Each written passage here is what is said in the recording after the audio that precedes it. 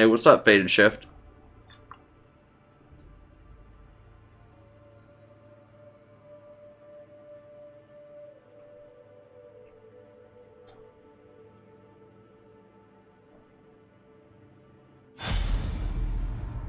Hey, what's up, Happy? What's up, Dave?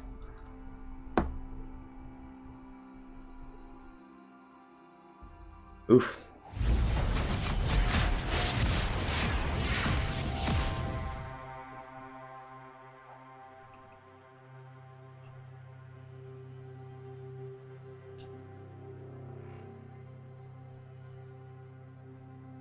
That's right. Gotta get my dinner in, gotta eat a roll. Get my old bread and water to sit here and munch it.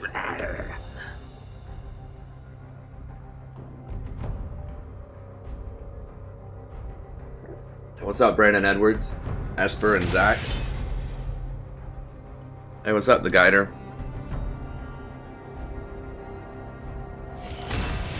Oof. Yeah.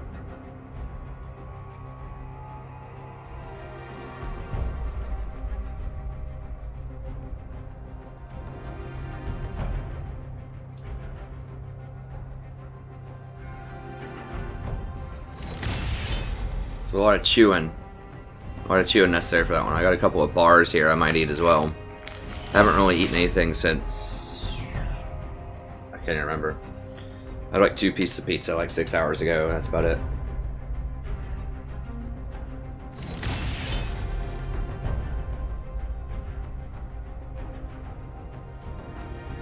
Okay. Okay, Dave. Well, good luck with your digging, sir. Or with your climbing. With your climbing out of the hole.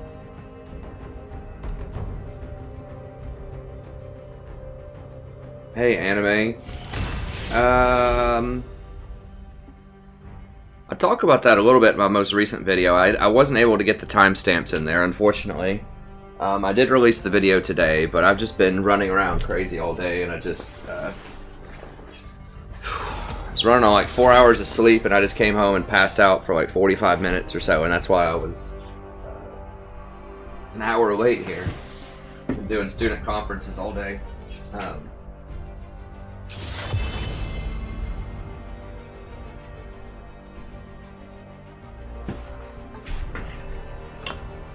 So the supports, I mean, it depends on the context, right? So I think that different supports are good in different places.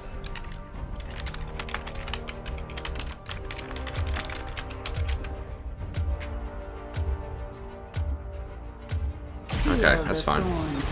Kha'Zix is up too, so if they get hacked from, that should be fine.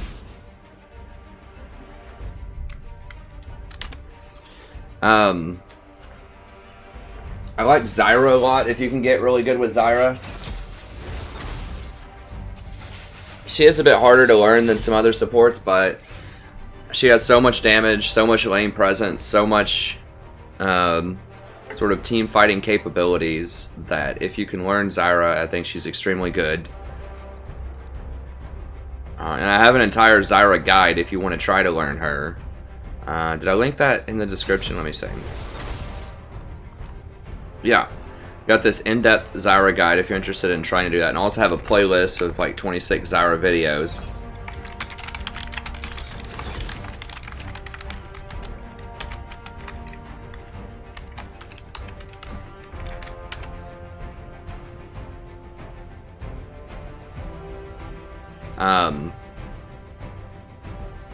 So I think that's pretty good.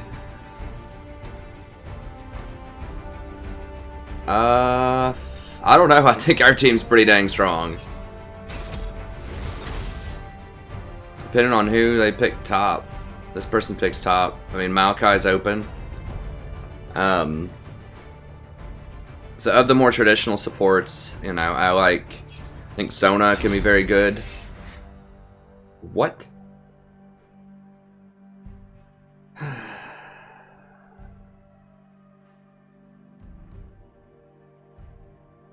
It seems really bad.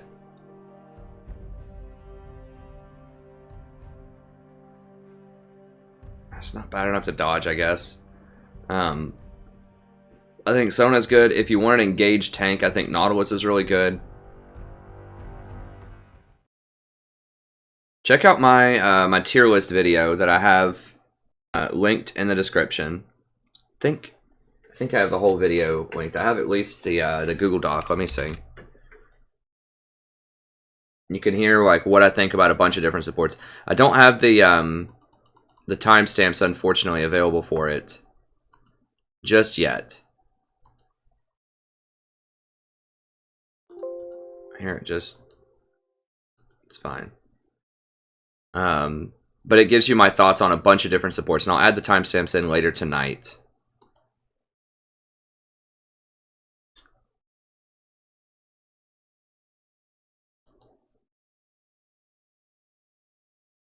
And it has little guides as well to it.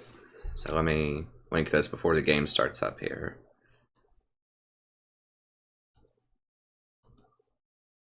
Oh, I do have it in the description. No, that's a Google Doc. You can see from the link that's a Google Doc. Okay, there we go.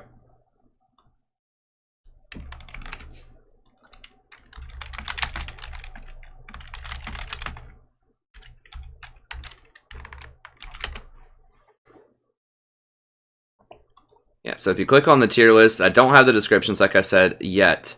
I'm going to have to do that later tonight. I got super busy earlier today. But if you do check it out, it has an accompanying Google Doc that you can click on. You go through here, and it gives you a guide for each one of the top 10 champions. So Zyra, for example, that I just mentioned. Click on that. You can see who she's good with, who she's good against, who she's bad with, who she's bad against, recommended items, runes, Thunderlords. In terms of the mastery. And then a little bit lower, I talk about the best supports and runes for new players. Also talk about the best supports for gold and lower. So the best supports for bronze, we got Zyra, Lulu, Nautilus, Soraka, and Sona. Yeah, and the best recommended starting runes if you're new to support or new to the game in general. So I hope that helps you out. Like I said, I have a video playlist too. If you look on my main page, that has about 26 Zyra videos, and I play her a lot on stream too, so you can watch my past streams if you want to try to pick her up. But yeah, I think she's extremely strong for virtually any elo. Because she has awesome lane pressure, awesome scaling. She's AP damage. The AP damage is really important in this meta, not only because it's often AP damage dealers are very good early on in the lane, but also because people pick AD so much in the current meta. So if you look at our champions right now, we have a Hecarim jungle and a Lucian top. We even have a Corki middle. And all of them do a lot of AD damage. So if you don't pick an AP support bottom and they stack all armor and a lot of metal and a lot of metas, then you know, that can be really, really bad. So AP also helps to balance that out. So I hope that helps. Hey Dave, we're doing pretty well. Hey Megan, welcome friend. I'm glad you could make it out a bit earlier. Oh, I forgot to mention Xerath on the list. I haven't personally tried him. I'd probably put him somewhere on the B list. So, somewhere with like Brand, probably. I haven't personally tried him. I mean, he could be better. I like Vel'Koz is kind of my premier ranged AP champion that I like, but it's totally possible that Xerath is better or just as good as Vel'Koz. I just haven't tried him. So I don't know. I still think Zyra is probably better.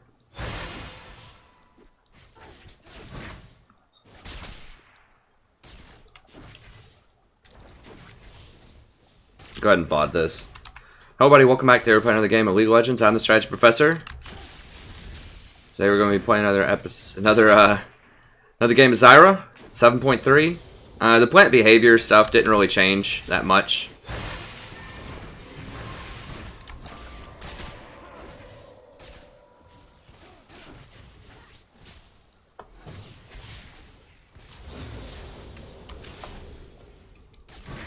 I still think Zyra is king of the hill as far as AP supports go.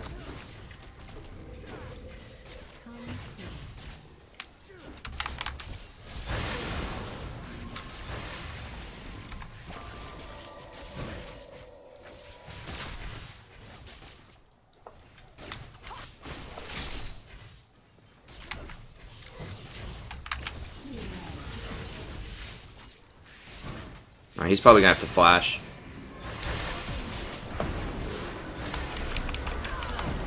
Dude, you cannot do that!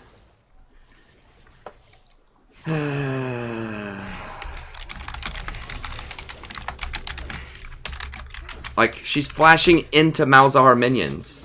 You cannot do that. I know Malzahar just got nerfed, and he's a lot worse at his all-ins, but his minions still do damage.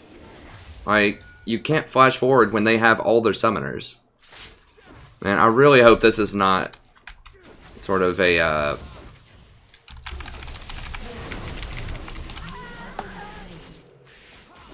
Damn it. I should have backed up. This doesn't portend sort of what's going to be going on all night, because we had that kind of stream last night. I would really like a stream where I get some wins. That would be cool too. We had people doing all kinds of ridiculous stuff last night. It was a rough time. Things aren't always what they seem. Hopefully we knew better this time. I shouldn't have been that far forward when I didn't have exhaust anymore against Ezreal like that. If I had exhaust, I would have killed him.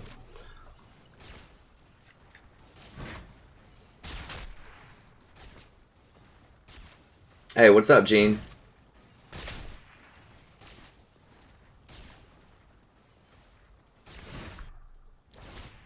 Huh. Yeah, I mean, Malzahar's still good if people walk right in front of him.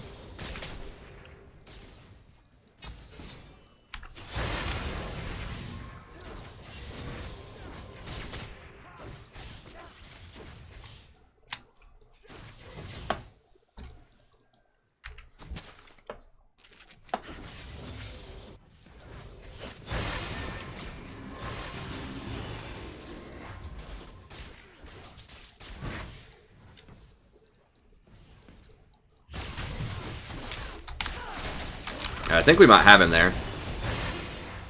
No, we got his flash, but that's incredible. He didn't even have to flash when Caitlyn did that earlier. All he had to do was heal and exhaust. He may not have even had to heal.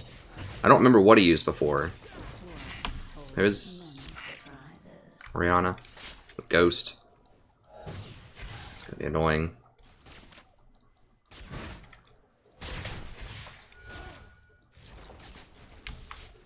Yeah, this Ezreal likes to E forward. He's going to get himself into trouble. He got paid off for it earlier, but we'll catch him out later.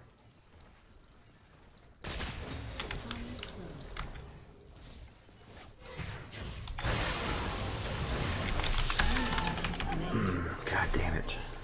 Sorry for the cussing. Like, she's just not playing up with me at all. I've got to just back up. Like, Ezreal's getting to E forward when he doesn't have flash or heal because he just completely is disrespecting Caitlyn's ability to fight him back.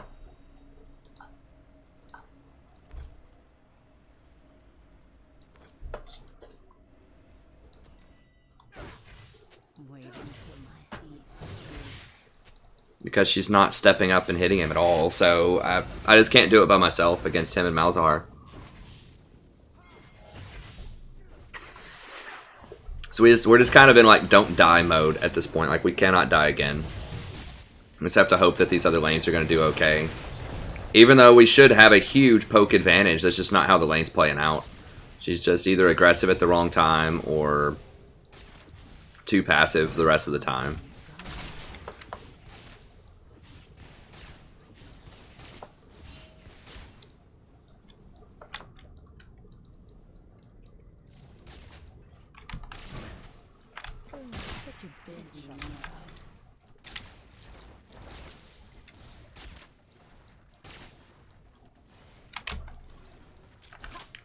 She is about even on CS.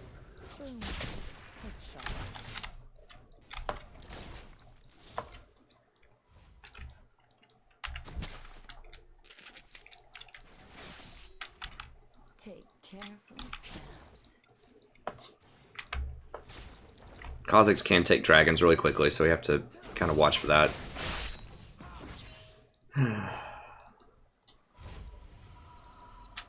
Things aren't always what they seem.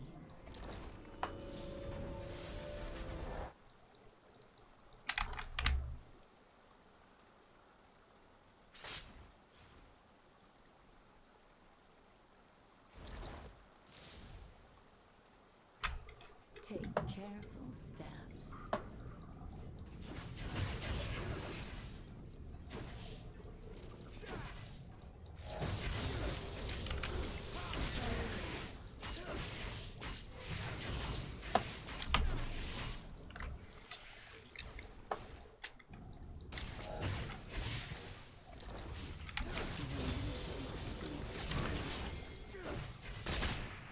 He's trying to yank this Orianna. I really wish he would come down here.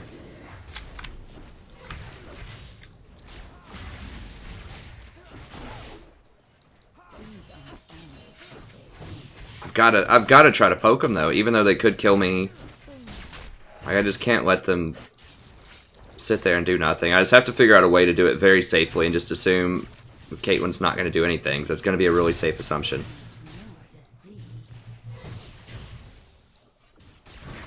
I just have to play like I know that Ezreal's going to E forward and he's going to get away with it.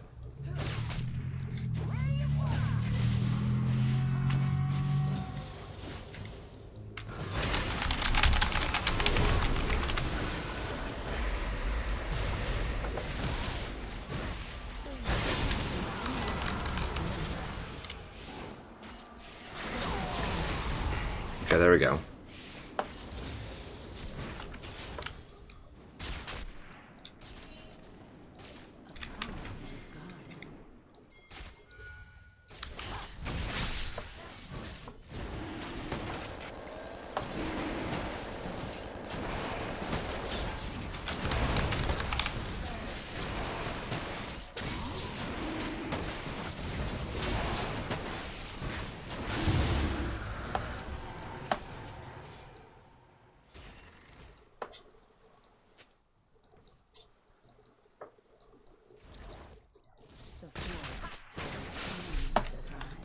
Okay.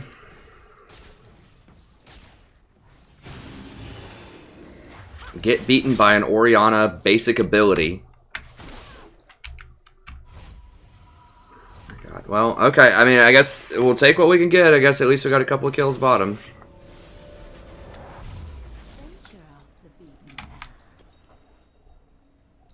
Be grateful for what we have. I know he had smite because I heard it. He smited early and she got it. His smite's on cooldown. Such a busy world.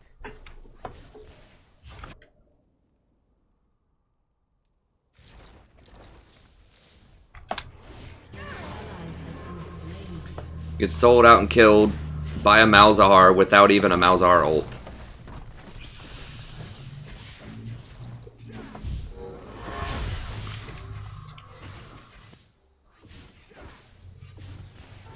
Man.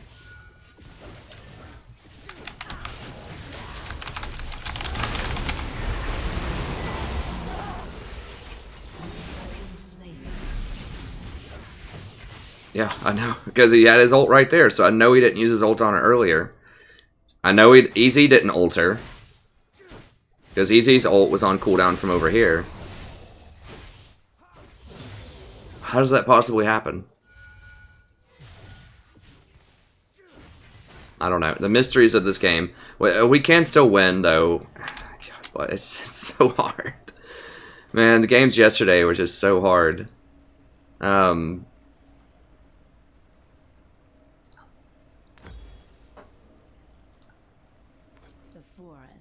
At least I got one. I guess it was 3v1 and I still got one. An ally has been slain. Hecarim is on a killing spree, so that's good. God, I really wish we had that water dragon, though. That's the biggest disappointment so far. That just completely didn't have to happen. An ally has been slain. I'm surprised I didn't hear that earlier.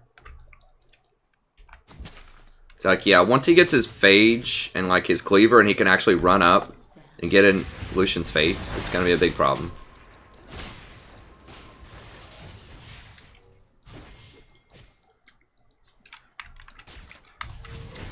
Okay, he used his little dash.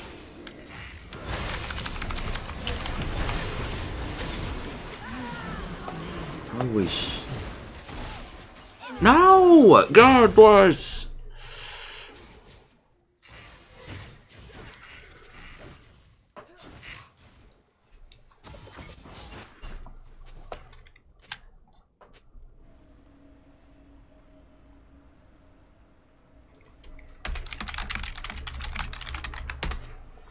turret has been destroyed.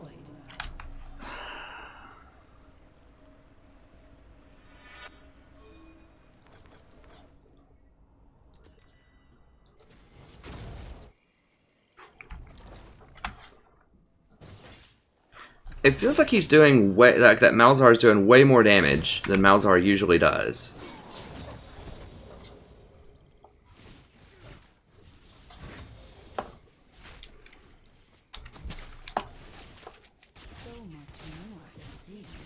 I don't know. I don't know how I died. Like, how did that do that much damage?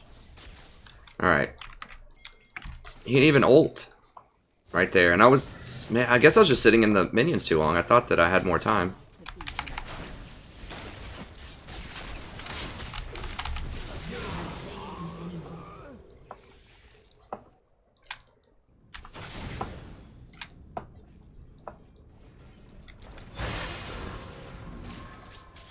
Who was that in the woods? Lucian's getting crushed top. Yeah, we just lost bottom. I mean, I definitely made some mistakes bottom for sure. Underestimating this Mal's damage. I still don't know how neither one of them died there. If I would have hit that root on Ezreal, they would have died though. It's just really hard to hit an enemy that's really mobile that's running away from you with those roots. Or even running towards you. Like, the roots are so slow. It's one of the slowest skill shots in the game. With a really thin hitbox, so. But I should have been able to hit it a little bit better, I think. Or I should have at least thrown a plant with it so it would at least slow him. I don't know where Kha'Zix went.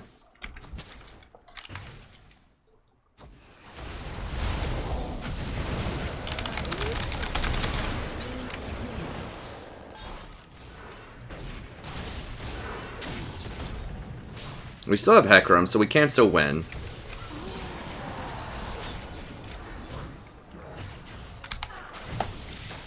Give it to them. Okay, there we go. Okay, I know there's still a ward in here that I couldn't kill.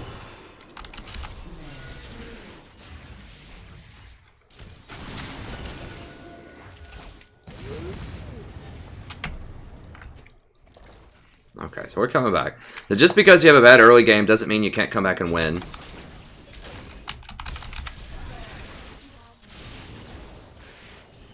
Yeah, I'll trade him like 50% of his health bar for a,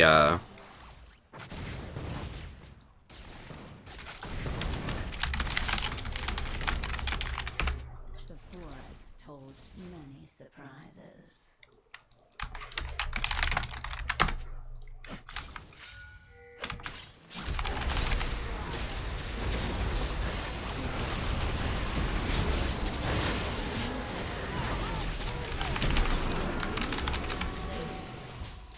Unstoppable.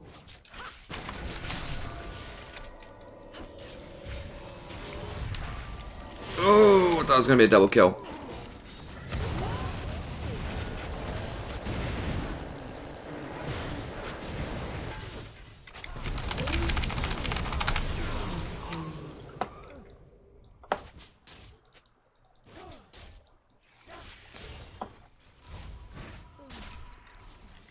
He obviously knew we were in there.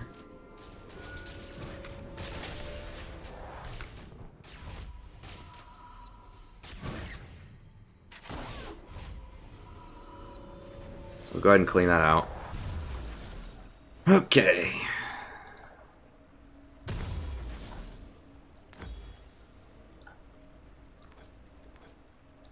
Take careful steps. Would be nice if I could have completed my forward item, but I would have had to wait for another like 10 seconds. I don't want to do that.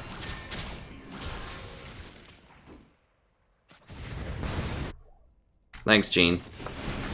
Yeah, so even though I kind of sucked early in this one, you know, Zyra can still be very relevant later, even if you fall behind early.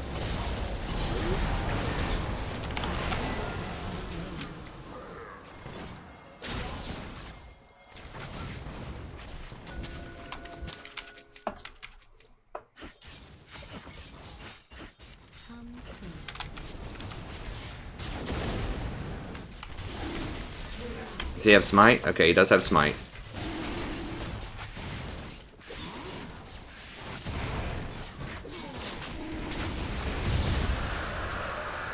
Okay, you got that one.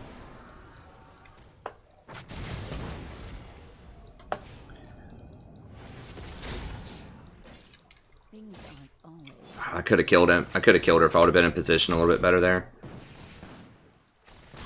I just couldn't get there fast enough. How's everyone else looking? Okay, we've got our 2 Triforces. Lucian is doing okay. I think Lucian will be more relevant later game than Darius will, but it's still rough. I mean, neither one of them has teleport, so I guess that's a good thing. Okay, we'll go ahead and just buy.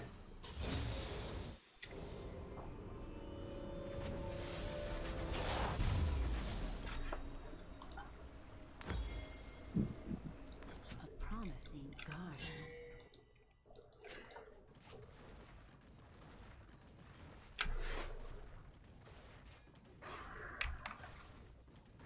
Yeah, Hecarim's building tank. I know, right? It's actually a Hecarim building Hecarim the way you're supposed to build him. It's insane.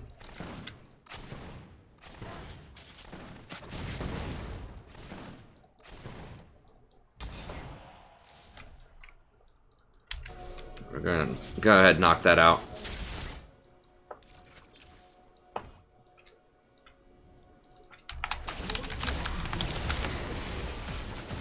Get in there, Corky! Okay, there we go.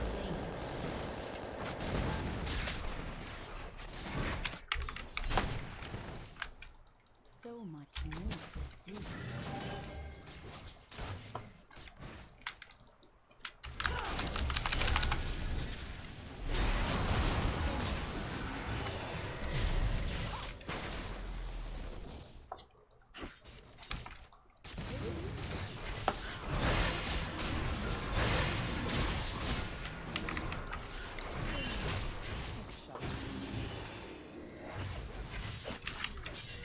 Oh god, like a flash Malzahar ult, you know it's coming.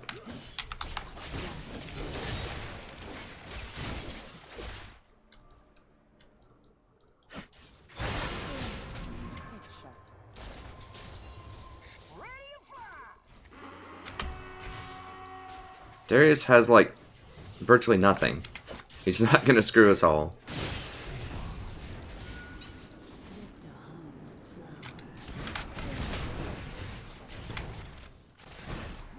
Someone tries to go step on those plants and we'll see if I can get him.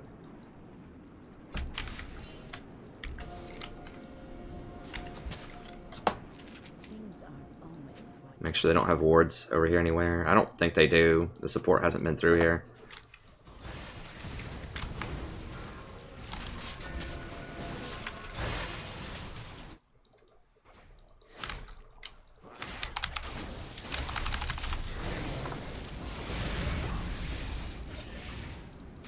Yeah.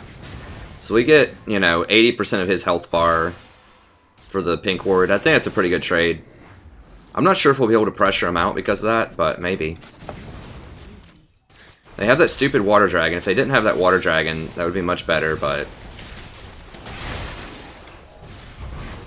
yeah, we need to get out. He's gonna flash, grab him. Okay. Good dodge. Whoa, buddy. Malzahar still has ult.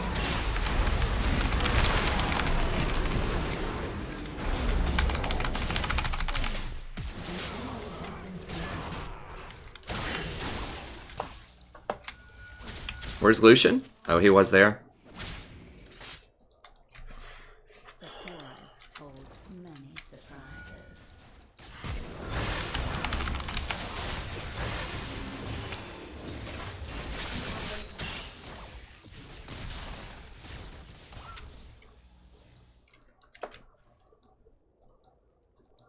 Wait until my seeds take root.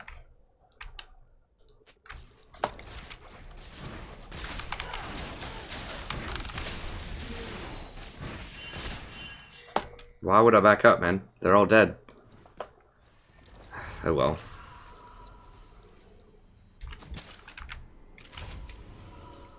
Yeah, I just need to back. I could go play some more wards, but I just need to get out of here.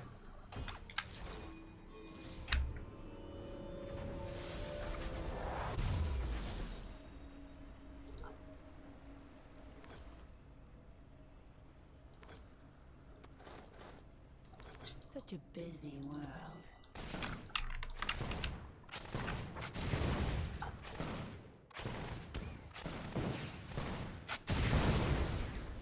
Hey, thanks, Han. Take careful steps. Be ready.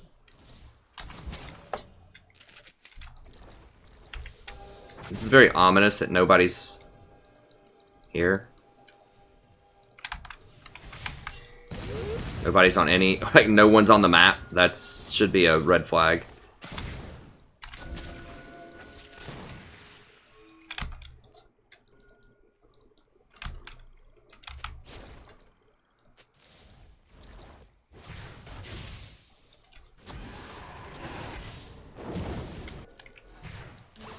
Now this is probably warded in here. I need to sweep the ward around dragon. Most likely that's the ward I want. I could go for that ward, the one that's likely there, but... Okay, they don't have it warded because she just face checked it. Or checked it with her ball.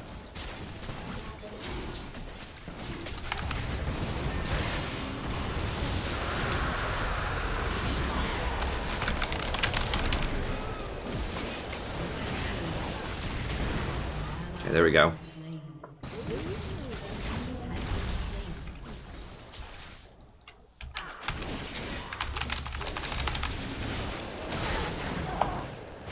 Forgot they probably have that. Well, they don't have it warded. How did he know to grab me there? I guess he just blind pulled because they have a pink ward right there, so we know it's not warded.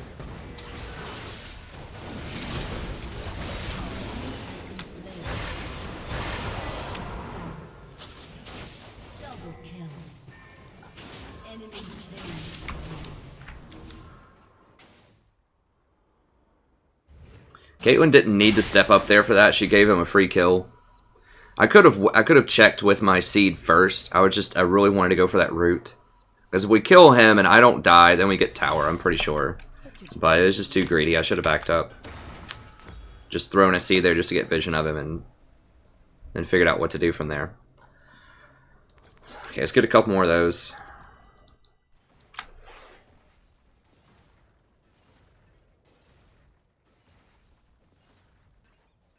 I think Edge of Knight's really good. What made me want to play support?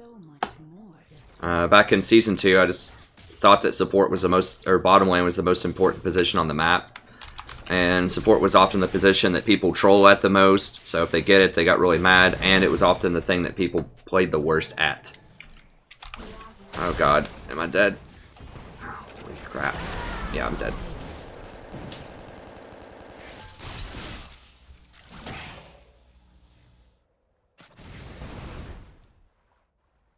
Yeah, I shouldn't have gone up there alone. I should have done it this way.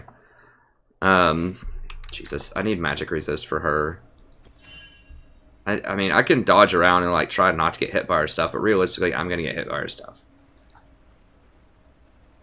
At least a little bit. And I can't have it do 80% of my health. Just one W.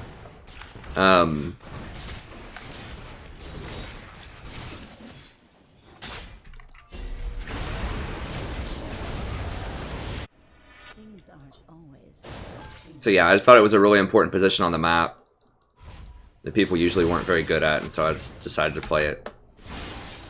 I played top lane. I started off playing support in League, and then top lane, Seriously, they have that warded? Now he's just throwing random Qs?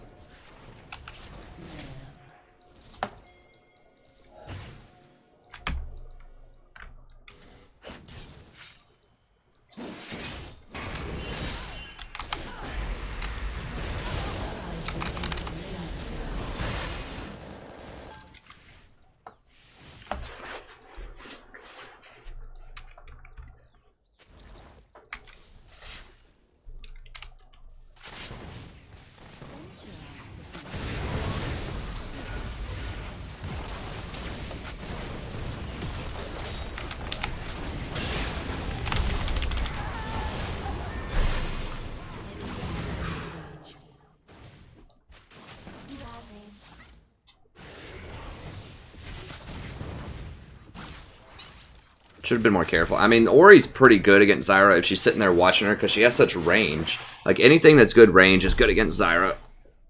Which is unfortunate. Because her ranges are a little low compared to a lot of mages. Or at least a lot of the kind of popular mages.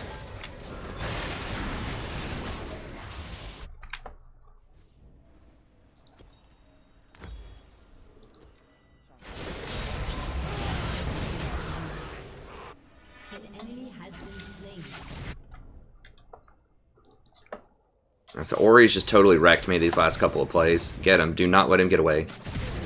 Okay, thank you. For real? God bless these ghosts. These ghosts.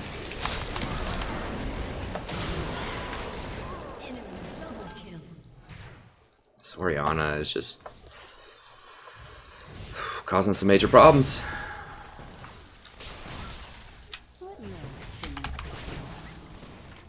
Really? You didn't get him? It's because of that water. That water dragon healed him up enough.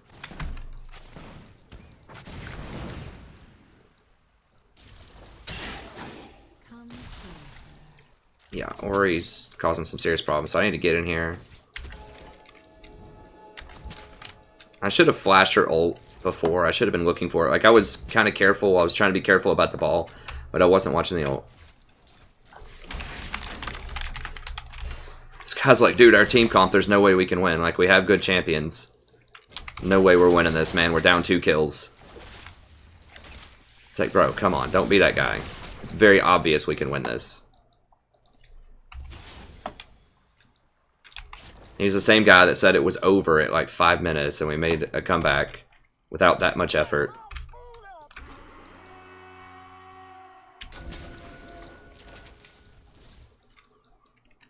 The forest holds many surprises.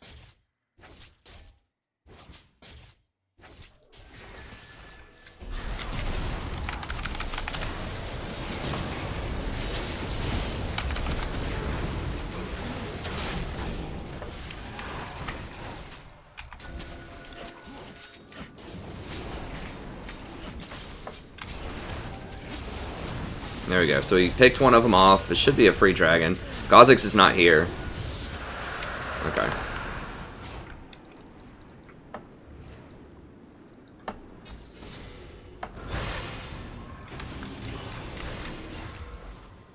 Okay, yeah, he has appropriate items. I wish he had a dead man's, but he's probably right. Going Spirit Visage is probably better right here.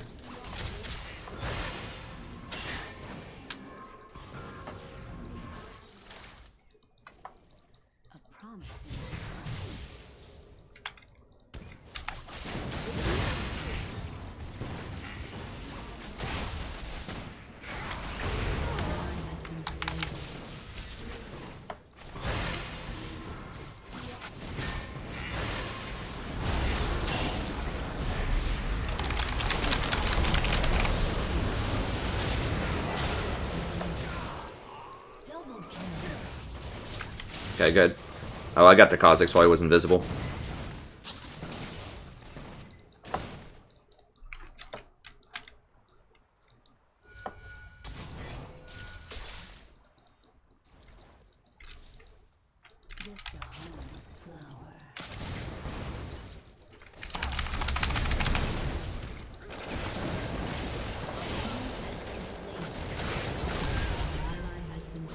Didn't she just use that like a second ago?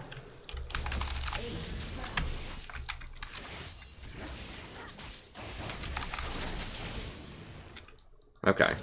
Yeah, I mean, at least we can take towers and barons really quickly.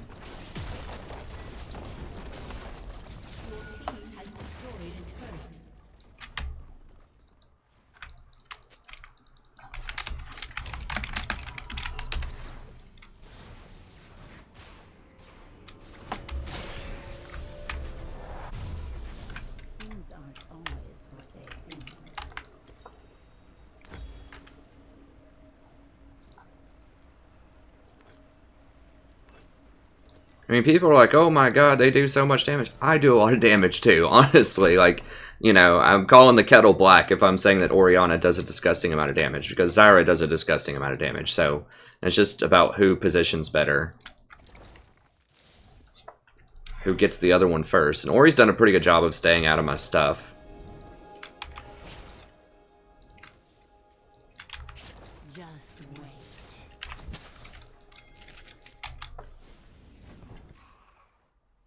God, that's so scary to walk through there like that.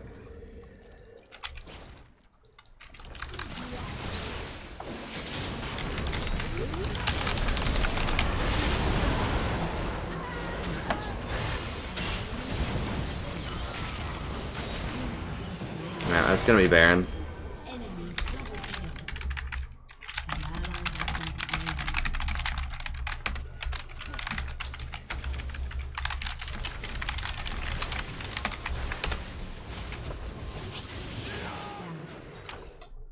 Aced.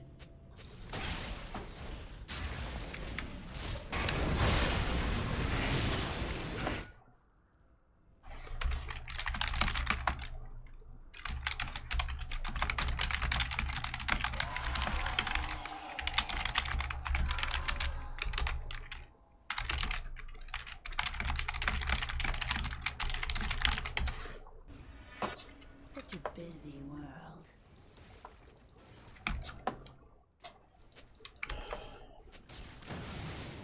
Yeah, okay, we're behind. Okay, so what? Come closer. I was like, oh, geez, you're behind. Geez, we've made some mistakes. There's no way we can win.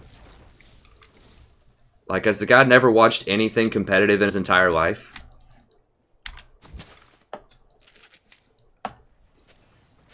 The forest holds many surprises.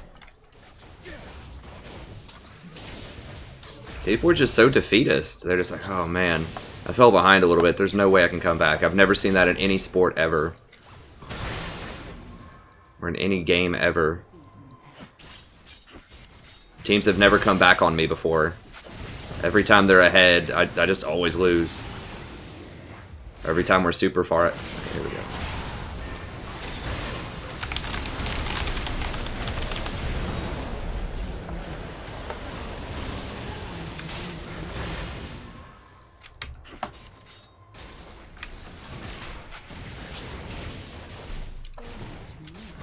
We can just hold them off of a tower here, I think.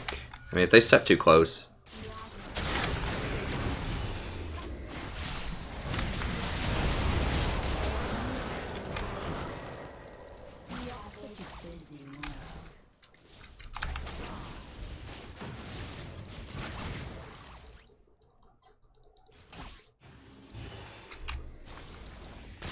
Pretty sure he has ult. I'm pretty sure Malzahar has ult.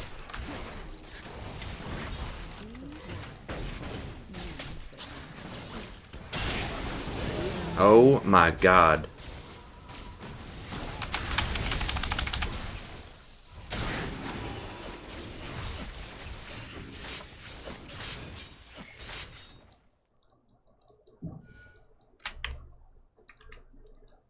Wait until my seeds take root. Damn it, I really wish we had that water dragon so I could heal up here. They're getting to heal up to full and...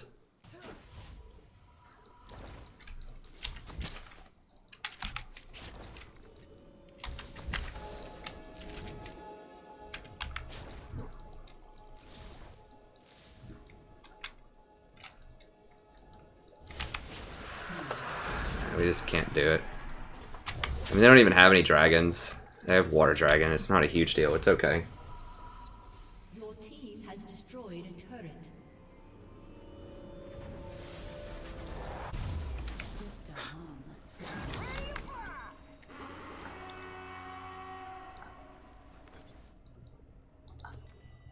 I mean, I just remember like the most historic comeback I've ever seen in Professional League of Legends was like Season 2, that really famous, it was like an 80-minute game or something against, I think it was CLG EU against the Moscow 5. And I think it was CLG EU was down like over 20,000 gold at one point. It was like the other team had the entire map in towers, and CLG EU was down by like 25 kills or something like that. And they won the game.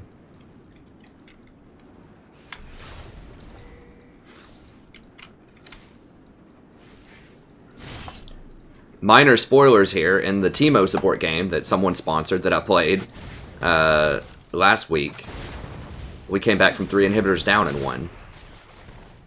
And I was Teemo. So much more to see. No, don't. Fucking God. I shouldn't even walked out there. She's like, she's always there. They just been in the right spot this game the entire time. Just about. Especially Orianna. Orianna's like carrying their team so hard. Just hats off to her. She's doing a great job.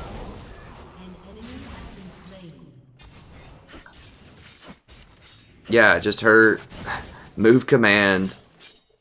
Like, okay, that is a lot of damage. Without her ult, that's a lot of damage. But we do have so much poke with Corki. We should be able to do some work here. Come on, get him, baby. We got him.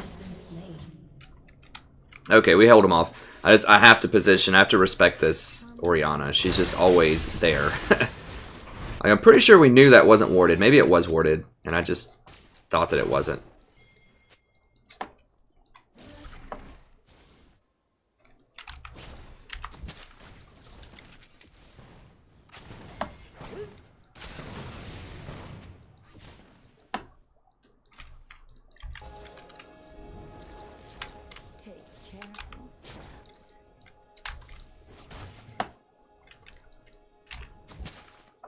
That's all I can get in our jungle.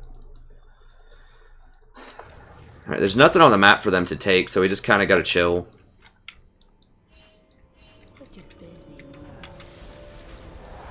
If we get like 1 or 2 more kills, I mean, we have how many mountains? We only have 1 mountain, but we have 3 80 carries.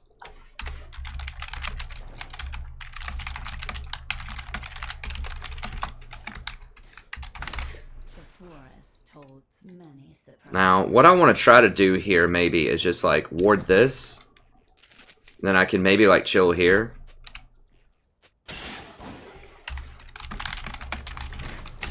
No, no, no, no, no, no, no, dude.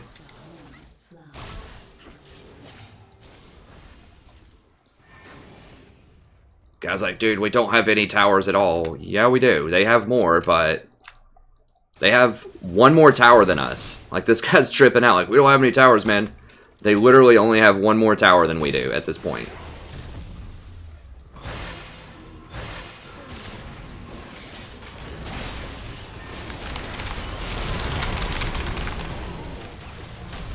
Damn. Okay, that's probably it.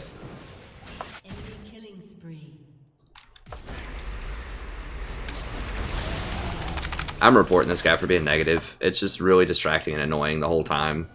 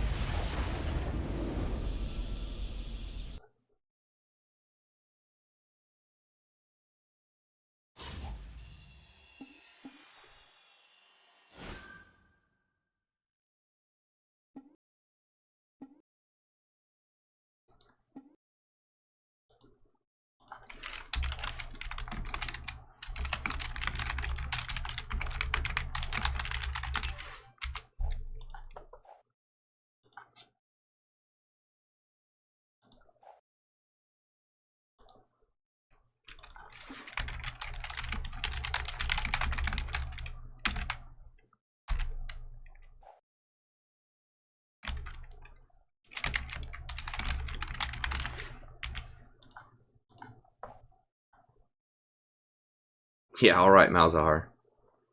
Almost lost it, buddy. Alright. Well, that's all we can do is just go on to the next one. Now, we definitely messed up quite a few times that game with our positioning. We didn't respect the Orianna nearly enough.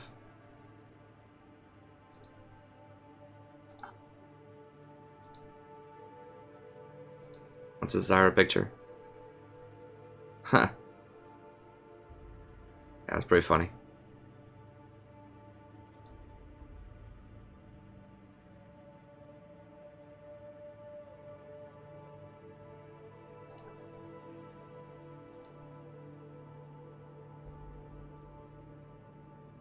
Like, Malzahar basically did almost nothing that game. Like, early on, he got some good outplays bottom, but the rest of the time, I feel like he was just walking around and just happened to get cleanup kills with his minions in fights. Like, I feel like I was much more impactful for the vast majority of that game.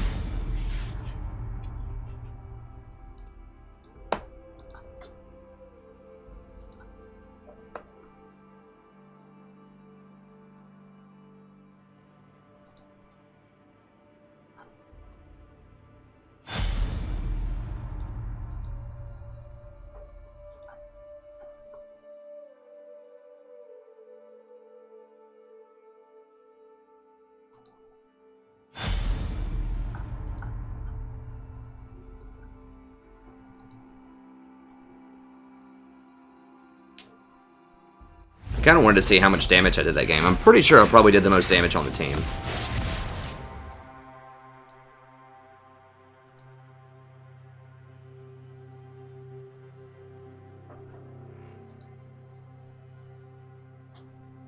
We'll see. I'm willing to bet that I probably beat that Malzahar on every metric. I probably warded... I'm going to say I definitely warded more, especially in terms of vision wards. Let me see if I can see it on this clown. Of course. It's a gold 4 talking trash to a diamond.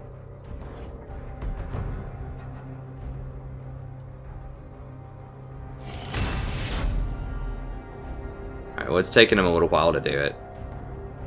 But whatever, it doesn't matter. It doesn't matter.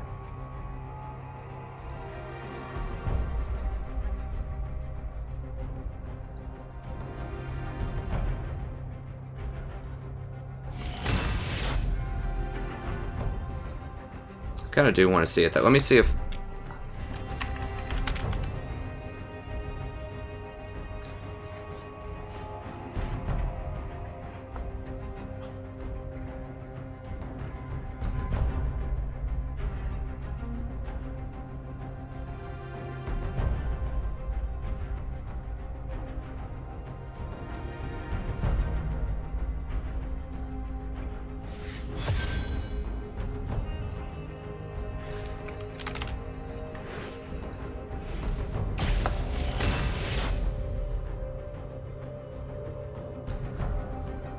Wait, how...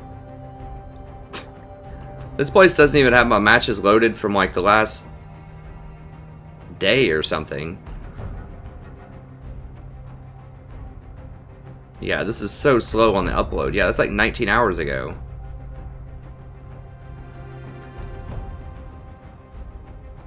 Yeah, that's just way too slow.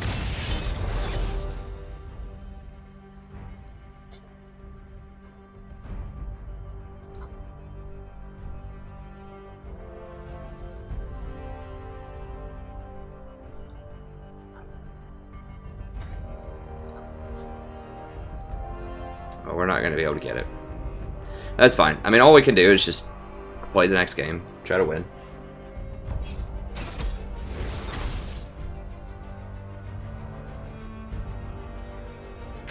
I know a lot of the items that I use. The percentages.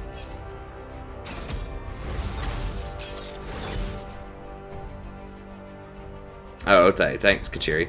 So I did more damage than Malzahar. I don't know if I warded more than him, but... I'd say, I mean, I was one of the only reasons we were in that game. I feel like it's safe to say that in the mid-game. Obviously, I kind of screwed up early on. But in the mid-game, like, my ability to catch out and deal a lot of damage to a lot of people was a huge contributor to why we were in a position to win that game. Now, I did get caught out, too. So I was like, while we were winning and while we were losing. Quite often.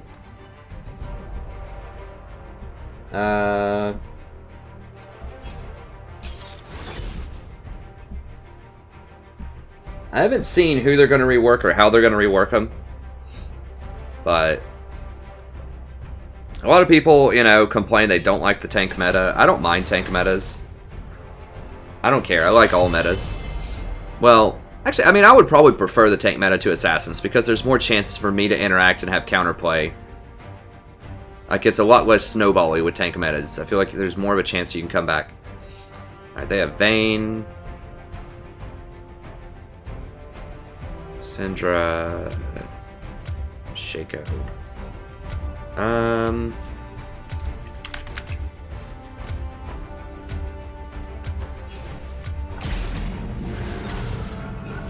Do a Nautilus game. I know people have been wanting to see Nautilus, and it's pretty good into Vayne. Malzahar's banned. Vayne can't really pressure us that hard early on.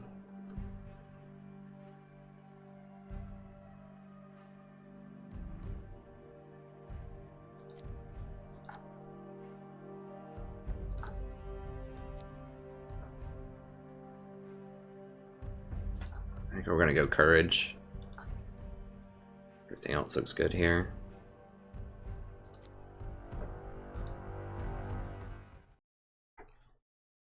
Okay. Yeah. So as Kachiri just wrote, I obliterated that guy in terms of supporting. I placed 50% more wards, normal wards, and I placed 9 pink wards, and he placed 0. He didn't buy a single control ward the entire game. And he's trying to talk trash to me as a support. And I outdamaged him. I mean, I just beat him on every metric, but I should beat him. You know, he's gold 4, and I was diamond last season, so I should beat him. I got caught out too much. That's just all there is to last season. Or to last episode. Oh, Mirakeen. I mean, my mathematics, a lot of times, it's not always exactly correct. It's usually just kind of ballpark. I can do, like, some quick, like, estimation type of math in my head.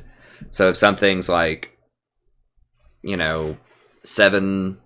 Let me see. What's a good example? Like, 6 of 14. Then I would know that's what 14 that's about 42%. The reason that I know that is that I know like very basic kind of percentages. Like I know 14 goes into 100 about 7 times. That takes you to 98. 7 times 14 is 98. And so anytime you see like 1/7, that's 14%. Roughly. I mean, it's not exactly 14%, but it's close. And so just because I know like kind of rough estimations like that, like 1/16 is roughly 6%. It's like 6 1/3% or something. So I just know kind of rough,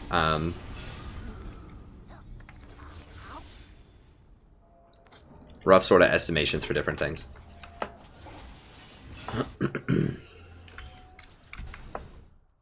So I don't have exact statistics, but if, you know, I can just do, like, math like that and sort of figure stuff out off the top of my head to be in the ballpark.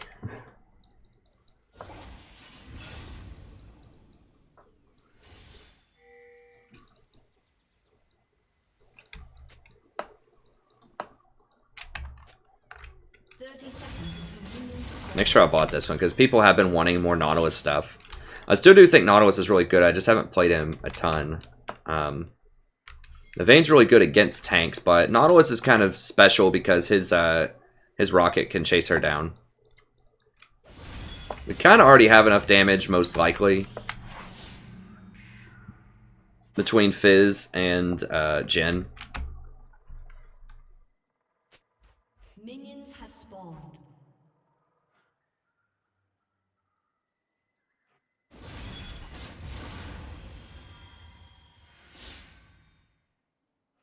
Probably was Irelia. Who knows? I don't know. I shouldn't have lost to. I mean, I shouldn't lose at all in this elo. It's gonna happen. I mean, at least that one was a lot my fault, right? So at least I can blame myself for that and take solace in that. Like sometimes it's way more frustrating for me personally to feel like I did really well and lost. But if I do bad and lose, then I'm like, okay, I know what I did poorly. I know how I can fix that next time. So it's a lot easier for me to identify what to work on next time.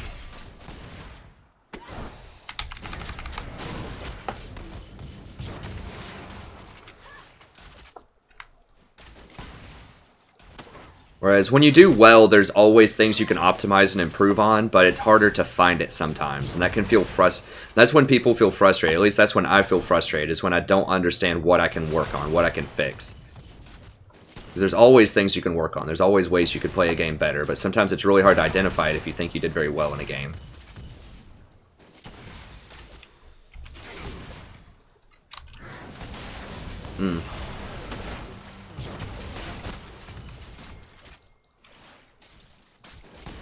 So I gotta get used to Nautilus. I haven't played him. Oh yeah, let me VOD this.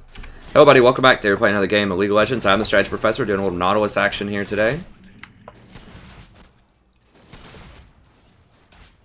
Pick Nautilus. Nautilus is pretty good against Vayne. Malzahar's banned. Malzahar's also got nerfed pretty hard. This is patch 7.3. Or not Nautilus. I don't remember what I said. Malzahar got banned. Or nerfed. Nautilus is still pretty good as far as tanks go.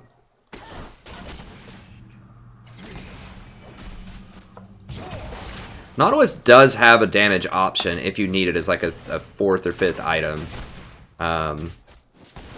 I've never built it, but you could, in theory, get a Liandry's on him. And because of his AoE slow in a team fight, if it was going to be a long fight, like tank on tank kind of stuff, then you could do some decent damage.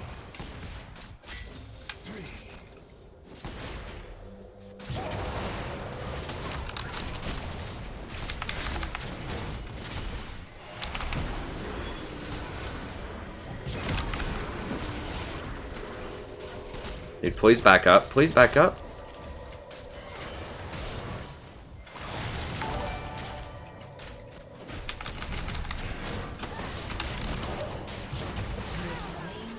Got him. Oof. You gonna burn out? Hey, thanks for the sub, friend. I appreciate it. No, don't. Can we just, like, not do that? Am I dead? Ah! I should have flashed a second earlier. Oh, man. That 1800 range tower shot. I knew I was dead. I just either should not have flashed at all. Oh my god, she got 2 kills? Or did he just back? No, she just got 1. Okay. I should have just either died or I should have just flashed earlier. Jhin could have taken a hit or two. It would have been fine. Whatever. That's fine. I just, you know, just if I was trying to optimize my play, I should have not done it. I think after Shaco committed to it and I got her low enough, I could have gone in and taken 2 shots to let Jhin finish her up and flashed out. If Graves showed up and triple killed all of us, that would have been really bad though. So I mean, the best thing would be just not to do it. But I feel like I need to at least try to follow up on that because Shaco set it up, and he could be really mad if no one tried to follow. Did I have W up? Oh man, like I said, I haven't played Nautilus in a little while, so it's my bad if I had W up there. That was a fail. I gotta get back used to it. Oh, Jesus. Okay, they're doing alright bottom lane.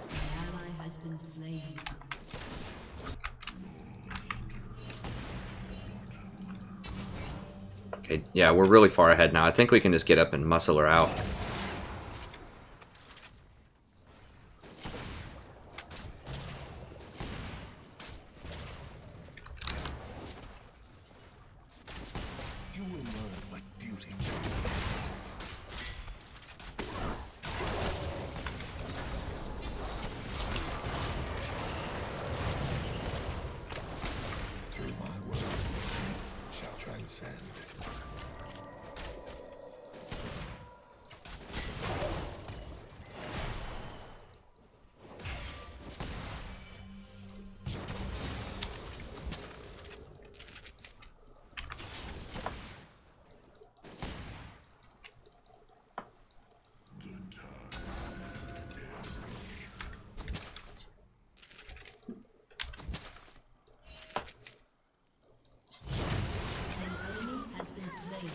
Nice.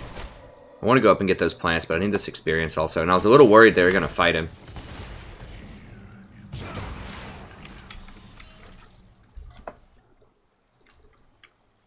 Oh, he has... I just noticed that was a pink. It's not good. No, no, no, no, no. Don't take multiple tower shots.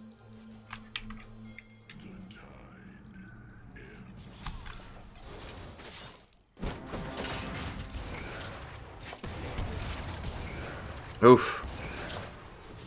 Shaco might be able to get her if she stays.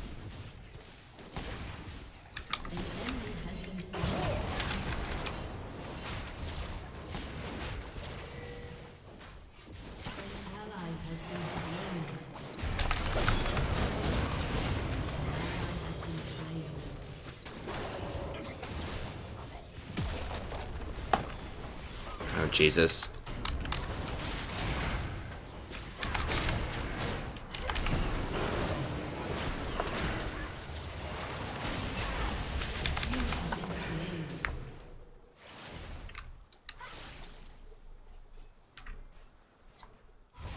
Yeah, it was really bad. How did Jen even die? I don't even know what happened. Did Graves clean him up?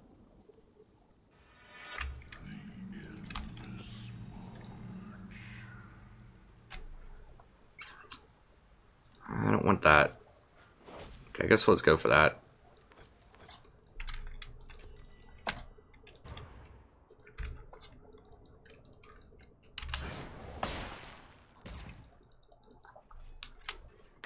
I needed to pay attention that Jen was missing or dead before I tried to make that dive.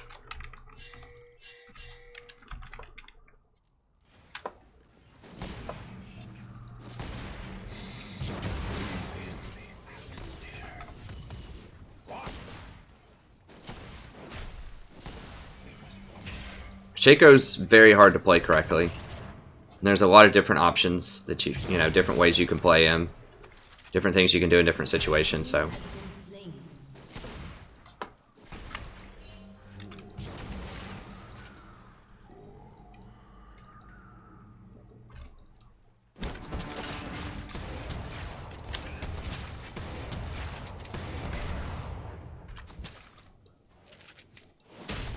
And get that out of there.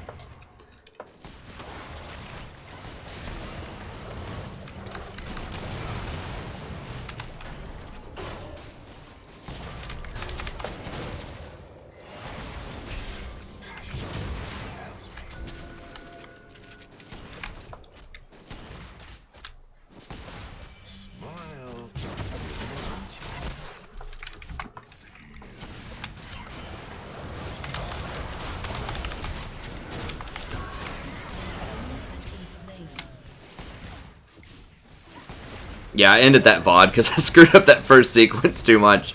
So this will be a stream exclusive one.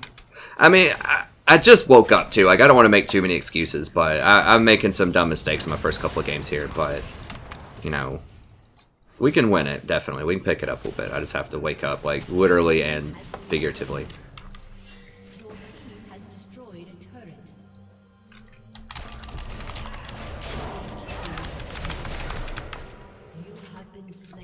Dude. She's getting roamed so much. Like, we saw her on the wards, you just can't run fast enough. Maybe I should have gotten boots instead of this first part here. Alright, I'm gonna go ahead and complete that, and I'm gonna grab boots. And since we're probably gonna be rotating middle,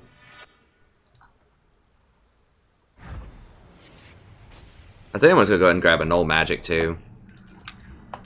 Just so I don't get killed by her immediately as often.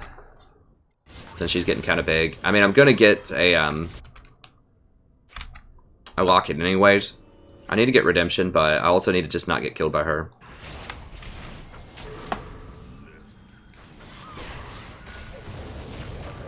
Please don't go in on that Fizz, just don't die. Okay, thank you.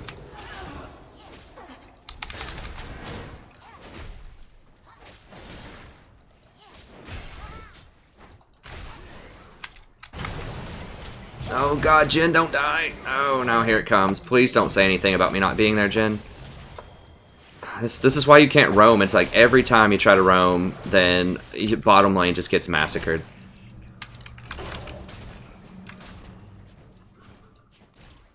These people just won't play safe. Like, it's clearly pushing towards him by a lot. All he had to do was play safe, but they just can't. They just will not do that in lower elo. So you just can't leave bottom lane, and it sucks. Like, yeah, I didn't technically do anything middle, but like, what if Shaco goes in on that and then Graves just pops out of this jungle right here? Like, I was supporting it. All he had to do was play safe while I roamed middle. There's not even a tower here. Well, at least he's doing a good job by not like blaming me for that. So I guess we can be thankful for that.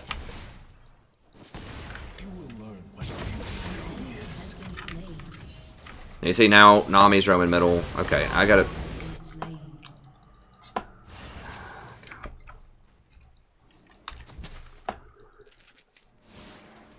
What? Oh, okay, that's not the real him. I thought that was the real him going in on that.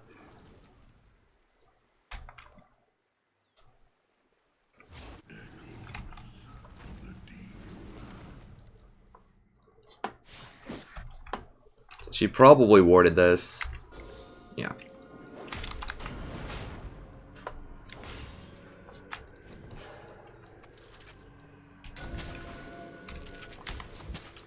Just make sure there's no pinks in here. Okay. Make sure there are no pinks in here.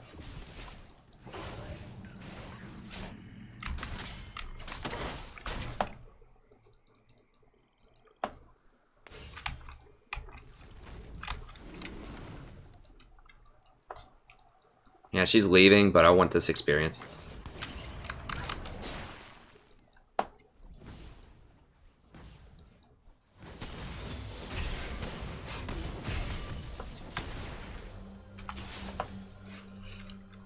Push this up and rotate up there. God, they are killing us on these rotations. An enemy is unstoppable. An enemy has been slain. An ally has been slain.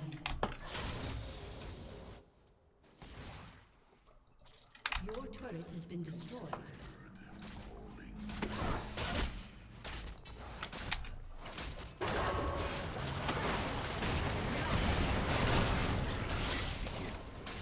What? How did he cancel it? Oh, she bubbled him?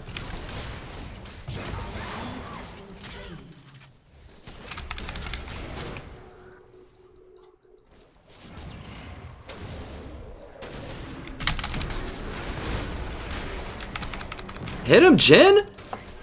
Yo, Jin! Hey, buddy! Dominate.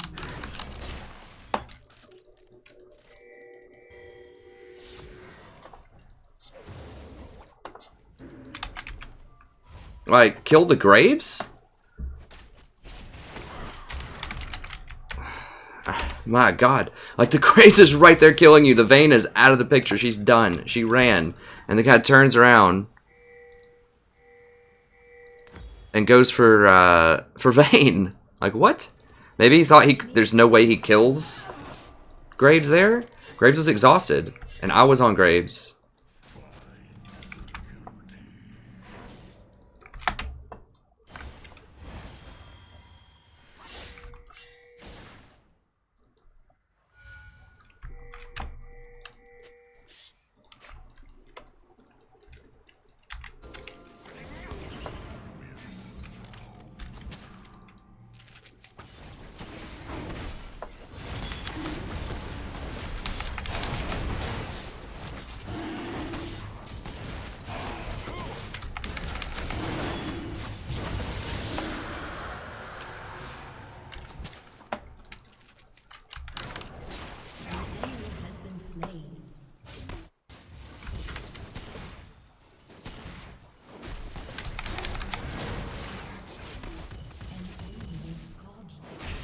Don't like to hear that.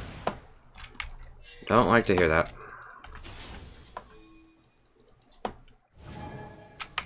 I might have to go for Ninja Top Eyes this game.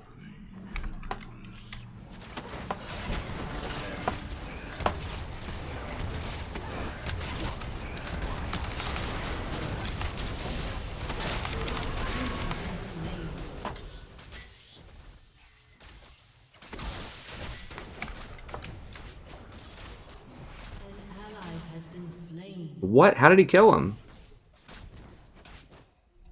Oh, God. Man, he's dead. Yeah, we're kind of falling apart here. Maokai has teleport? Really? There's nowhere you could teleport? Like into any of that in the last 2 minutes? I guess he did get a tower.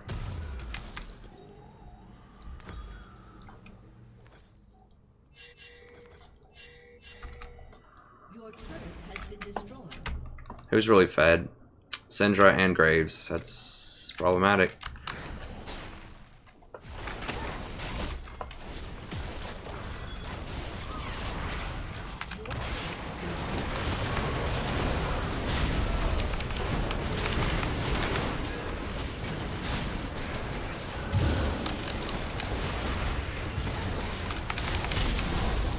Oh my God, for real? For realsies?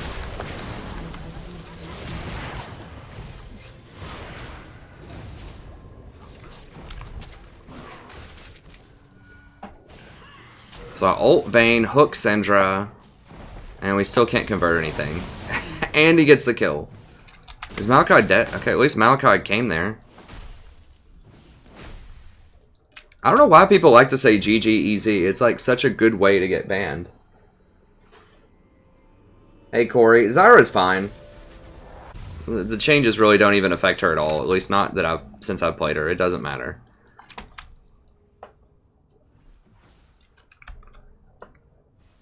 Actually, can I? No, I can't complete. It's 650. What even killed everybody there? Everyone just trickled in. Hey, nice. Good job, NGE. Glad you're finding so much success, friend.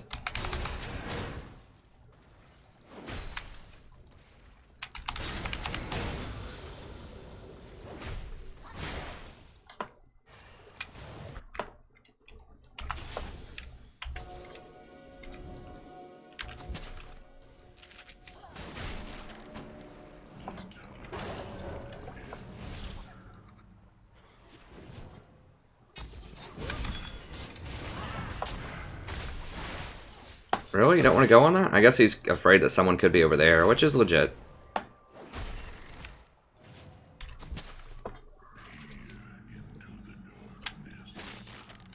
How many blue trinkets do they have? I just cleared away like 4 blue wards.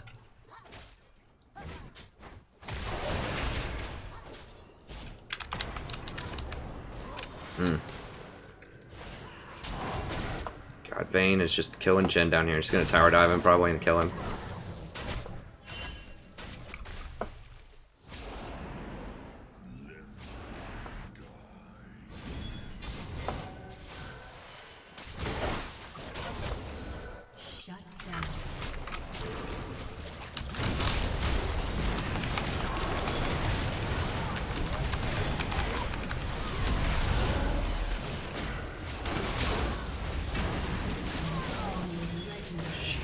They're just kiting so hard.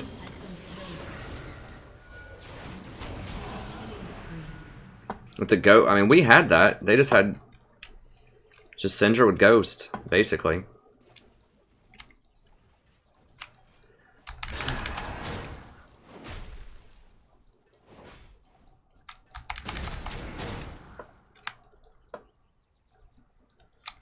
I need to push this up some more. It feels like they've really opened this game up. I don't really know how it's gotten away so much from us. I mean, we lost a lot of team fights. We just aren't killing Graves. Like, we aren't killing priority targets.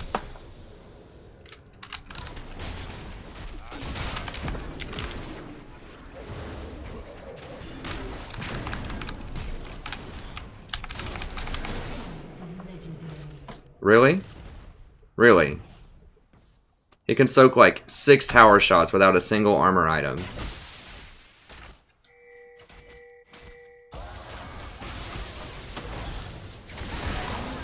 I mean, Fizz is really strong. I think Fizz is going to kill him, hopefully. I mean, Graves is extremely strong right now.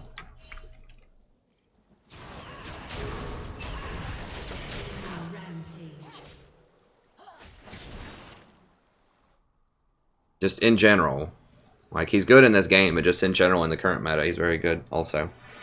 We're going to have to get top eyes, I think. Shut down.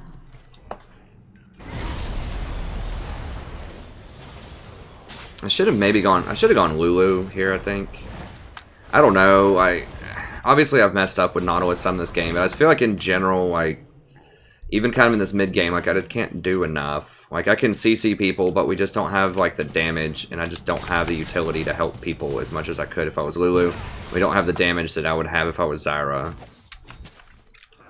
And I'm just not tanky enough. Like, it just, like, the damage dealers do so much damage that I can engage, but I die anyways a lot of times. I mean, yeah, I did go Redemption, which is fair, but I mean, you kind of have to go Redemption if you're not an AP support. It's just so good. I don't know. It's tough to say because I played pretty poorly in some of these situations.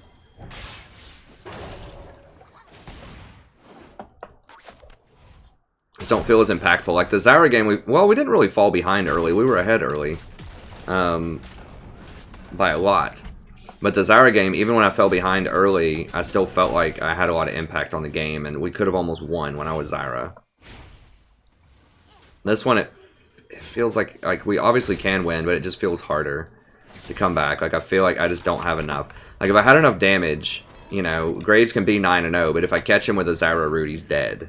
You know, that type of thing. Where right now, it's like, yeah, I can grab him and CC him, but he might just blow me up. Or he might just survive what I do, and then... How many times has that happened? Like, I think every single kill, virtually, that she has been a rundown, just solo kill on Vayne.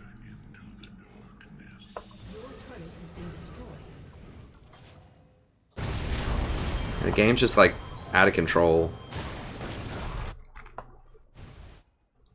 I don't even know where to run right now, honestly. I'm just, like, running circles, because there's so many fights. Seriously, can Shaco not 1v1 him?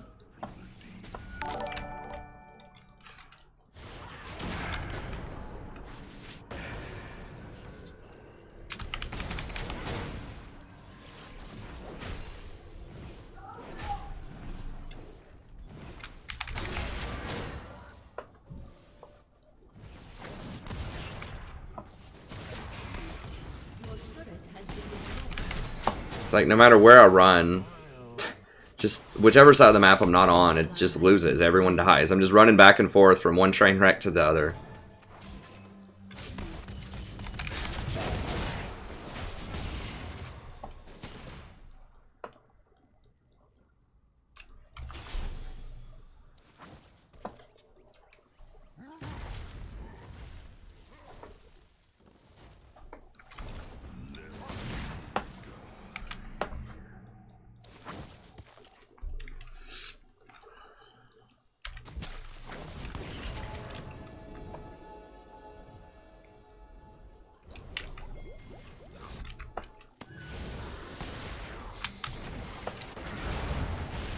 Oh god.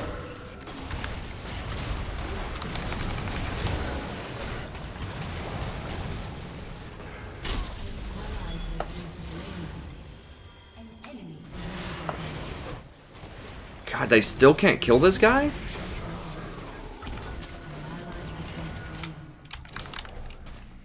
Damn it. Gary's about to run down and murder everybody. Maz don't even do any damage to him. He basically gets a free, like... What are his resistances right now? 102 magic resist? With no magic resist items? Like, what? What is his passive? Did they change his passive? The guy just had 102 magic resist. Would no, like... Does he get, like, a free 50 magic resist or something?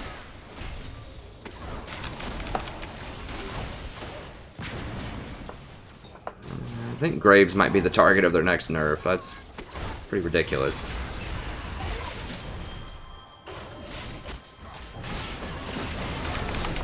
Like, I'm just, like, I'm a tank, but I'm not tanky enough, you know? Like,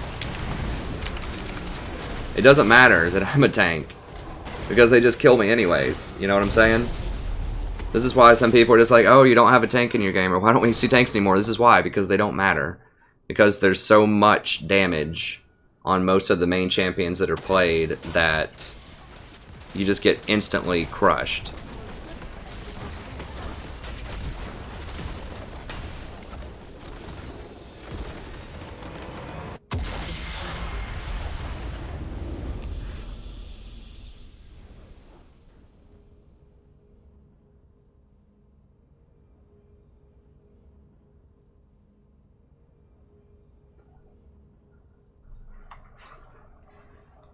He gets 10 per stack. How many times does that stack? 5, 6 times?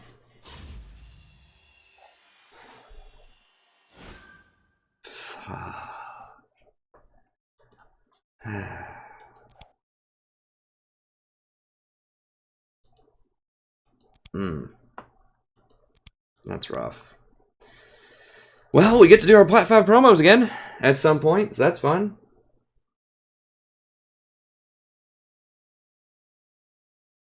Yeah, I just can't play tanks right now. I know some people want to see playing tanks and they like tanks. You just can't.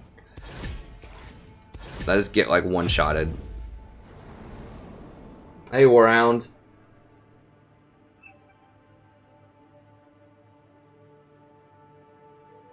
It's been pretty rough tonight. It's been pretty rough. What, 15 per stack 8 times? He gets 120 magic resistant armor? Is that right?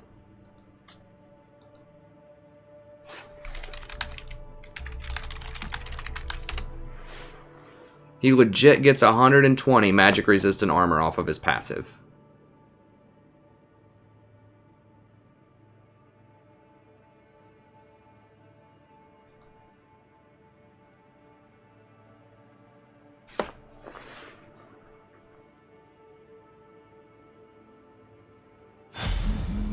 Is it his passive or is it something else? Okay.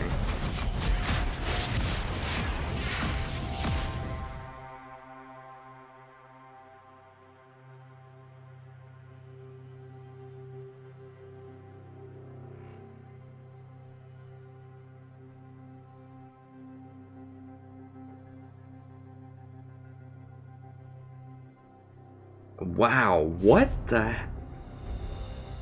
What?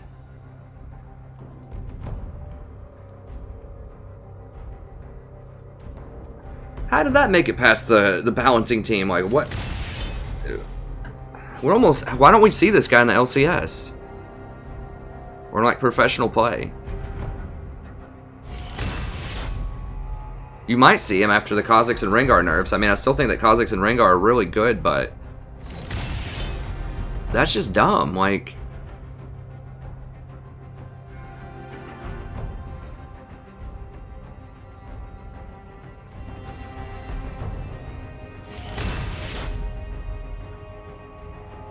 That can't be right. I mean, obviously it is, but like it's not right like in a moral sense. Like what? I mean, it feels like 5 would be a good number, right? Like if it goes 1, 2, 3, 4, 5, and it stacks up to 8 times, that would give you 40-40 in a fight, which is still absurd. But like 120? Hold on, where's my itemization video? Or I can just look here and see, let me...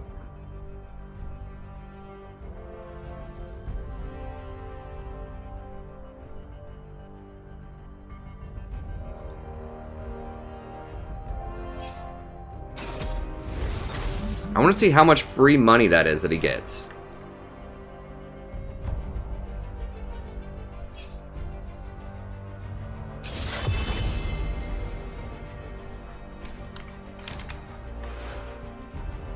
It's got to be a lot of Zyra and Lulu, basically. Okay, so...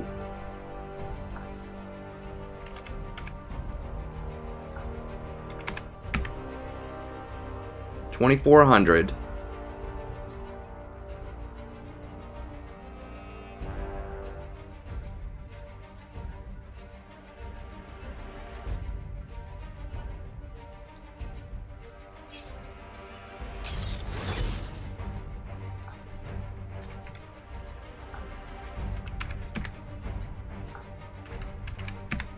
So Graves gets a free, like, 4,500 gold off of his passive.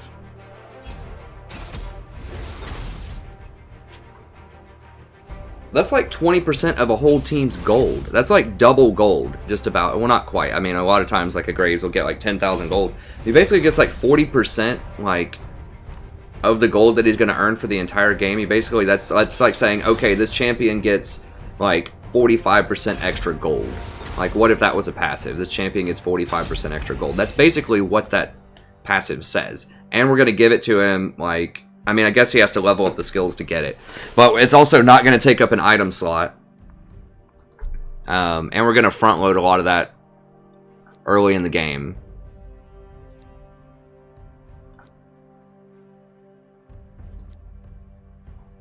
Wow. Well, I think I had him in my tier list as like the top 1 or 2. But that was just because of his damage. I didn't even know that he gets handed a free, like, you know, approaching 5,000 gold. Hey, thanks so much, Alex. I appreciate it.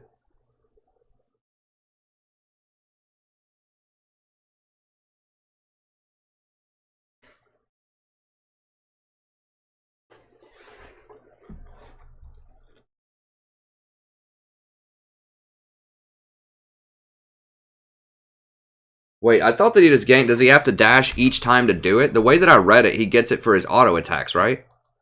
Like, he doesn't even have to dash to do it. He gets stacks by dashing, but he doesn't have to dash to do it. That's how I read it. Am I reading it wrong?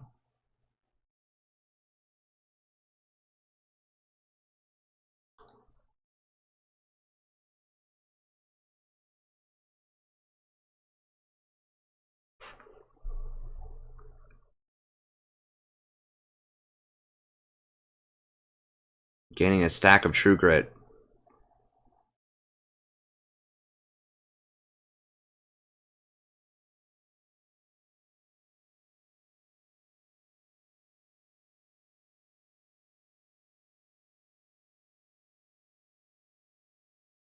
It doesn't describe it here, but it says True Grit. Graves gains bonus armor and resistances. Attacks versus non-minions will refresh the duration.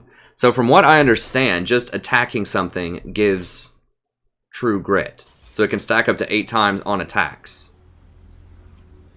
That's what I understand. And then if you dash, it automatically gives you stacks.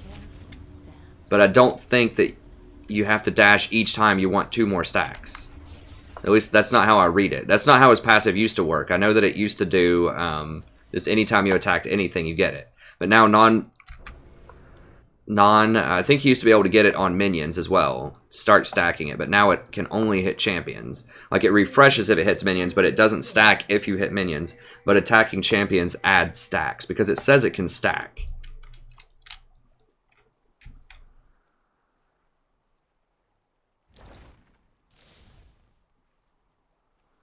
Seconds until minions spawn. Yeah. Yeah, you'll probably see a lot more of him, Liam. He's really good. He's probably the most underrated jungler right now. I mean, like I said, I wouldn't be surprised if we see him in professional play.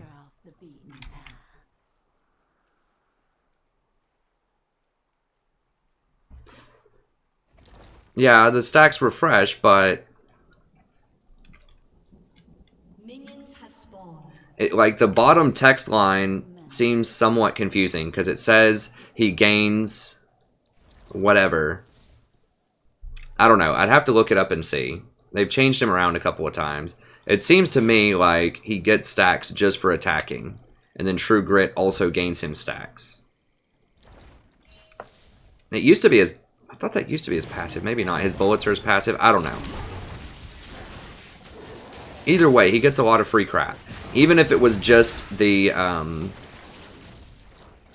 even if it was just 2 stacks, even if you never got more than that, even you just dash forward and just start a fight with 2 stacks, that's still 30-30, which is over 1,000 gold in free stats. So basically, like, 4,500 gold, just to put that in perspective, that's the same as getting, 15 kills. That's the same as getting 15 kills in gold, if each kill is worth about 300. So yeah, so his passive basically reads Graves starts out 15-0 in a game. Once he levels that ability up.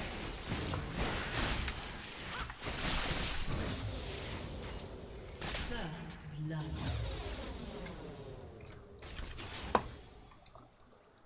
Such a busy world.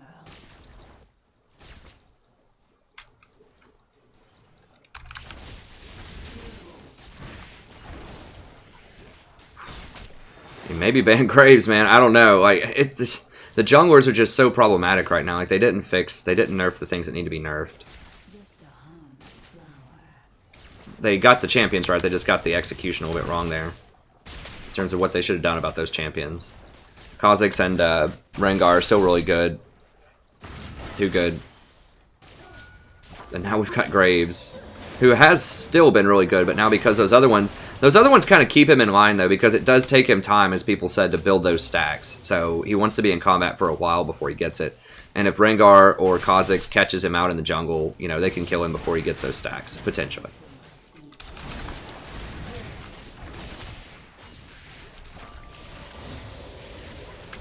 Yeah, so that's why. I mean, last game was a demonstration of why I don't think tanks are very good right now. I think I did okay as Nautilus. I just couldn't do anything late game. Like, if I was an AP champion, I could at least kill the Graves, maybe, if I caught him out. I mean, yeah, he does get a free 120 magic resist, but, you know, if I can kill him out before he gets those stacks, then, you know, we might be able to pull it off.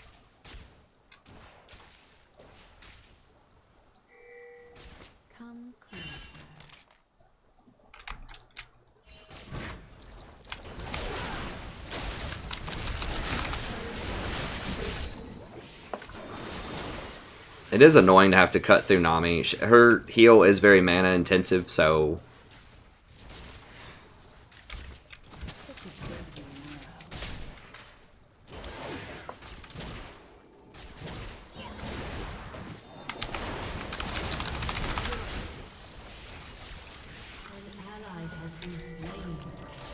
I should have taken that free shot.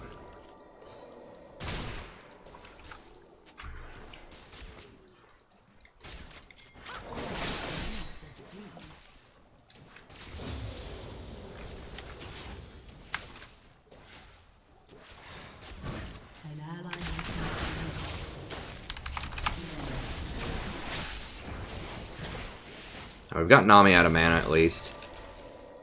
It would be cool, like, if Varus actually threw an arrow and hit her. Like, one of the 3 times that I've rooted her, but, you know, that's wishful thinking at this elo. Or if he just, like, auto-attacked her once or something. Like, I've basically completely run Nami out of mana with my harass, and she was still pretty low, but...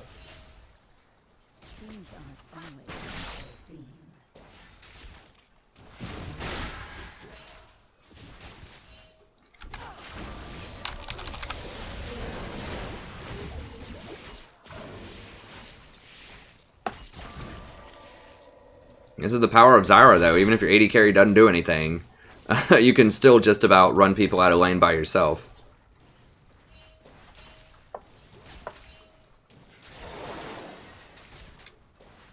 Even against a healer.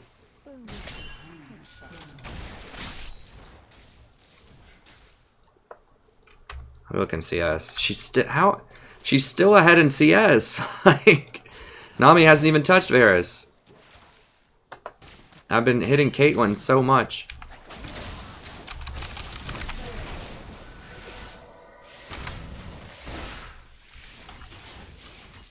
Sad life. I mean, that's just all we can do.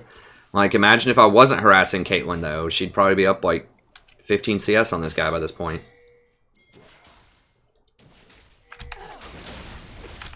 I should have hit all of them. I messed that up. Okay, their jungler's top. That looks bad. Triple kill! Oh, God.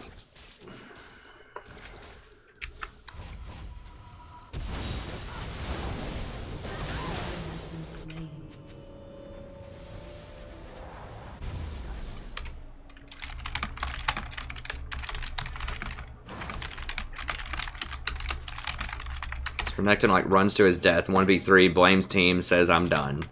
It's like the story of my last 2 days. We were doing so well 2 days ago. I'm just having flashbacks, man. I don't want this to happen again. Because I was like Platinum 4. I think I even got to promos to Platinum 3 like a month ago. And then this happens. It's like every game is this. And then I get demoted down to Gold 2. Well, that was before I knew about Zyra. So this is why you just have to play Zyra like every game. Is in case the other lanes feed really hard, then you can still win the game with just one ultimate later. If you catch people out.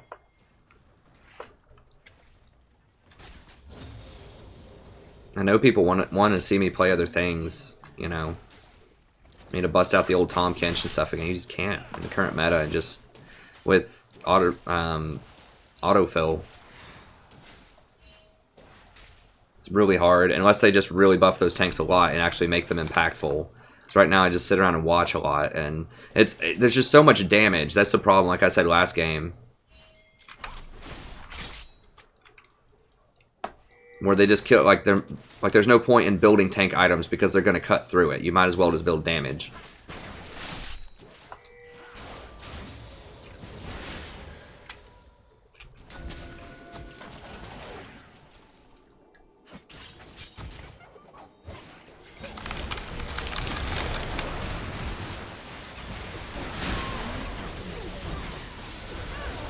Okay, good. We got him.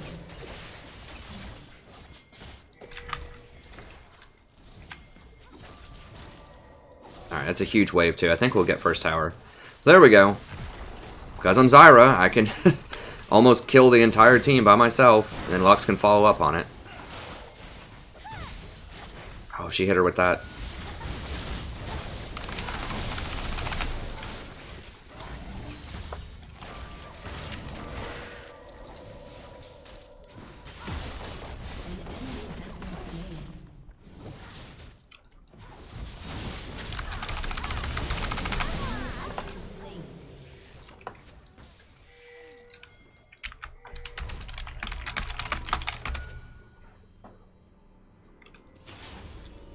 Please let me back.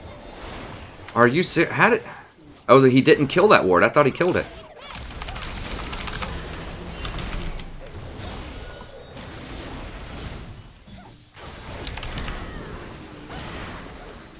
Seriously, Redburn got me?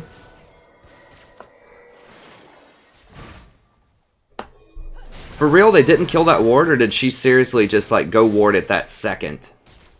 How did that work?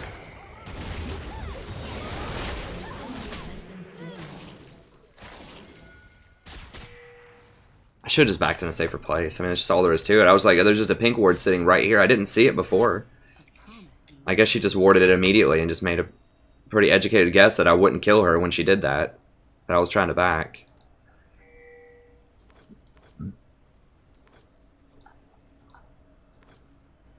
So much more. But like, what if 2 or 3 of us were sitting right there in that bush and just killed her again? Like, it was so risky, but I guess it paid off.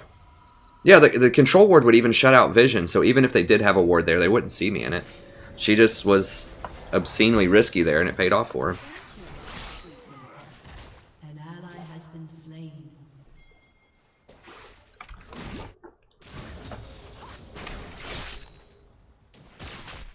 Top lane's getting murdered now. I hope so, Darko. I really do.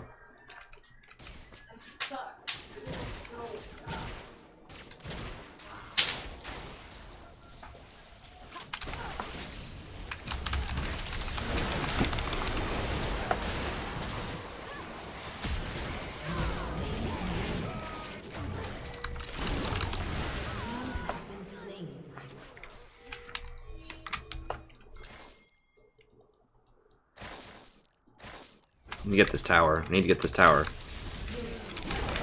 Where's Varus going? We need to get this tower. I have no idea. I guess we're gonna get it. God, I hope he doesn't die to Ahri. Ahri has her way with 80 carries usually. No, dude. No, dude.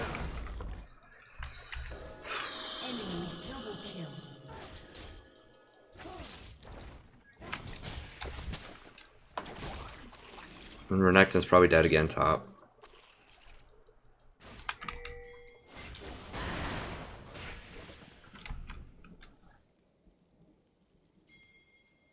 Take care. An enemy has been slain. You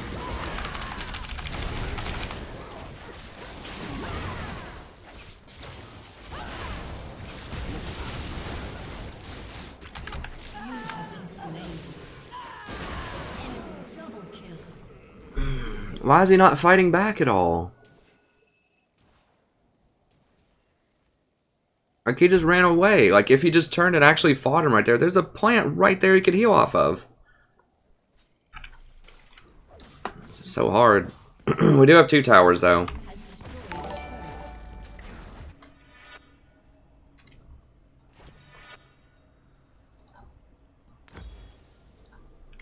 I am really strong. I just got my 2 penetration items at about 13 minutes. That's good.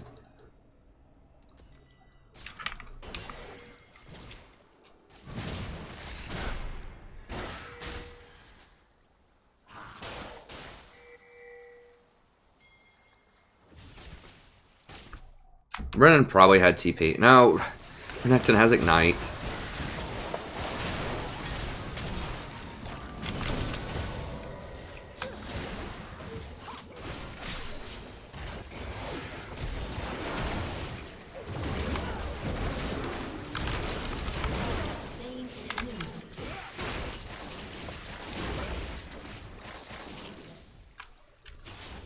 It doesn't take much to get demoted. Someone's asking like how many games I lost. All it takes is like a couple of games to get demoted. Like if you lose 1 game at 0 LP, you'll probably get demoted. At least I have been lately.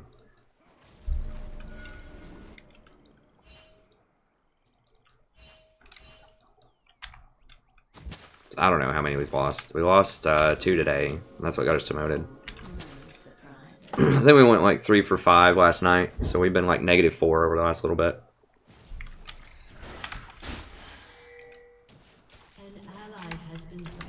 When is he gonna get magic resist? Like...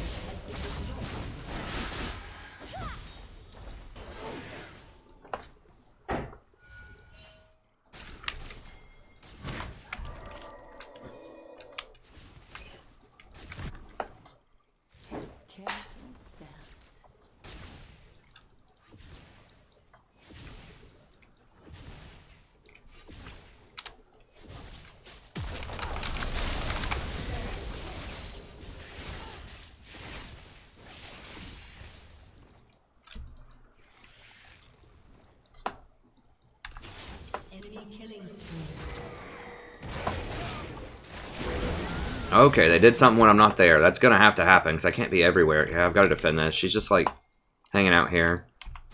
An ally has been slain. Enemy rampage. An ally has been slain. An enemy has been slain.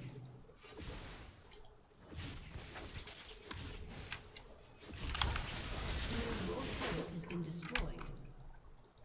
Did they die middle? Like, God bless, I can't be everywhere.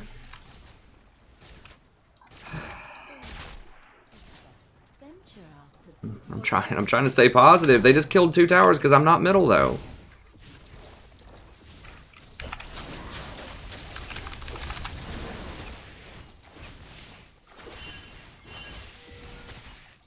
God, now they're gonna dive me. I'm basically dead. There's no way I can get out at this point.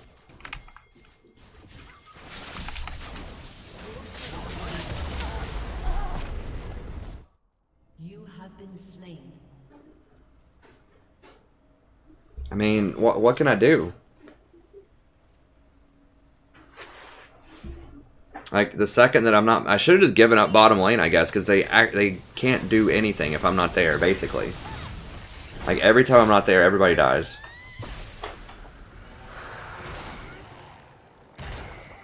It's just very frustrating. Because I can't play all 5 positions.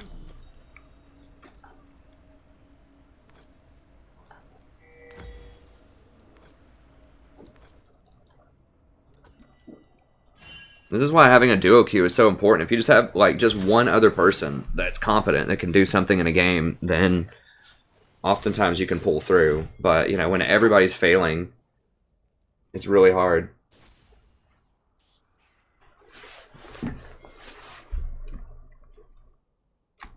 Take careful steps. Why am I not surprised a top Renekton that's failing is complaining? Like,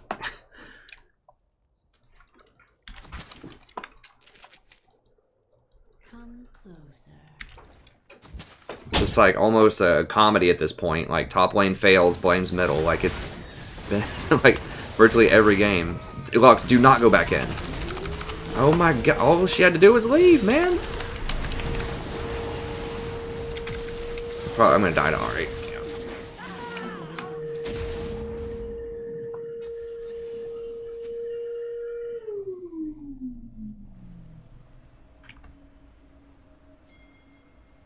Renekton, you got murdered top too, buddy. It's not just Ari.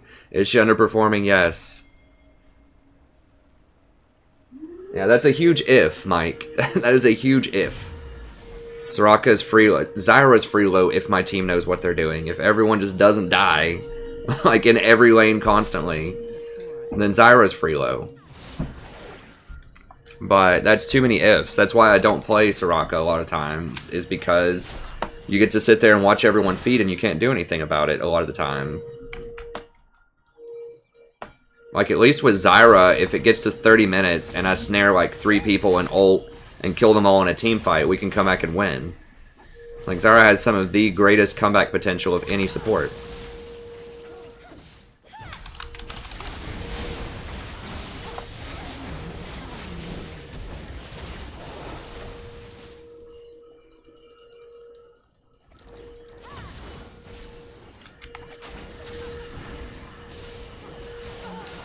Seriously, she just gets to walk me down and miss all of her skill shots? Okay, they're gonna kill her, right? They're gonna kill her, right?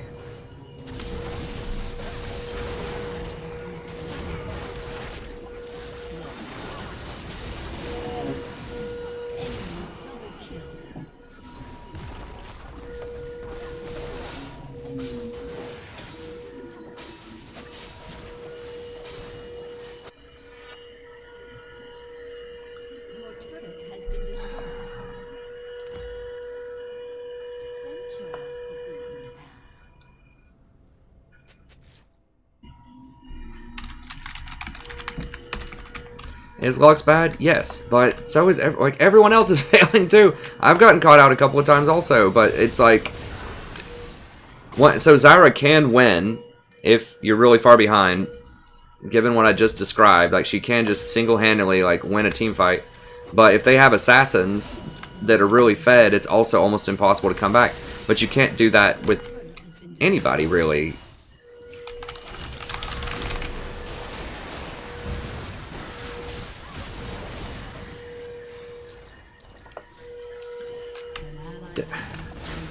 I mean, I did like 90% of their health. Varus can't even do 10% against a champion that has no resist. Well, I guess she does have a Sunfire cape.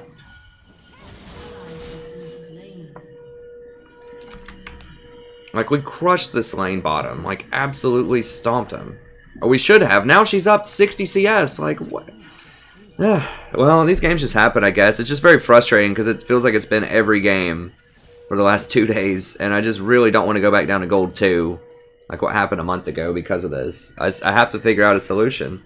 I mean, Zyra usually is the solution. She's what's helped me get back up here, but Lulu's really good too, but just nothing would have won this, I don't think, and that's very frustrating. Because everybody failed. Like, you just can't win it if 4 other people fail. You can if 3 people fail. If you have a duo, sometimes you can pull it off.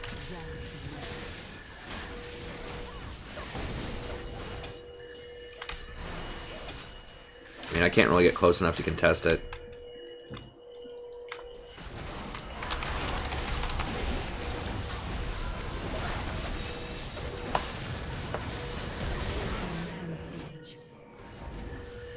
And I'm dead, probably. Yeah. Yeah, I just can't do it when there's that many assassins, but just nothing would have worked here. Enemy is legendary.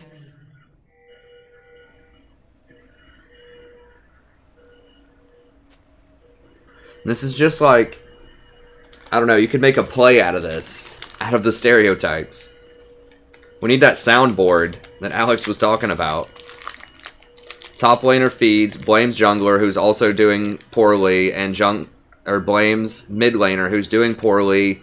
Jungle just spams wanting to surrender since like 5 minutes in the game. Like I would say you could turn it into a drinking game, but you guys might end up in the hospital by the end of one of my streams.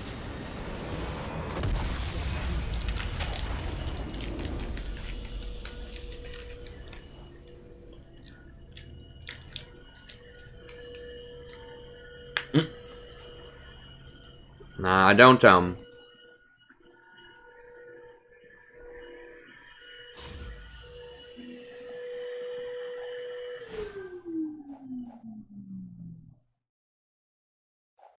Engage usually beats poke. Nah, I'm not gonna do a normals. I'll just keep going. I'm annoyed, but I don't think I'm that tilted. I think I still played well that game for the most part. I mean, I could have run early. Like, the only thing that I think that would have helped, like, you can't reposition against a fed Ahri as Zyra. Like, she has 3 flashes, and she usually gets Ludens, which means she's gonna run you down. I think that Engage beats poke. So I don't know what the triangle was you created, but hey, Kashinto, what's up, friend?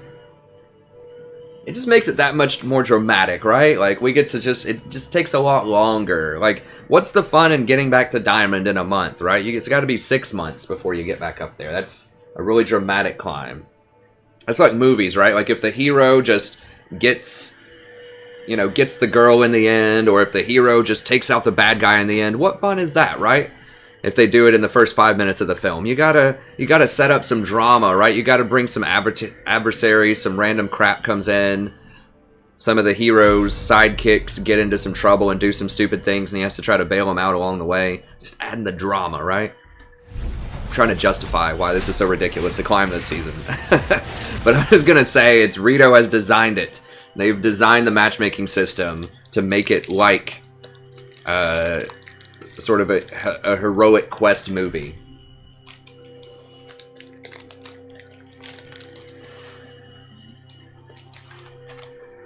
I tried changing it to the strategy professor or the strat prof, but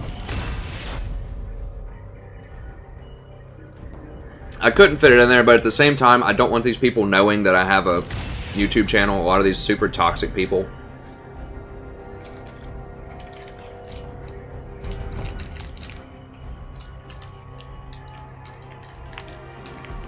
That's why I don't, like, tell people about my stream, too, in the games. I'm not, like, just linking my stream like people sometimes do with their Twitch chat, because I don't want them in here. Like, I want to build a good, clean, you know, thoughtful, awesome community here, and that's what we're doing on this YouTube channel. So I don't want the riffraff in here.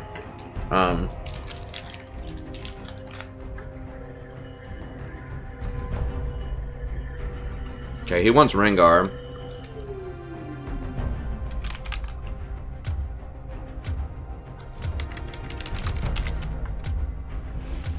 Okay, well, if he wants Graves, I'm going to ban Rengar.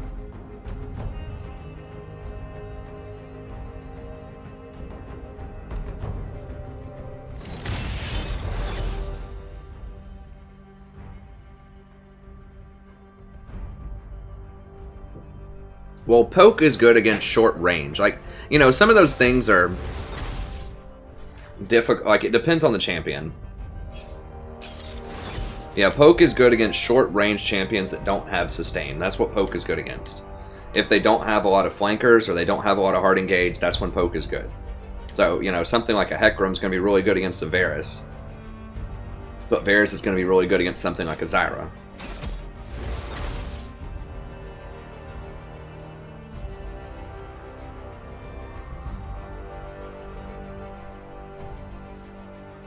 Yeah, that's not. That's absolutely true, First Last, but I think that this league community, that this small community that we're building on this channel so far is a cool, you know, clean community.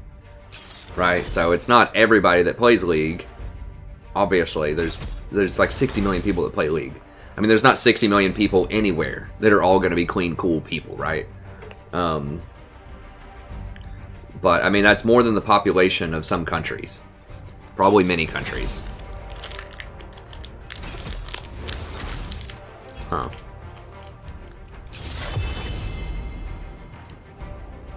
Quirky, eh?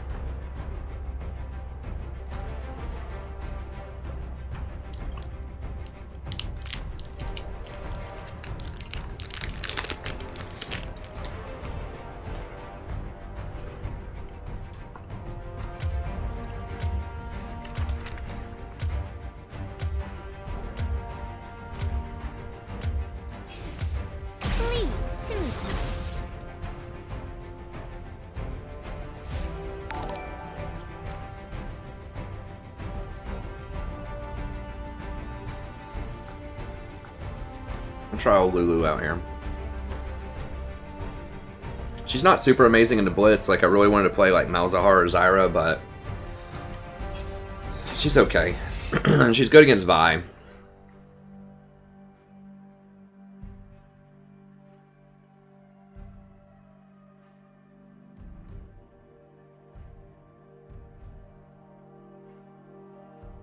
$30 million. I don't know if it's that much.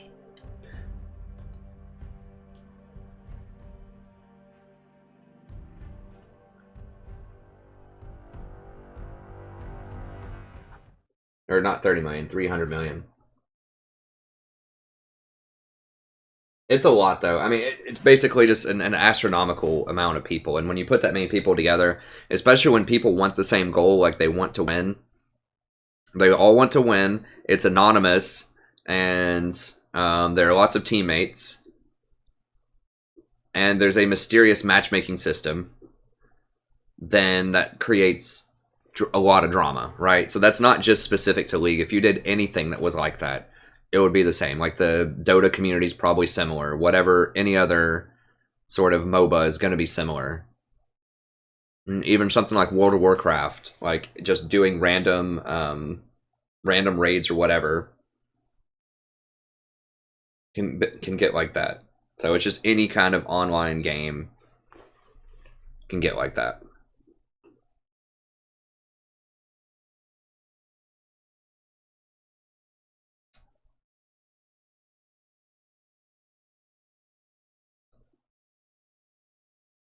I think AP Soraka is better than Tank Soraka.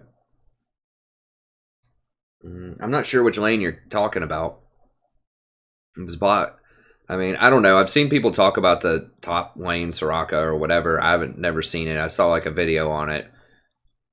Maybe it's good. Who knows? But I think Soraka should build like standard utility items, like, you know, Redemption, Ruby Sight, Stone Locket, and maybe Ardent Sensor after that. Just like all of my utility supports. Hey, Lazy Bum. We've had a bit of a rough time of it tonight, but that's okay. We can turn it around.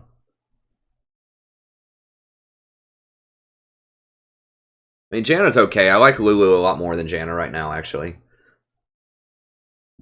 You just need to be a lot more active. The early game just matters too much. Lulu actually has an early game. Janna really doesn't. Lulu can harass in lane.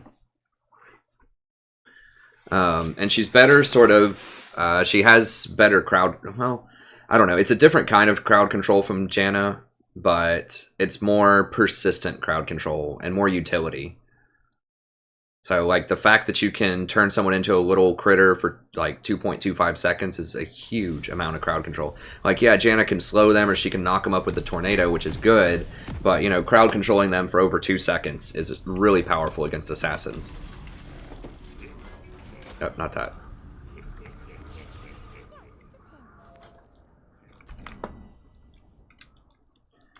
So, and I have had a lot of success with Lulu lately. My overall percentage this season's not great with her, and historically, I haven't won a ton of games with Lulu. She's very hard to play correctly, and There are just so many options that it takes a lot of time to practice her. I mean, I would say she could be similarly complex to someone like, That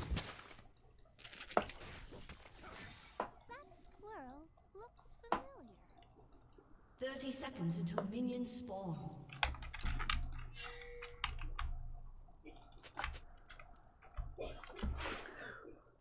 to someone like a Bard. I think she's probably more complex than Bard. Like, Bard requires coordination with your team, but there's just so much thinking to be done. Like, she's probably...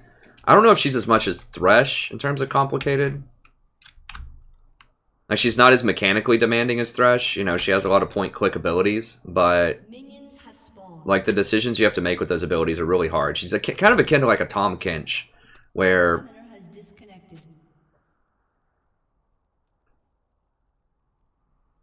Are both of them AFK?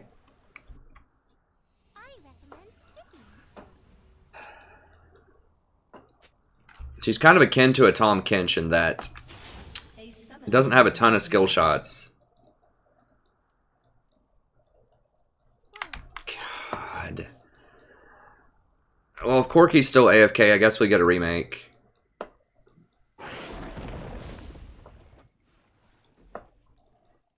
Please, Corky, don't wake up in the next 30 seconds or so. That there's just a lot of decisions. Yeah, well, I don't care if he's resetting his internet. I'm freaking getting him out of here. If it's 3 minutes. I'm tired of this. Like, I just want an honest, good, clean game where I have at least one or maybe two, if we're really lucky, competent teammates. Like, that's all I want. I don't need 5. I don't need to stomp. I can't even go up in this lane anyways while Blitz is there, so... You know, I'm not asking for 5 people. I'm not even asking for 4 people. I mean, heck, 3 would be a luxury. Just 2. Just me, one other person who's competent in a game, and I'm happy. Well, at least that would be an upgrade over what we've had. I mean, obviously, I'm not going to be super excited if 3 people fail, but, you know, it would be an improvement.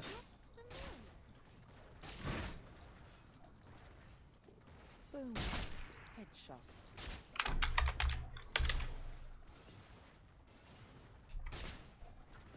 Yeah, get him out of there, dude.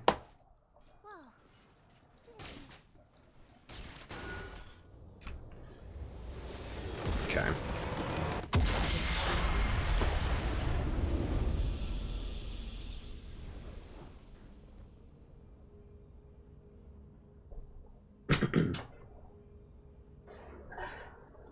What's up, Chief? Need some massages? Yes.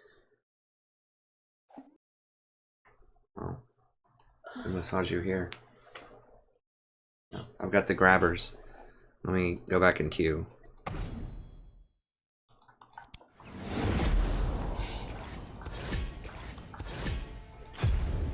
You need some misogyny in your life. Yeah.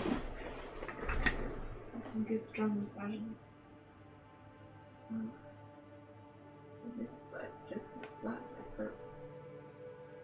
You gotta do some You had to Hey, thanks Kashento, thanks for stopping by. push it hard. Push it real good. Push it. Push it good.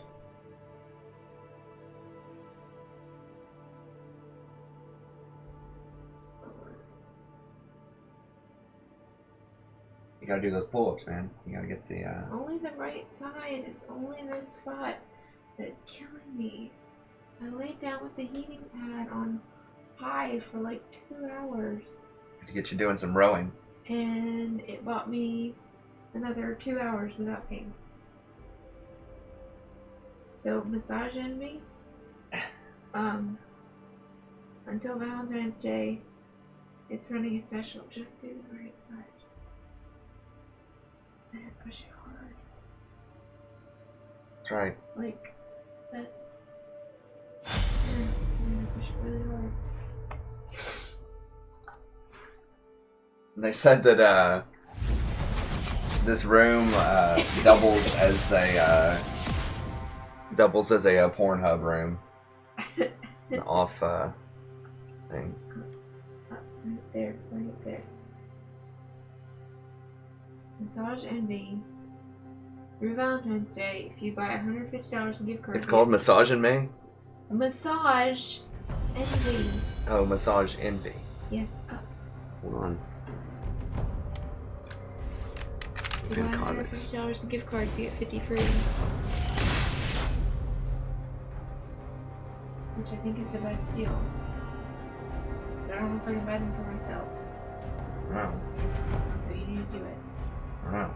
In the next 5 days. Ah! Don't drag me into the frame! Don't drag me into the frame! No, no, no, no, no, no, no! We got her. Alright. Ah! Oh my god, this hurts. Okay, you can stand up. I know I can't. Or crawl your way I up. really can't stand up. I mean, oh my god.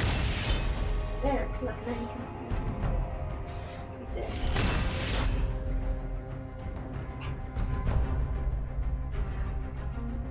She was trying to hide. I tried to pull her onto the camera, but... I hit my face. Ah, there's still bits of tortilla chip in your cupboard. Gross. Vacuum this. No, misfortune means I can't Zyra. Well, we're gonna need some AP because we've got they've got Graves. And we have a lot of damage. The GP curse, God bless. The exhaust GP top.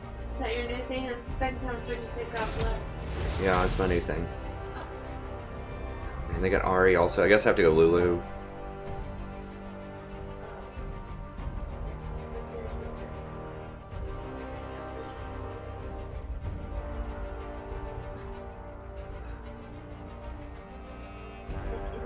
Better when I'm digging my back into a corner of the wall. There's a lot of pressure on me to do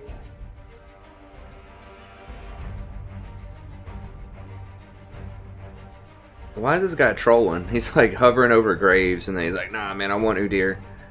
Well, I wanted to do Vel'Koz into Misfortune, but I can't. We've got to do Lulu.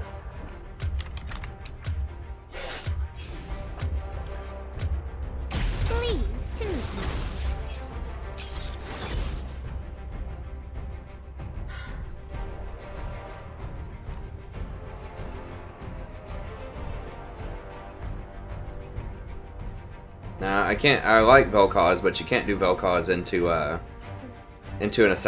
someone who's that mobile like an Ari.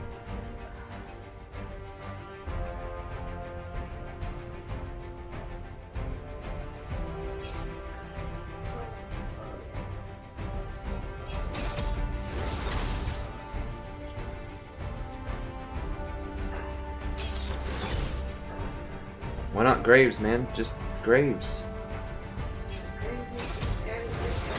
Yeah. Rengar would have been good too, but I'm okay with Graves.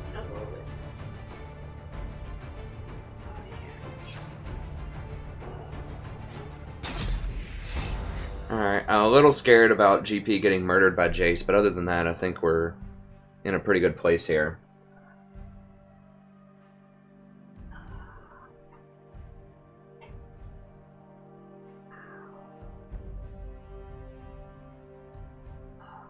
Yeah, you can't do Vel'Koz and Ari. I wanted to do it, but I can't.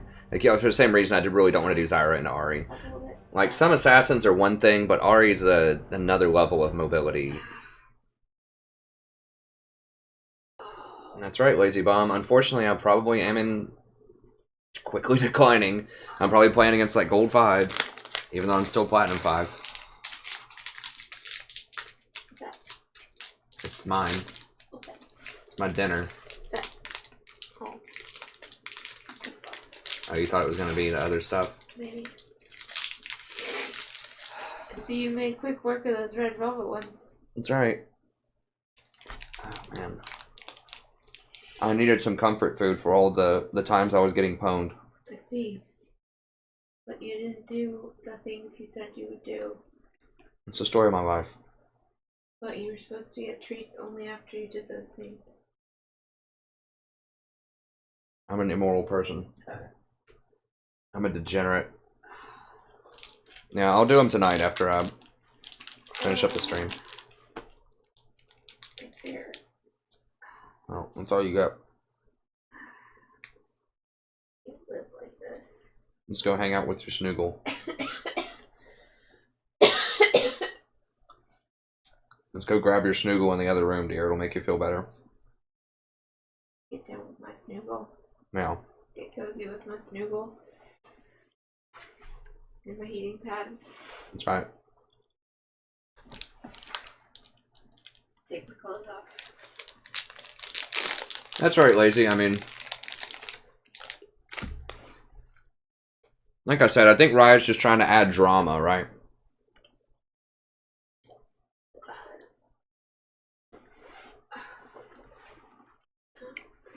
I'm not surprised. I mean, my favorite thing is, like,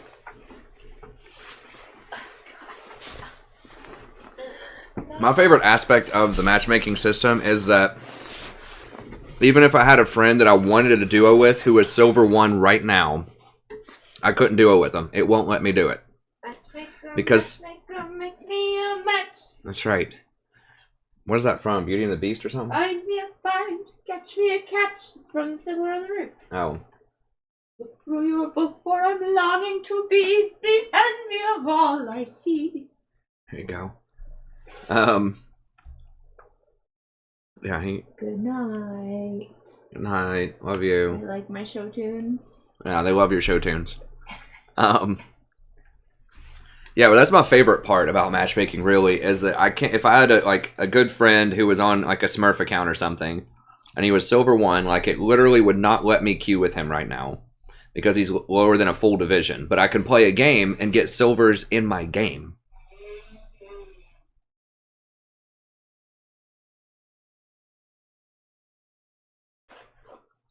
I mean, it doesn't matter. Like, all I can do is play the game and win. That's all I can really do.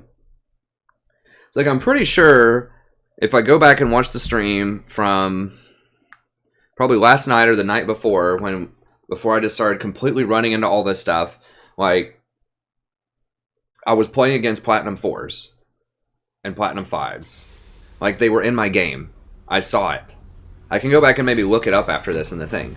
So, I was playing as Platinum 4s and Platinum 5s, and I've probably gone negative 5 games or something. 5 or 6 games at this point, right? So I think I've won like 3 and lost 8 or something like that in the last 11 games. So how can you go negative 5 games? So you go 5 under.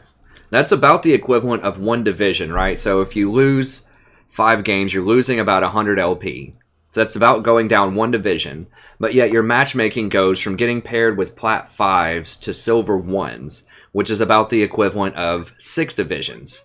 So, you know, if this were logical, in order for me to go from playing with Plat 5s down to playing with Silver 1s, I should have to go 30 under. You stole the phone charger. Gimme. It's attached to the wall. The small one, or the bigger one is. Yeah. They can see me. God. So in order for that kind of shift to happen in matchmaking, if we were being logical, if this was strictly an MMR system, an ELO system, a true ELO system, then I would have to lose 30 in a row to go from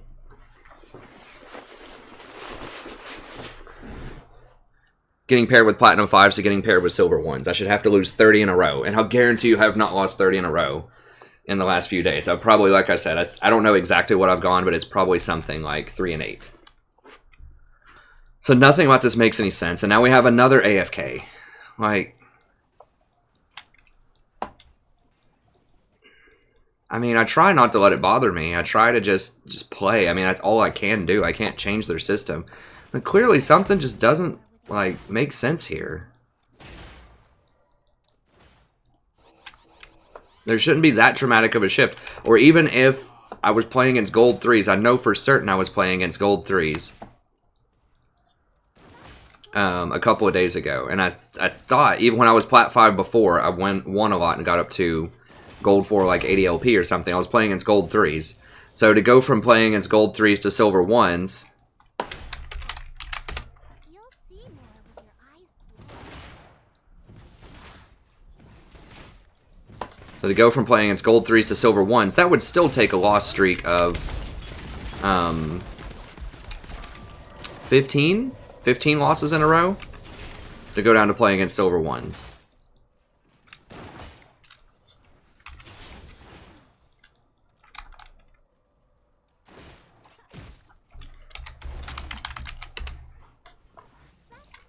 First blood. An enemy has been slain. Double kill.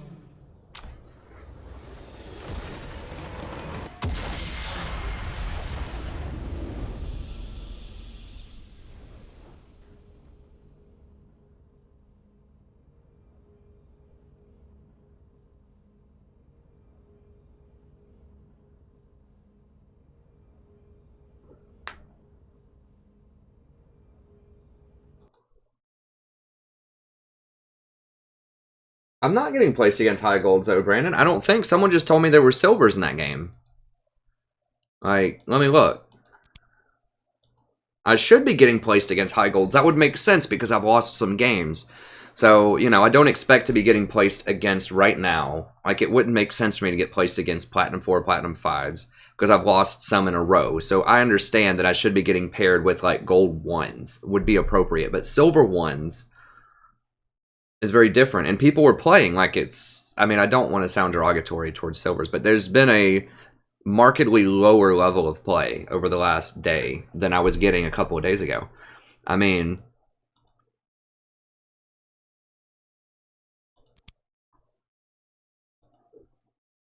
yeah, the Graves in that game is literally gold 1, or silver 1 right now.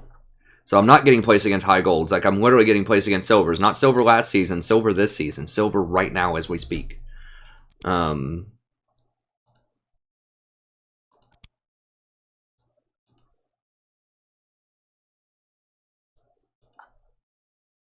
it's not. It's like glitching out. I mean, all I can do is just play and try to win. That's all I can do, but it's just... the mysterious ways can get very frustrating when the game, like the quality of games, like degenerates so fast. Like, it should not degenerate that quickly.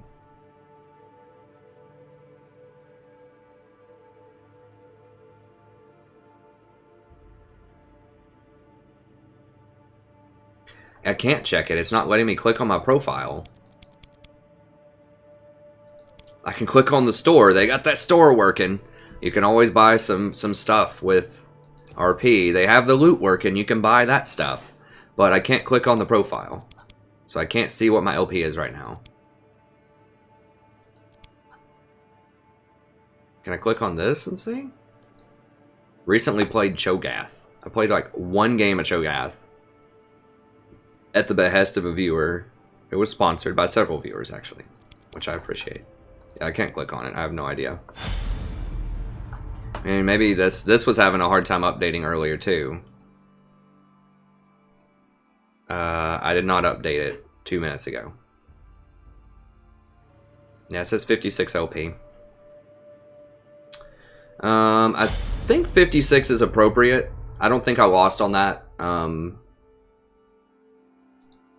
So I lost at 0 LP with Nautilus. I think this was the demotion game. And then I lost again here. So losing with Nautilus should be about 20 if I was at 0 LP. That would take me to 80. And then losing with Zyra would be another 20. That would take me to about 60. And it probably just taxed me a little bit more. No, when you get demoted, actually, you automatically go down to 75 in the earliest one. So I lost at 0 LP and basically lost 25. I got demoted, went to 75 LP, and then I just lost one with Zyra right after I got demoted with Nautilus. So it looks like it knocked off 19 off of that one. And then these last two didn't count. I think that's how it worked.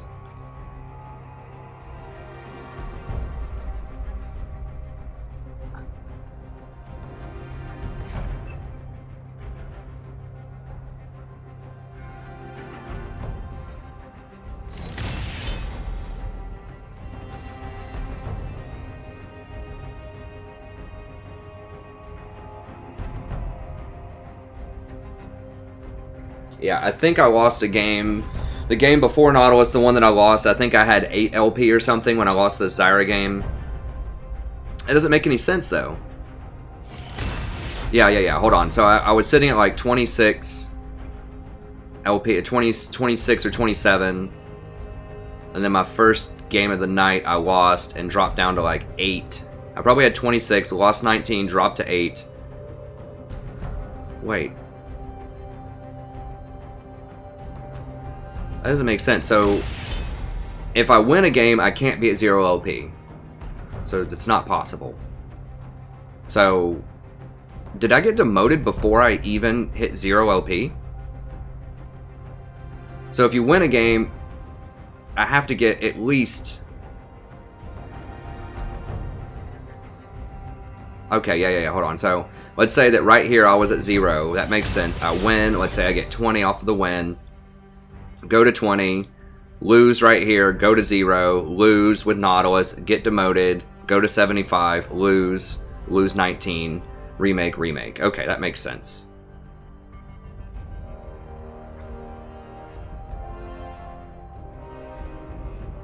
Yeah, it's just delayed. That makes sense. It all makes sense. It's fine. Well, according to their, like, LP math, the matchmaking system does not make sense, as we just described, but according to their LP math, it does. Okay, so,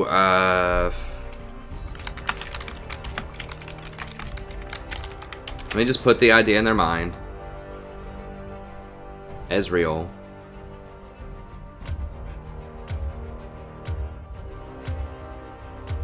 Alright, I'm gonna run with Lulu again. In the dark.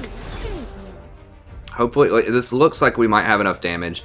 Lulu's very good with Nasus, because one of Nasus's big problems is he can get kited later in the game, so people can just run around so he can't hit them. But if Lulu speeds him up with a W and ults him just so that he can stick to him so it slows him down, then he can actually be really good. Potential. Really good's a strong word. But he can be relevant in the end game.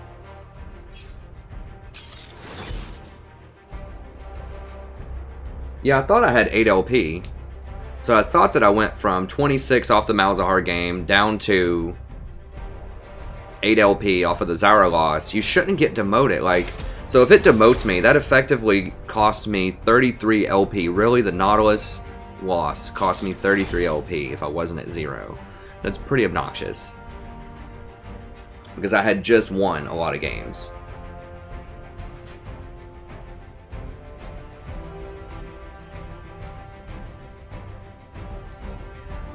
I mean, let's just look at, like, what this thing thinks my MMR should be. I know it's going to be lower, but it's not going to be silver 1. This says my MMR is gold 2, so I should be getting placed against, like, gold 2s. And this is not a fully accurate representation. They're just looking at kind of the average MMR for different things.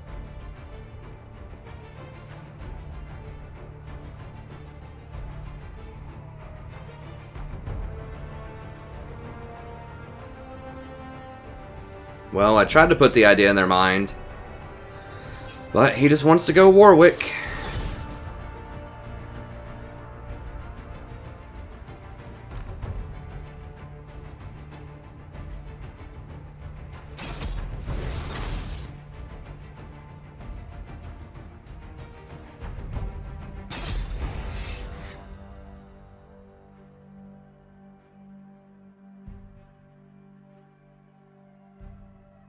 Hey, Tytran. I don't think it really affected Zyra at all, honestly.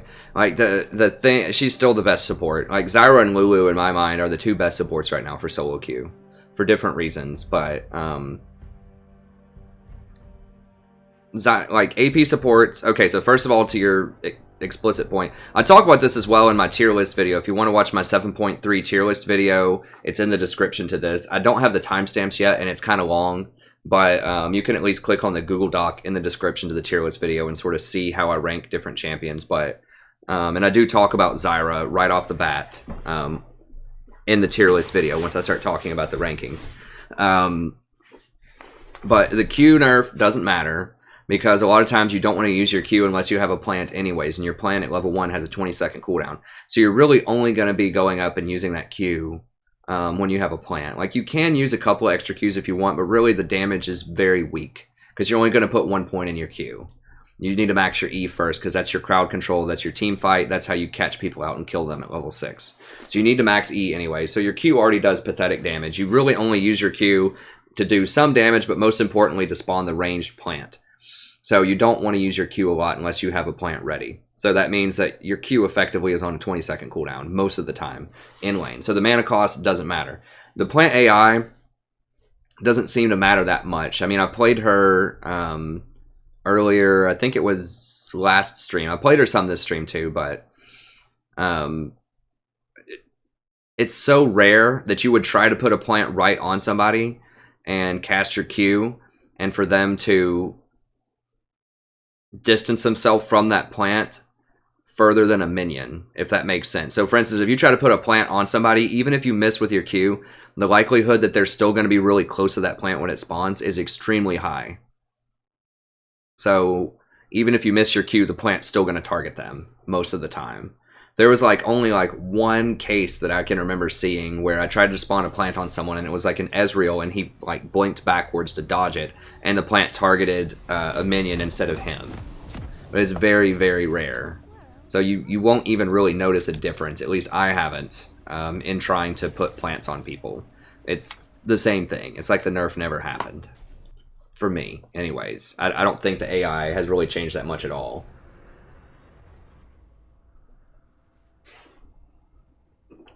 Yeah, it's not really a big deal. Like I said, there might be some corner cases, but unless the person would have to be sitting right in the middle of their minion wave and do some kind of dash to get away from you a lot of times in order to 30 seconds until minions spawn. In order to make that nerf relevant. So at this level of play anyways, I mean, at pro play, it might make a difference, but I think for most people playing, it's not going to make that much of a difference.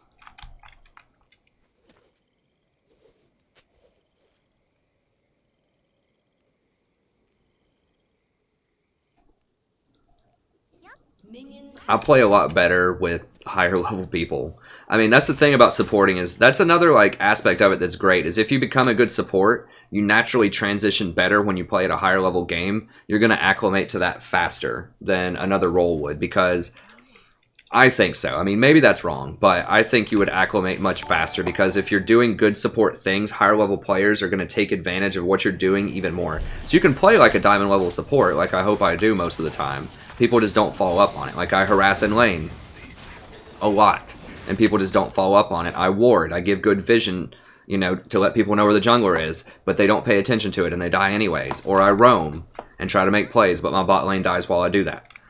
So basically, I'm only utilizing, my team is only utilizing 30% of my potential of the stuff that I'm doing. They aren't really leveraging what I do to the maximum potential. So if I move up and start playing with higher level people, then the team gets more efficient, if that makes sense. Whereas if you move up a lot as mid lane, you're going to be facing a lot tougher mid lane opponents and all of this stuff. It's hard to describe what I'm talking about, but I think you get it. Your full power doesn't get expressed in lower elos if you're a really good support. It takes a lot of time to move up. And it really doesn't get leveraged a lot by players until you start moving up in elo. Zyra or AP supports are kind of an exception to that. Your full power does start to get expressed because you can actually kill people a lot. That's why I play Zyra a lot in lower elos, but something like Lulu or Janna, if you see me play with another diamond player, Lulu, and I had diamond friends, they're just all, back in diamond at this point, and I'm down here so they don't want to do it with me, or they can't. Well, they can, but whatever, it's fine, I get it. I'm not salty or anything about it, that's just how it goes. But if you see me play with them, which sometimes I have, I think last week I played with one in this organized game. We're supposed to be playing in this tournament, and it was weird and people flaked out, but just if you go back and watch the end of last season when I was duoing with this diamond AD carry Caitlyn person, you'll just see an astronomical difference. We just absolutely shatter them.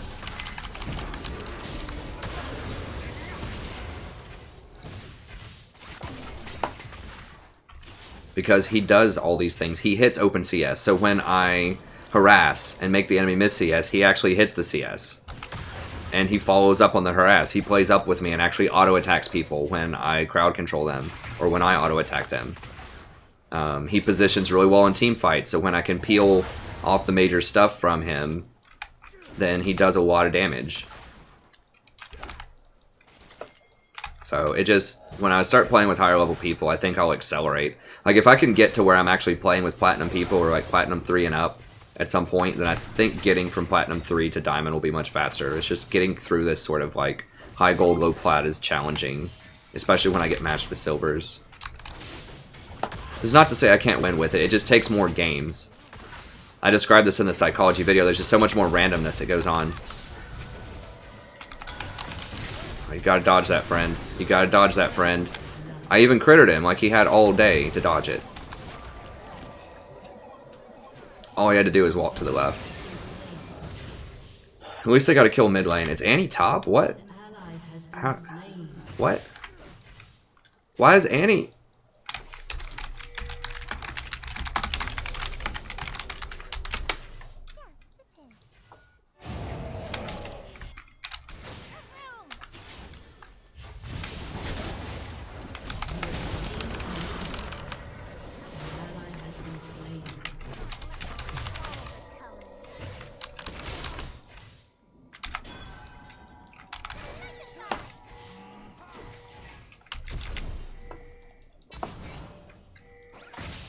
Oh my god. I thought he was going to blind hook me, which is why I just sort of flashed there. I thought he was going to blind hook me a lot earlier. No, don't flash that wall. Okay, they got him.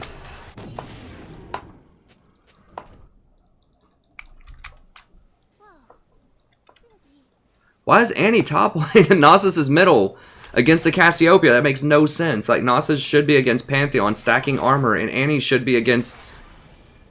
Or... Nasus should be against Pantheon, and Annie should be against Cassio. That, what the hell? Okay, whatever. I mean, all we can do is play and try to win.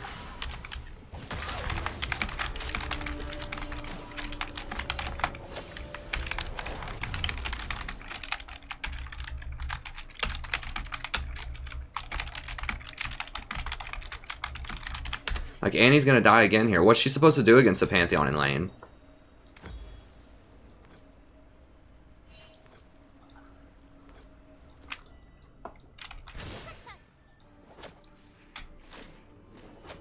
Like, they both have teleport. It's not like Annie has teleport, Nasus has ignite or something. Like, they both have the mobile summoner.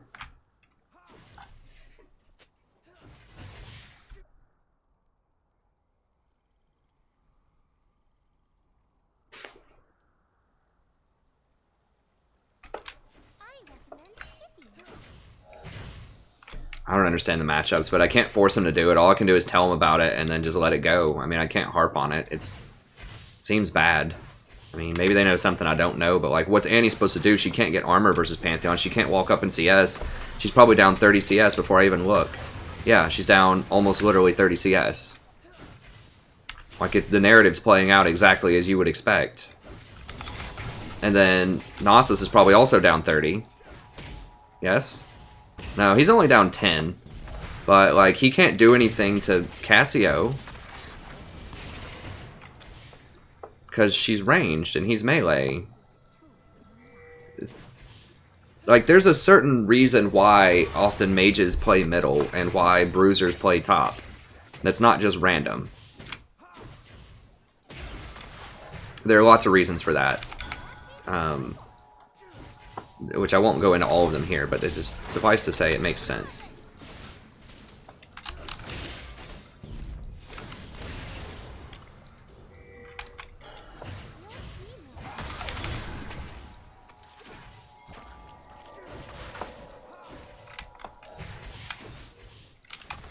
Alright, we're almost 6 here.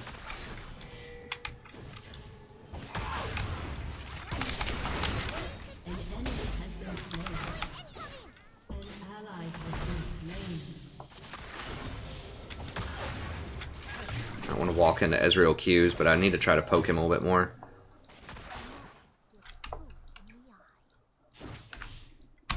Who's getting kills? Pantheon?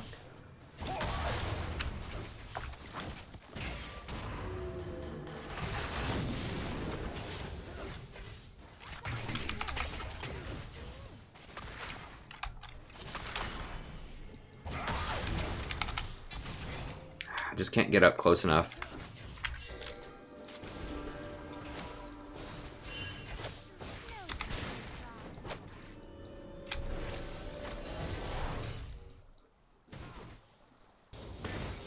They're gonna push it forward. I just need to ward really quickly. Ally has been slain. Like if Annie was just middle, and she could just ult Tibbers ult the Cassiopeia, and then Warwick gets a free hit on him. Like I don't get it. Like what? Annie, like is the thought process Annie wants to rush Zhonya's Hourglass against Pantheon? That doesn't help against Pantheon. Or is it that Nasus wants to rush Spirit Visage against... I don't get it. I mean, I don't mean to harp on the same thing, but it's just like, that's a major determining factor in this game.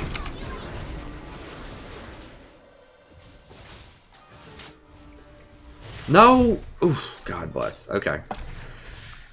Whew.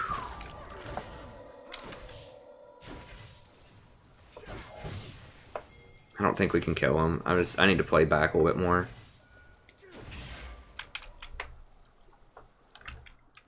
I mean, at least Hecarim's not fed yet. We can be thankful for that. I mean, I'm trying to look for positive things. Okay. I mean, like I said, you know, Lulu does work, does make Nasus actually relevant past, you know, 20 minutes or so. Oh wow, the extra picks actually helps me last hit under tower pretty easy. Pretty easily. I'm going to start maxing W next.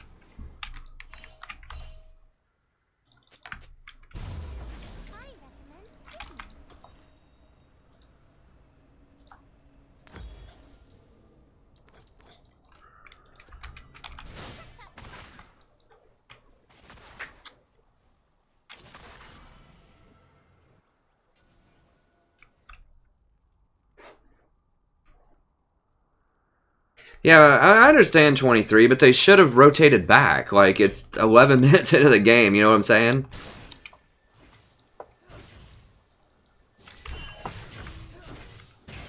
Like, you let the enemy get a very, very preferable matchup. I don't think we can defend that, can we?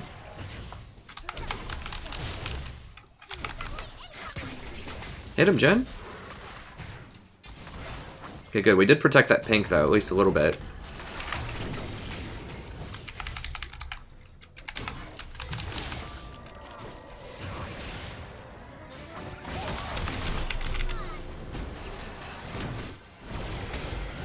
He's gone. He tried to all-in the Ezreal instead of run.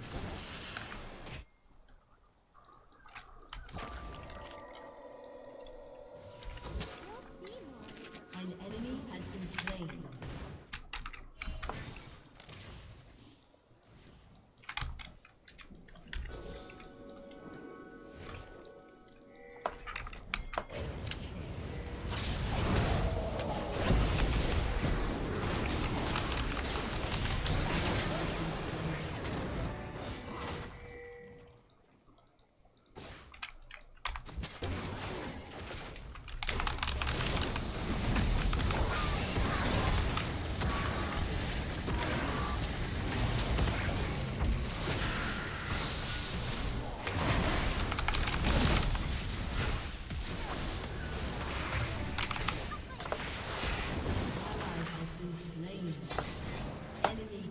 No auto? Really? He canceled his auto? Like, if he would have got that crit on Cass, he maybe could have finished her.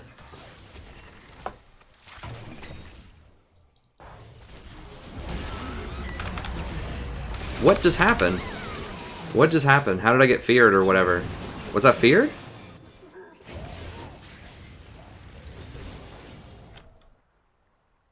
He didn't ult me. Did I? Oh, okay. We just went to 3,000 milliseconds there. Okay. Just the old Rito fear. No problem. So I have ult and exhaust and shield and W, but client decides to spike me up to 2,000 milliseconds for the old insta-fear. Like, obviously Riot's not targeting me. Obviously they're not targeting me just to troll me, but sometimes I wonder. Like, was the stream okay there? Did the stream lag when I spiked up right there?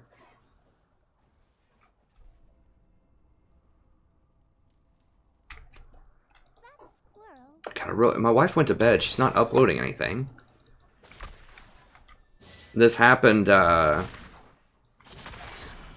has happened like at least once every few streams or something, where the client just freaks out, where the stream is perfectly fine, which means it's not my internet, and then all of a sudden the client will just spike up to like 2,000 ping almost instantly.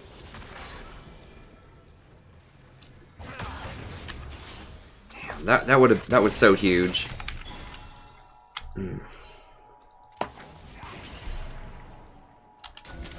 Because I could have outplayed that Hecarim really hard, and the Pantheon. I could have at least lived. I guess they didn't get Dragon or something off of it, which is nice. Alright, I'm coming.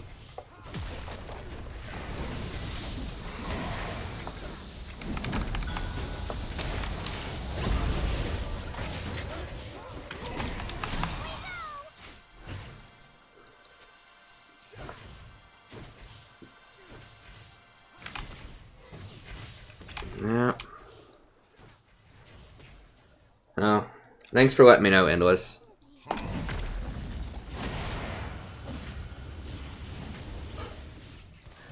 It's just like, boom, random 2,000 milliseconds. Whatever it was. Like, seriously, it felt like I got Fiddlesticks feared right there. Like, I literally thought that I was feared by, like, a Fiddlesticks or a Shaco box or something. Like, I just couldn't control my character, and I was just moving in a random direction. Well, he backed, so they're gonna get this tower.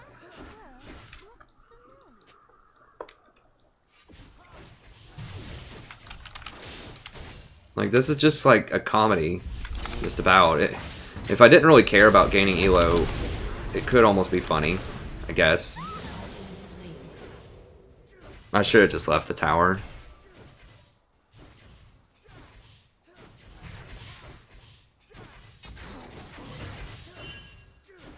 I think Jin's actually really good right now. This Jin's okay. I mean, he's kind of par for the course.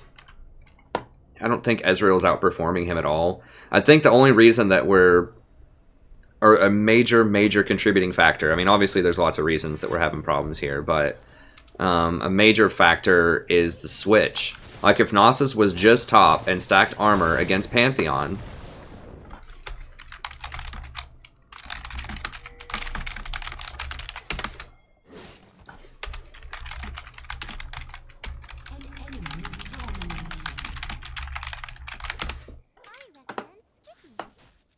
Does this Nasus really have the balls to say, Annie, what the heck, why are you dying against a Pantheon when I put you against Pantheon?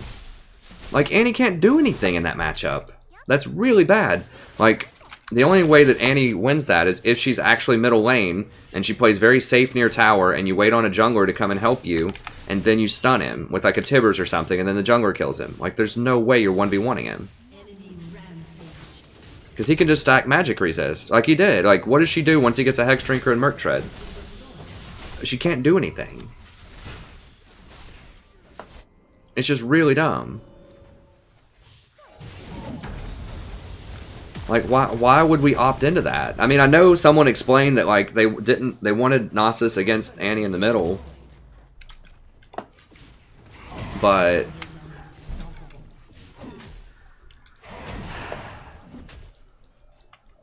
they needed to switch. It's just that you don't have to be have a PhD in League knowledge to understand that that's an awful matchup. You can just play it. You can just try to play the matchup for about 20 seconds and figure out that it's an awful matchup. I mean, Nasus against Cassio was really bad too, like I just said. But Annie against Pantheon is virtually impossible. Especially once he gets that Hex Drinker. There's just absolutely no way you're 1v1ing that guy. I mean, Pantheon's hard enough for almost anybody, 1v1 in lane. Like, his weakness is that he doesn't have a lot of escapes. And by a lot, I mean he doesn't have any escapes. So if you gank him, he dies. But...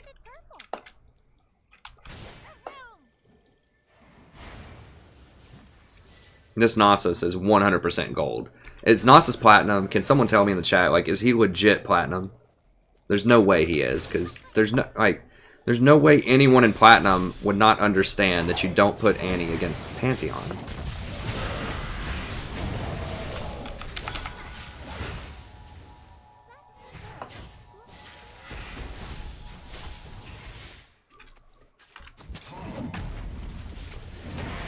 Okay, I gotta focus on how to win here. I'm getting distracted, but it is frustrating, you know, because this has just been, I mean, this is like the, almost literally the 15th game in a row that's been ridiculous. Like, we've won some of them, but they've been ridiculous.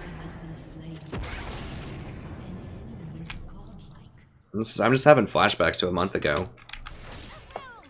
I don't like it. I'm just like, no! I don't want to go back down to, like, gold 2 because of this kind of crap every game.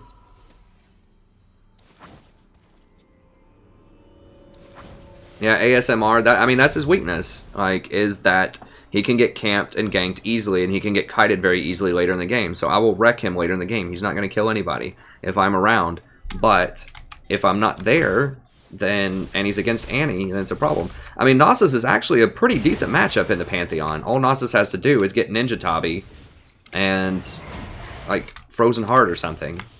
Ninja Tabi, Frozen Heart. Because Nasus does actually benefit from the extra mana, because he needs to get his stacks. So having that flat mana is actually pretty good on Nasus. Or it's okay. It's not as much of a waste as it is on other champions.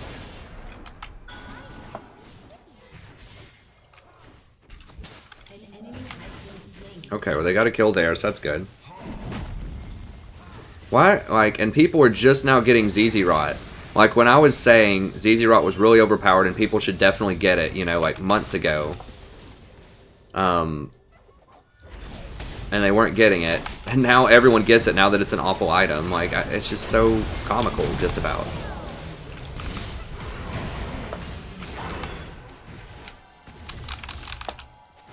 I didn't quite get this done on him. Get in the heel! Oh my god. He, like, steps right out of the redemption. Yeah, I know I'm OP, Hecarim.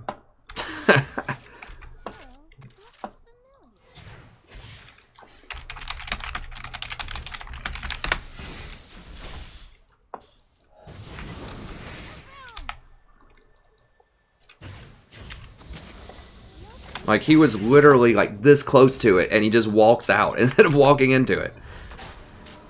Oh, gosh. Well, at least that kind of ended okay.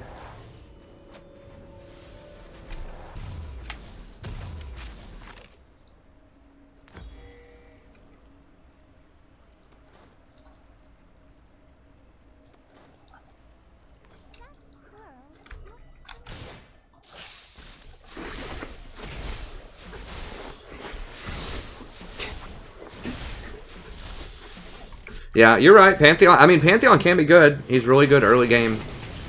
As he falls off real hard against a good utility support later in the game, like a Janna or a Lulu just wrecks him. He is pretty good into something, well, not good, but he's better against something like Zyra.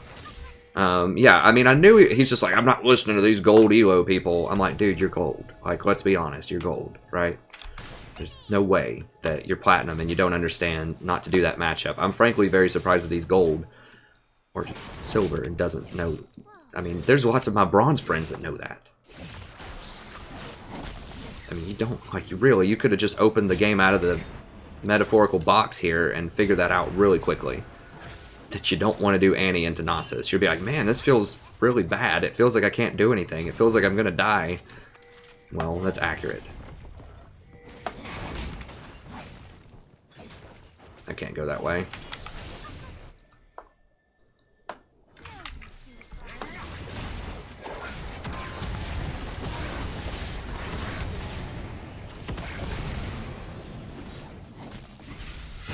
I can't get close to Pantheon to try to smurf him or anything. Nasus is going to get top. If we can just hold this, that'll be a win.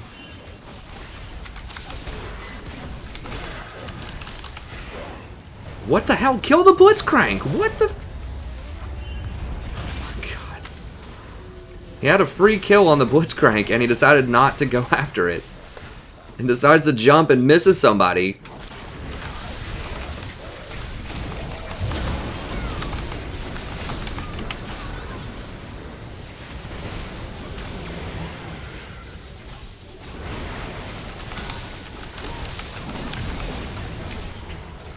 And he just now uses her ult, for real? She held it that long? Oh my gosh.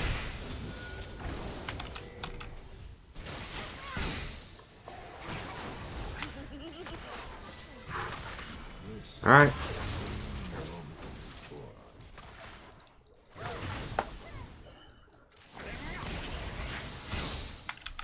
I mean, maybe these people just now started watching my videos about Zyra Portal from last season. I have no idea. Dude, get out. Blitzcrank's back.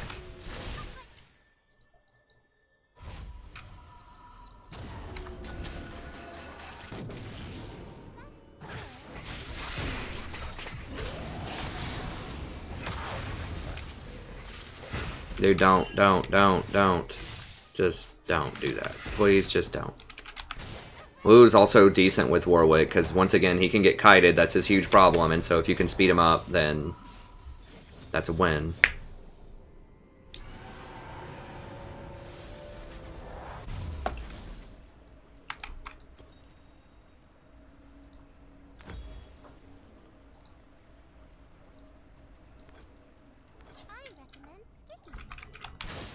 I mean, if Nasus goes, like I said, he doesn't have boots.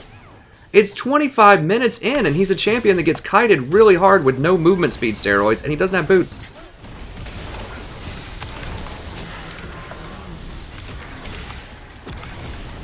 I wasn't close enough to ult him. I was spamming as fast as I could. I could have flashed for it, I guess, but she probably would have died anyways.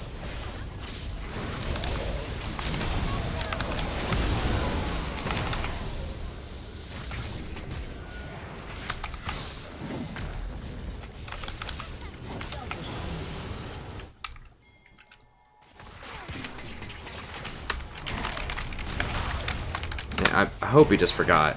Please, just get boots. Don't tell me, hey man, this is a new build, I don't need boots. Something, just... I mean, not having boots 2 at this point is sketchy, but not having boots 1 is just... I mean, it's just not good. It's just not really a good way to sugarcoat that. Oh, did he stun me? Like, what? Do I have a million...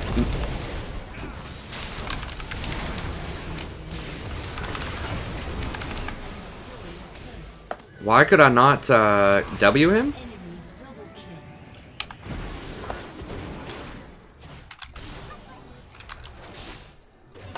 An ally has been slain.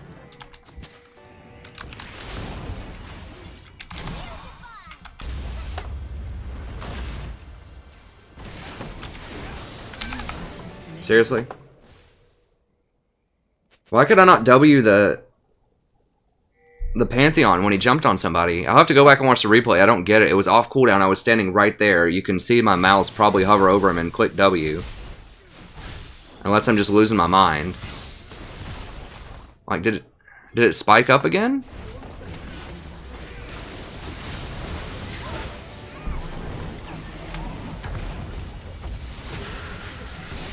He still doesn't have boots. He bought another piece of Trinity Force.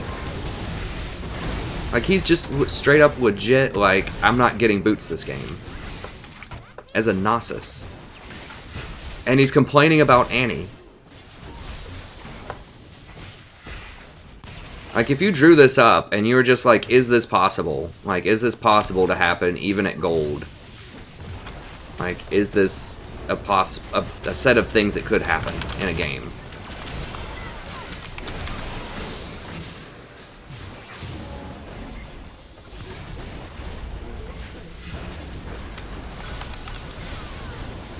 I mean, you know, I'm playing it on Legendary, I guess. Trying to get to support Diamond on Legendary here. You know, they're trying to make it, you know, even more interesting. I guess. There's just so many. Like, if it was just one person, like I said, that was just like, okay, this game, we could do it. Not even just okay in terms of play, just like they get items. You know, the appropriate items. What is... Annie just started A Rod of the Ages at 25 minutes. I really want to tell it's not going to do anything. It's not going to help me win the game if I tell Nasus that he can't critique anyone if he doesn't have boots by 30 minutes. It doesn't help. There's just nothing I can do about it. I mean, they know we're here. Dude, guys, just get out. Get out. Get out. It's stupid as anything. Like, we could still maybe win this.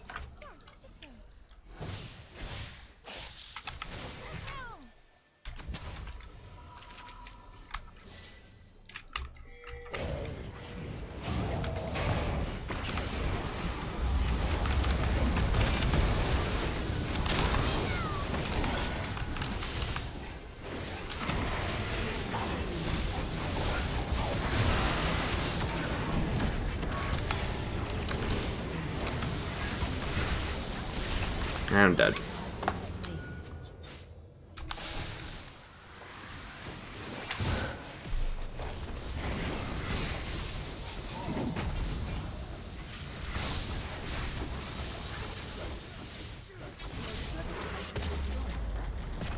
Hey Babu, it depends on the champion. If you're talking about Zyra, then no, sorcerer boots are better on Zyra.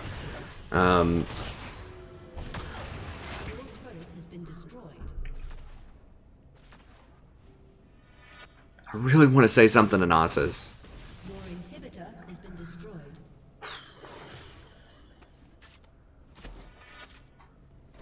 This is just a testament to patience. There's some higher power here that somehow cares about my league, my league experiences. I don't know what, like. It's just trying to see, like, is it possible? Can he possibly not say anything to this Nasus? Like, is it possible he can not say anything to this Nasus? It is possible.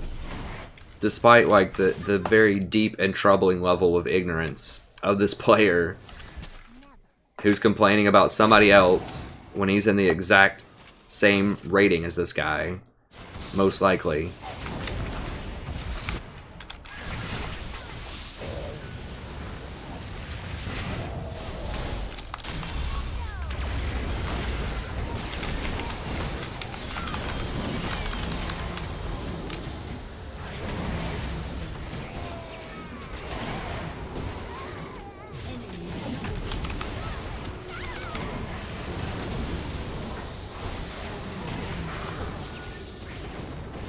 Like, look at how slow he moves.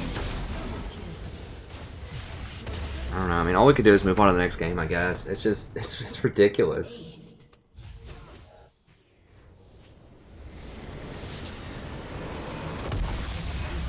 Yeah, I mean, the only champions that I would get sorcerer boots on are AP supports, and they're better on AP supports because you're playing something like Zyra.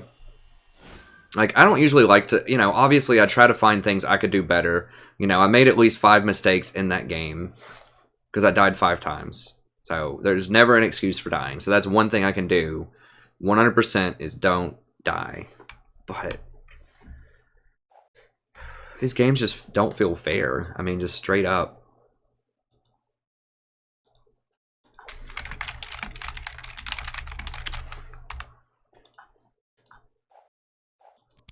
We'll wait a couple of seconds so we don't get paired with them, but I'm not even sure if it matters, honestly.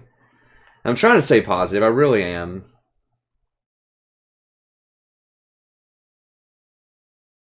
I mean, you're right, Zach, but... I mean, you're right. Zyra's just, it just sucks. Like, I did take Zyra, but I've been losing with Zyra lately because all the assassins get super fed. So yeah, I do need Zyra, but...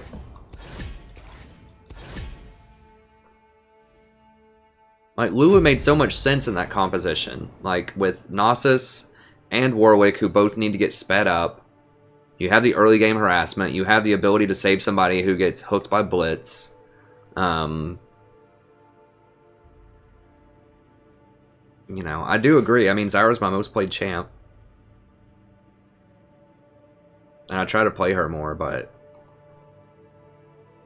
I just don't think it would matter there. Like, the big problem is just, like, I mean, there's no way to tip, just severe incompetence by Nasus. Like, there's no way to get around that. Like, he forced a trade. I assume it was his idea to put Annie against Pantheon where of course she's going to get shattered.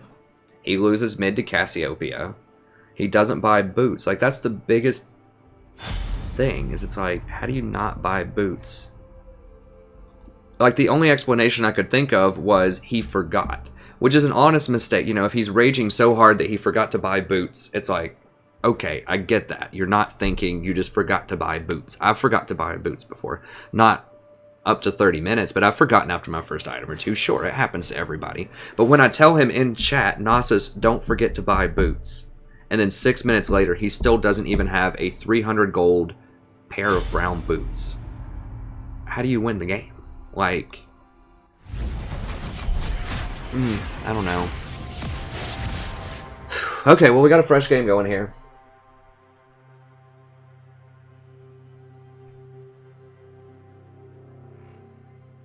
I honestly don't think I'm that tilted. Like, I'm frustrated, but I think I'm still playing well. You know? I think I'm still playing well.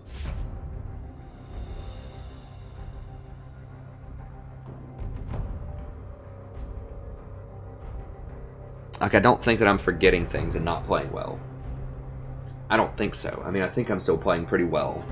So that's kind of my gauge. Am I tilted because I'm so distracted that I'm not doing the correct things? I don't think so. I mean, I'm just frustrated like anybody would with the kind of stuff that's been going on the last couple of streams, but I think I'm fine. I don't think I'm going to be any less frustrated if I play one normals game. You know what I'm saying? Like,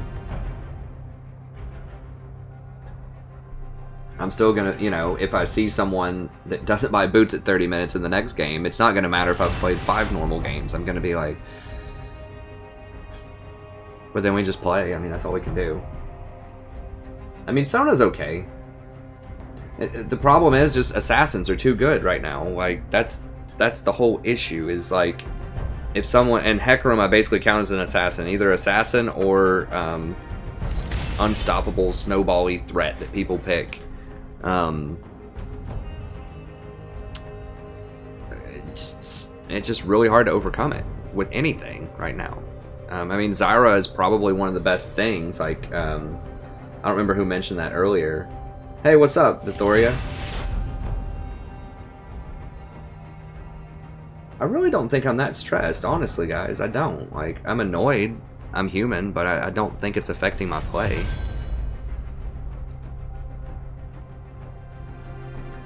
I'm just disappointed. Like, I'm not really that angry.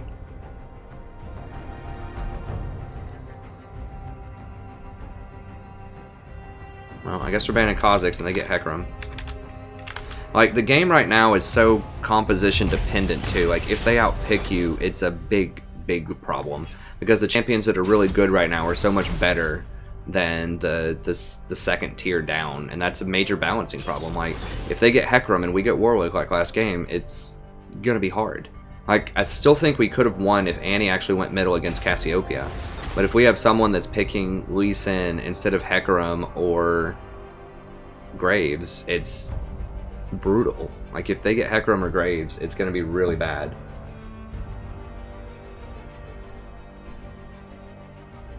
Swain, huh. That's interesting, Cedric. Wait, Cedric, didn't you say you were Diamond? Surely you've got more than a 40% win rate if you're Diamond. I mean, yeah, Zach's right in that Zyra is the key to, or an AP support, aka Zyra, is the key. I mean, I could maybe do Malzahar here. Malzahar is very good into Riven. Even though he has less burst damage, he still has control. Like, he can still does decent damage, as we saw earlier, if people stand on his minions. Ooh. Okay. I'll have to see their jungler. If they don't pick Hecarim, I can do either Misfortune or Vel'Koz here.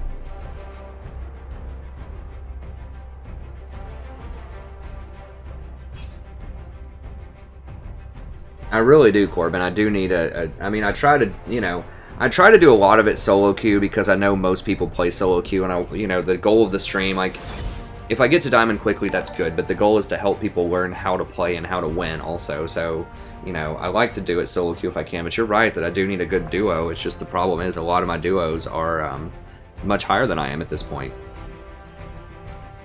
Unless they get on Smurf accounts. I could start asking them. I think this guy was good.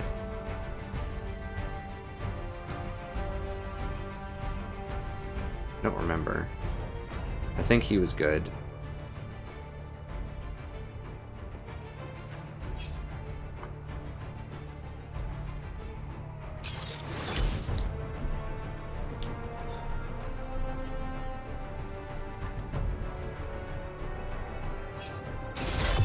Why did it have to be Ahri, man?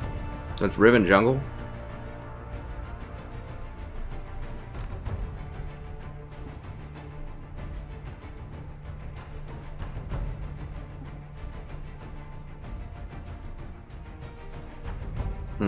Do I want to win lane or do I want to have a better mid game?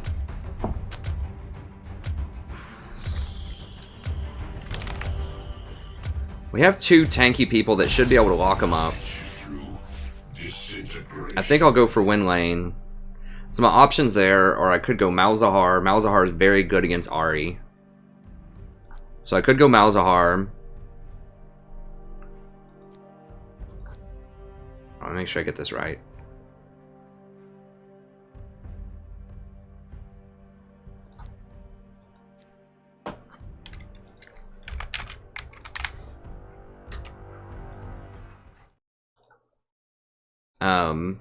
But if I go Malzahar, we're going to get crushed in lane by Zyra. If I go Vel'Koz, then I should be able to pressure the Zyra off so that she can't really do a lot. But I'm going to be very susceptible to later on in the game to Ahri and Riven. So I have to play very far back off of them.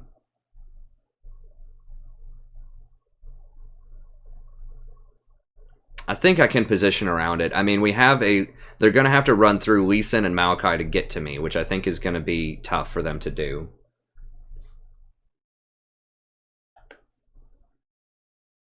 So, I like this comp, though. I think this is the best comp we've had all night. I mean, the Diana is suspicious. If Diana was Victor, this would be excellent. Like, if we had Hecarim, Victor, it'd be lights out. We just basically insta-win the game if we did that. And these people were at all competent. But... Lee Sin can be good. At least he's kind of a disruptor, tanky sort of threat. Diana, if she gets ahead, she can be good in theory. That's a beautiful skin, by the way. I really like that skin. At least the artwork on it is awesome. Yeah, I beat Zyra's all the time. Hey Cedric, I could go Misfortune. I mean, Misfortune would have been okay. It's debatable. I felt like we needed a bit more magic damage, but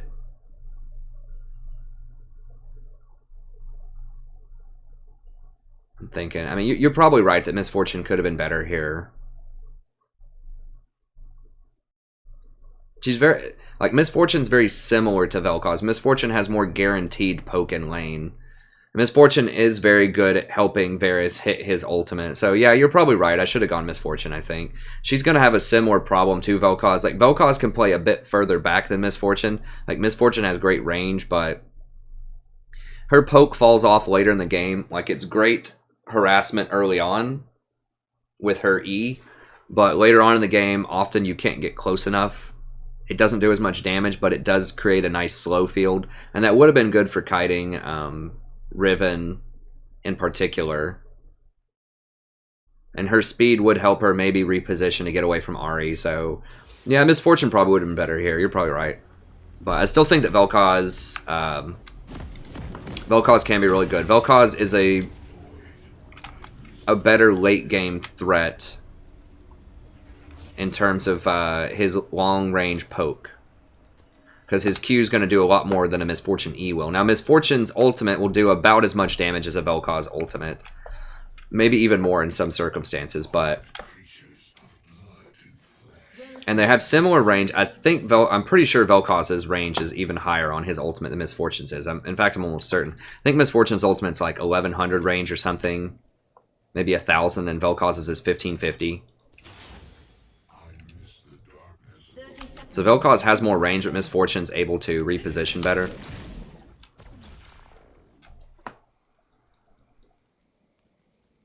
Now, her slow field is nice, but Vel'Koz's Q also slows, so he can kite people with his Qs. It's tough to say. It's kind of a toss-up. I think Misfortune might have been slightly better here, but...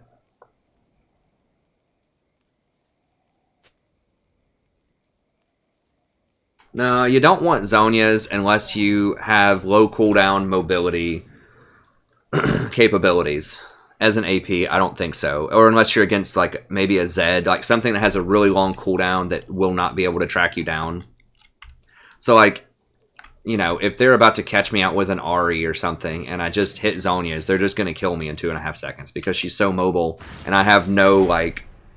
I have no way to get out of that or dodge it anyways, so it's just kind of a waste. Like, there might be some corner cases where I could save myself from an Ignite or something, but overall, it's just not worth it. You know, you want Zhonya's on someone like an Akali, because Akali, as soon as she gets her charge back up, she has cooldowns where she can jump around and do stuff, right? Or like a Zhonya's on an Ahri, for example, because she can jump after she gets out. But on, like, kind of squishy, immobile... supports, it's really not going to be worth it most of the time. Let me go ahead and VOD this. Hello, buddy. Welcome back. Today we're playing another game of League of Legends. I'm the Strategy Professor. We're doing a Vel'Koz game here. Trying to counter Zyra.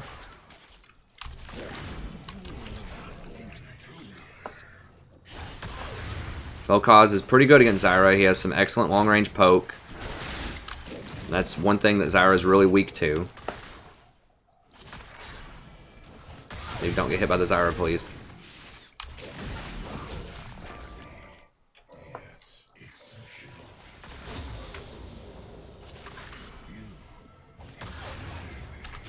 Go for the fissure here.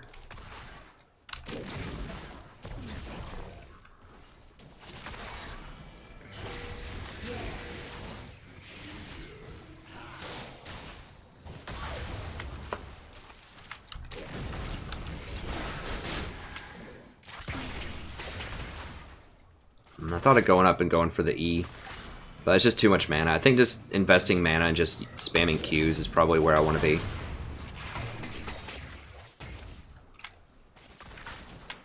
Just to keep her off, like, as long as I can keep her off of my AD carry, at least to some extent, it's going to be good.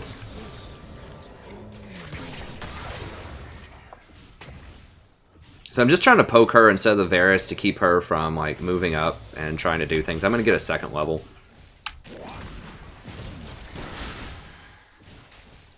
So even though I'm not hitting her with a lot of them, I'm keeping her off of Varus for the most part.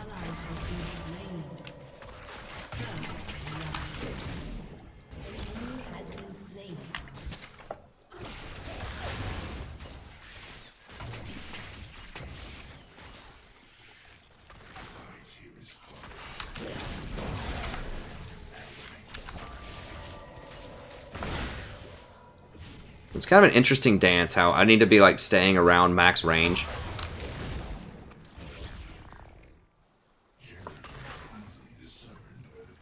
So I don't need to get close enough, but if she's too far away, then obviously it won't hit her.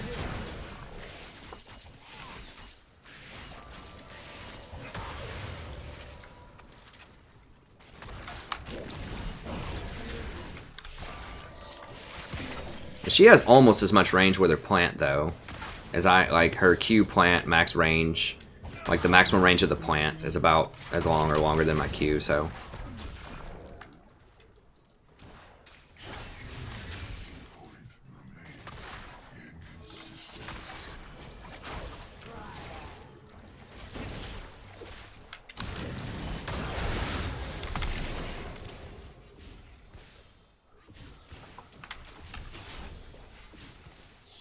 If I hadn't flashed it, I was dead.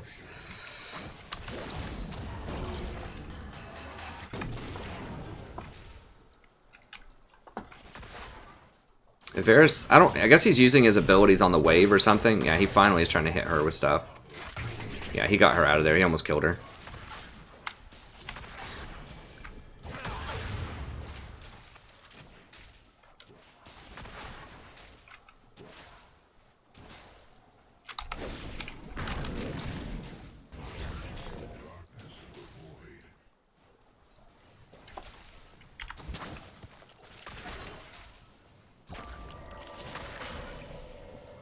kind of sad that we can't really muscle up on him because it's 2v1. Because we're so low, but...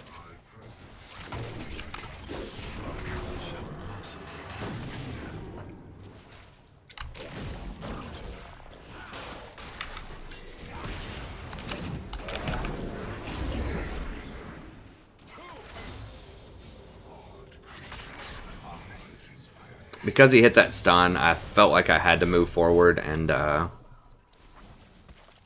do some damage to him and exhaust him, but it's fine. Varus gets it back here, I suppose. I just have to be careful not to get hit by a Zyra root and die.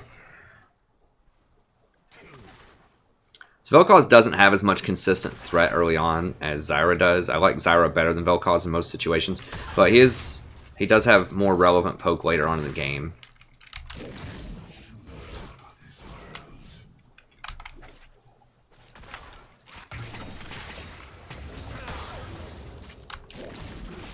I should have split that faster.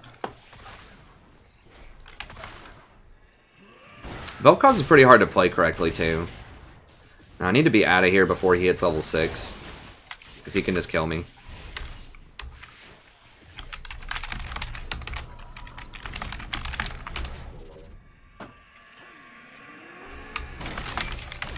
Oh, no! What the f... What? Oh my god.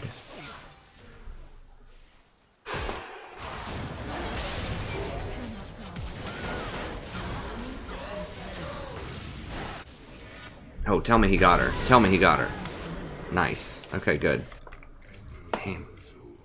I mean, I should have been watching my character, but jeez, that's so random. And so risky. Like, what if Lee was on our side of the jungle? I mean, they did kill her for it. I mean, obviously I was not expecting that. The Riven, who hasn't been bottom all game, rotates up, dives me right here. I should have been watching, though. I was trying to communicate to help him watch out for Jhin when he hits level 6, because Jhin got solo experience. So he was going to hit it first. So I was trying to alert him to that, and then I died for it. Should have been watching, though.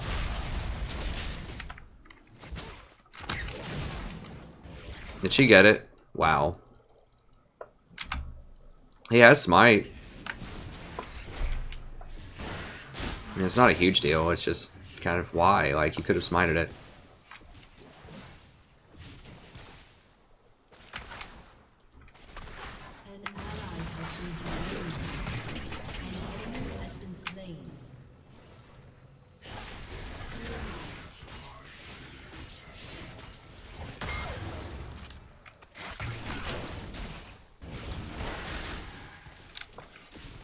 I look in CS. He's getting crushed in CS. Even though I've kept Zyra off of him for a lot of this.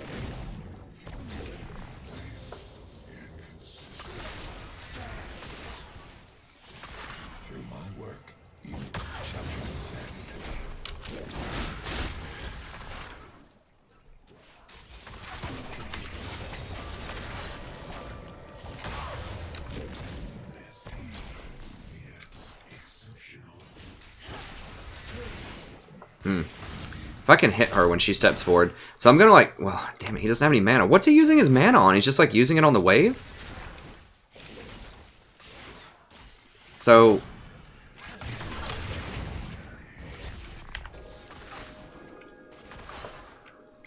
Damn it, I should have, I pressed the wrong button.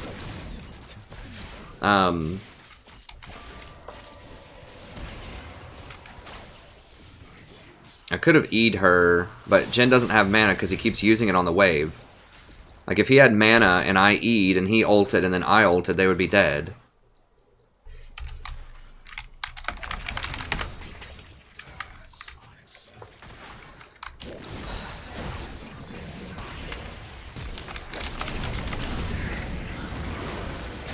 Did dude just, like, straight AFK or what? Like...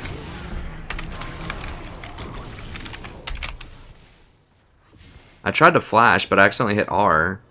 Like, Varus just walked up. He had to be just straight AFK right there, like talking to his roommate or something.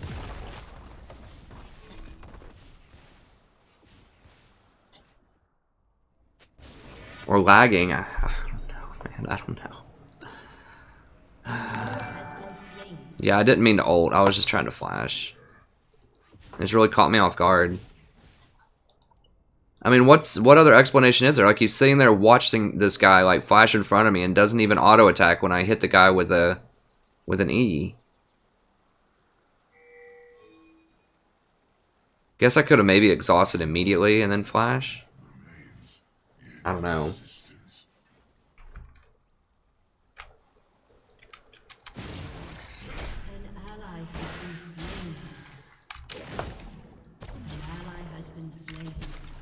No, guys, get out of there. Get out of there. Get out of there. Why? What the What is wrong with people the last 28 hours? Or 48 hours? Like, what happened to the world? Oh, God, and here's Riven. Yeah.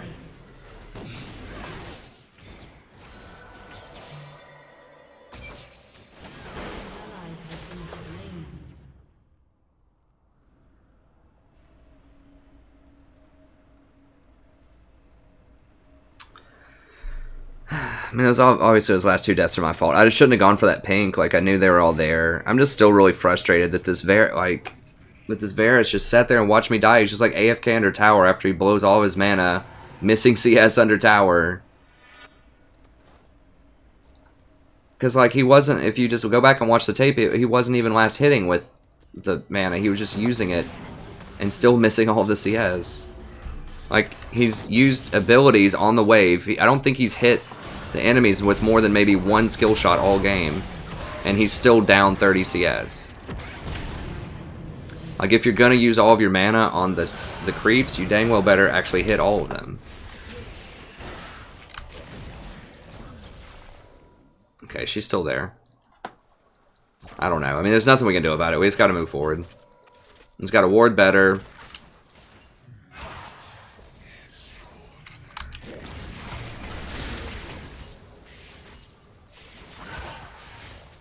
Now, if she does knock people up, if she, like, goes in and knocks people up, I can ult them and be pretty powerful.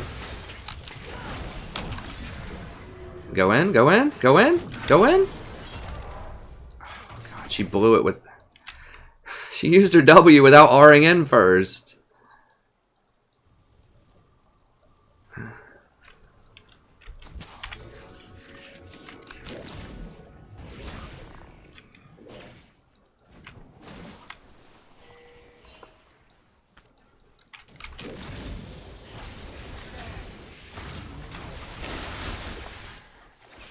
Like, if she actually ulted in there, I could ult and they would die. And in theory, Varus could do something. Who knows? He doesn't have any mana for a Q, though.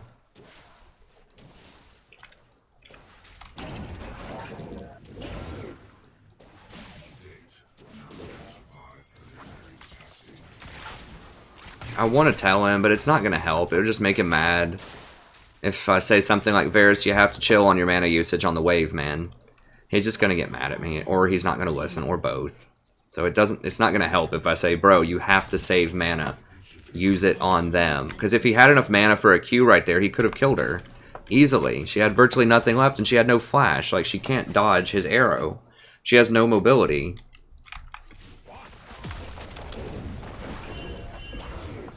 This is Ahri. Ahri's not here. Oh, was that Riven that was poking around in the bushes? Yeah.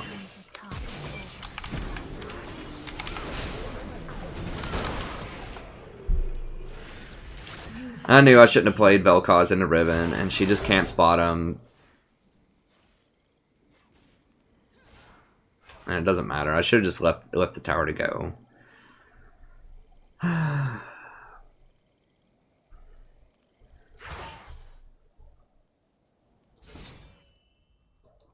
I just have to find a duo. I think that's all there is to it at this point. But I don't want to say that. Like, I don't want that to be the message of the channel, right? You can't gain Elo as support unless you have a duo. Like, there's got to be something that I can do. Like, obviously, I could have just not died a couple of times here this game.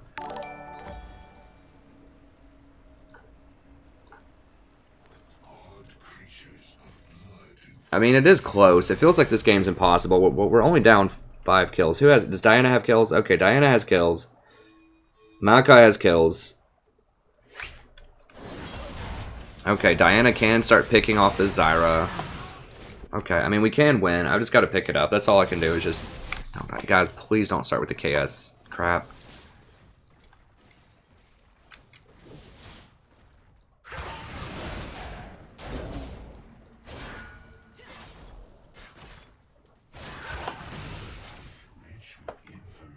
Let's have to not die.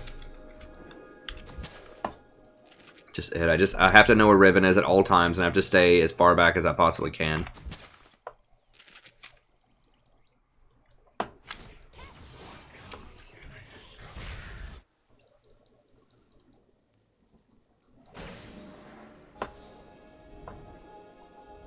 Try to back this Lee up.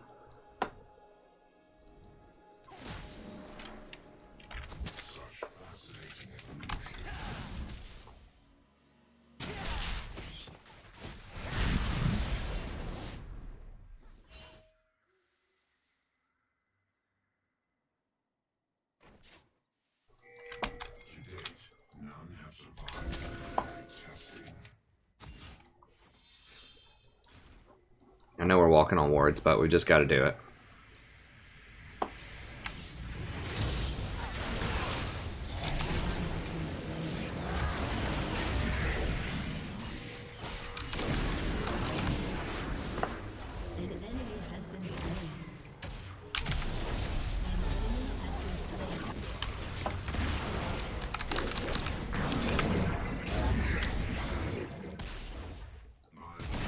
Whoa, whoa, whoa, hold on. Varus wasn't doing anything that whole time? He was full health and full mana. Did I miss something?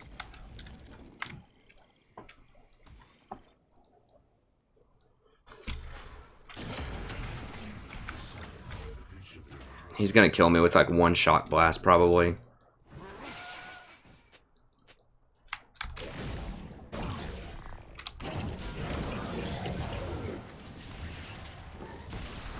Almost. I can't do anything else.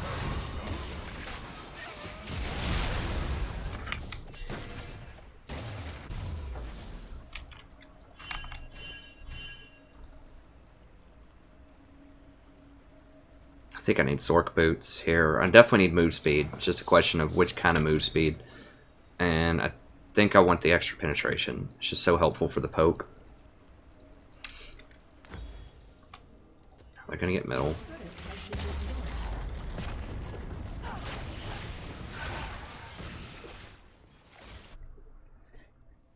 I mean, I could go for swiftness. I'm just going for more damage here, though. I mean, there's an argument for both. I thought I literally just saw someone ward right there.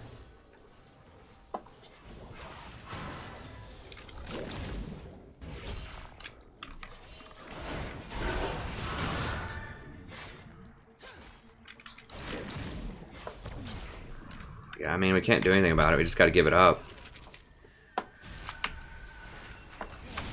I mean, that has 2 ocean drakes. God, that's awful. That's awful news for us. Ocean drakes are just going to heal him through my poke. And Varus's poke. Those are some of the worst ones that we could get. I mean, I'd almost rather them have mountains. Not infernals, but mountains instead of those oceans.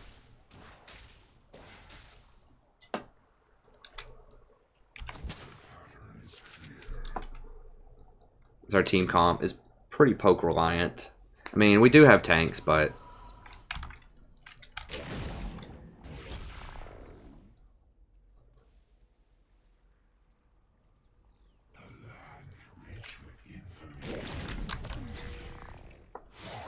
Yep, he's there. Need to get some experience here. I need to try to get level 9. I know Ari's coming up. Yeah, whole crew's probably coming up. No, they did kill... Oh, God.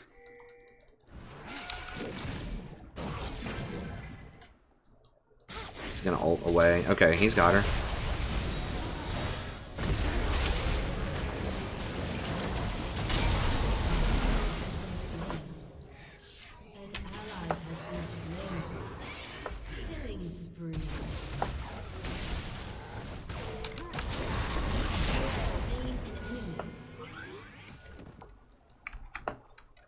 Okay, there we go.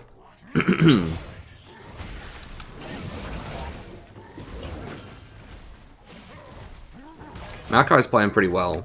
Lee's doing alright.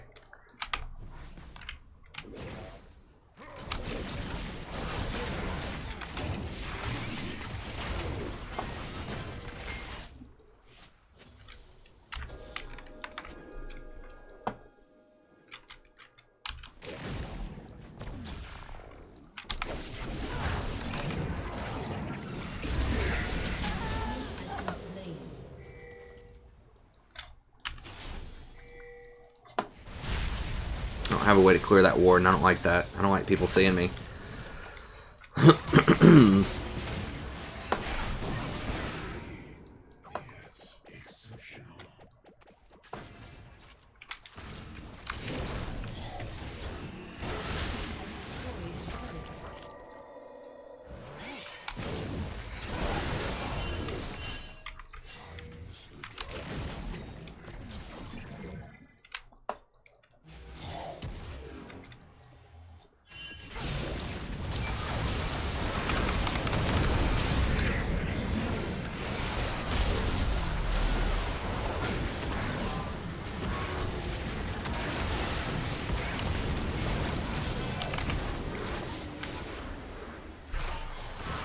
Okay, Diana's gonna clean it up, right?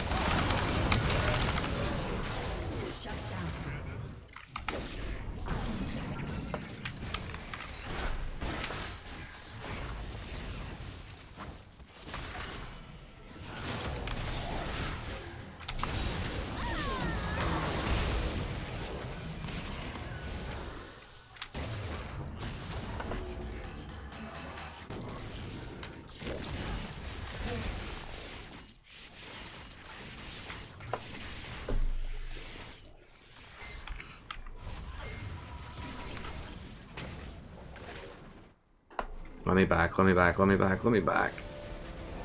Okay. I kind of need that experience, so I really want my level 2 ult, but I really need to back also. Okay.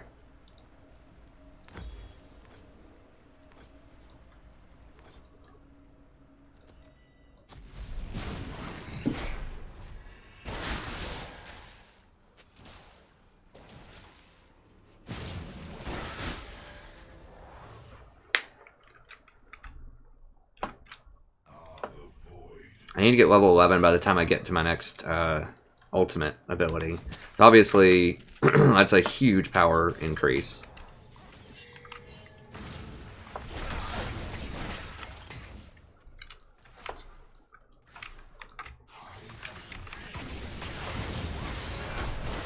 It's debatable. I should go for cooldown reduction on Vel'Koz, like Ionian boots instead of Sork boots. That would give me more ultimates, and his ultimate is very impactful. But at the same time, I don't get that true damage on everybody with the ult. A lot of times. I mean, if I full combo somebody, but a lot of times I just have to like just start the ult max range without hitting them with anything first. Which is not ideal, but that's just the reality of trying to play safe with him so you don't die.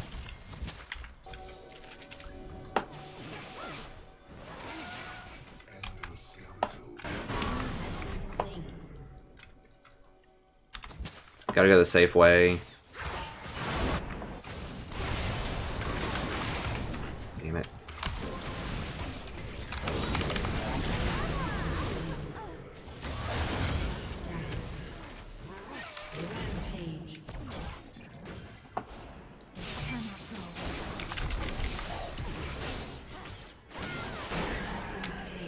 God, well, Riven is just such a terror. Like, I knew that was going to be a mad matchup, but I was like, well, maybe I can stay away from her. It's just so rough. Unless Malachi stays in front of me, but he should have manned up and helped me out there. Like...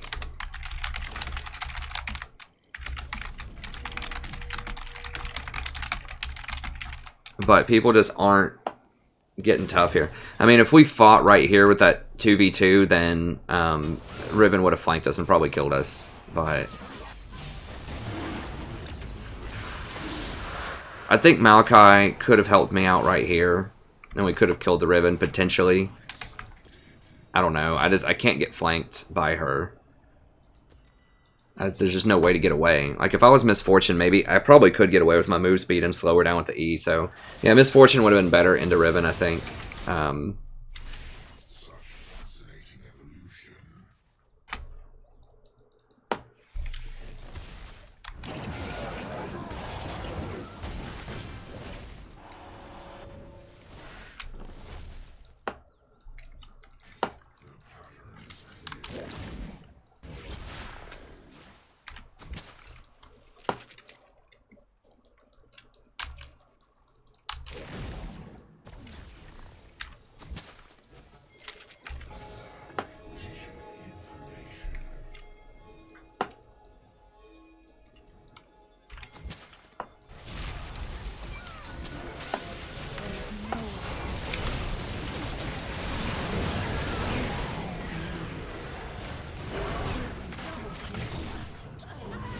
So he kicks Riven back into me.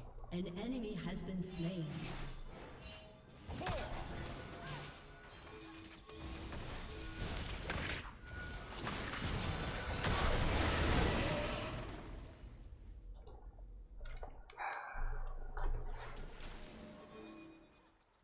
Hey, what's up, Holly? Well, good luck on your essay. I hope it works out.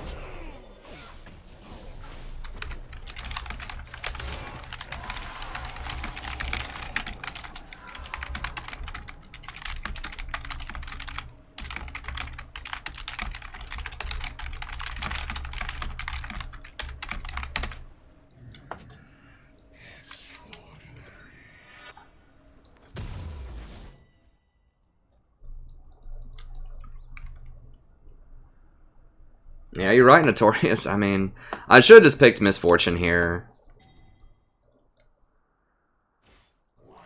I should just potentially play Misfortune a lot more. Zyra is good. I mean, Misfortune can get out of stuff. Like, she's very fast. And if I just position better, and she has excellent poke in lane. She just takes practice to do correctly. I mean, if you have like 4 AD on your team, it can be a problem though. But yeah, he's gone, I think, right? Yeah, he's gone. We just got outpicked. I mean, I was hoping that maybe Lee would be okay. I mean, his score is not that bad. I mean, my score obviously looks a lot worse, but Varus is just really underperformed also, like, mind-boggling stuff to some extent. And she's gonna kill me, probably.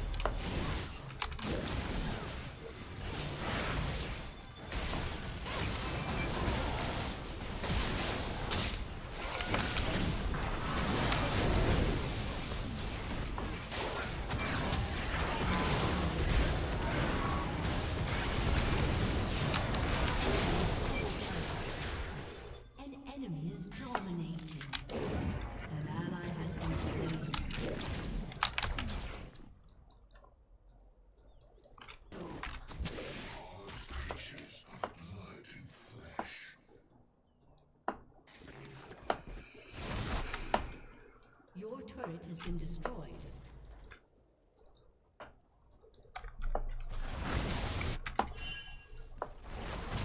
I mean, if I'm gonna lose, I just want to play some Misfortune. She's a lot of fun, and I haven't played her in a while.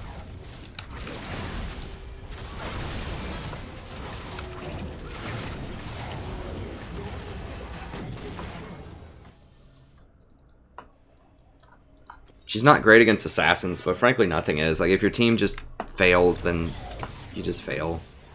I've gotten caught out too much by this Riven. I mean, I knew Riven was a bad pick. Like, it was bad for me to pick Vel'Koz into Riven.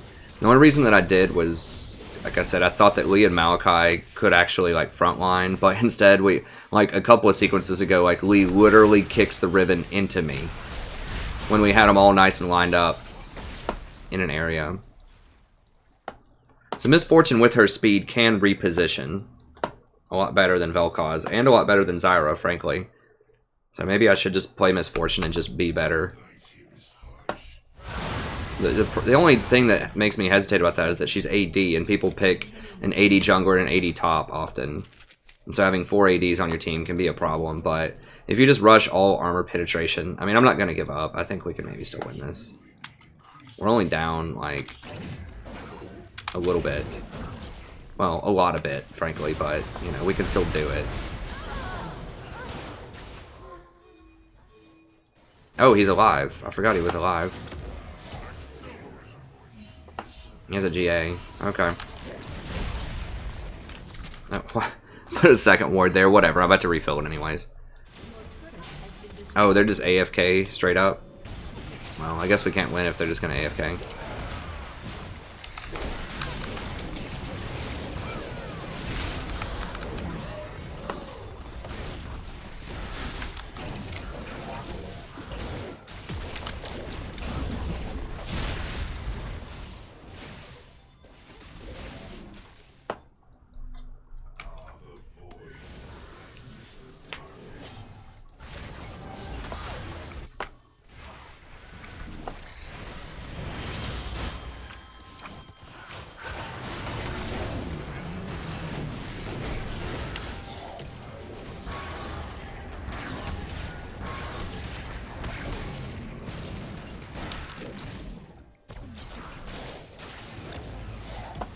Yeah, I think I'm gonna try Misfortune. I'm just gonna force the Misfortune pick.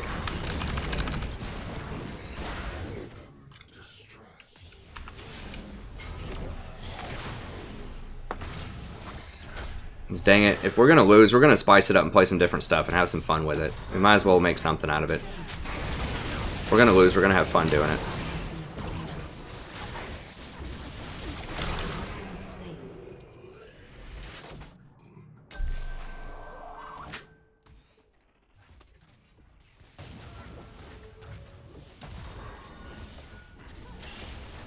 Yeah, I mean, it's rough, Frank. Like, seriously, this is what happened. I went like 2-12 in early January. I was Platinum 4 in early January, and this is what happened also. It just comes and goes in streaks. Hopefully we don't go down, you know, to Gold 2 again.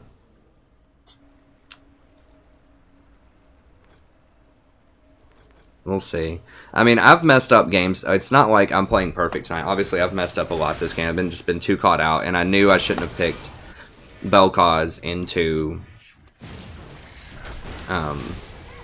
Riven. I just wanted a counter in lane to Zyra, and we did okay in lane. It was just the Riven came up and killed me when I was trying to back. I just did not expect it at all because she hadn't even shown any presence in bottom lane.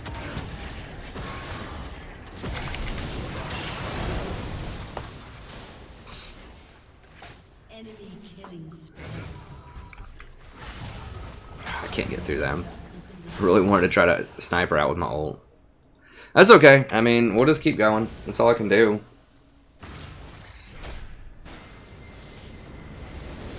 I play a lot of utility supports. I think I played Lulu 2 or 3 times on stream. I have 63 Janna videos on that channel.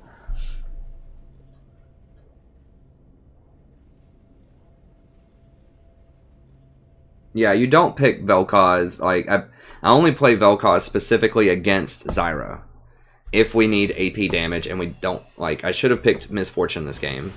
But I only pick Vel'Koz specifically against Zyra. But, like, Vel'Koz and a Zyra is fine. I mean, Zyra went 3-8, so she was having about as hard of a time as I was. But the problem was just the Riven was out of control. So yeah, I mean, I play a lot of utility supports. It's just you like they're having a hard time right now. On it, like Morgana has a huge like. Just watch my tier list video. I explain a lot of why. I can reiterate it here really quick for you. Let me just wait a couple minutes, not minutes, but just give me like 30 seconds so I don't get paired with the same people. But the reason why, and I explain this, if you want to know more about this, what I'm about to talk about in depth, check out my main channel. I'll show you here really quickly while we wait. And look at this video. Where is it? Psychology and Advanced Tactics video.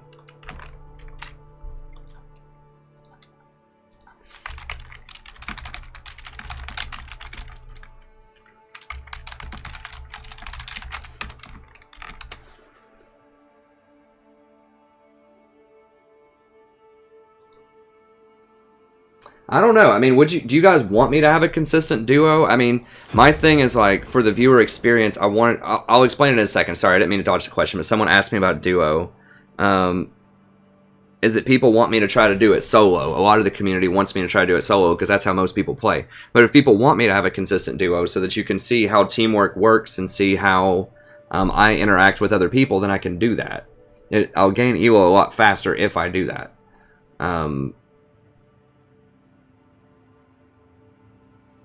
But anyways, so the reason why I don't play things like Morgana is, and I do play Lulu. Lulu's an exception. I explained why in my tier list video, my 7.3, if you haven't watched that yet. There's a few reasons. Okay, number one, AD carries are still really weak early on, and often you still get camped by the jungler bottom lane quite a lot. This has eased up a little bit in the last couple of patches. But that means you have to play something that can fight early on. So, you know, I do play Janna still a decent amount. I have about a 55% win rate with her this season. But a lot of these other utility tank type of supports, like Tahm Kench and Nautilus, I do much, much worse with this season. I mean, Tahm Kench last season, I think at one point I had like a 70 or 80% win rate. And I ended the season with like 52, but this season it's like 42. Nautilus, I had like a 57% win rate. This season it's like a 48% win rate. And the reason is they just don't offer enough pressure early on, and the assassins do so much damage that tanky doesn't matter. They just melt right through tanks. That's why only the most powerful of the powerful tanks in top lane, so like Maokai, maybe Poppy, are played. Otherwise, people just don't play tanks anywhere. And that's because they just don't matter. Like if you have a fed Kha'Zix or you have a fed Graves or a fed Riven, they're just going to slice right through them. Because tank items are really bad right now relative to damage items. So that's number one. You need pressure early. Tank itemization is awful compared to other itemizations. Another one is because of the nature of the autofill system, which was just introduced this season, has had a huge effect on trying to climb. God bless, I can't even play the obscured support that I want to play because they banned Misfortune first ban. Like, am I getting ghosted or what? Oh God, I just can't win at anything tonight. I can't even play the support that I want to play and just lose in peace. But the autofill system creates a lot of problems. Obviously, it doesn't create problems for support per se, because you can never get autofilled as support. You virtually always get support. But it means that other lanes, there's a lot more variance. So it's much more likely that one of your lanes is going to get stomped now than it has in the past. It gets stomped really hard. Because you can just get a random autofilled person. Now, yes, this can happen to the enemy team as well, but it just means there's a lot more turbulence. Like, you can't count on your teammates to actually do well in the current environment, because almost every game, at least one or two of them is going to be autofilled. And so that means you have to not only do okay in your lane, you have to shatter your lane. You have to do exceptionally well in your lane to make up for the person who goes 0-6 top lane. And people are really grumpy about it too, so there's a lot more raging. Which means also that you need to do very well, so that if your top laner's raging at the jungler because they just lost 1v1, even though they got auto-filled and they're trying to be aggressive when they shouldn't be, or something like that, you can just say, hey man, just chill, it's fine, you know, we're winning, I've got 3 kills bot lane. Whereas if you're something like Janna in lane, you can be like, hey man, chill, we're gonna scale this out, and they'll look and they'll be like, you don't have any kills, you're down CS, I don't believe you, I'm gonna keep raging. So being able to overcome the weakness of other lanes because of autofill specifically, and also keeping the morale of your team high by showing them your dominance bottom lane, has been a huge deal. I mean, that's why my Zyra win percentage for a long time, it's down to like 60 or maybe even 59 at this point, but I was, you know, for the first 100 games, like 65, 66% with Zyra. It's just recently that it's been really hard. But this is why, you know, things like Morgana, like why I haven't played as much Soraka, Morgana, Sona, things like that, because they just can't do as much dominance bottom lane. I'm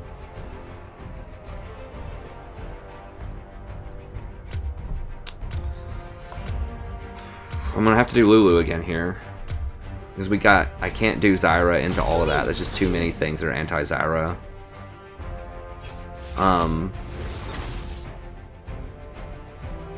So that's that. Also, as far as Morgana specifically, is that she doesn't offer enough protection against AD champions threats, which are what's prominent right now. Like her Black Shield is not going to save your AD carry when a Hecarim runs into him, or like a Kha'Zix jumps on him, or a Zed ults him. It's not going to do anything against a Zed ult. So, I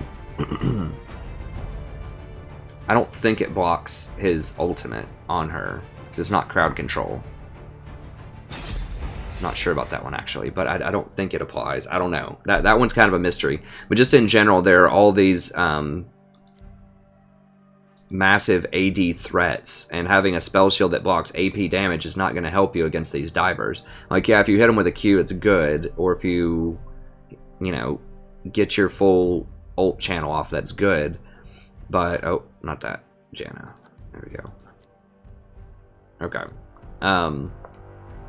So yeah, I hope that explains it. I do have a lot of utility support videos on the channel, and I do still play Janna sometimes, right? But it just feels very weak. I mean, frankly, the last 2 days, it feels like it doesn't matter what I do. I clearly, you know, made some positional mistakes, quite a few, in the Vel'Koz game, and I underperformed in the Nautilus game. Sort of, early on. I didn't have to die that first blood. So I've made some mistakes tonight, but I don't know. I mean, all we can do is just keep playing. Scion support would get murdered. If Nautilus is really getting pushed to the edge of viability right now, I promise you that Scion is similarly getting pushed way out of viability. Like, the difference between Lulu and these other utility supports is that she works very well with assassins, and she's very good against assassins. That's the difference in someone like Lulu versus Sona. That Lulu does have early game harassment. She can assert her dominance in a lot of matchups early on. Well, not a lot, but a decent amount. She has more early game pressure than Janna, for example. But she can speed people up, so she can speed assassins up so they can catch people. She can ult them, so it not only gives health, but it also serves as crowd control. It can knock them up and keep them slowed, so assassins can stick to them better. And she's very good against assassins because she can crowd control them for 2.25 seconds. Don't forget this little critter thing that she does to people. If you max that out, it's 2.25 seconds. That's almost as long of a crowd control as a Malzahar ultimate. It's a long time that you're taking care of an assassin if you do that, if they don't have a Quicksilver Sash. So that's a big deal. And of course her heal and her shield and all of that stuff is very good against assassins. So she's very good against assassins and with assassins. She has a problem with poke champions, and she has a problem with kind of these heal champions like Sona in lane, but no one's playing those anymore because they get murdered by Zyra and assassins. So she's particularly good in this meta because people aren't playing Nami and Sona as much, and Soraka as much, because they're getting squeezed out by these other things. So that's what makes Lulu an exception as far as utility supports. She's very good right now.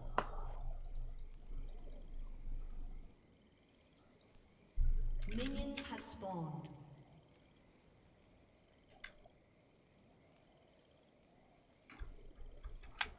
Yep, that tasted purple.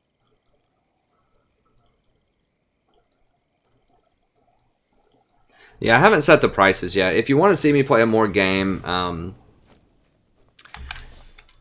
you can kind of crowdsource people. I mean, I might eventually try one out eventually, but I need to win, like, tonight. So yeah, for like the Teemo support, someone donated $50. I mean, that was really generous. I don't expect 50 for all stuff like that. I haven't set prices yet. I mean to do that eventually. If you can crowdsource $25, I think that's what I did for the Cho'Gath. If you can crowdsource $25 from people, then I'll play a Morgana support game. So, you know, people didn't come up with that all on their own.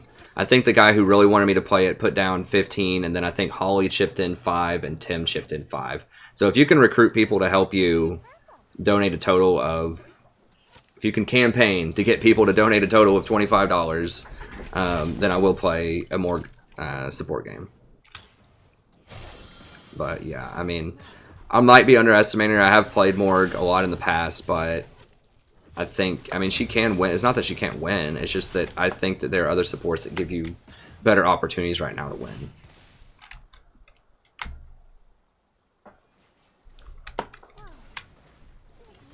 I think that she's better at gold and lower. I mean, I'm technically playing against gold people right now, but I think that she gets better at gold and lower because you can actually hit her skill shot more. Is this dude seriously AFK right now? Like, again?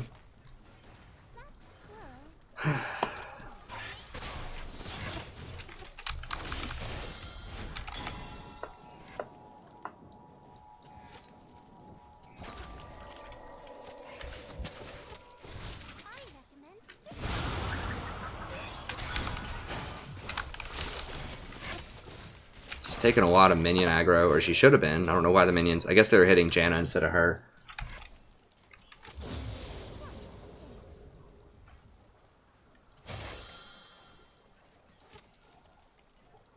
Well, the Q doesn't hit... actually doesn't hit automatically if you E somebody. You still have to aim it, because if you watch the fairy carefully... it moves around to the back side of them. So if they turn a certain way, they can actually fake you out. And good players will. They'll start like rotating back and forth really quick. You'll notice them do that. And it puts picks on different sides of them. So it's actually kind of tricky to hit that Q against a good player. Like after they get the E on them, they will rotate back and forth. And it makes it a little trickier to hit it. Like that guy who just stands still, yeah, it's automatic. But... you know, people who rotate back and forth can make it somewhat difficult to hit the picks. Hey, friend, I can't speak Russian, unfortunately.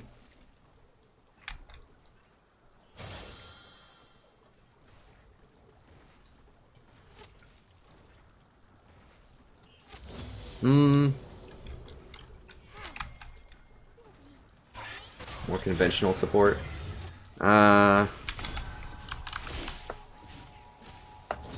I'll make a chart of things. I'll say, okay, since Morgana is kind of what I would consider to be more on the edge of viability, then he's not as obscure as something like Cho'Gath.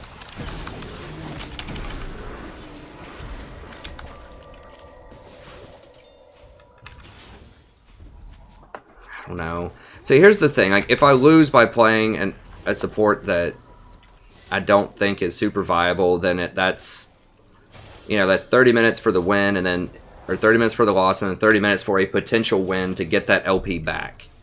So that's an hour worth of time. And I may not get it back. You know, the rate that things are going now, like to give up a win here, like to, you know, drop my win percentage by an additional 5% if I play something like that, can be a lot. And I mean, you know, obviously when when it takes me longer to climb back to Diamond, I always lose potential viewers, you know, right? Because they're like, well, he's not back to Diamond yet, I'm not going to watch him. And, you know, it's debatable whether I would even want people who are that, like, obsessed with rating to even be here, right? But at the same time, it does help my ethos a lot. Like, it helps my reputation for the channel if I can rank back up, you know, soon. So it slows that progress. I'll say I'll do it.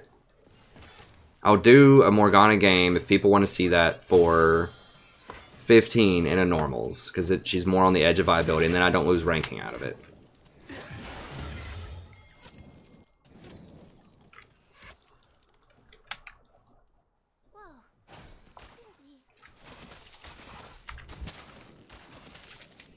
I can't really defend this. Lucian is just hanging out in a bush, I guess.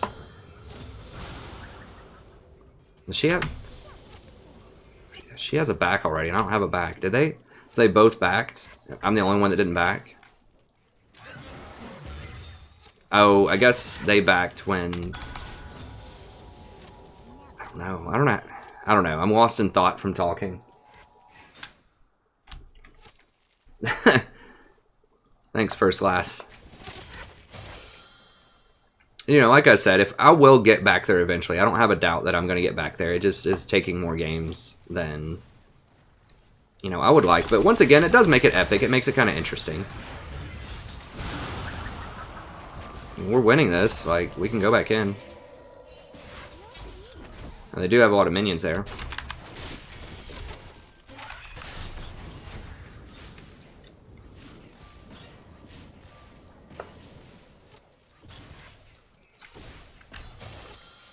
God, he's getting butchered.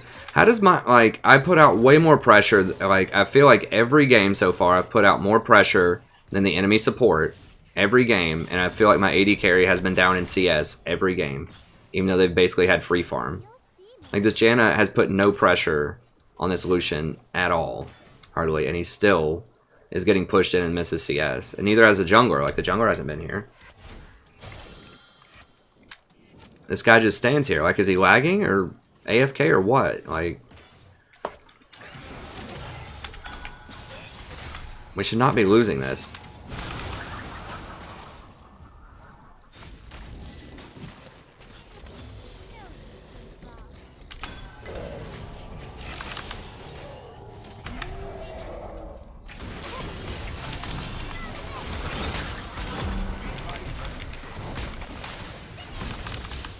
Are you serious? Zed's here too?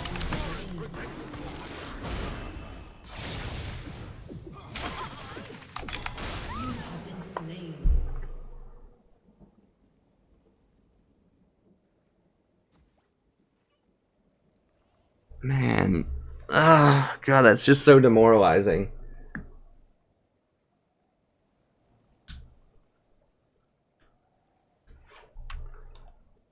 Oh my God, Janna has courage. We're getting beat by a Courage of the Colossus. Janna? This is just like embarrassing at this point.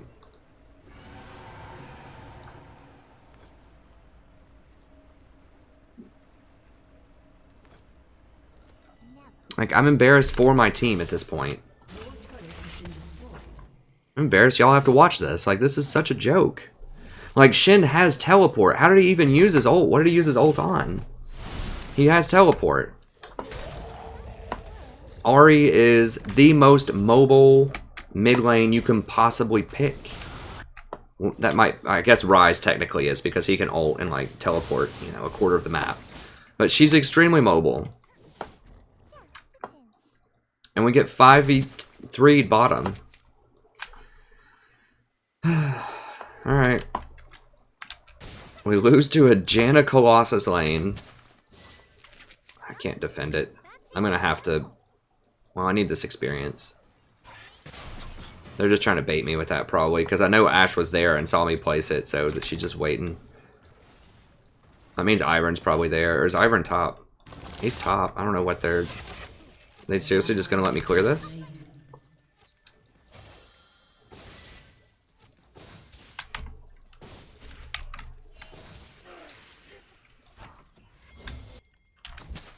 No, there she is.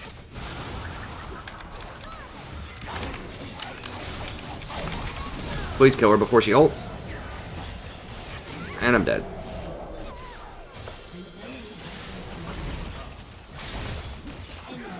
Like, no one kills the Ashe. They all chase Janna. Shin ults right there. Oh my God.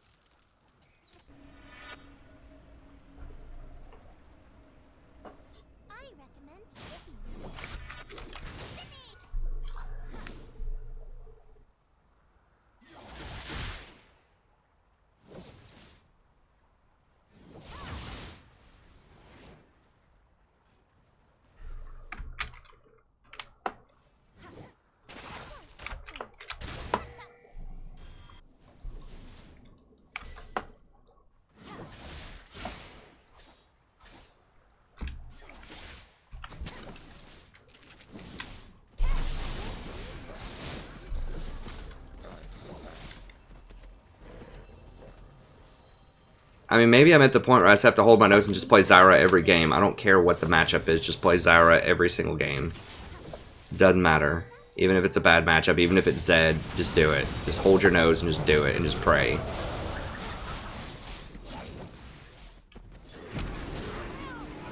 Oh my... What the...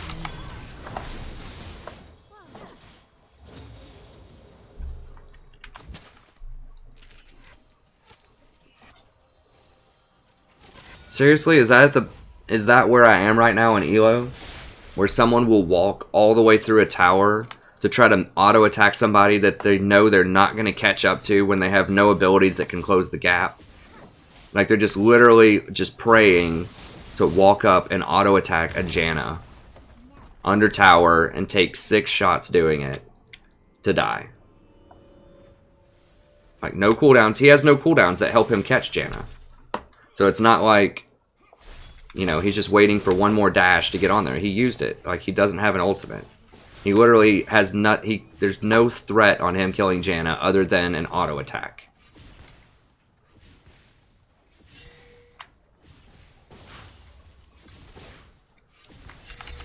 Like in that situation, I don't use this percentage a lot. There's a 0% chance he's killing Janna, and he goes for it. An enemy has been slain.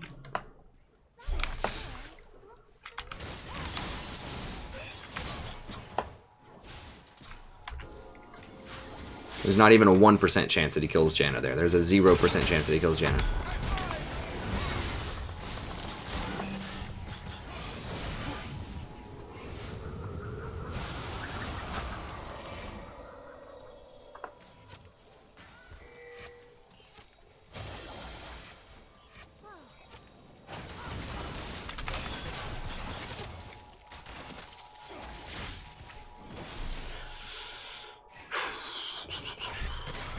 Well, just keep playing.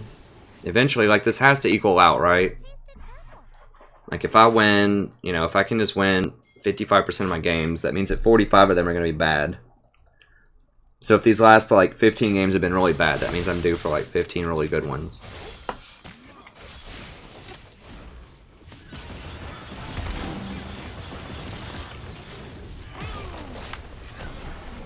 Can't defend this tower. We have a short-ranged 80 carry that can't do anything.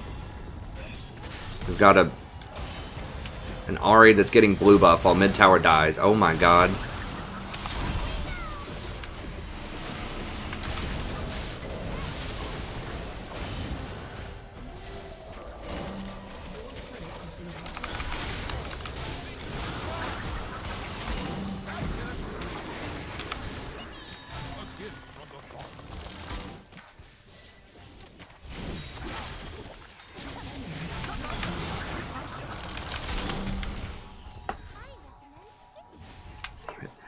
It's so tempting. I know if I just like switched over and mained jungle that I could probably get to diamond in like a week tops. Because it's so abusive. Like all I'd have to do is play either Kha'Zix, Rengar, or Hecarim, or Graves every single game. One of those champions is up. Every single game it's up. It'd just be so easy. It'd just feel like cheating if I did that. But you can do it as support, damn it. That's what the whole channel's about. I want to do it. It's just so frustrating. It just takes a lot more games.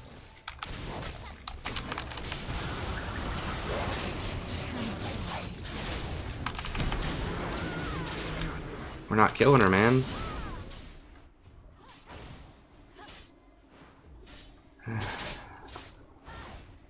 Like, if I played Kha'Zix or Hecarim, I could pick up jungle probably in a few days. If I just played Kha'Zix or Hecarim every game and the enemy picks Warwick every game or Lee Sin or whatever other garbage junglers that my team keeps picking, you could just very easily just win the whole thing, even if you had 2 or 3 bad teammates, because it wouldn't matter.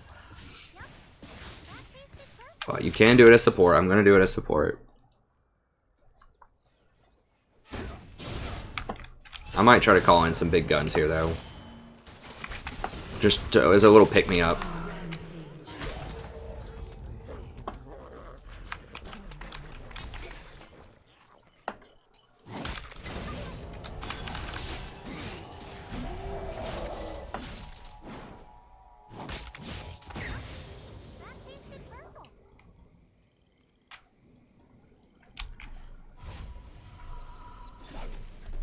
It wouldn't have mattered, Cecilio. It would not have mattered, buddy. There's no way Warwick's killing that Riven. Even if I exhausted like 2 seconds or like 1 second earlier, it wouldn't matter.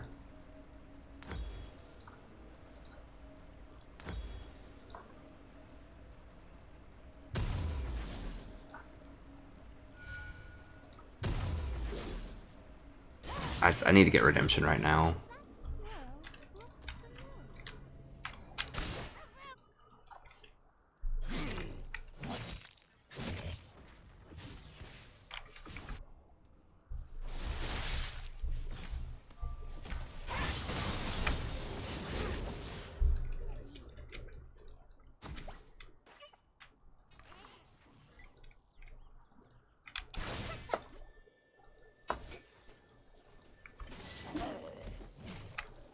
Yeah, I mean, I honestly don't think I'm that negative or tilted, considering, like, what all's been going on over the last 2 days. I think I'm, like, almost unnaturally, like, reasonable about what's going on.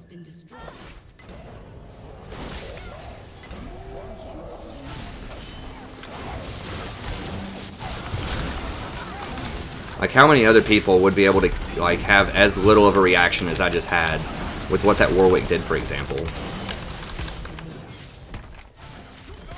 How many people would honestly say nothing about that in chat and just like move on in about 5 seconds from it?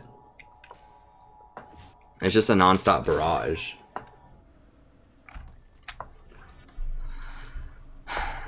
Of unfortunate things.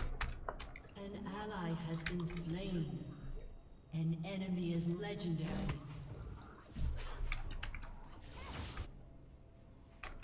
Hey guys, chill in the chat, please. Like, I don't know why there's negativity. We try to have a positive, open chat.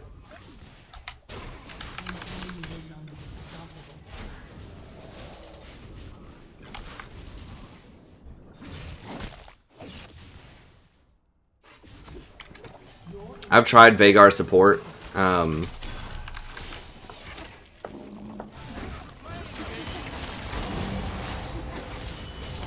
It just, I don't know, like, it can be good. In theory, like, it could be good, but...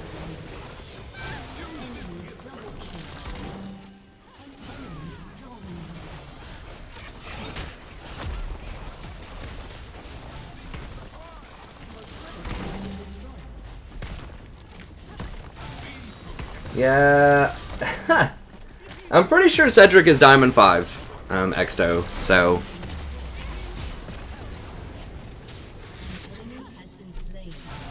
Yeah, so just... Hey, if people want to pay, like, if you want to donate to have me play jungle, I will play jungle.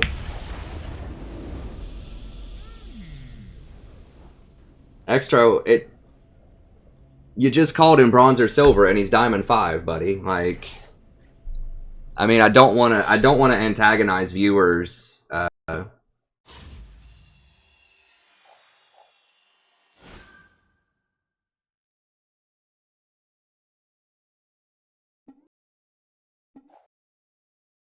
yeah.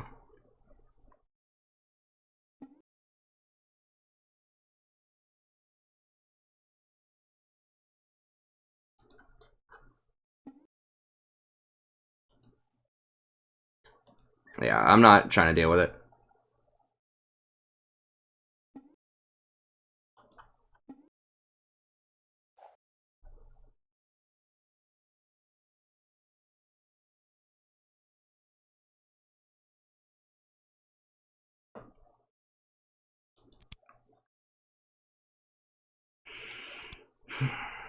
Alright, we'll move on to the next one.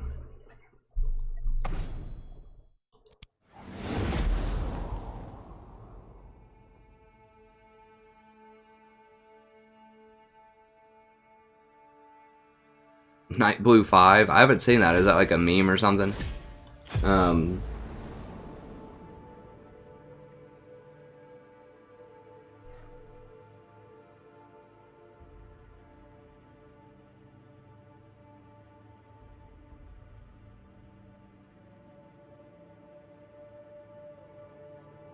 Yeah, so just dial back the antagonism in the chat if we can, please. I banned the other guy because I have no idea who that is, and he's just coming in trying to start stuff. But, you know, some of the dedicated viewers that we have that are, you know, questioning me or, like, you know, arguing with each other, that type of stuff. Oh, yeah, let me ask to see if this guy wants to duo really quickly.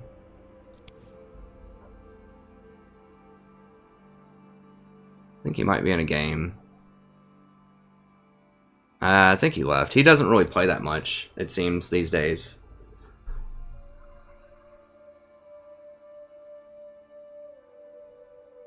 No, I don't have any duos on. We'll just do it solo. It's fine. We'll run into some good people here in a little bit.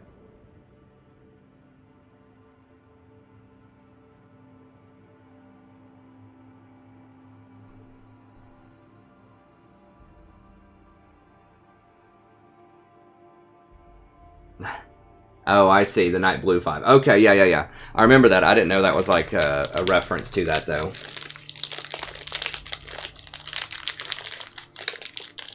I haven't tried Talia support, honestly.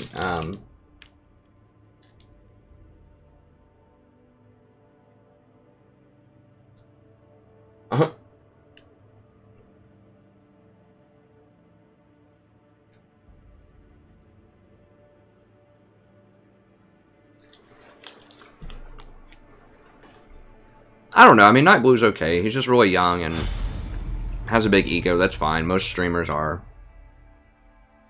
I don't mind either one of them.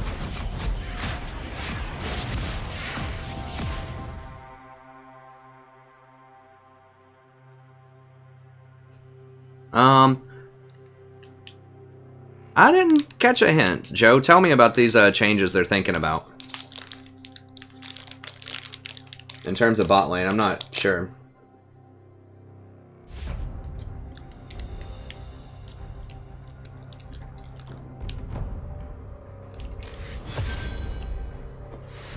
Hey, Luca.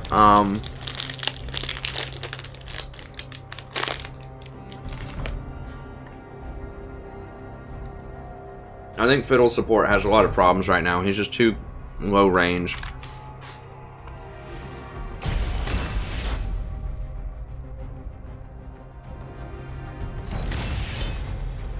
No, I think ZZ Rot is just really bad right now. It's just really awful. The changes, like, it doesn't give lane pressure. It's strictly, if you put it, like, next to a tower, it can kill the tower. But that's it. But it doesn't provide that extra split push pressure that it used to. And so that's why I don't buy it anymore.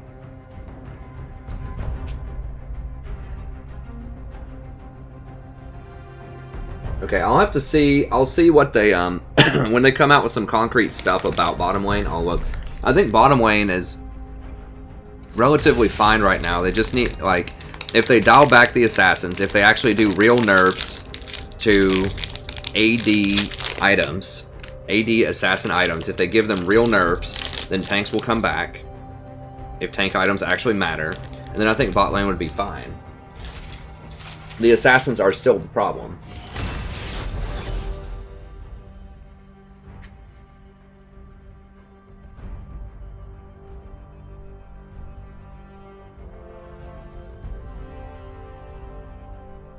You're true, Luca. You have the right idea.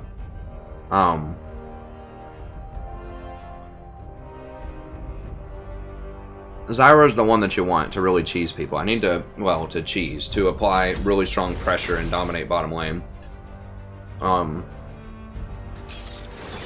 Like, I want to play Misfortune, because I think she can be good too, but everyone picks AD right now. Like, we even have an AD mid laner. So if I don't pick Zyra,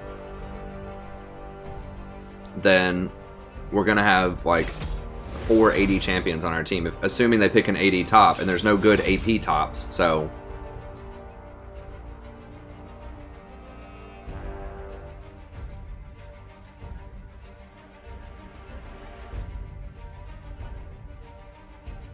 Hey, First Last, the most influential role without question, like it's not even close, is jungle. Jungle is by far, like it's 2 or 3 times as important as any other lane. By far, not even in the same stratosphere. I've never seen more balanced, more like a more imbalanced role.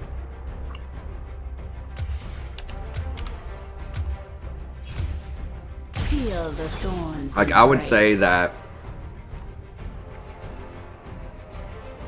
at least 3, if not 4, of the top most imbalanced champions that need to permanently be banned are all junglers. And you see that kind of in the ban list here. I mean, let's look at the bans, and you can tell which like role is most powerful a lot of times, right? We've got jungler, Camille jungler 2, so that's 1, 2, 3, 4, potentially even 5. We saw Riven in the jungle before. So this is a minimum of 3 champions that are strictly jungle champions and 5 potential jungle champions that are banned of 6 bans. So it's either 50% of the bans are dedicated to one role, or like, what, 83% of the bans are dedicated to one role in this game.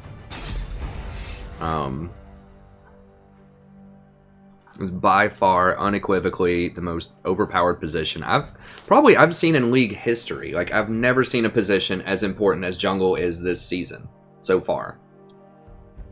It's absolutely insane. Like, if you have a fed jungler, it's not even going to matter who feeds in the other lanes. Like, if you have a Hecarim that's, like, 8-0, it's not going to matter if your top lane Darius goes 0-5, or even if your mid lane Ahri goes 0-4 in the same game as that Darius that went 0-5. You can still win the game because you're playing Hecarim. Like Hecarim, Rengar, Kha'Zix, Graves.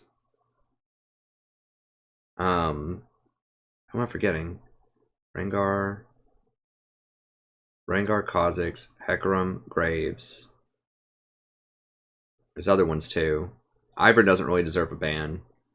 Camille could be there. Like, it's absurdly powerful in the jungle right now. And like, the problem is that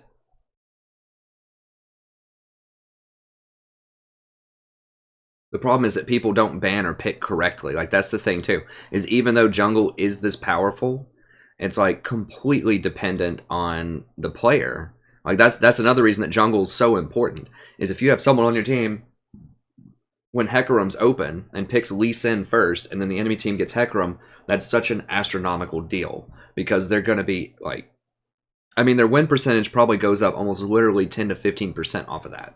So if you have someone that doesn't know what they're doing in the jungle, even in the pick ban phase, we're not even talking about, when the pick ban phase is more important now than it's ever been, because of these imbalances, particularly in the jungle. So, you know, if someone picks something like a Lee Sin, and the other team has Hecarim, it's bad. They're probably 65% favored right there, even regardless of what they do in the game, how they play, like their matchmaking rating. It's just massive. Like, it can't be overstated how massively important the jungle is, in particular, in terms of picks and bans. Like, right now, I would say that we're honestly, even though they have a decent team, we're probably favored 60-40 right now, because we have Graves, and they have Elise. Unless Elise gets off to an astronomical start, like goes 3-0 by 5 minutes, we're going to be really, really far ahead.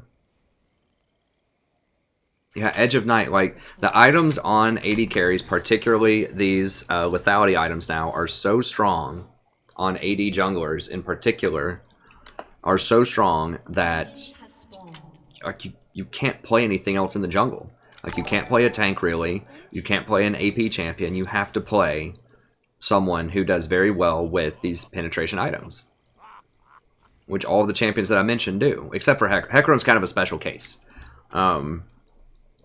But things aren't always what they seem. It's just unreal. And Edge of Night is so powerful to begin with. And this is why AP supports are so good, though, that I've mentioned, is because, like, it's mandatory that someone picks an AD jungle, basically, right now. And top lane is, like, 80% of the time a damage-dealing AD champion. But, you know, you would think, well, in a meta like that, well, tanks have to be really good then, so you can get tanks that'll stack armor. You know, Ninja Tabi, like, get your Nautilus, stack your Ninja Tabi, and your, there isn't really a good armor support item, though. That's a major problem. That's another reason that tanks, like, tank supports are falling out of favor. There's not a good tank armor item right now. Like, what are you going to get? Randuin's Omen? You're going to get Frozen Heart? That's nowhere near as good as Locket. It's nowhere near as good as Redemption. So that's a big problem with tanks, is the itemization is just complete garbage right now. Like, you can get Knight's Vow, but it's not as good as Locket or Redemption. So they really need to buff tank items, especially for supports. And they know that, I think, because they're going to do a tank rework. But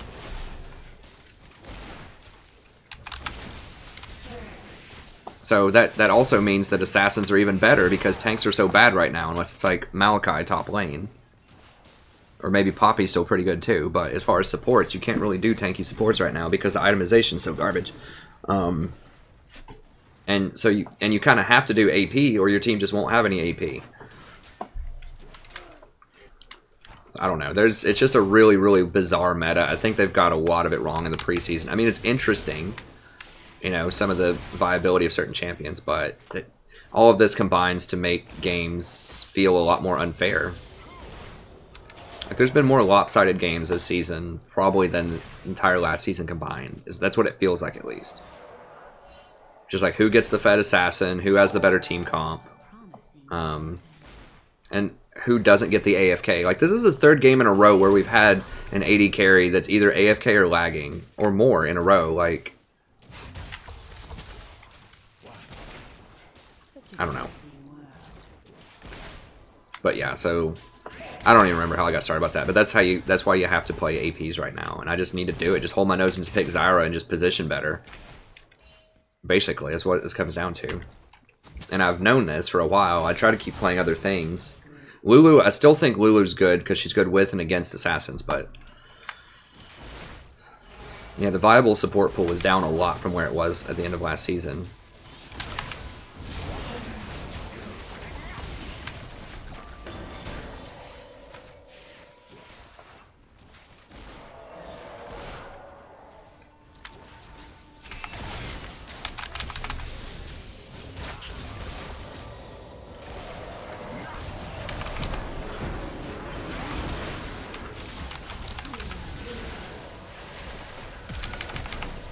They flashed it, damn it.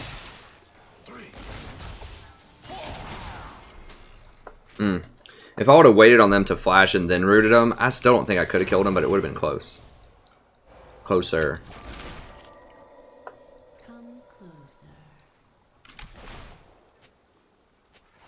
No, I can't duo queue with him. I mean, I need to duo more. I'll try to look for a duo, because I know people want to see me climb, and duos do help, but I can't duo with this guy. He's either AFK or whatever at the beginning, or lagging. Either way, I don't. No, I haven't had good ADCs honestly in a couple of days. Like, there's some that are on my list that are okay, but I'll try to more actively look for them. I think honestly at this point, I'm not sure. Like, I don't have any objective proof for this. But I think that a lot of people who were good ADCs just stopped playing the role and moved over to jungle. Like, good players that played ADC, because ADC was so awful in patch 7.1 and 7.2, and frankly, it's not that good right now either. So a lot of people have just switched out of it. A lot of the good players who want to gain a lot of elo have switched out of it and just play other stuff right now. And that might be why ADCs are underperforming so much in so many of these games. That's a contributing factor, is that their champions are weak and that the good players have migrated over to other roles a lot more because it's been so imbalanced and so awful for AD carries. That could be a thing. And so that just makes it feel a lot more hopeless in bottom lane, because we constantly have kind of like the, you know, the B-list players. Sometimes the D or F-list players is what it seems like. And so it's either people getting auto-filled or just people who are just want to play it, that are just willing to lose elo. It sounds kind of bleak, but I'm afraid that might be true. Like, AD carries were just so awful, and they're still not in a fantastic place. They're okay. They're back to viability, but I'm afraid we may have lost a lot of AD carries. And either it's getting auto-filled a lot, or we're just getting people that love the role but maybe aren't the strongest players.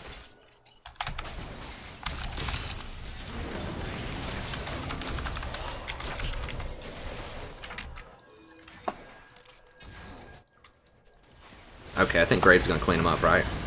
Yeah, okay, good, good, good. He got the flank off. This is good. There we go. That's what we want to see. Right there. Boom. We have Graves.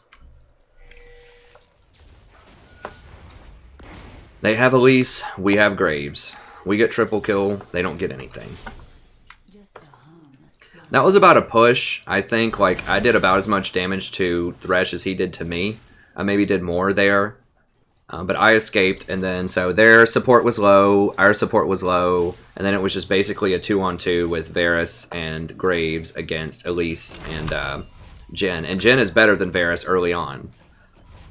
So that Graves just freaking heroic lifted that fight and won it strictly because he's Graves, and he's very, very powerful. And they have Elise. Elise is even really good early on. And I think they even had better vision right there. Because they still had that control ward that was shutting out vision of my ward, I'm pretty sure. Such a busy world. To some extent, at least. So, junglers, and now that Graves has 3 kills, I mean, the game isn't completely, like, they can definitely come back and win. Obviously, but it's really bad news for them.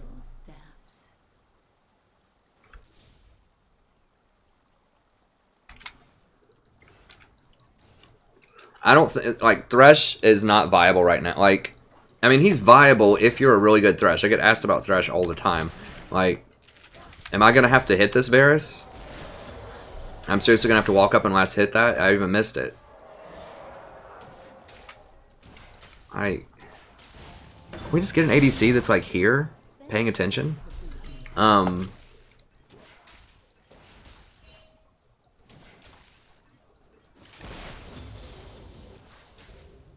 But what was I saying? Oh yeah, Thresh. Thresh can be good if you hit a lot of the CCs. The problem is, first of all, it's really hard to hit his hook shot. It's one of the his Q. It's one of the easiest skills to dodge in the game. It's a very slender hitbox. It has a long wind-up time, and it can't go through minions, obviously. So that makes it really hard to hit that. He's also made of paper. Like, he starts off with 16 armor and gets no armor per level. Like, Janna is, like, levels 1 to 5. Janna is literally gonna be stronger than he is in terms of armor. Like, one of the squishiest champions in the game is better than he is tougher than he is in an all-in fight. Like, does that make any sense at all? Okay, they're gonna try to fight me right here. I know Graves is close. He's not really looking, though. Oh, they know he's there. They know he's there. Okay.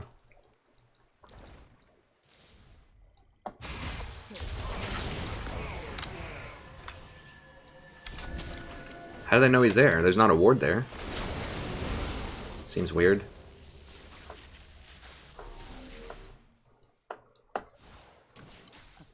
Now they might hit him with something.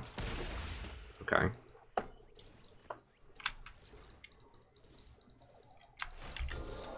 Making sure he didn't ward that. Graves is close.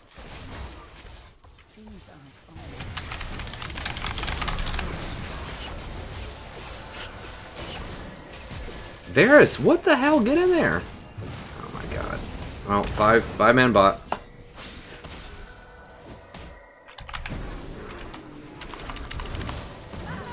Well, I made him use his flash. Oh my god.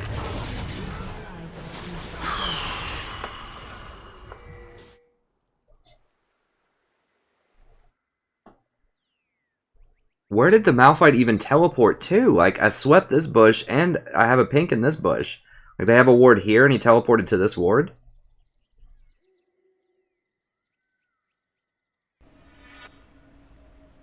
Come closer. Yeah, Thresh is just really hard to play. He relies on your teammates to actually hit skill shots. Or to click his lantern, rather. He's made of paper. Like, if you're a professional player that has logged, like, 3,000 games of Thresh in your career or more, then he can be good. But in general, he just has a lot of problems.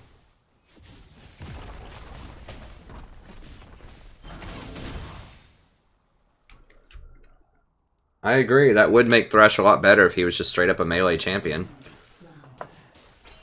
Or if they did the Vel'Koz treatment to him. Like, Vel'Koz says on his attack he doesn't have ranged attacks, but he has range.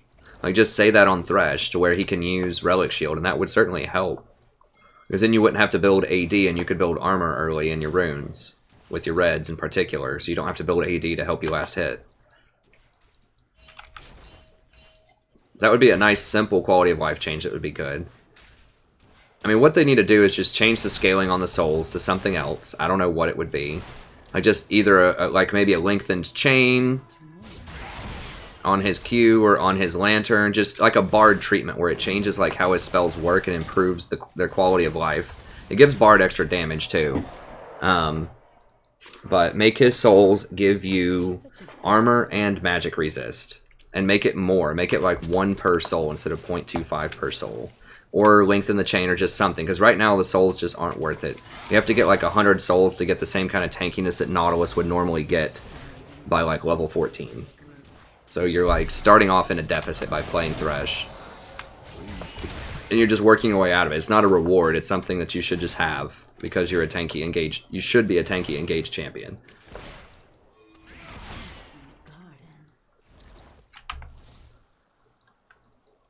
Who has their kills? Malphite? Okay, that's not the worst in the world, but it's not great. Where's their Thresh? An ally has been slain. An enemy has been slain. An enemy has been slain. Feels like I'm lagging. What? Why is this jump? It's like jumping around. I don't know where that dude went.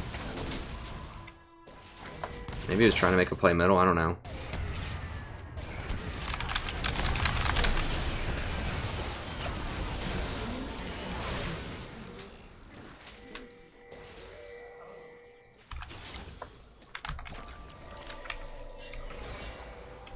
Dude, like, Malphite is walking right there! Oh my god.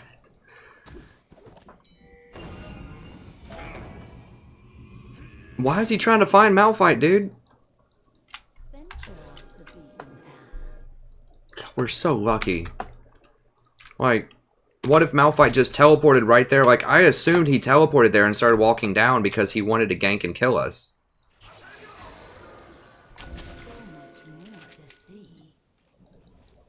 So, I mean, like, you see Malphite, he's clearly out of position. Like, he's down here for some reason, you would assume.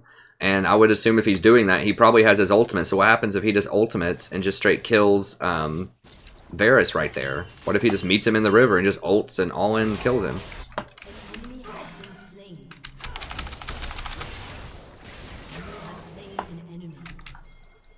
I don't know. Well, we finally got a break. We finally got a little lucky there, so I'll take it. I mean, Thresh is a really cool champion. I love Thresh. Just because I don't play him and I think that he's not good right now doesn't mean that I don't like him. There's lots of champions that I like. I love Tahm Kench. I wish I could play Tahm Kench every game. Not literally, but I do like variety. But I do love these champions that I can't play. So I'm just as annoyed as you guys are that I can't play them sometimes, right? I don't want to have to play Zyra every game. I do like Zyra. She's fun.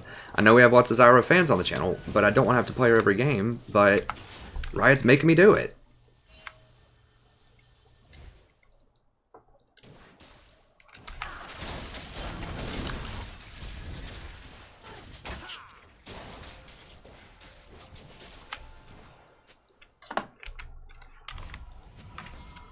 You can just drop a ward here and then back up.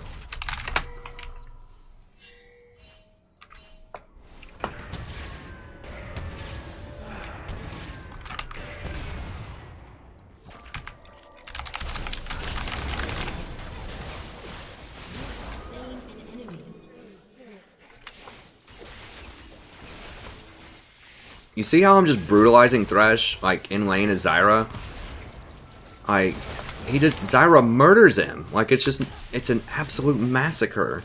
This Varus hasn't even done anything, really. Like, I'm doing everything in this lane. I mean, the dude's been, like, AFK half the lane. Like, he's down 20 CS in a lane where I have been consistently pressuring both of them out. I've almost single-handedly killed that Thresh 2 or 3 times by myself. Hence the term single-handedly, I suppose. But, like, this is just how, like, underpowered Thresh is right now. Against Zyra, like, I'm basically 1v2 in this lane, and I'm crushing it. Like, I can't make him last hit CS, but, you know, I've made Thresh go 0-3.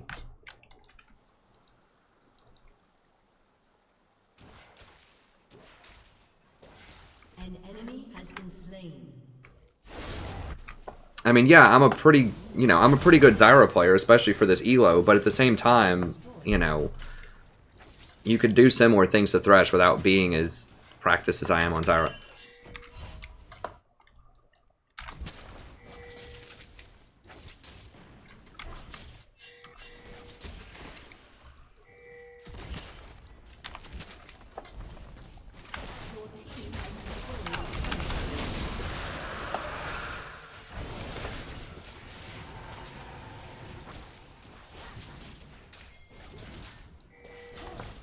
If I would have hit him, these guys would have been able to clean him up. I don't think they're going to get him as it is, but, you know, you can't hit them all. I'm not a perfect player.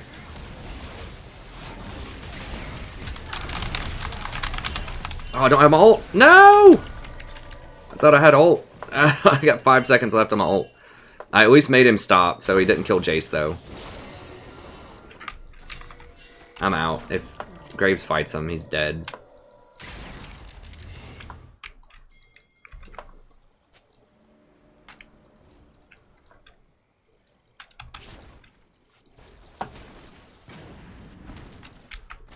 Thresh just gets brutalized. Like, I can't even think of a matchup where it's like, yeah, I like Thresh into that matchup. Like, maybe against, like, Leona or something.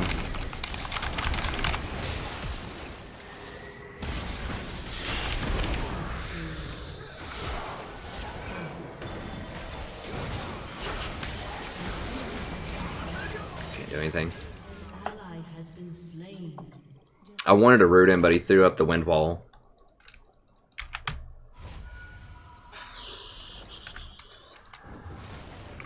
Okay, Jace flashed that. That's good. I gotta be careful. Yasuo could be flanking.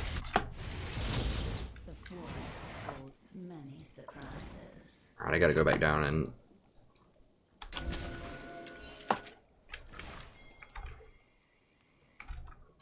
It's a little dangerous. If he hits me with stuff, he could kill me. I can't get to him fast enough. I'm not giving up all this CS. Experience, I need it.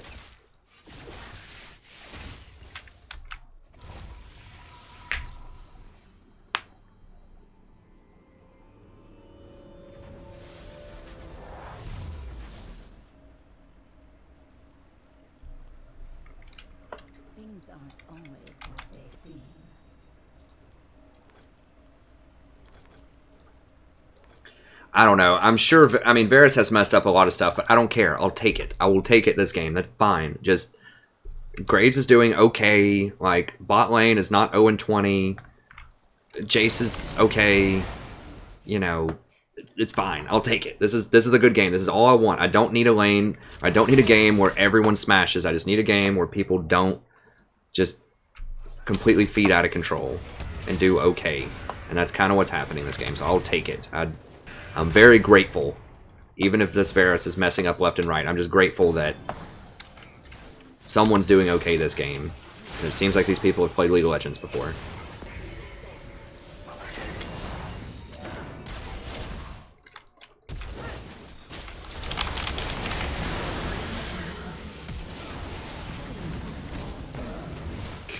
I mean, their Malphite's messing up some stuff big time. I don't want to use my ult there. I didn't have roots.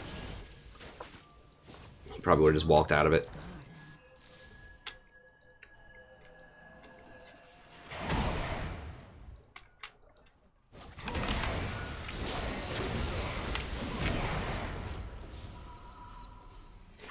Hey, what's up, John? Yeah. Yeah, I'll take this Varus any day of the week over almost any other player that I've had all night. I'll take all of his foibles.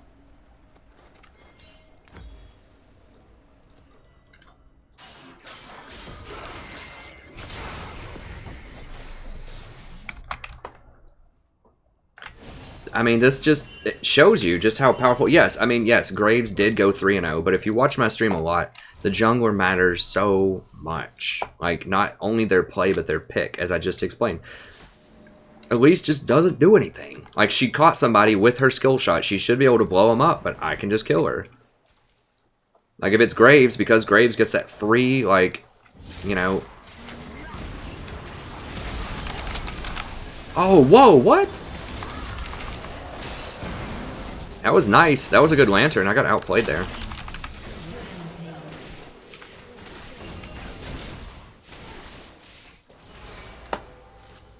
I was waiting for Jhin to square up to me so I could definitely hit those roots. But because Graves gets that free, whatever we said earlier, 140 resistances, potentially, you know, because he gets that 2,000 to 5,000 gold worth of resistances, then I can't kill him as easily as I could kill someone like Elise. Just excess power, like these champions that are really good, like why does he need that? Why is he that strong with no defensive items? Like, the damage is okay. The damage is really high, but that's understandable. That's a big problem right now. That's a huge problem with the assassins, is they aren't weak. Like, they don't have anything to balance out their insane damage. Like, insane damage champions are fine. They just need to be weak against something. Oh my god. I just completely wrecked that kid.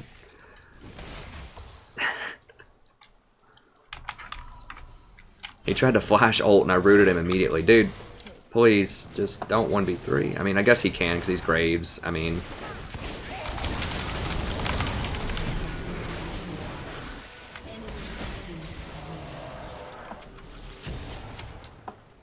He's like 1v4. We have no other lane pressure. Like, I mean, they can still win. We're only up 6 kills. It's possible they can win.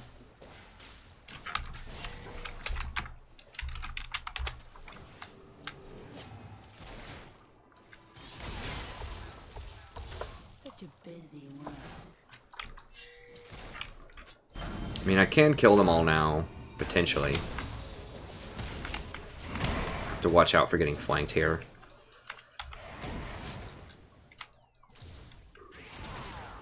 How is that not seeing that? Give me that.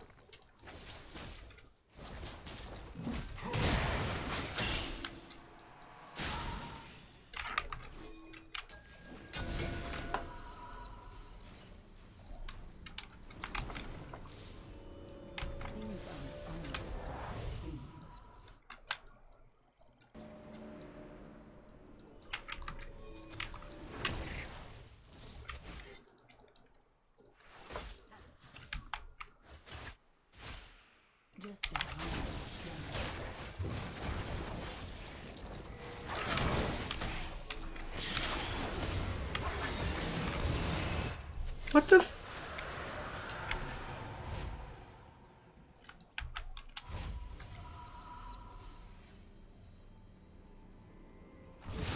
I was like, nah, it's Ocean Drake, dude. I'm gonna go get these raptors real quick. We're ahead. We could definitely fight them 5v5. We've got a Zyra that's extremely fed for a support right now. Nah. I'll just go grab these raptors, whatever. I mean, just thank God it's Graves, right? Like, if this wasn't a Moo that was this ignorant, then we'd be in big trouble. But because it's Graves, we might be able to still win.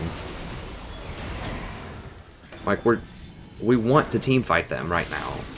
We would murder them. I mean, Graves has 5, 6, 7 kills.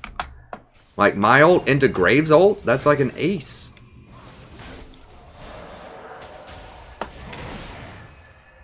And we're not giving it up for anything important. Like, if he was getting a tier 2 top tower, it'd be like, okay, sure, yeah, okay. I can see that. He's not even giving it up for a red buff. Like, we've demoted so much. We've devolved so much over the last 2 days that they're not even giving up objectives for buffs anymore. They're just straight giving them up just because at this point.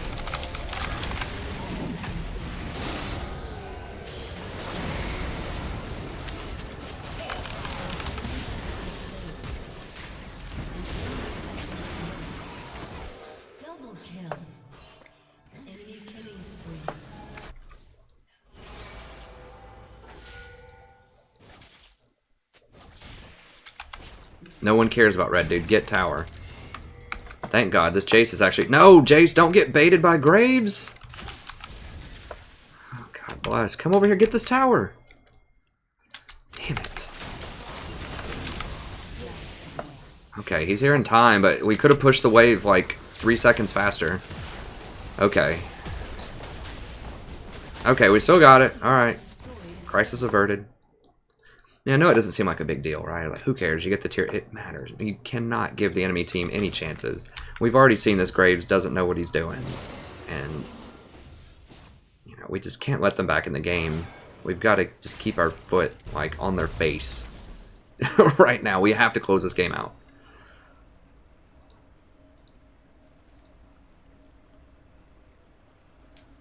I'm gonna go ahead and sell this. I'll probably get it back and get Eye of the Watchers here in a second.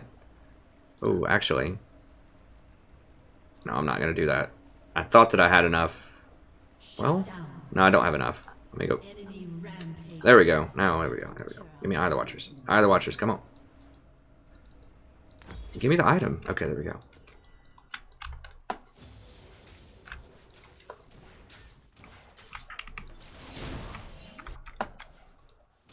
Oh my god, seriously, they're gonna get Baron off of that?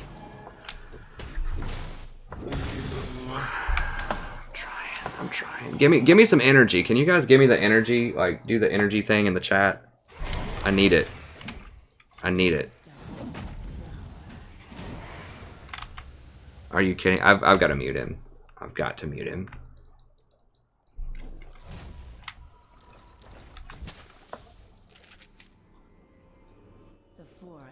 So, we've got the jungler split pushing bottom with our smite right now in plain view when we don't have any wards around Baron. Because I had to back to go get more wards around Baron. And he's trying to rage at me that I should ward it. When he can't even contest it. Even if I had it warded, he couldn't contest it because he's bottom lane farming. Not even, no threat of getting tower because both towers are down bottom lane. So he's literally just really, really far out of position. Just to get a couple of CS.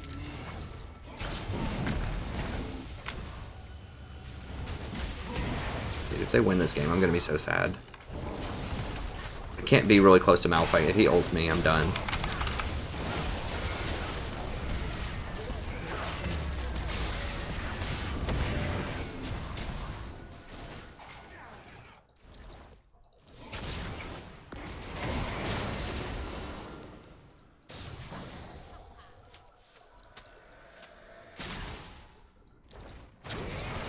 Thanks for the energy, friends. That does make me feel a little bit better. At least we have good company, right? If we're losing every game and it's frustrating, dang it, at least we have an awesome viewership. It supports me even in dark times. That really does mean a lot to me.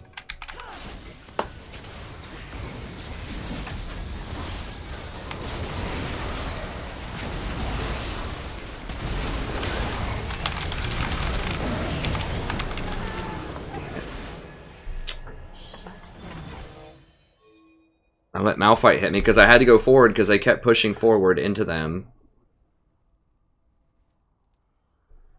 And we got flanked. I should have warded over here. We just needed to back. I just need to back ping him. We should have been in there. An ally has been slain. Aced. Your turret has been destroyed. Your turret has been destroyed. I mean, it is a game, Luca, but I'm trying to grow a good channel here as well, right? So yes, it is just one game, but it does matter. To me, it matters. Like, I want to have a good channel, right? And part of that is at least getting some kind of rank so that people actually come and check out the good content that we have. So, I don't try to focus on it too much, but the longer that I stay not diamond, I'm potentially losing lots of people that could be interested in the channel. It could be cool, wonderful people, but they're like, I only have so much time I can watch streams, and this guy's like not even diamond. He's just kind of floating around in low plat, and it's like, I'll just go watch somebody else, right? I'll go watch someone else that's a higher rank, like, and you can't blame people too much for that, right? Like, I can't blame them too much. Like, I think I give really good content, but I think that if I can actually get back to diamond, it would be really helpful. And it improves the viewing experience. I know people, love you guys for sticking with me and watching these ridiculous games, but I know you guys and girls want to see me play like quality games, right? Like you don't want to see the game determined every time like, oh my god, the jungler was bottom and they gave up Baron. You want to see good quality team fights so I can actually comment on it, so I can say, look at this positioning here. Wow, this was a great outplay here. Like, this is a really great strategy. Look at this person. They're doing something so innovative and cool. You guys can do this. You know, like I want to be able to bring you that kind of stuff. But if every game is just determined by people making very obvious mistakes because I can't get out of this elo, then it hinders how much I can tell you and show you new things. And it hinders my development too, as a player. Because I don't get to see and learn those new things. I don't get the practice of going against, you know, really high-ranked players and becoming a better player myself. So yes, it is a game, but it's very relevant to the channel too, you know? And to my own personal growth as a player. And then if I know more, then I can teach you more. You know, it's important. It's important to try to rank up. It's not everything, but it is important. Especially for me, especially because I'm running a channel and like the purpose of the channel. It's not just like I just, you know, play this. I do play it for fun and I do have fun with it, but you know, I have a little bit more at stake, I think, than just sort of people who might casually play this, you know, just a couple of games a day or something. Like it's a bit more.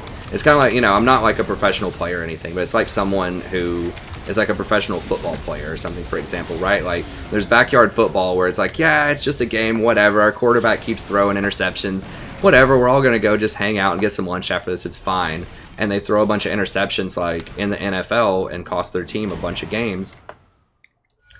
And hurt their organization, hurt their brand potentially because they can't win as much. So people might be fans of, you know, some losing team or whatever, but there's more fans if you're a winning team, right? Like, that's just kind of the nature of how we are. People like winners. And so you kind of see what I'm saying. Like, yes, to some extent it is a game, just like sports are a game, just like lots of things are games. But, you know, when you're trying to professionalize, I mean, I'm not trying to be a pro player, but I'm trying to give you professional advice and show you more professionalized games and things like that, then it does matter. So that's really why I get frustrated. You know, I don't really care per se that I'm not getting the higher rank just because it's a higher rank. I care because it, in many ways, limits the kind of content that I can show and hurts my prestige on the channel.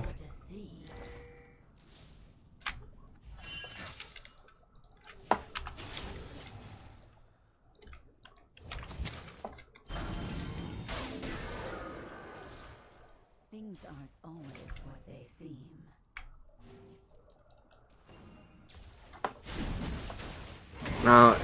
Well, you're kind of right, Babu, but the problem is you sacrifice a plant to do that.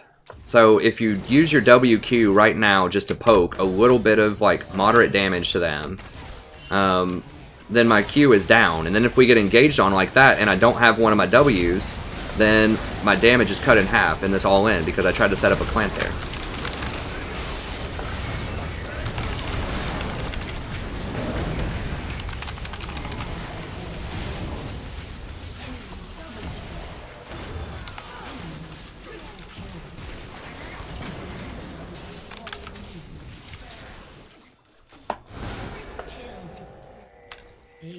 So the WQ poke is not free. It costs you plants.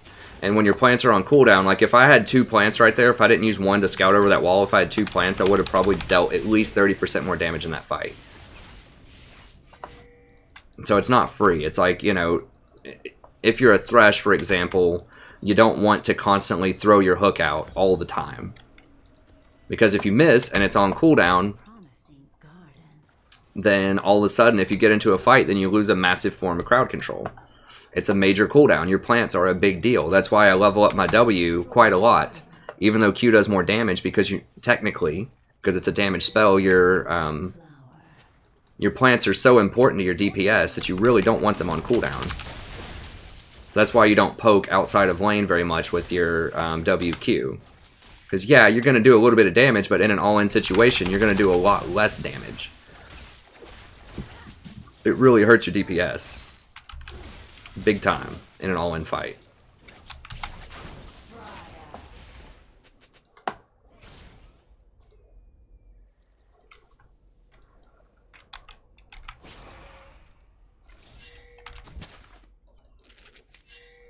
I can't get to that pink ward that's shutting that out.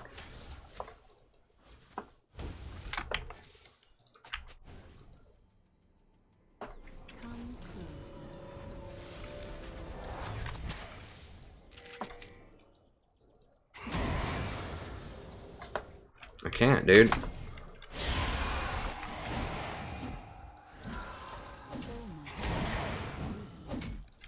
I mean, I can't go around and clear that pink ward by myself. Maybe catch him out here. I've got a sweeper. We can catch him out. Catch him outside. Is that how the meme goes? Catch me outside.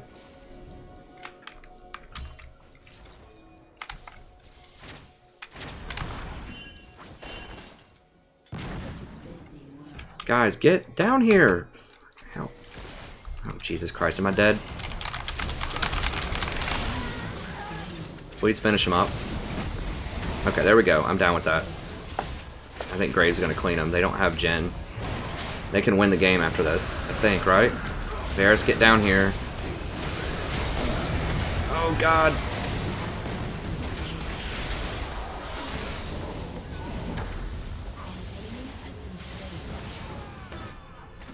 He still had his ult? He's held his ult the entire time. Oh, God. I think they can win anyways. Did he heal to full? He didn't heal. He should have backed and healed, and then... I think he's going to be able to win anyways, though. Come on, baby. Oh, get the towers.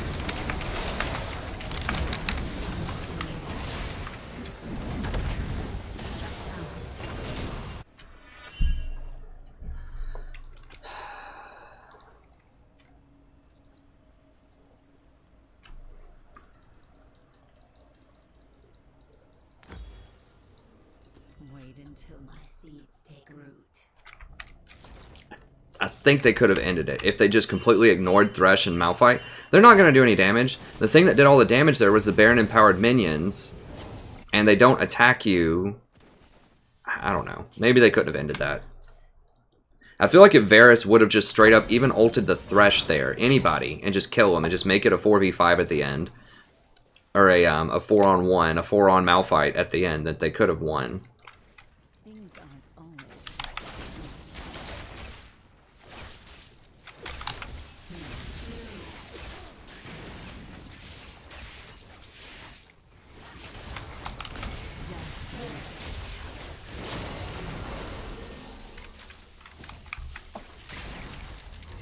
Nah, I mean, you're right, Justin. That's fair. They probably couldn't have ended it.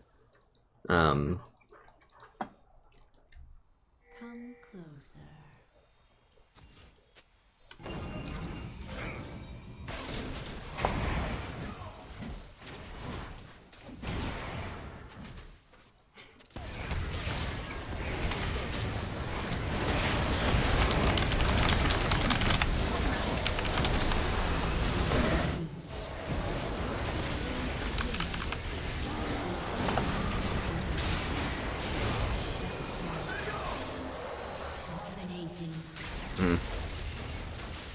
That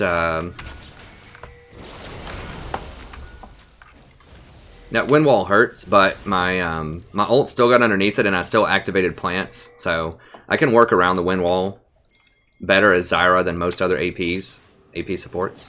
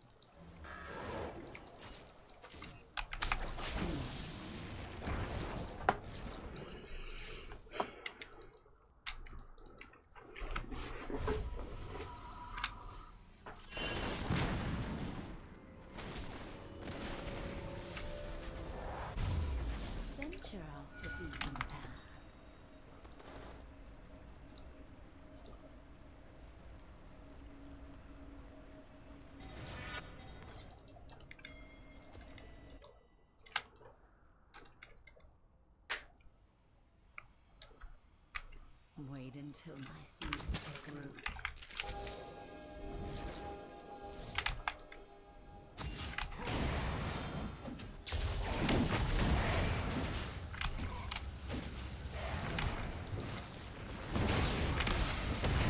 Many surprises.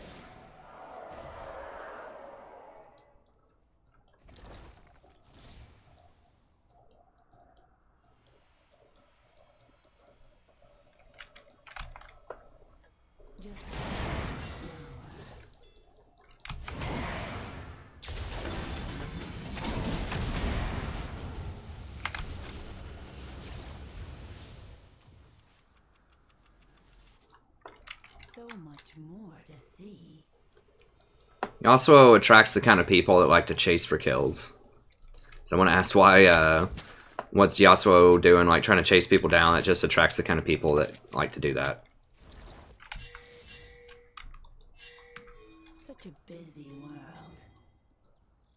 Like, they see people. People think they don't see you on the map. They see you. If you're splitting bottom lane, they see you. They know they can engage 4v5. I cannot get Malphite ulted. That's the one thing that can't happen. I at least have to get my ult off before he gets his ult off on me. I don't have flash to get out of it, so I have to stay very far back. He's the only real threat right now. And at least Cocoon, which I can stay out of, but a Malphite ult is really bad.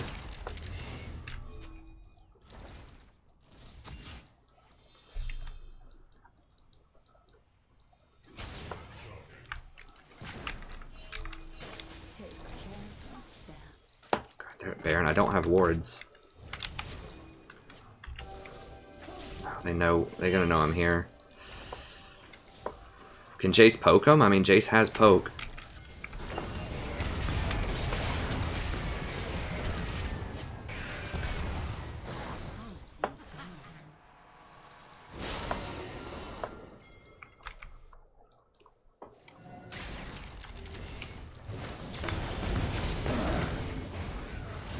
Don't have wards here. If he dies, it's really bad.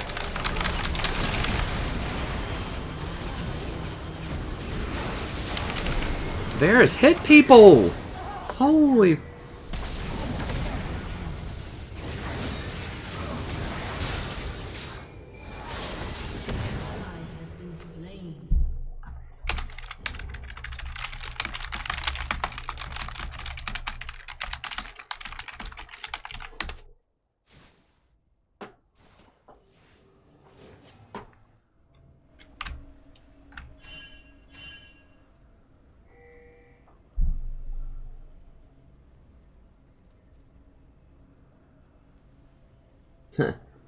Thanks, Saporte. Yeah, we are building a very dedicated fan base, which is awesome, and I appreciate it. I just wish I could give you guys and girls some wins.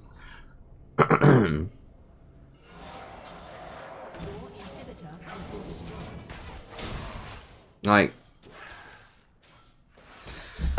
I mean, the fact that we gave Graves 3 kills early on, he gave it right back, basically, in the mid-game when he was bottom. And Jace, I didn't even see how Jace got caught out, but Jace got caught out and killed near Baron.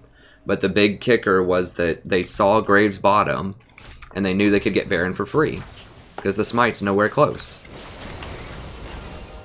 So yeah, I mean, Graves has 14 kills, and it's a miracle that we're even in this game, frankly, given the kind of decision-making that's going on, and some of the problems we've been having, but we just gotta fight for the win.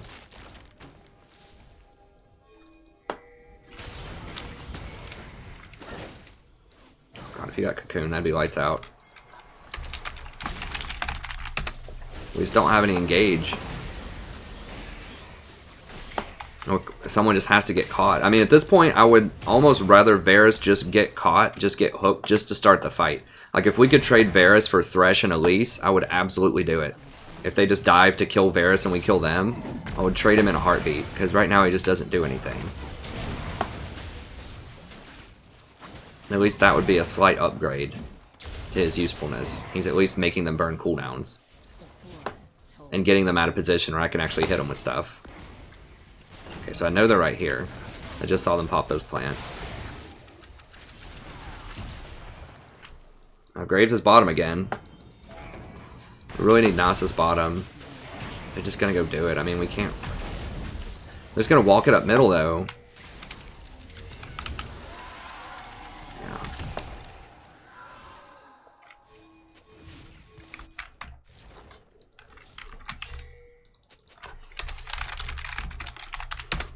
Venture the beaten path.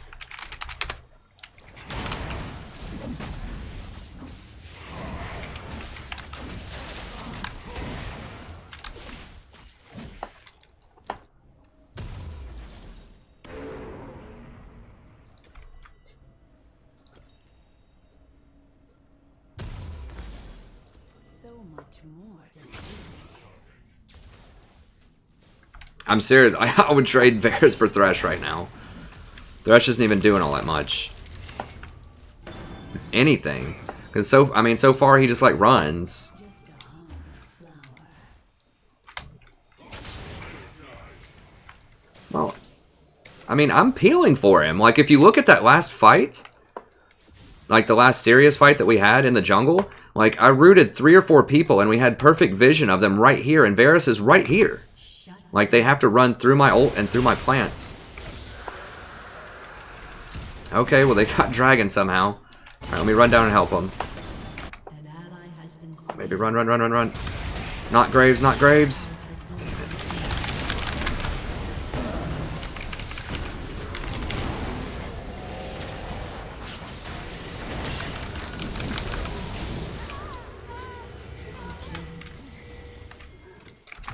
We can't win it, though, I don't think. I've got to go stop Graves. Or, yeah, they're just going to burn the base. We can't. He's going to get this tower.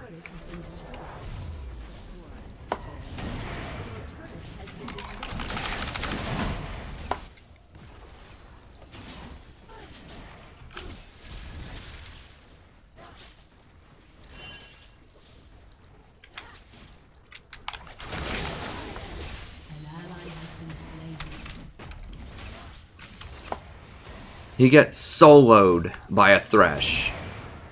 Varus literally just got soloed by Thresh.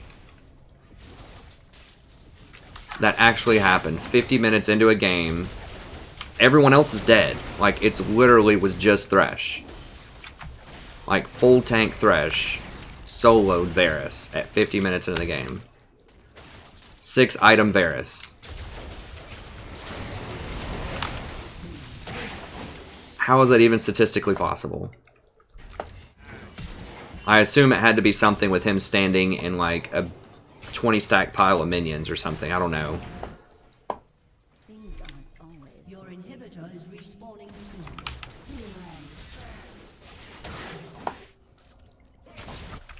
Okay, if I can get one miracle ult here though, I think we can pull it off. Malphite's in front. It can't be on Malphite. No, not Graves, not Graves. He used that ult just for me. Graves was so far out of position and got hooked by the Thresh.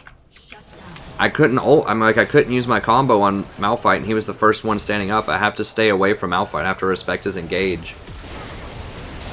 I mean, we tried.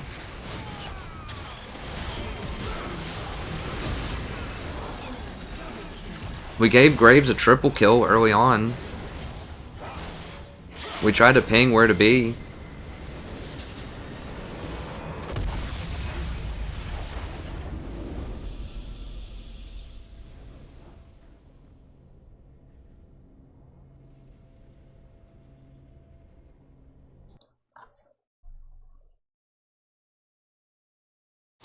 That's just sad, man.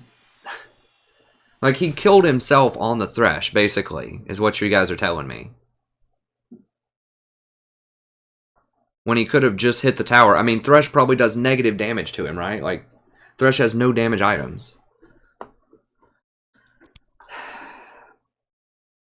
No, well, just keep going. I mean, we got a lot of people in here. It's cool, I guess. I agree. Ultimatum. I mean, I think you're right, Justin. Well, Graves was trying, he just didn't know what he was doing.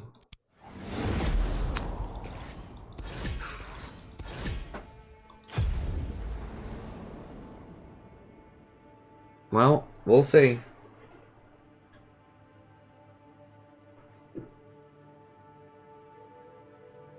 I mean, that was our best game of the night, I guess. I mean, we're making progress. Like, we had a good early to mid game, right? We had a good early to mid game. We shattered the lane. I basically got like 4 solo kills for the most part. Let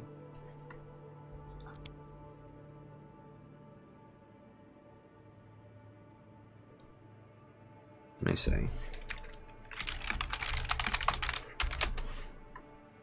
Let me see if I can just grab some of these people. Just random people that I've played with. I think he was okay.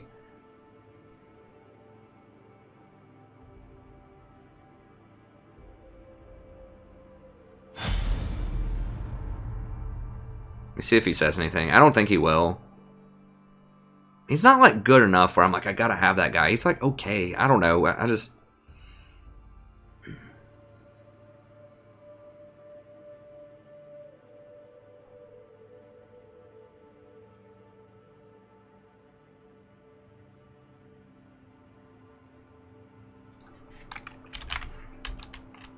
Wait, was Sock Poop okay? I can't remember. I remember that name being just like ridiculous, but he was like okay.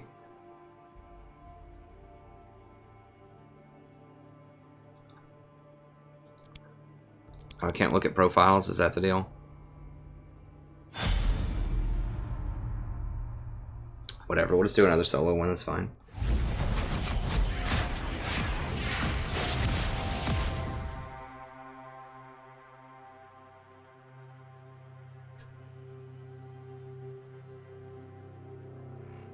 I mean, at least we had a good... I think I played well that game. If I just keep playing well, eventually it'll add up.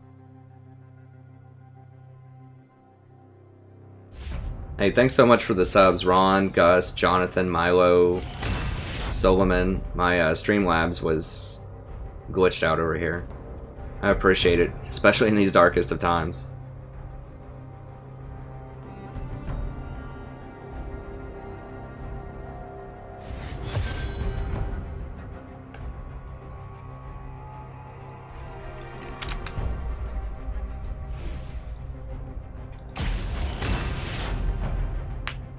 Yeah, so okay is better than awful.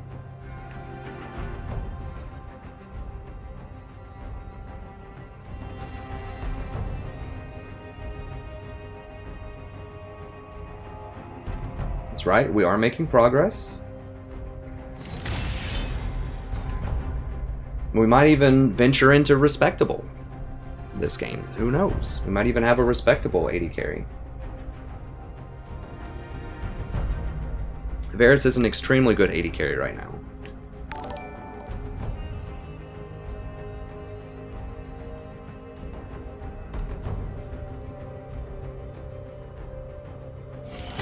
Hey, thanks, Sachin. I appreciate it.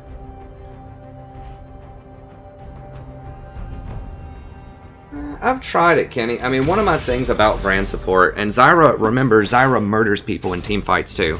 Like, I didn't look at my damage last game, but I'll guarantee you I probably did the most damage in the game by a mile. Let me see. Zyra does the same thing, but she has better poke, and she has better one-on-one all-in, so you can catch people out of bushes. That's the difference. Yeah, I did the second most damage in the whole game. I had 50% more damage than second place. I had 50% more damage than Graves. Basically, not quite 50, but like 40, 35 to 40% more damage than Graves.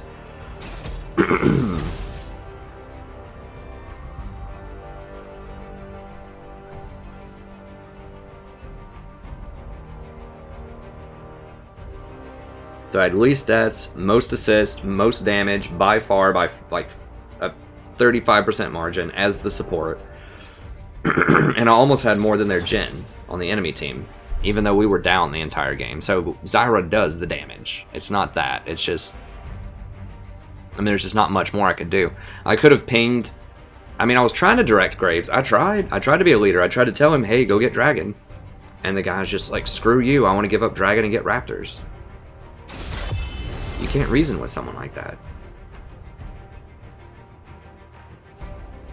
Okay, so I assume they're swapping. I really want to do Misfortune, but I can't into into Katarina.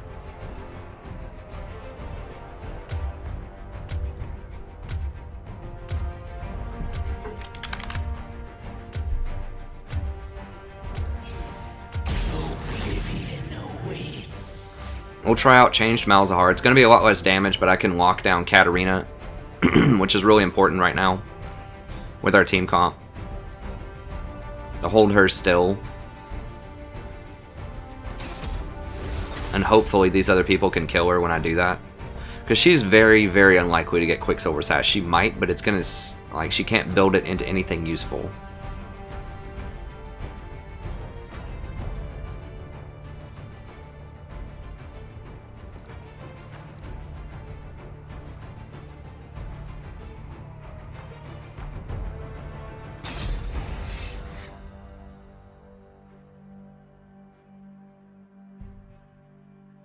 I mean, we're probably going to get poked out in lane, so...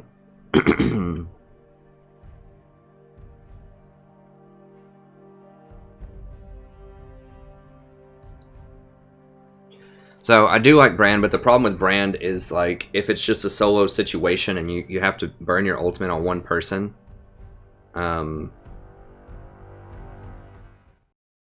then you don't do any damage, whereas Zyra does full damage to one person. So she can kill one person by herself, basically, or she can kill an entire team by herself. And she has more consistent poke with her QW. So I do like Brand.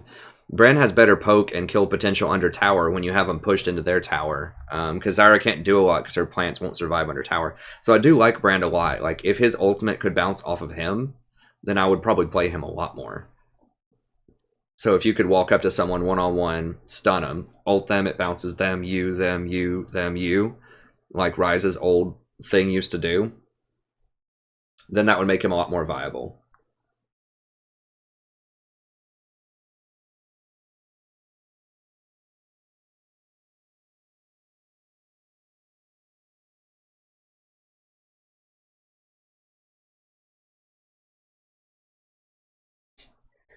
Place your bets, Yi or Yasuo, who's tilting? Hopefully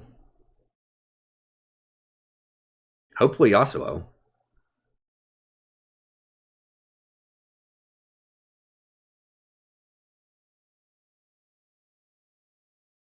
Oh, my keyboard sound?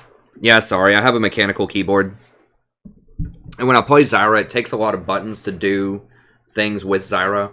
So if you're going for an all-in combo, you have to E, Q, W, W, R really quickly. So that's a lot of keyboarding.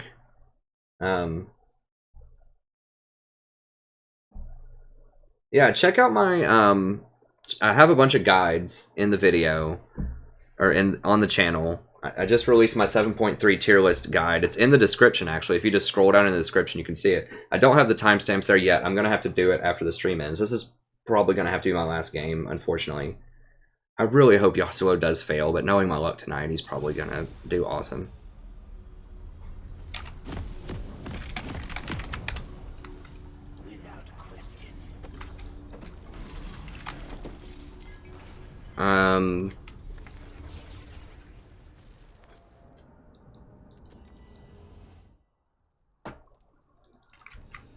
But yeah, I don't think it affects Zyra at all. I think she's still really strong. Yeah, see, this guy's giving me the old, I mean, whatever. I've done it too. It's fine. The old dodge. Like, oh man, sorry, I didn't see your message. You know, until I get into a game. That's fine. I'll keep an eye out for more duos, though, at some point.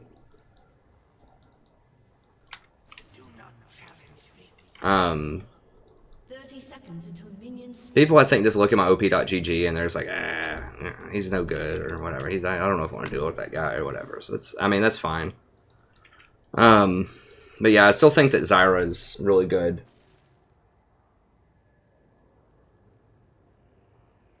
But yeah, check out my tier list. I think Zyra is still at the top of the game. The only reason I didn't pick Zyra here is because I have Katarina. Zyra has a big problem with assassins.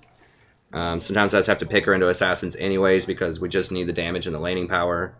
But Katarina's very, very dangerous. Malzahar, I got beat by a Malzahar earlier on the stream as Zyra. Now, it wasn't the Malzahar that was doing most of that work, but I still think he can be okay. I thought he was going to be straight gutter, but this is the one situation in the tier list where I talked about that he can be good, is if you're against an AP assassin and you really need someone to lock her down, then I think he could still be good.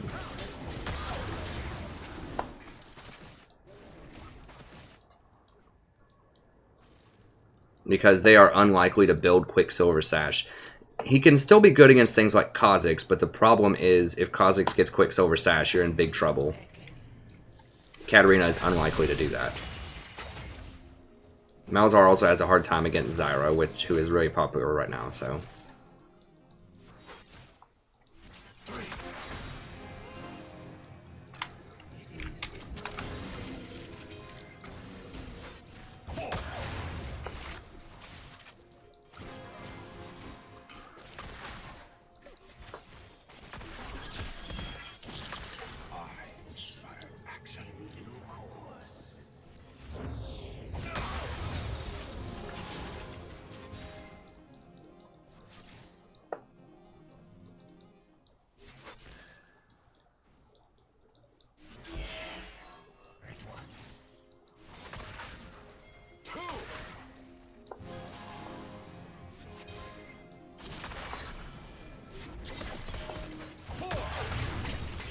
I'm getting 160 something. Let me get out of this. First blood. An enemy has been slain. An enemy has been slain.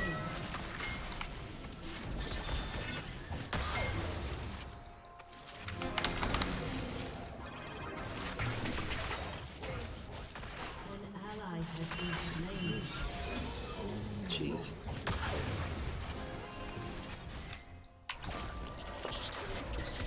Enemy double kill. Okay, well, she got the kill on him. That's good, I guess. And Malzahar does get poked out by Sona Ash, or he can. I need to go first and get her out of there so that Jhin can just go up and CS.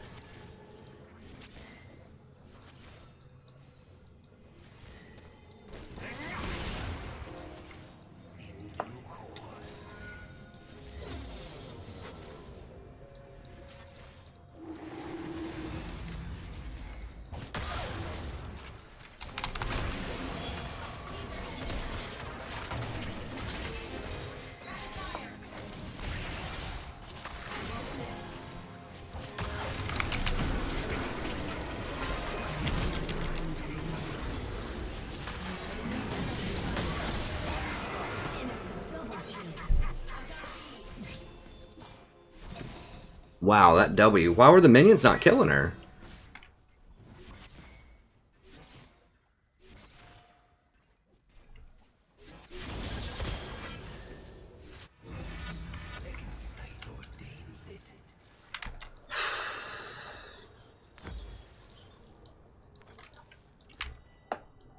He still had flash.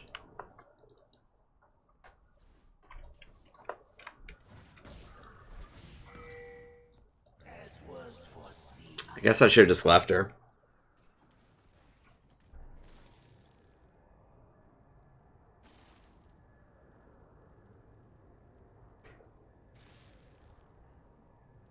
An enemy has been slain. Okay. How many kills? Cat only has 1 kill. She's the only one I'm really worried about. I mean, Zen can be dangerous, but like the 2 on Ashe is actually pretty bad also. I should have just left after the Ashe kill and just pinged him back a lot.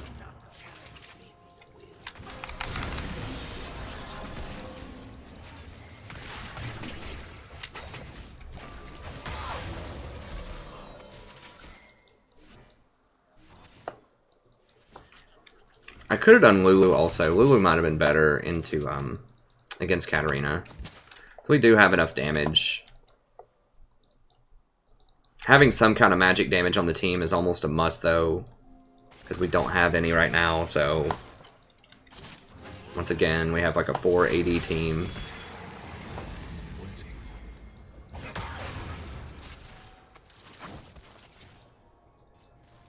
They're going to hit 6 before us, because not only did they get experience off the kills, but we missed experience at the tower because of that.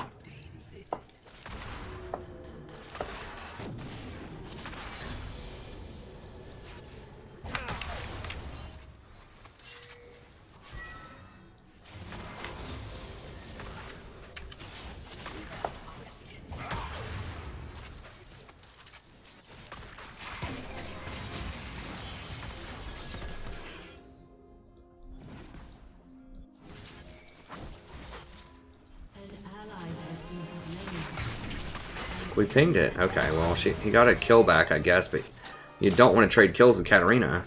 She scales much, much harder than Corki.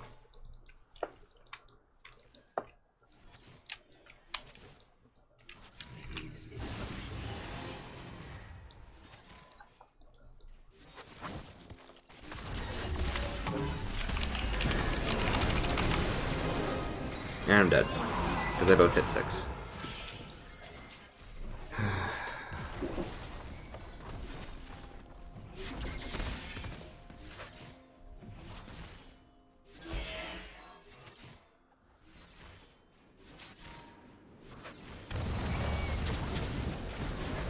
Maybe I only had 1 minion down on Ashe after that first all-in because I couldn't cast them both. Maybe that's what happened. Oh my god, they killed him with no ults?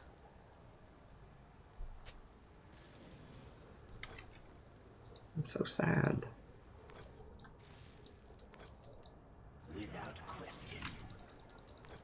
I mean, maybe that's what happened, is I only had 1 minion down because I tried to cast him, but it has that delay and all this other crap that I'm just not used to right now. And so maybe I just didn't have my other minion down. I thought I recharged another one, but maybe I just straight up didn't put the second one down there. We were all ending that Ashe earlier. I thought I did, but because it has the 1 second delay, let's have another kill.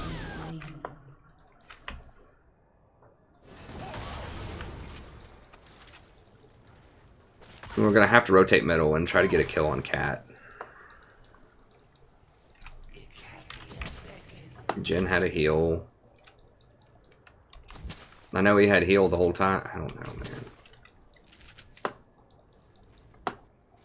Because I had exhaust and they were roughly on the same cooldown.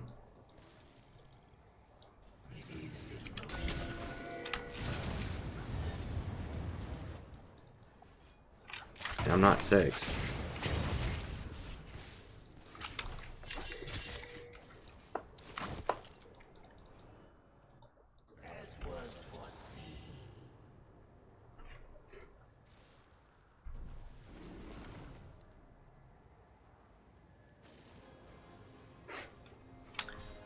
Hey, thanks, Vibe. Thanks for hanging out, friend. I'm trying. I'm glad you're enjoying the stream and learning a lot. I mean, really, that's all that matters, I guess. We'll get the Elo back eventually. I hate losing so much.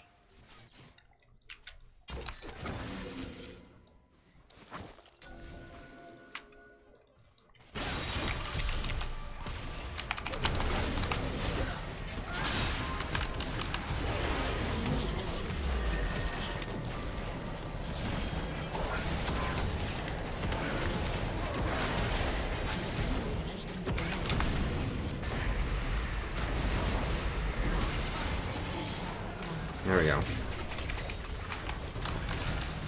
Can we get things? Get this, get this.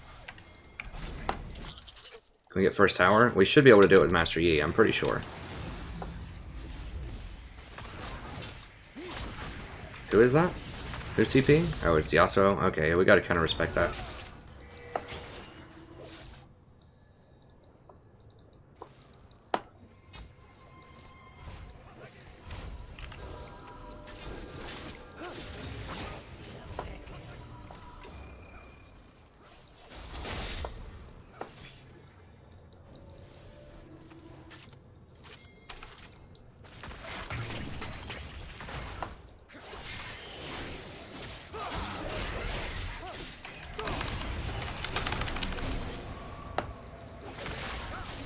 Get him, get him, get him. If I would have hit him with the... I think I missed my Q on him. Would not have been able to flash. Sucks.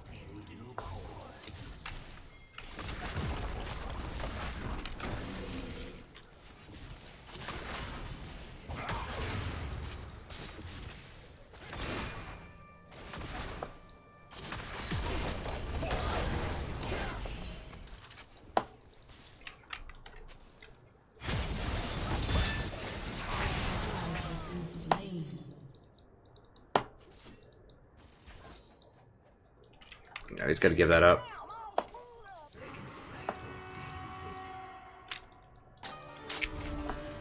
Okay, so they both went top. Now they're going to get top tower and bottom tower. That's lame.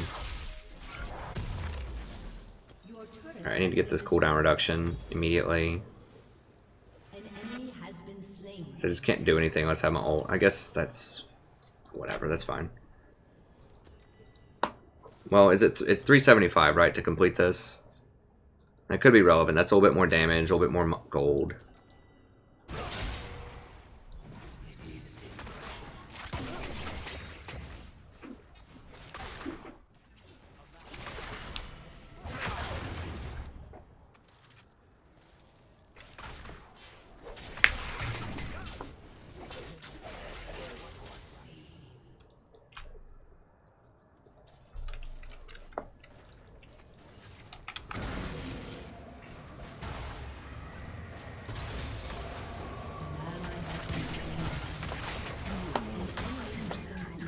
Oh, she's getting kills at least. Can we get this?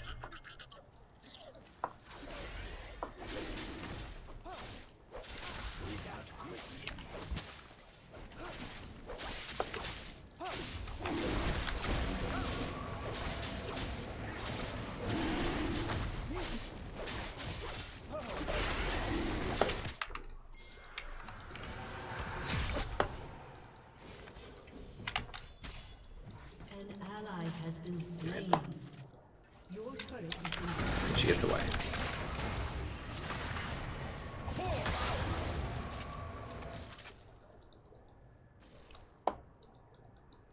We're close in kills though. I do have the answer to Katarina.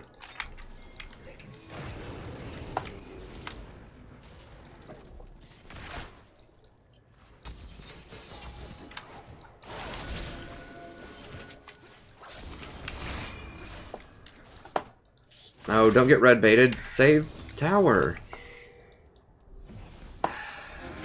So it gets red, does all of his health. Now they're probably going to get 2 towers off of it. Maybe just 1 if we're lucky.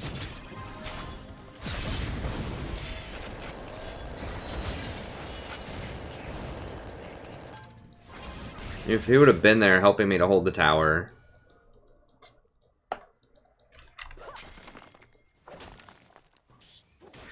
Too many people backing him up.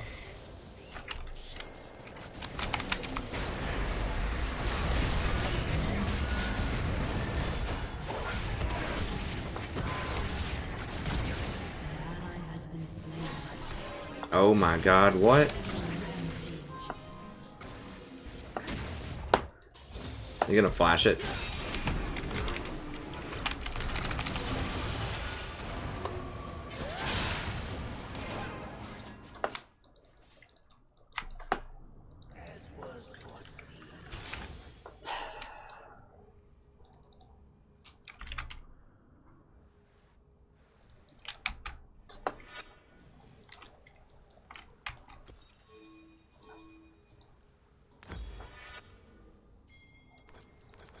You guys need to play. I don't know. Like, Zyra could have killed her right there. Like, all anyone had to do was just hit her. Like, but no one reacts. It's like 2.5 seconds of just free hitting, and they just don't do it.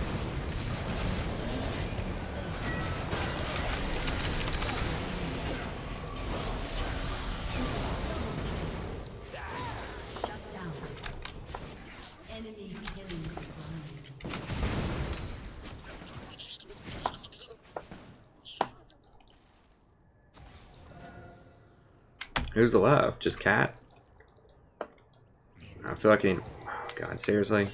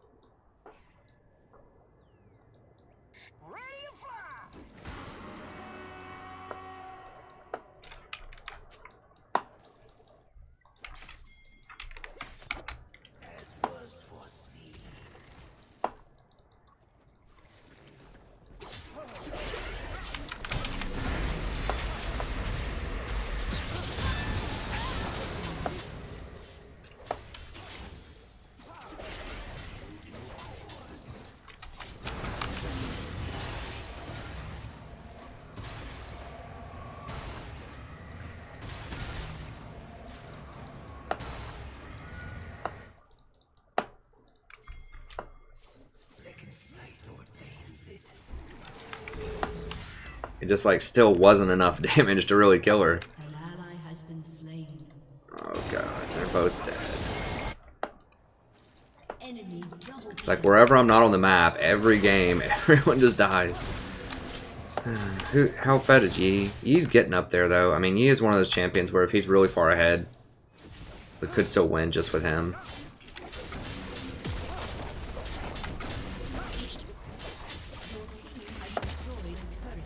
He takes towers very quickly also, so we're going to get 2 towers here. We're going to get bottom also. So that's good. An ally has been slain.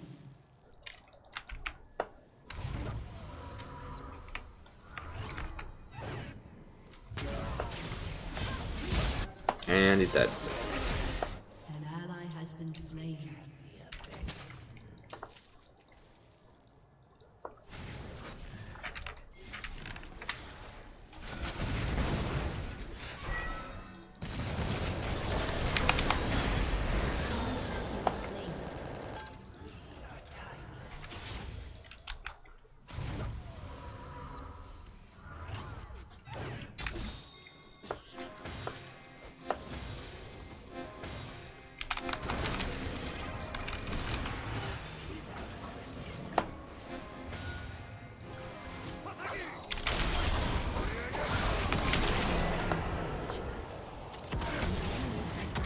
Corky just totally bailed on me there. I just shouldn't have even counted on him to come down there. I didn't have ult.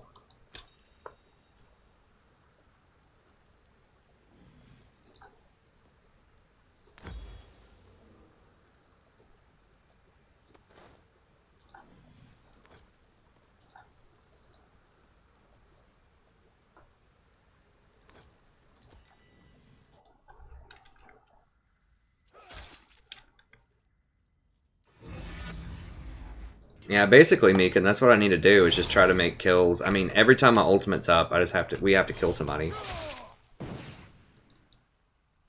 I have to kill somebody and then go get something.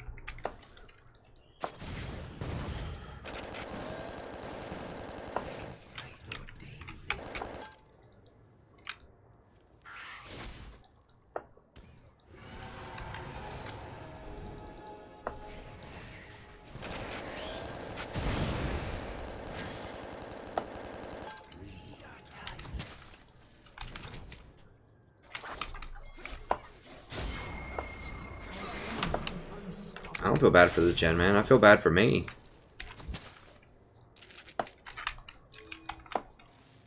There's too many people.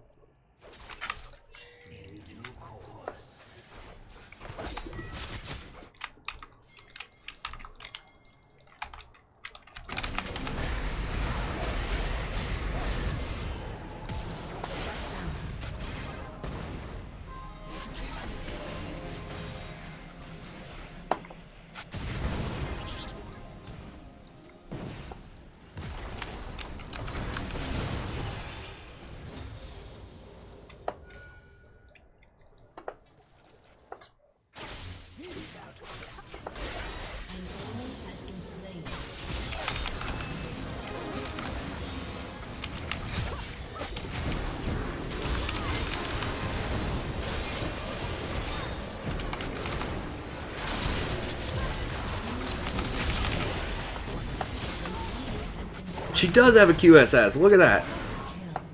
She QSS'd my silence. Wow, she did build a QSS third item. Well, at least I dropped her damage a lot. Yeah, let's go get this. Can we get... Does he have armor? He doesn't have armor. He does have lifesteal, though. And my minions do it pretty quickly. Wait till he does a little spike thing to kill the minions. You gotta wait on that. You can't just drop them all. There we go. Okay, we got him. Can I get one up here?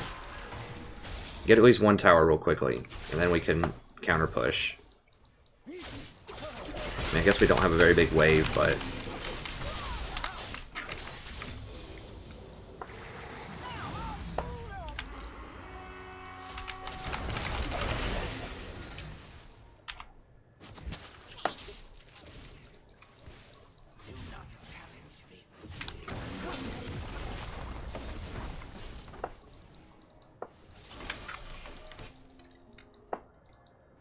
An enemy has been slain.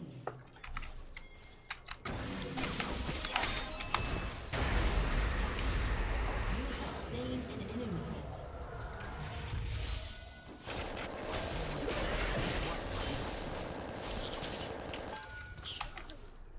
So Malzahar is pretty good if you use him. Like, he's not like a universal pick anymore, but he's good against assassins a lot of times if you have enough damage where you can kill people.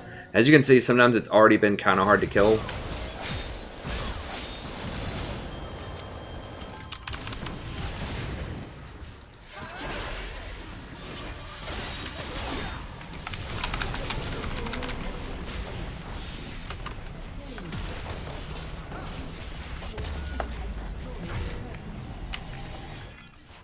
No, let's just back up.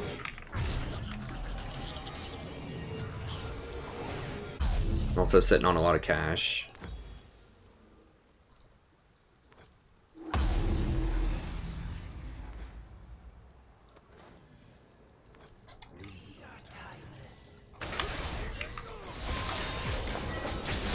Has been slain.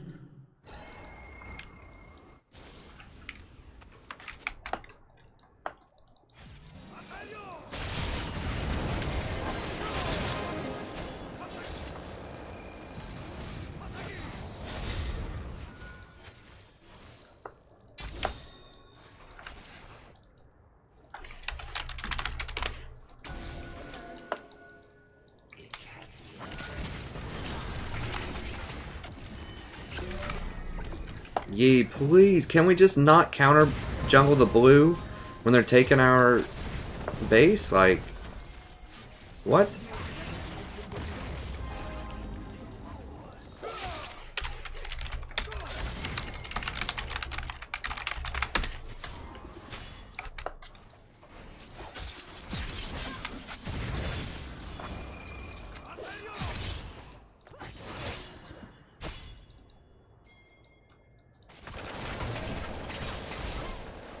There we go. Get him, Irelia. Get him, Irelia. Too much, get him. Alright, she used her QSS.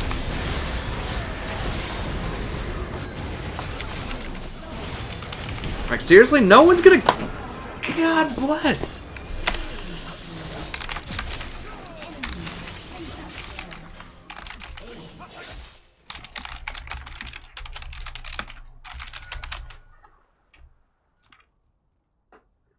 God.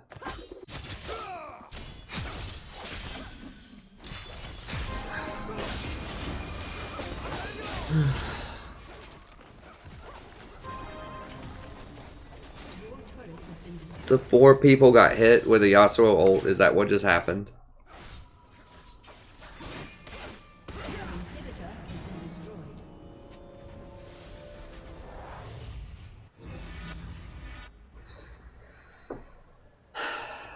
Like, this Katarina just randomly wastes her QSS. I ult her. She has like 2 HP left. If we just kill Kat, Yi gets a reset. Oh my gosh. It's just so sad. It makes me so sad.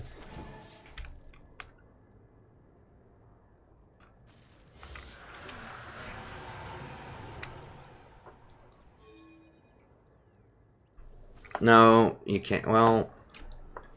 I don't know. I'll have to look at a Syndra Q. They nerfed it to where you can't knock all those balls to stun people anymore. I mean, I don't know. Syndra could potentially be viable. She's a single target, though. I'd have to try her out.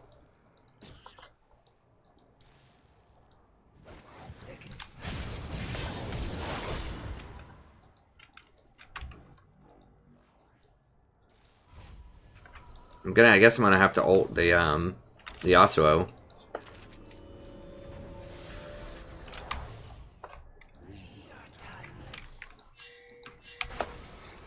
We need to catch people out.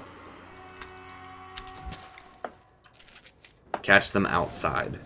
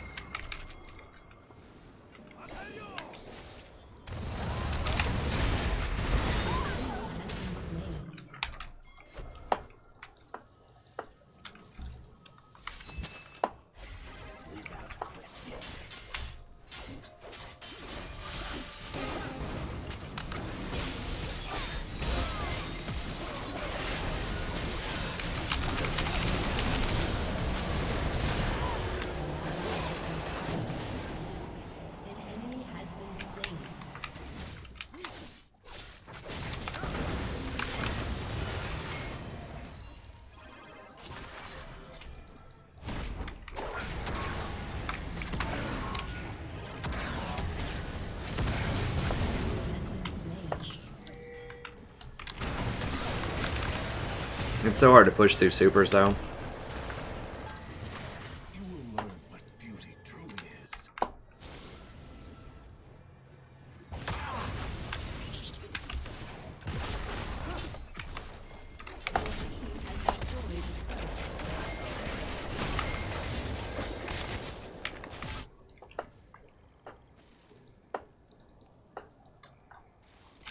How low are we? Okay, we have no ultimates. We don't have Yi. Okay, let's get out, get out, get out, get out, get out, get out.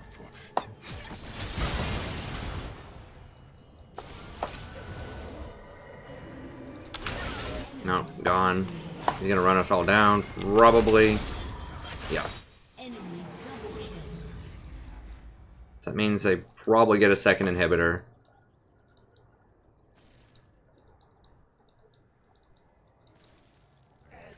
Maybe not. I mean, they don't really have a wave. They're all rotating middle. Oh, they're going for Baron. They're going for Baron.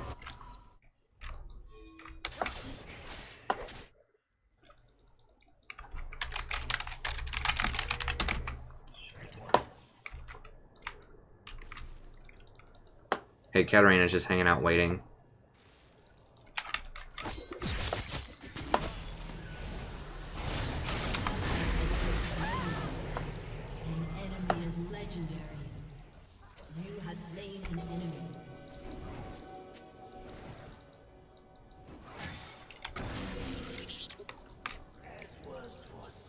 Dude, we knew they were there, just give it up. It's like, you don't need to ward it, you know they're there. All we had to do is try to, like, look scary, you know. They're probably still going to get it anyways, but we could have at least delayed it for a little bit.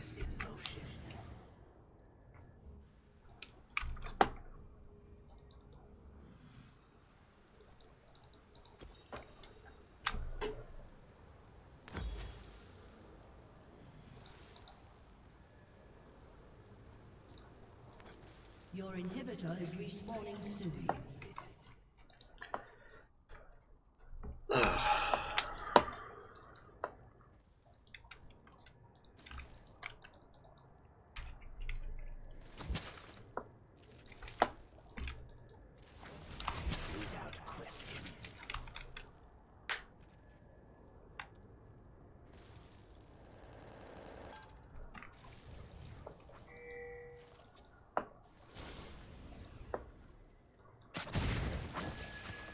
Malzahar is really the only champion that I recommend Rylai's on of the AP supports. Usually there's just way better options in terms of damage, but he doesn't scale with magic penetration nearly as well as Zyra or Vel'Koz does. And Because a lot of his damage is physical, because his minions, most of their damage is physical. It's 50 versus, well, 81 now. Because of the AP that I have, but a lot of his base damage is physical.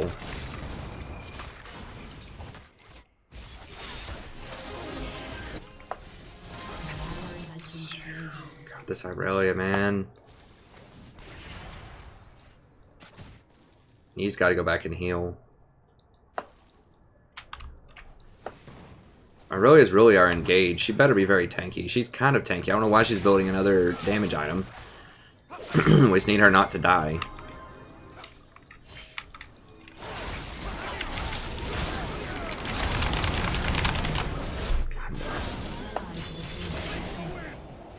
Where is Yi? Oh, he's hunting down Ash, huh?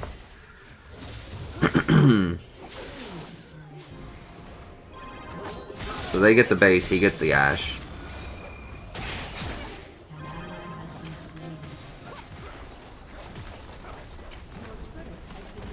Like, if he would have just rotated over here, instead of killing Ash, and actually helped me kill the Yi when I ulted him, and we could have actually killed him, probably.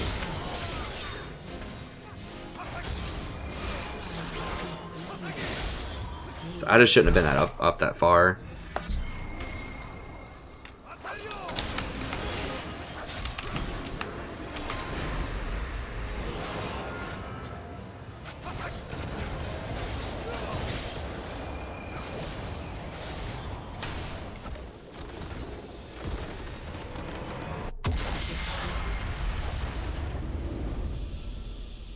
Yasuo doesn't need a ban. There's things that need a ban way more than Yasuo.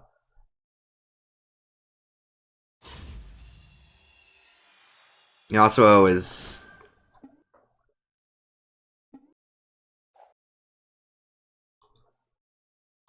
I see Yasuo be bad just as much as he's good, if not more. So I don't think it was the Yasuo pick. It was the team walking into a quadric kill by Yasuo, pretty much. I guess I'll play one more. I just want to win. I just want at least one win on a stream. It just really sucks having a stream that's entirely losses.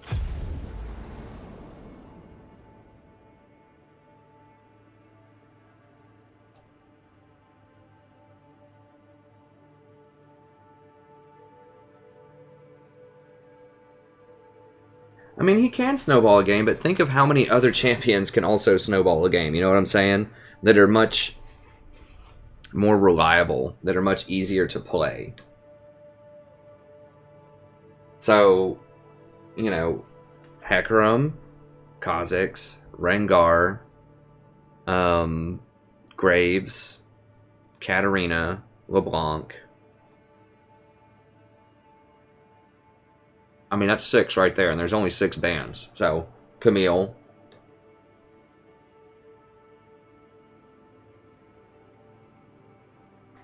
Yes, Ray, I've literally lost every single game on this stream, I'm pretty sure. Let me see.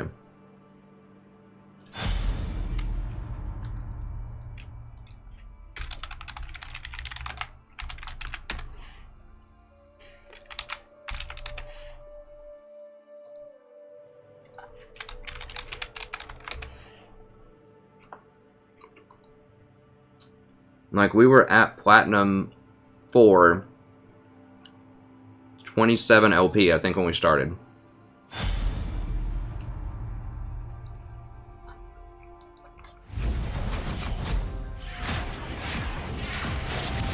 One, 2, 3, 4, 5, 6, 7, 8 in a row. I have a 17% win rate over my last 18. I'm 3-15 on the last 18.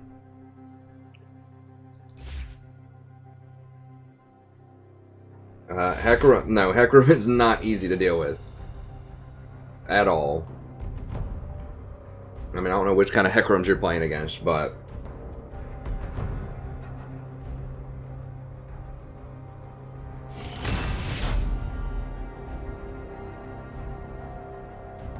I do support the strongest teammate. Like, who do I support that game? How many kills did I feed Master Yi? He was the strongest one with the most kills. How many times did I give him free kills? Probably at least 5 times. And he was the strongest one. I mean, I don't know how much you can support him other than get isolation kills and give him, spoon feed him like 5 kills, which is exactly what I did. He just chose to go bottom and go kill the Ashe instead of help his team defend the inhibitor, and he decided to go for blue buff when they were pushing up and got the tier 2 in the middle. So, I mean, there's not really much else I can do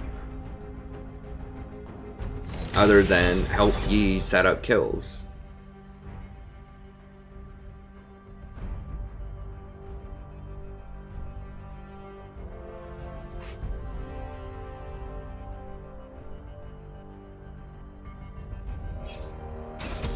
Where's my thing? Get that fucker out of here.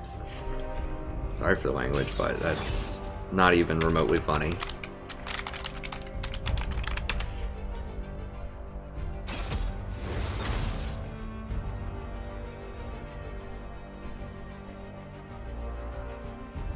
My laptop is screwing up here. We'll get him out of here. Sorry, guys. We'll get him out of here.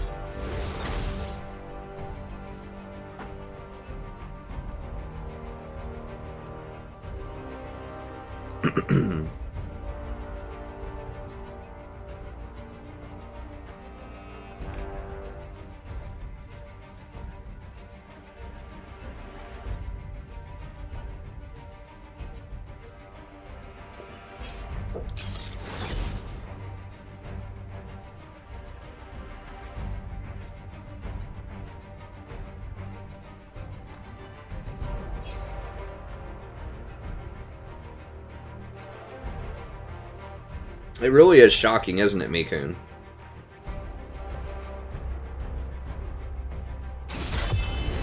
Alright, I'm doing Misfortune, because dang it, if we're going to lose, I want to have fun doing it, and I think Misfortune's a lot of fun. Fortune doesn't Like, I'm probably going to just... Shaco's just going to home in on me and just assassinate me the entire game.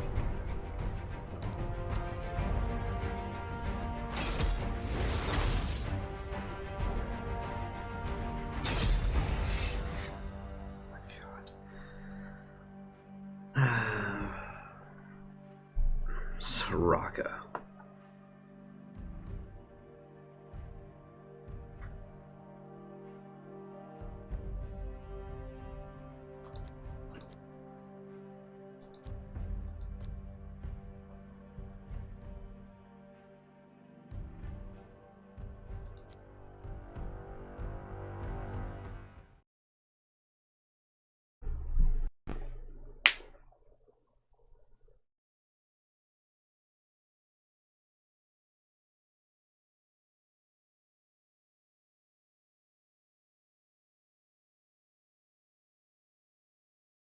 Soraka's pretty annoying, but at least Misfortune, like, it's part of her build to get the Executioner's Calling.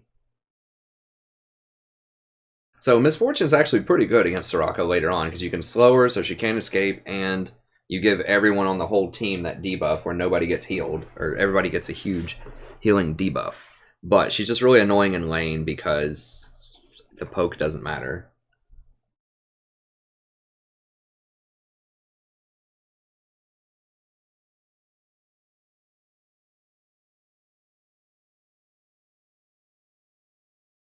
No, that's right. Sunny side of it, I guess. I just have flashbacks. I mean, this is exactly how it happened in early January, and it didn't stop until I went down to Gold 2.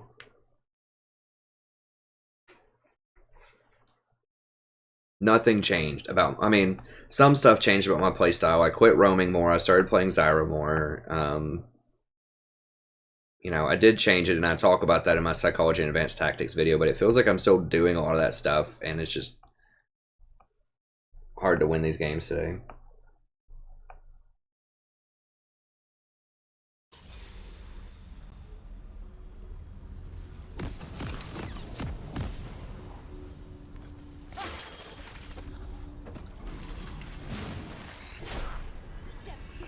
See if we can go ahead and VOD this one. This has to be the last one, 100%. Oh, buddy, welcome back to playing the game of League of Legends. I'm the Strategy Professor, playing a little Misfortune support here. got a good feeling about this. Welcome to Summoner's Rift.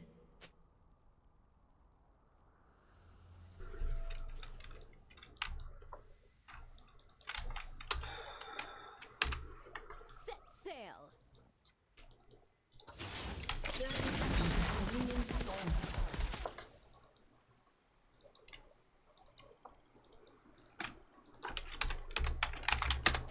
You've got dangerous eyes. I like that. I'm also just guarding blue randomly, and he's starting red. Okay, yeah, you can get his red.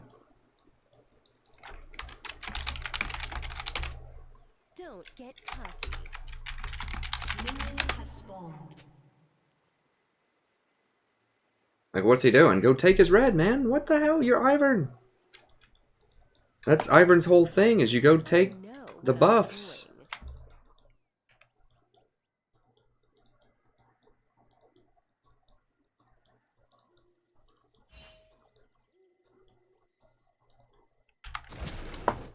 Not a problem.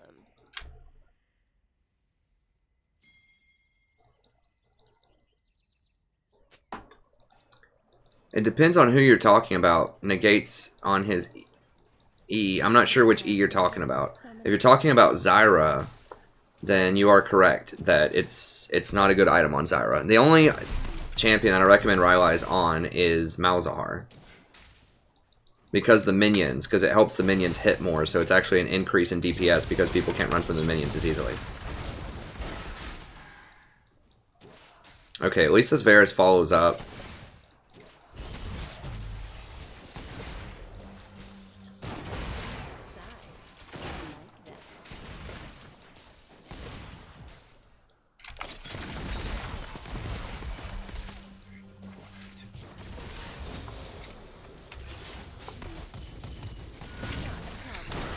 It's annoying.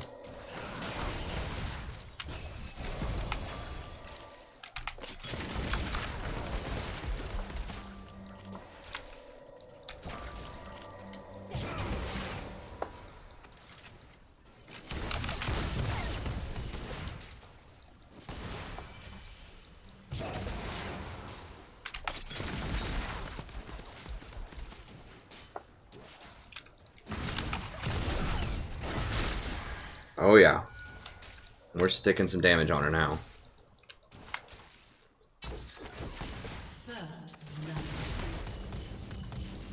Sure you can handle me, Summoner?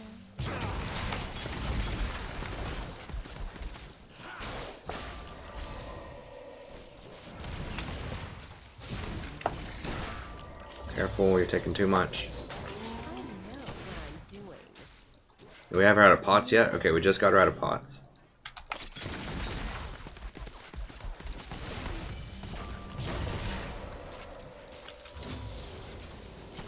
Set sail!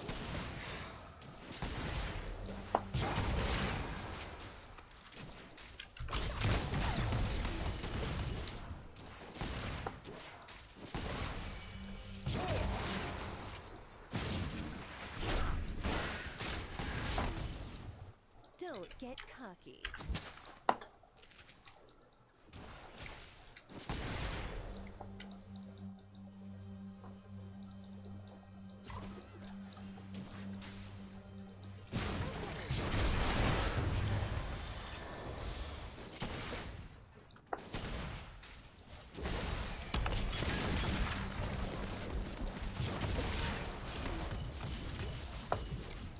Not a problem.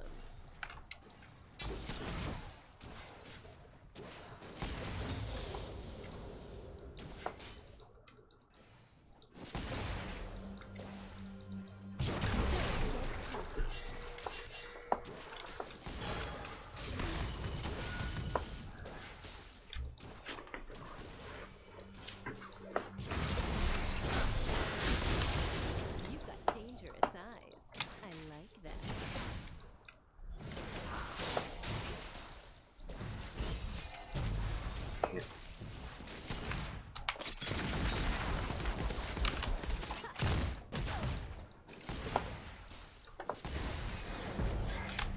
She must be maxing her Q. Like, she healed a lot off of that one Q she hit me with. Step 2. Through my work.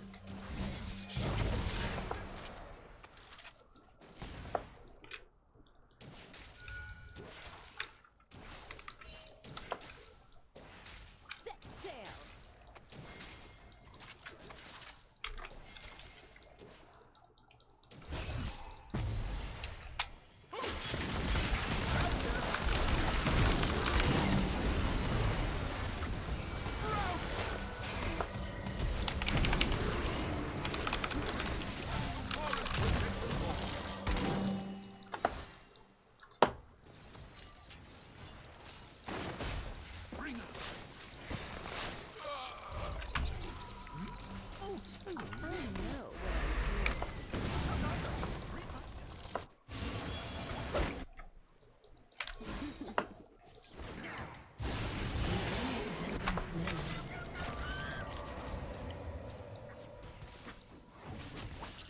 An enemy has been slain.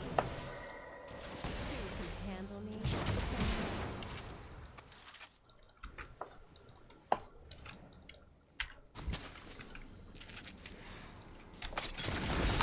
Slain an enemy.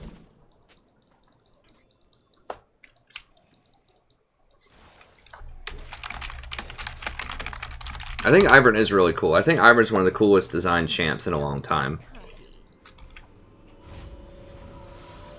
I think people just haven't figured him out yet. But I think he's really sweet. When I lose to Ivern, I feel like there's at least some kind of skill or counterplay possible to him. I don't know. I think he's cool. But I'm kind of biased because I like, you know, obviously I like supports. So he's basically a jungle support.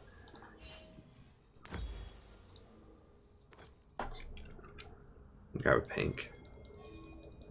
You just want to get to your... am I recording this? I hope I'm recording this. I think I am. Let me see. Yes, I am. Good. I need some more good Misfortune footage. I think Misfortune is really good right now as support, actually. Like, the only problem is that people often pick really heavy AD compositions, so you need AP on your team. But because we have Ivern, who's AP jungle, and we have Malzahar, who's AP mid, then I can actually run Misfortune, which is great. She's awesome with Ashe. She's awesome with Varus. Makes it really easy for them to hit their skill shots. She's really fast. Got an excellent ultimate on a low cooldown, so her kit's pretty dang good.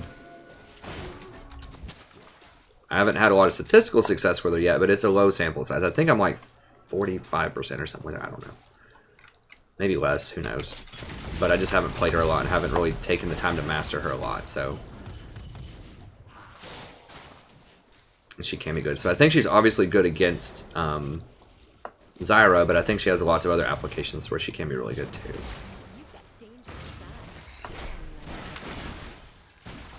Nope. Saw his little puff of smoke thing. Get out of there. I mean, that's like, she's not like, Shaco's a problem. She's not that great against assassins. I need to hit level 6, but I also need to ward for Shaco. This Varus is pretty good, actually.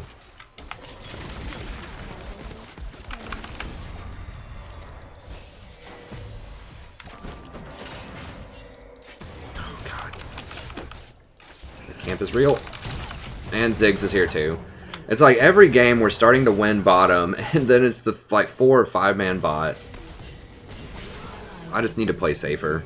I just need to expect it's going to be 4. I should know that. I say that in like every video that they camp bottom 4-person every game. I say it. I know it. I just don't play safe enough when that happens. An enemy has been slain. We just got to play safer. That's all there is to it. I need to watch mid lane. If mid lane's missing, I already knew I didn't have Flash also, and that Shaco was going to be there, so of course he's going to camp me. Like, I know these things. I'm just not doing what I know I need to do.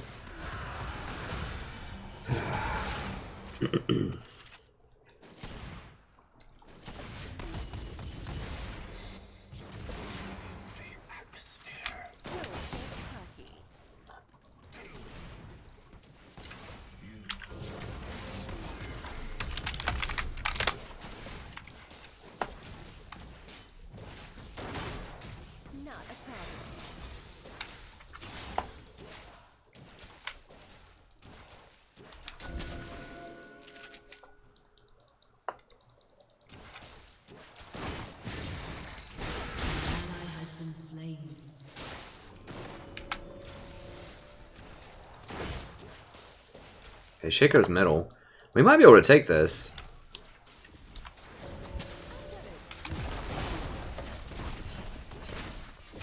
She does take towers very quickly too, which is awesome. She doesn't take it as fast as like a Ziggs or something, but...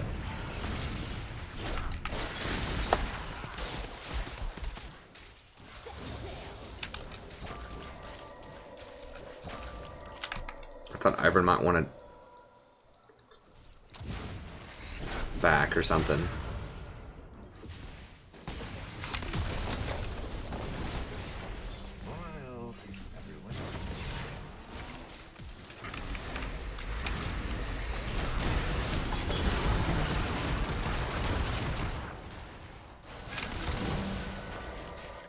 I mean, I can't walk through that.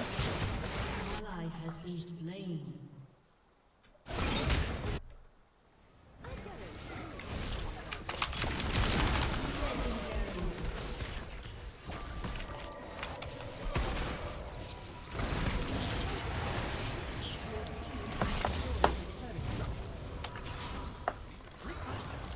Don't get cocky.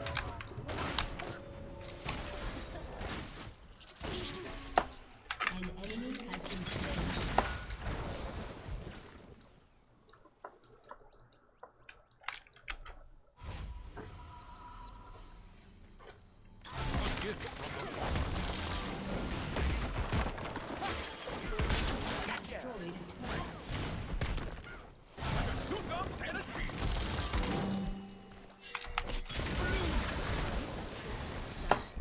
I like that. And Daisy's just like wigging out.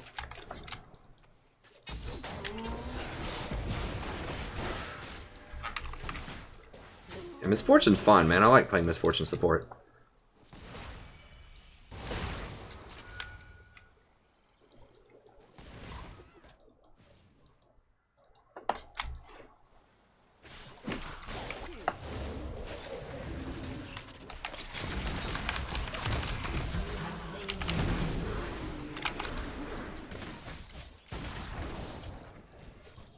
An ally has been slain.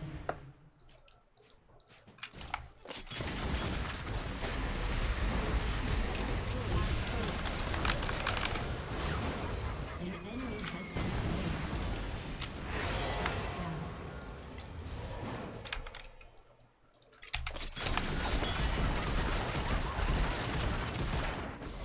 Sure you can Ah, handle me, that barrier. Otherwise I had him.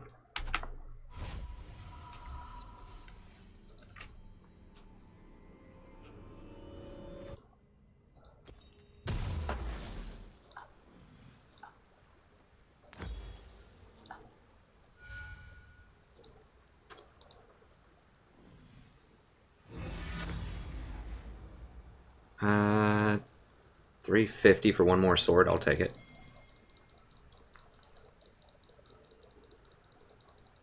Not a problem.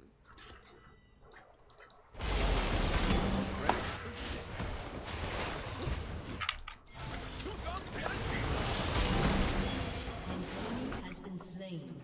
I know An what enemy has been slain. I mean, Quinn might be viable support. I don't know. I mean, maybe. She does have a blind. She does have early game pressure. Not a problem. I mean, I would if you told me last year that Misfortune was going to be a viable support, I wouldn't have believed it. I'd have to practice it in normals, but I mean, it seems a little far-fetched, but I've found success with some really random weird things before. Beauty truly is.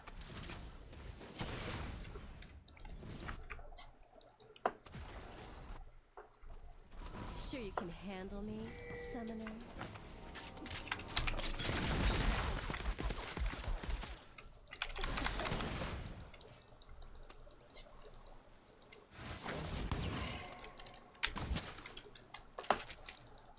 He knows he's going to get cut off.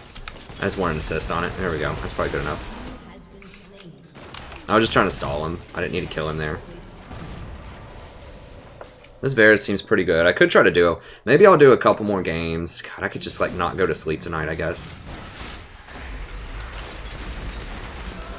If this Varus is good.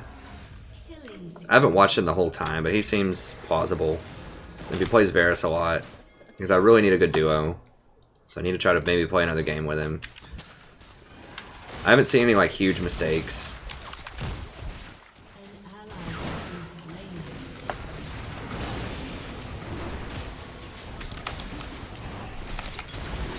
What's going on in their base?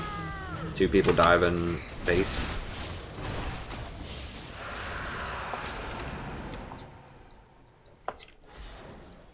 I know what I'm doing.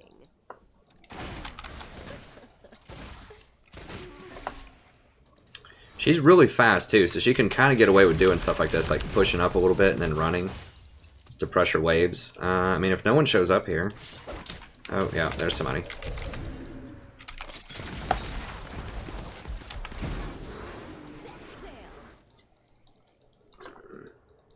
That's fine.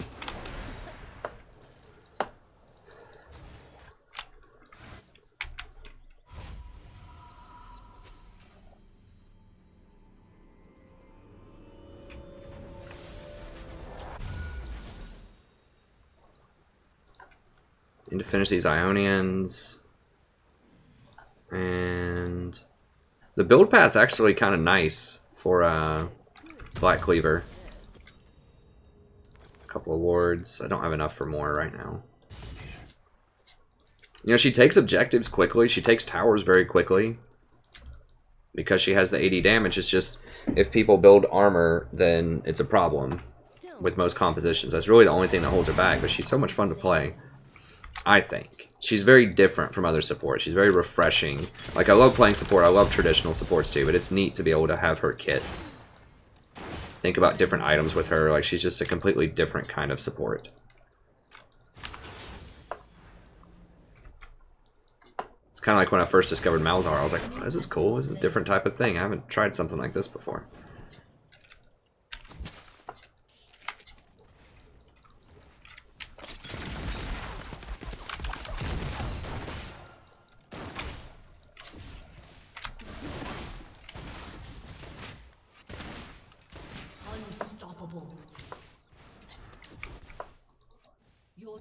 You rotate up here.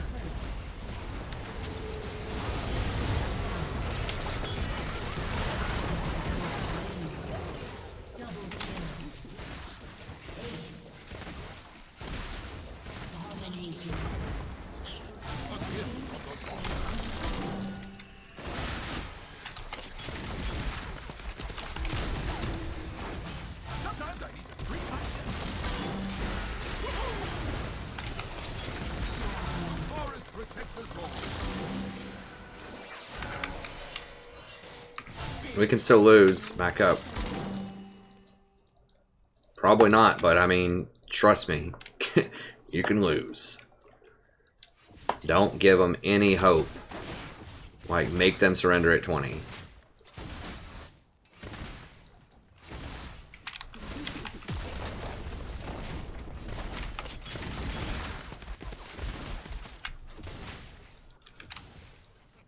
Your team has destroyed a turret.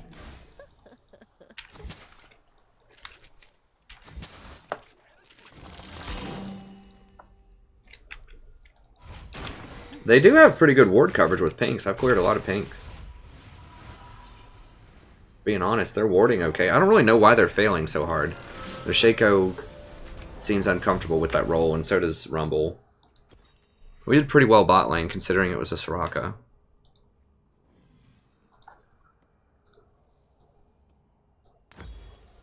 Not a problem.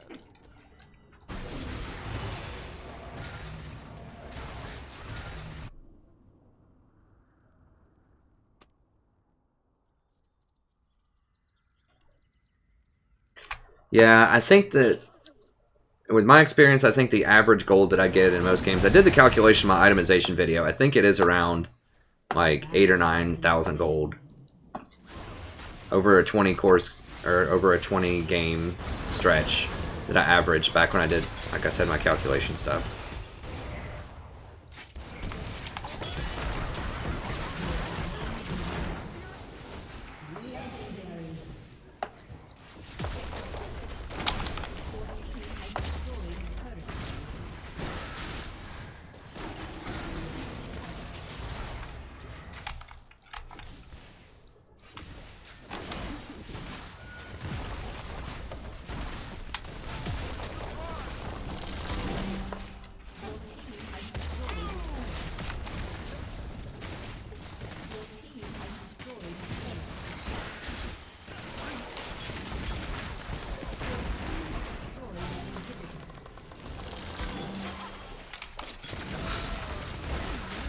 fake one.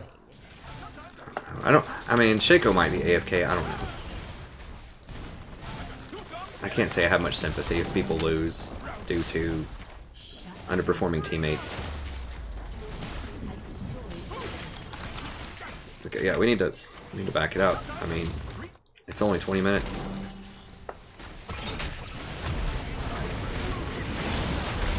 I do like having the ton of CDR.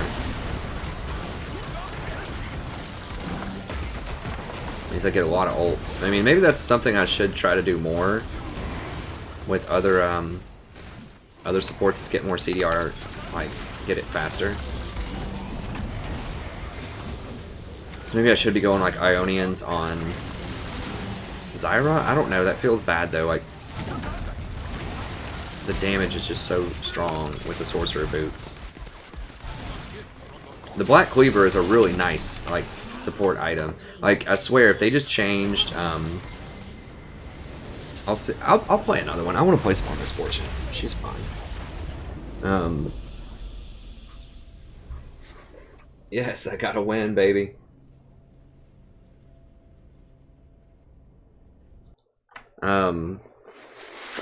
Like if they changed Frozen Fist and just took mana off of that item, because that's really what holds back a lot of potentially cool supports, like maybe Jarvan support or even Skarner support or some other supports like AD type of supports. Let me see if this guy wants to duo really quick, and I'll play another one. That was fun.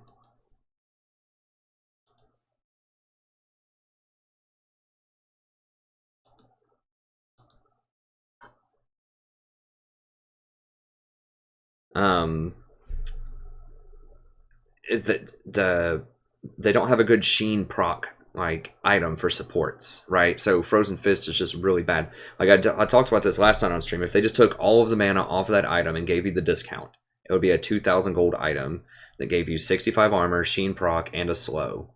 How cool would that be on a support? I mean, maybe give it like 70 armor and make it cost like 22 or 2,300 gold, like about the same as Locket. Because a problem with tanks as well is that there's not a good armor item for supports right now. So having that gives CDR plus armor plus a Sheen proc, the damage of Sheen proc, plus a slow field would be tremendous. The only thing that holds it back is it has that stupid like mana on it that like no one needs and makes the item unnecessarily very expensive. Okay, whatever. I guess he's not interested in dealing with a diamond support. As a gold or whatever he is. That's fine. We'll move on. I just want to play some more MF. There's going to be bad matchups for her. She's a lot of fun. I think she can be very powerful if I just practice her more. But anyways, that's going to be it for the Misfortune video. I'm going to play one more. I probably shouldn't. I have to go to student conferences like really early in the morning, and I have to move around a bunch of stuff for my wife tonight because her family's coming in town tomorrow. It's going to be a long day, but you know what? I want to play some more Misfortune support. So thank you very much. Have a wonderful evening, and I'll see you next time. And my hair is just looking absolutely lovely. Because I haven't taken a shower since this morning. And I've been like conferencing with students and just running around all day. It's starting to look like I just got out of a pool or something.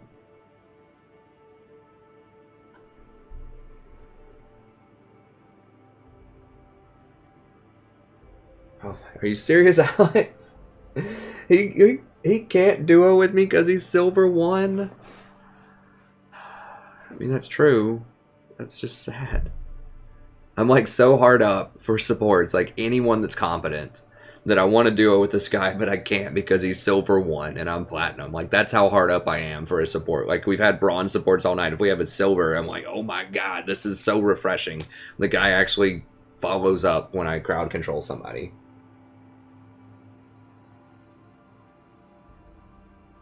Hey Keenan, if you don't have kill pressure, what's the point of an aggressive support? So the point of an aggressive support, it's twofold. So even if you can't kill, so Misfortune doesn't have a ton of kill pressure, and neither does someone like Sona pre-level 6, and neither does Nami really, or Zyra frankly. I mean Zyra has some kill pressure, but the point is you make the enemy miss crowd or miss CS because they have to back up. You make them scared. You make them respect you. and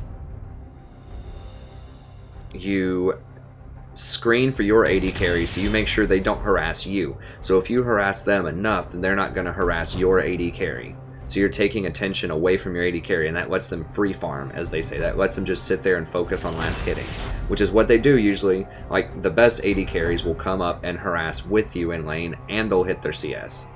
But at a very minimum, you're making it easier for your AD carry to last hit. I mean, if you ask any high-level person, like, I'm a cutie pie, or he's answered this on stream, like, what do you look for most in a support? Almost all of them say someone who plays up, or someone who provides pressure. That's the #1 thing that's most important in a lot of lanes, is that you provide pressure to make the enemy miss CS and to help your AD carry get CS. One of the worst things they'll say that they really don't like, a lot of AD carries, is people that just sit there and chill. Because then the enemy gets to come up and harass them and make them miss CS. So even though you don't kill people in lane, you are providing a service that's very useful. In addition, I mean, if you poke them enough, even if you don't kill them, if they run out of lane, for example, they have to go back because you poked them so much and they miss a wave of minions, that's at least 120 gold. So that's like a third of a kill. So yeah, it's not as like, it doesn't seem as game breaking or dramatic, but Kha'Zix is up. I don't care. I'm playing MF. I don't even care. I just want to do it. It's fun.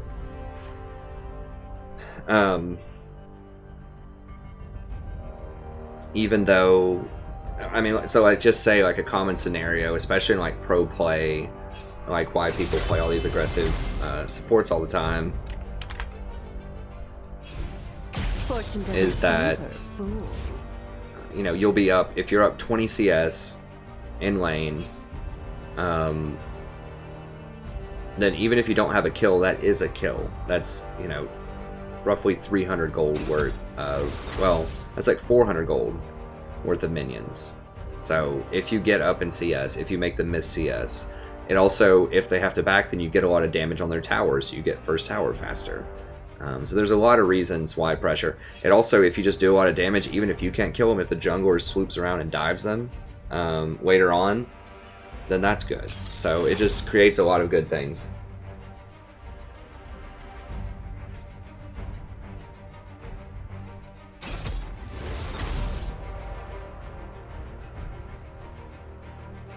I could have potentially picked Kha'Zix for my team. That's a good point. I could have asked to do that. God.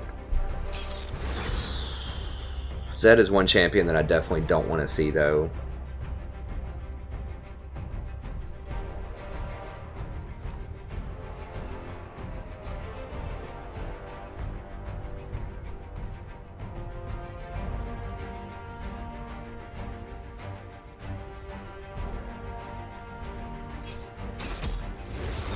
Yeah, people just die a lot less in higher elo in general.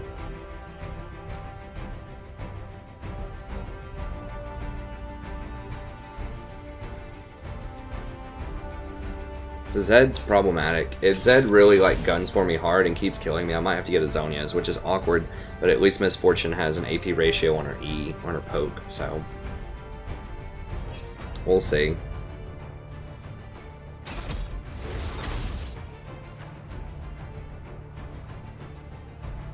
And Talon?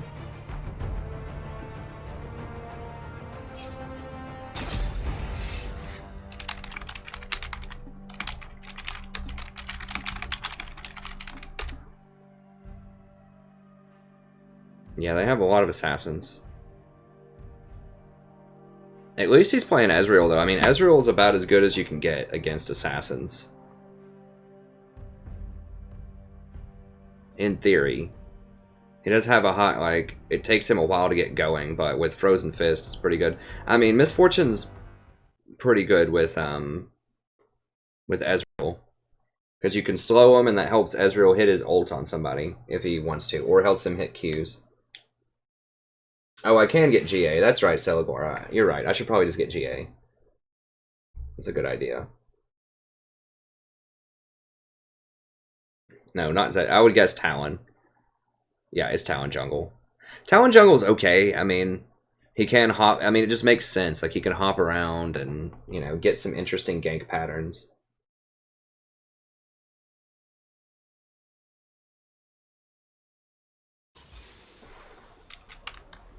Trundle's low-key, like, extremely powerful top lane right now, though. I'm really surprised we haven't seen him in pro play more. I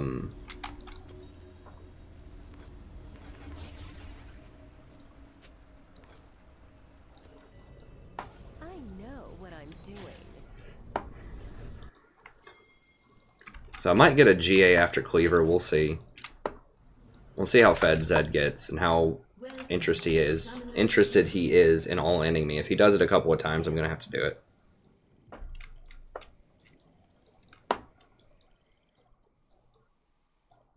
I wish there was like an all. And that's another thing, is you can get like Edge of Night. Edge of Night might actually be pretty good right now, because that would stop Zed from applying his ultimate to me, I believe.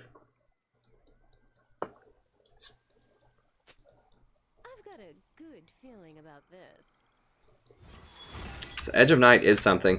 I mean, that does open up, like, as Misfortune, as kind of a squishy damage dealer support. You can get things like Edge of Night, and you can get things like the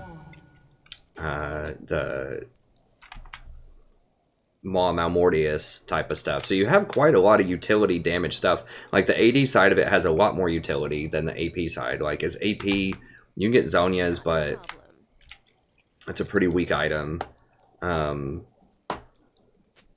You can get Rylai's, but Rylai's is also weak. But Edge of Night, utility, very strong. Executioner's Calling, very good. Black Cleaver, lots of utility. So the AD support side of it, I mean, you have some decent utility with some of these AD items out there. Way more than the AP items, I think. The only problem is you deal AD damage, which in a world where everyone's playing AD, like right now, we have 5 AD champions. Well, 4 plus Ahri. Let me go ahead and VOD this. Hello, everybody. Welcome back. Today we're playing another game of League of Legends. I'm the Strategy Professor, doing a little Misfortune support.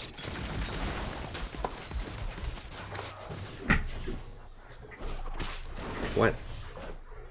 My chair's goofing up. Okay, there we go. It's getting goofy.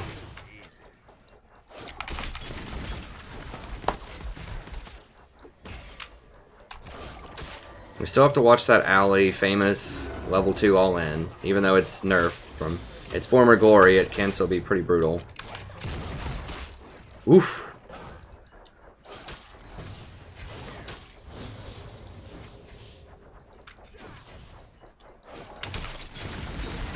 There it is. But I still did a lot of damage to Draven, so it doesn't matter. Is jungler here? They're acting crazy.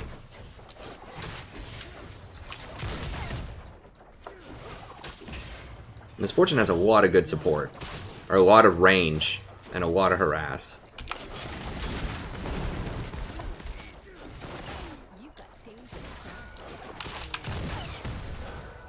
Ooh, nice, we got the heal.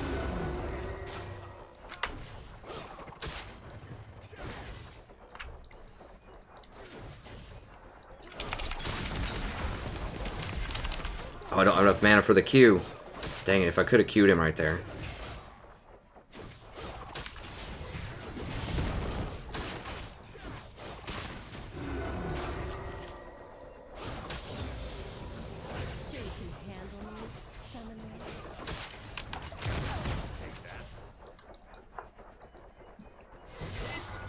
I've got Thunderlord's back. Gotta watch out for Talon. We gotta go ward for Talon. I really do like Misfortune. Maybe I should just be playing her more. Like, she has such great harass in lane. It's just so much fun to have an AD support. Like, it's just impossible in most circumstances. But it's fun to have an AD damage support.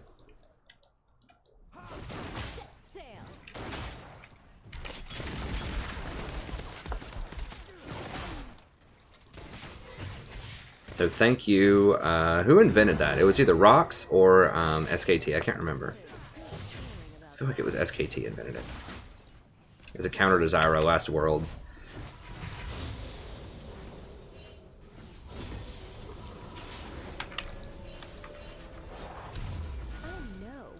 So we want the mana regen early. I don't usually get the gold item this early. I worked towards a sight stone, but having that extra mana regen is really nice. In addition, of course, having the extra health, and you can apply that damage. I mean, it's respectable. It's like 10 extra damage, I think, or 5 or 10 extra damage per tick, and you can tick that anytime you want with your E, so it's pretty good. I mean, Misfortune's very fast, too, so she gets around the map. There's a lot of really good things about Misfortune.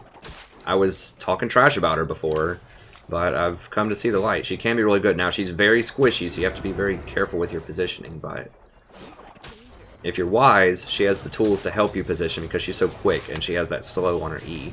It's on a relatively low cooldown, so, I mean, you can reposition a little bit better. I'm going to get some Ogon here. It's expensive in early levels, but not so expensive that you can't really use it.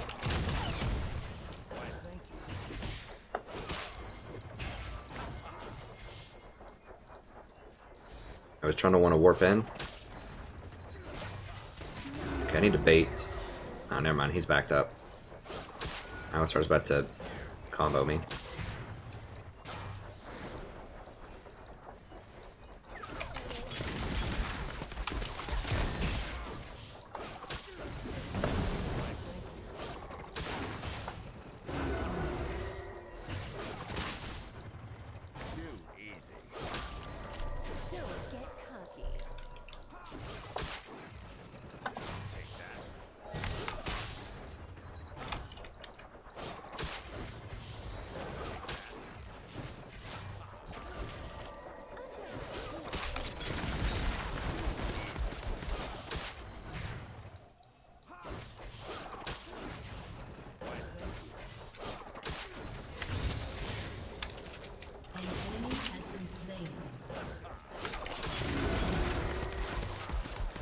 Like, Ezreal's doing virtually nothing in this lane, but I'm still, like, helping him keep up in farm, I hope, right? Yeah, he's up in farm. Even though he... like, I've been the only one harassing, basically. I'm doing enough harass to where Ezreal gets to farm safely. I'm running them out of lane pretty much by myself. Someone asked earlier on the stream, if you're just watching the VOD, like, is it worth it to harass even though you don't have kill pressure, or to have like a pressure support even if you can't kill them? The answer, yes.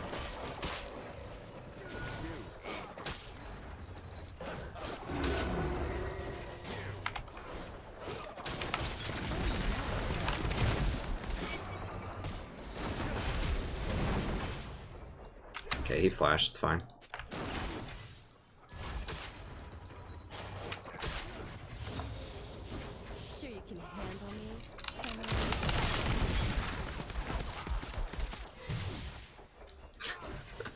If Ezreal just hit him with anything, he's used all of his mana just last hitting, basically. And that's fine, though. I mean, whatever. I got him. Not a big deal. If he steps back up, I can kill him with my ult. She's got good wave clear with her E. I mean, I'm in love, man. And she's hot. I mean, come on. She is an attractive fictional character, if I do say so myself. But yeah, I mean, she just has a good kit. She's got a lot of power, a lot of utility.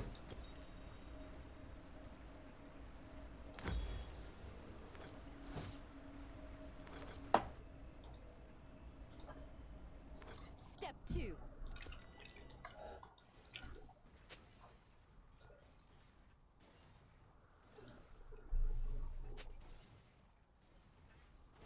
I mean, that could be true, Meekin. I mean, but really, if you want to win, you have to be aggressive. It's like, you have to take the game into your hands. You have to try to control the game, force them to play your game, your strategy, what your team needs to do to win.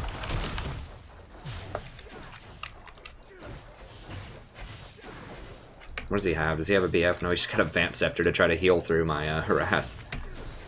So we're up 20 CS right now.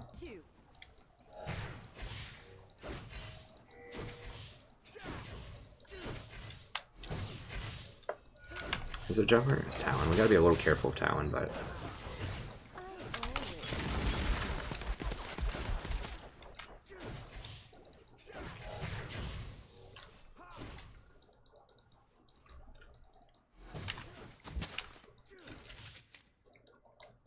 You've got dangerous eyes. Gotta be careful because Allie can cancel my ult.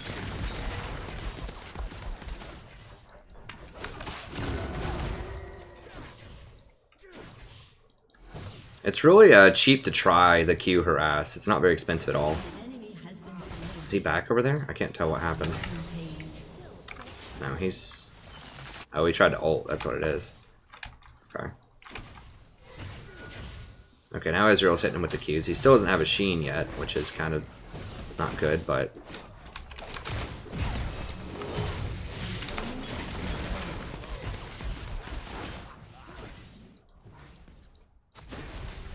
Got him, coach. I think Lee's got him, right? Or did Lee get shanked? He got out. It's fine, whatever. We'll get this tower.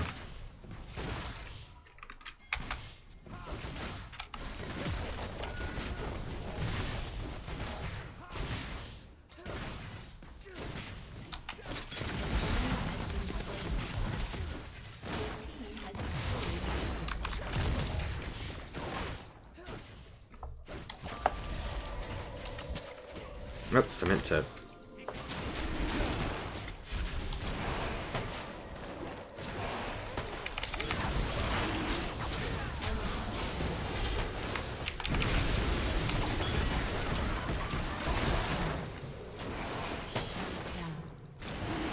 No, let's just get out. That's fine. Not a problem.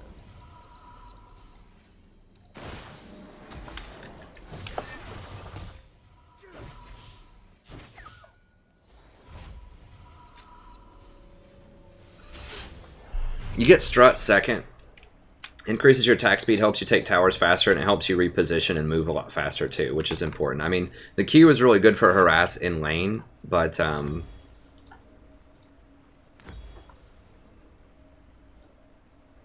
we're going for Cleaver next. I'm just grabbing a longsword there first. But having that extra ability to reposition and rotate quickly around the map is just more important than having a little bit more Q harass, because you're not going to be in lane anymore, especially if you break the lane as fast as we do. And you want to get that CDR cap as fast, or as fast as you can. So that's why I got Ionian and Watchers. Watchers is very good on her actually because she needs that mana regen, and it gives you extra wards. So it's pretty nice.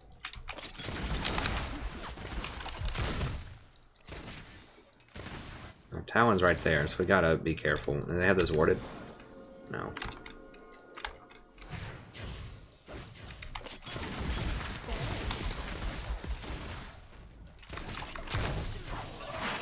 Ally has been slain.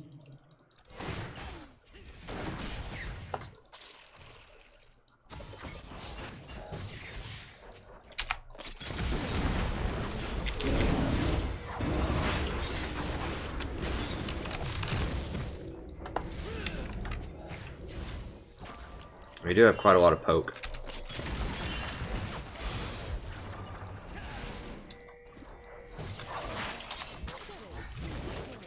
And I'm gone.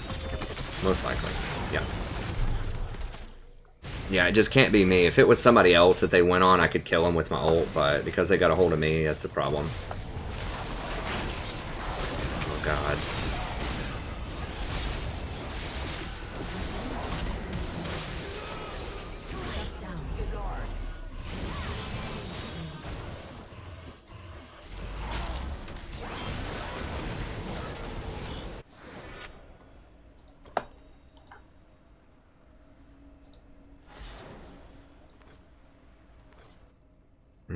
I already have one. Let's just a couple of pots and just go.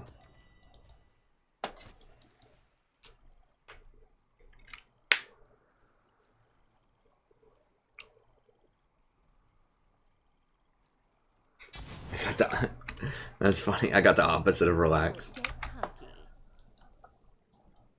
I mean, Zyra's pretty attractive in her own right. I mean, yeah, she's kind of a you know, half plant, but, you know, sometimes love comes in strange places, right?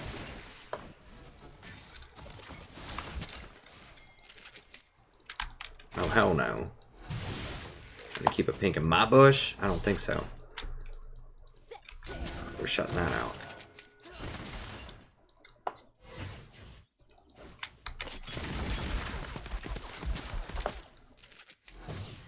She has great bush check too with her E.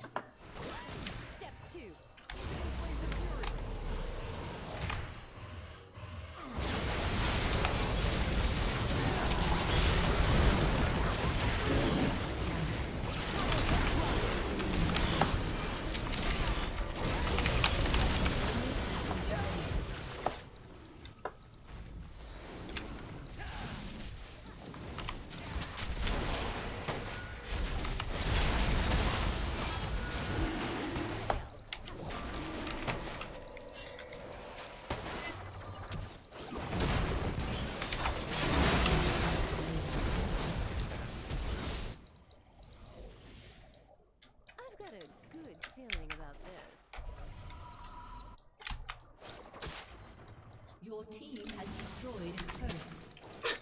Total fail.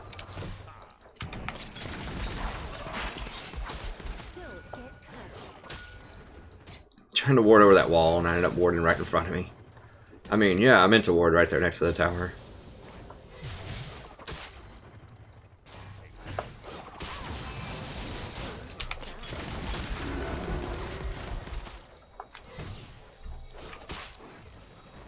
This Ocean Drake is proving to be problematic. Okay, they want to use their TP on that? Sure. Oh, jeez.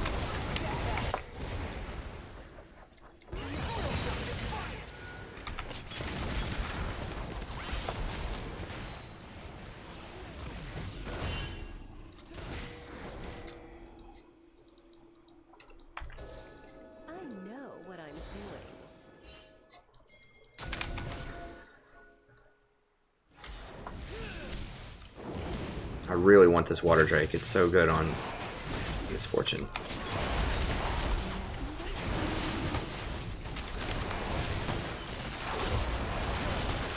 Oh, and I'm dead. Yep.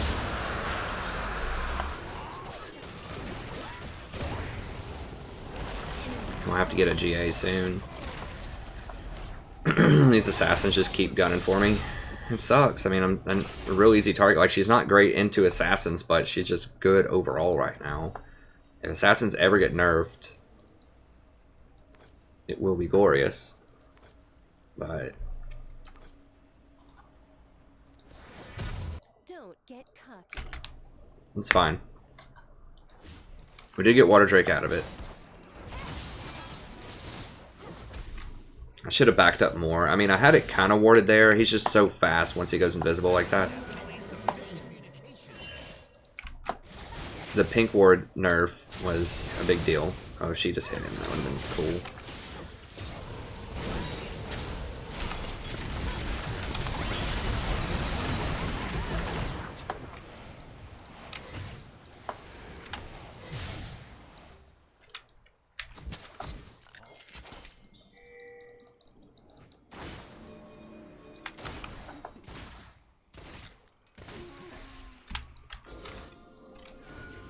I'm relaxed around Misfortune because we're actually like getting respectable games. Now, I'm doing okay as Misfortune in these games, but we're also getting, let's be honest, we're getting some allies that are, you know, a little bit more respectable as well.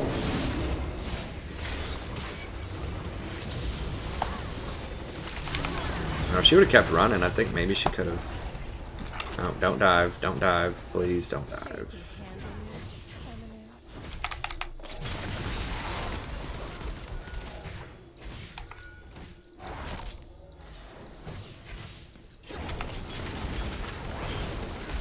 Makes it real easy to hit Qs.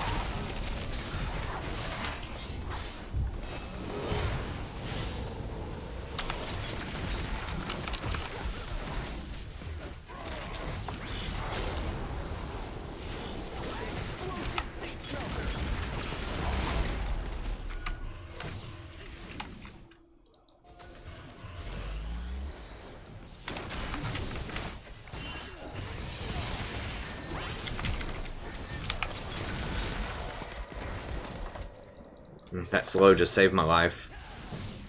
You see how the Thunderlord's procced because he tried to run through my slow? I mean, 60% slow on him. Just saved my life and probably the life of Ezreal too.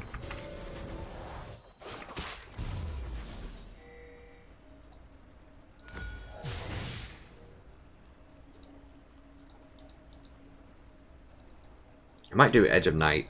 Well, that's not going to save me against Talon. It'll save me against like his jump on me, his burst thing. Could help me against Zed. I think that'll be my second item. Oh, I need to get a sweeper.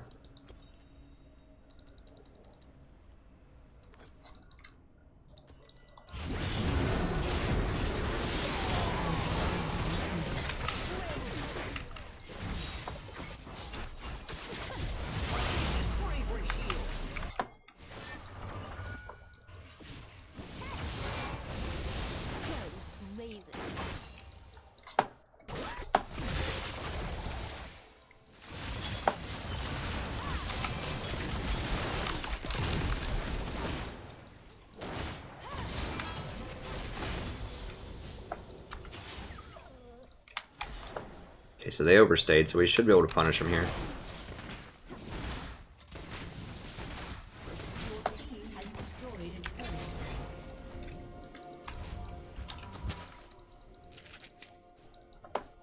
Don't get cocky.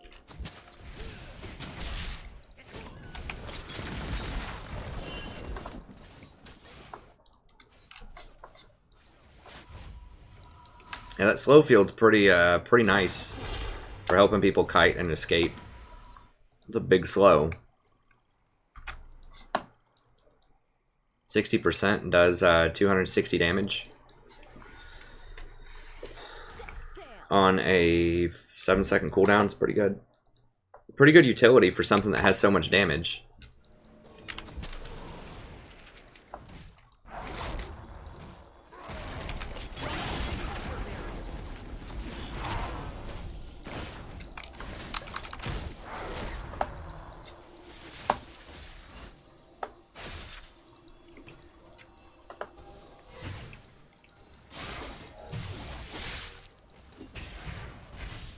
Sure you can handle me?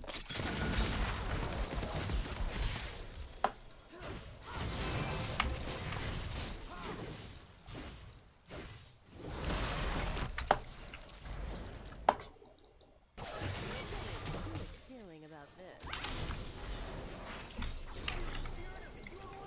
Get a charm on her? Get a charm on him?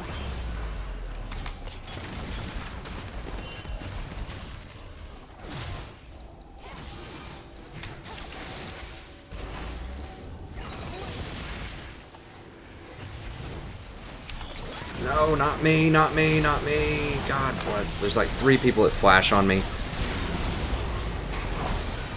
Dang it, that Rumble ult.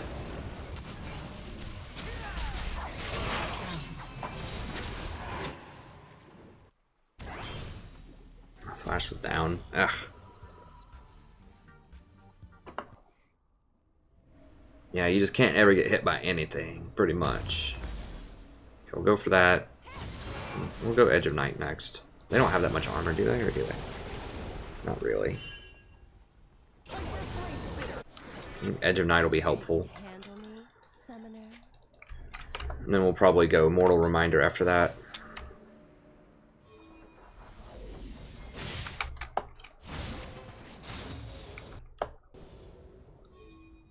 I know what I'm doing.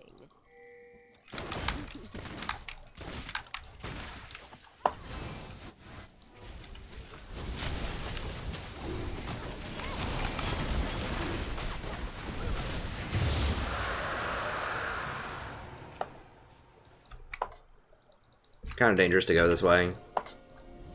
Alright, help me get over here a bit faster.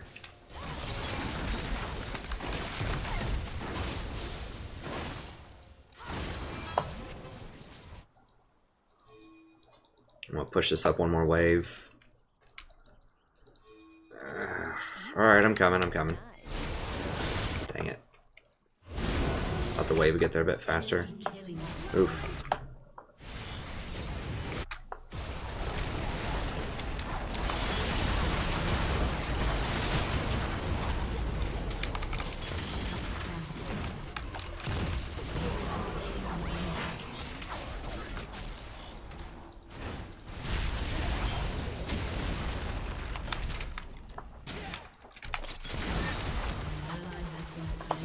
Whoa, for real? They're getting away?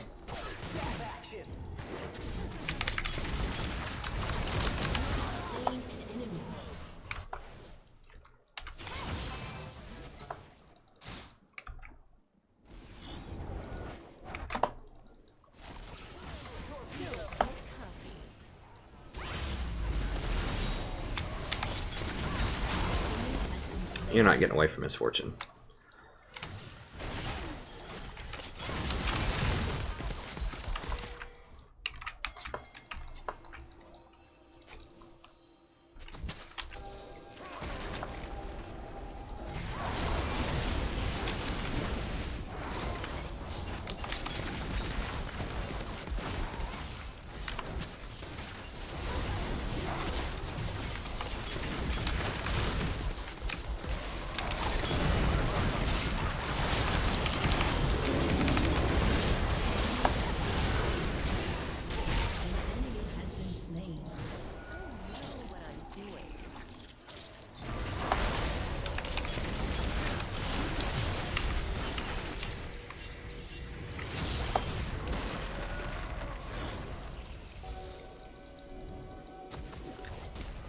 Oh, he wants to jump over.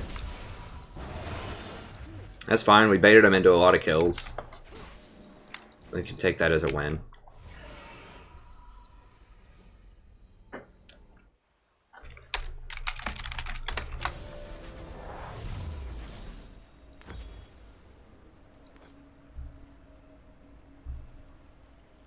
Sure you can handle me, summoner?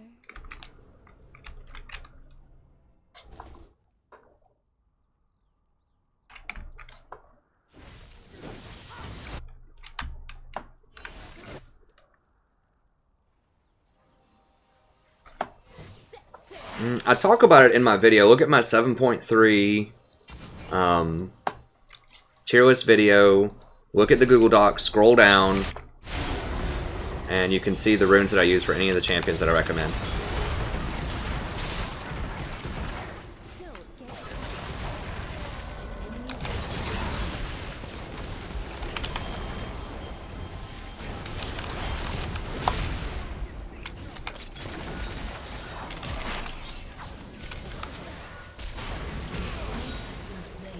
It's basically, I'm trying to remember, I think it's flat AD reds.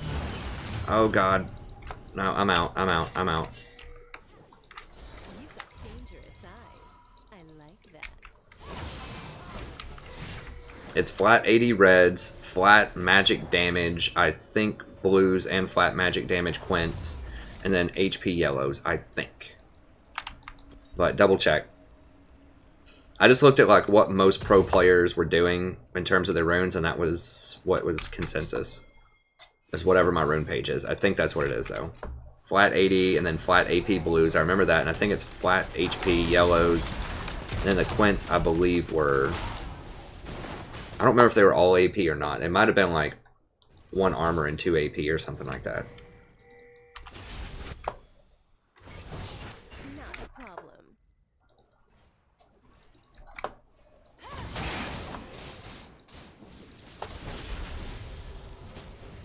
And you go Thunderlords, and then the 80 damage stuff in the left tree.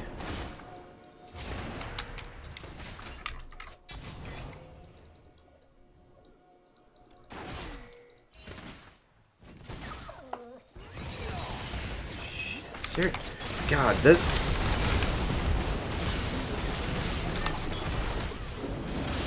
Oh, what? Just killed me.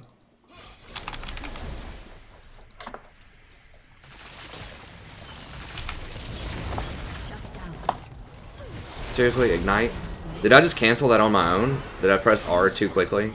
Like I pressed it twice or something on accident? Or did something maybe Alistar headbutted me or something? I didn't see it. Yeah, you do not want to get flanked. As Misfortune, definitely do not want to get flanked.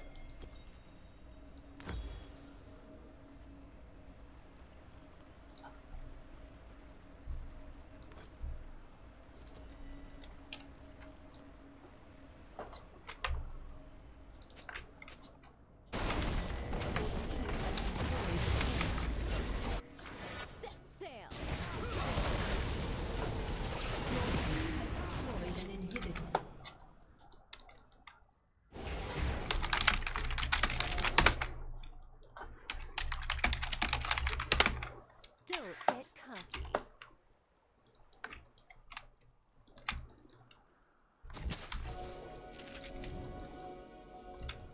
An ally has been slain. I think they're just gonna get the Water Dragon. I'm okay with Water Dragon. They just can't have Baron. Okay, they're just spreading out and doing nothing. That's fine too. Like, if they were really on it, they could have probably tried to go for Baron, at least take a look at it and see if I was here guarding it or not.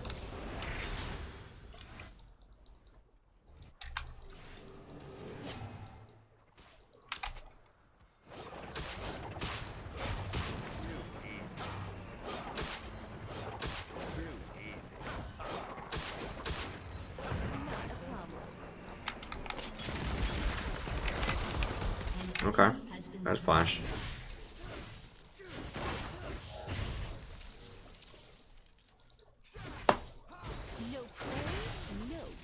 Frozen Mallet, baby. I could go Frozen Mallet on her. You don't really need it, though, because you have so much,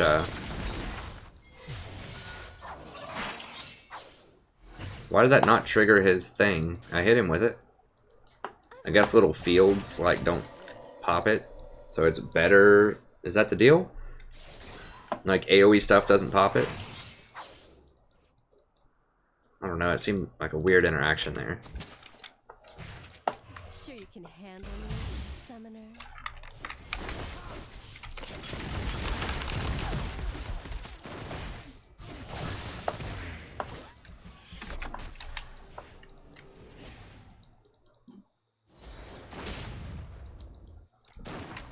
Step 2. Rampage.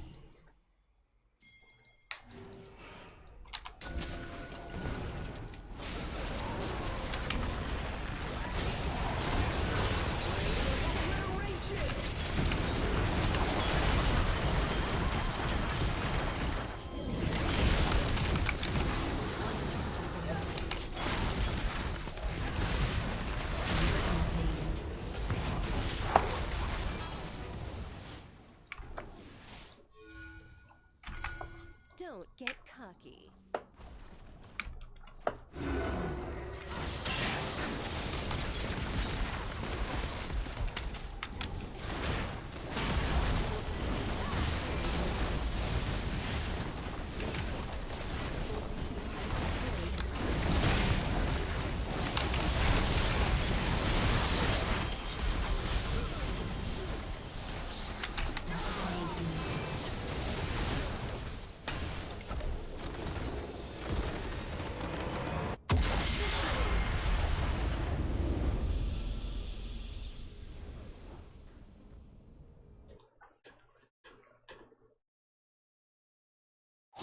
What time is it?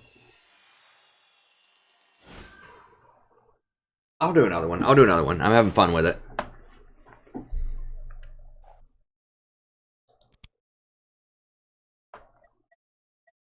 I hate how you're, once you lose games, like, it takes more to get back. So I'm losing, you know, like 20 on the way down and only get 17 on the way up.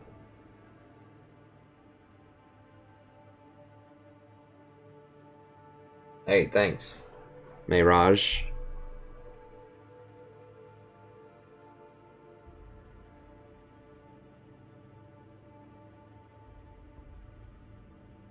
That's true, Andrew. You are good luck. Thanks, Fat Carpenter. I appreciate it, friend. I mean, Misfortune was number 4 on my list, but she probably could be number 3. I don't know. She's really good.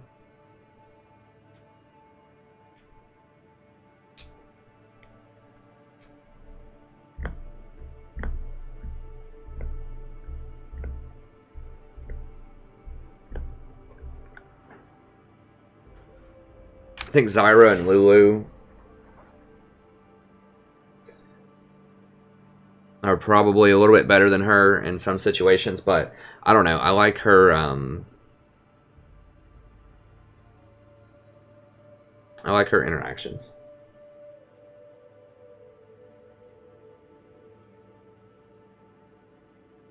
She's had so much pressure, and like I said, she has such a unique like item set that she can get. that it does help protect. Like, she feels a little bit more protected. Like, it's still hard to, like, you still have to position very well. Like, she still can obviously get blown up if she gets flanked, like what happened there, but... Hey, Azalea. It was fine. It was good. I had a good conversation with my graduate director, and then I've just been conferencing with students. I did that yesterday, today, and then tomorrow, which is actually today. Wednesday, Thursday, Friday. I've been conferencing with students, and it's fun. I like conferencing with them. Some of them are, you know, they struggle with kind of the first paper, and some of the, I try to push them pretty hard on the critical thinking, but I get some good results usually. Some of them can be kind of confused or whatever to start, but I take that into consideration when I grade them. I just try to push them as hard as I can. No, I wanted a misfortune support. No.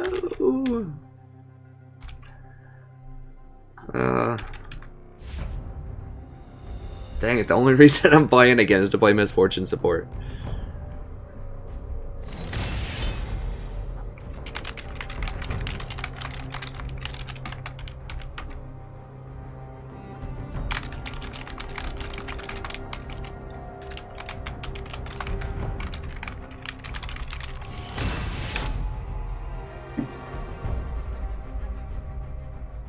Hey, thanks, Greg.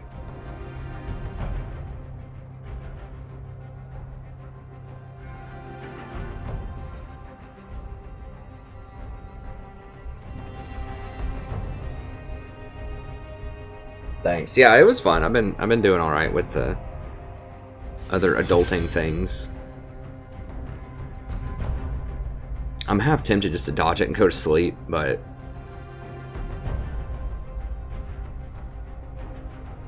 if she lets me MF, I might do it. I mean, I might just have to play it. Okay, good. She's gonna Varus. We'll ban Kha'Zix then.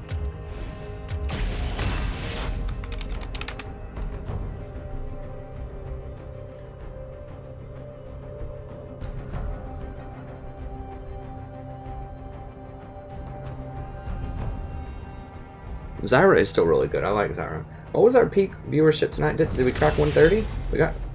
I don't remember. We got a lot, though. We were up in the 120s in one of those games.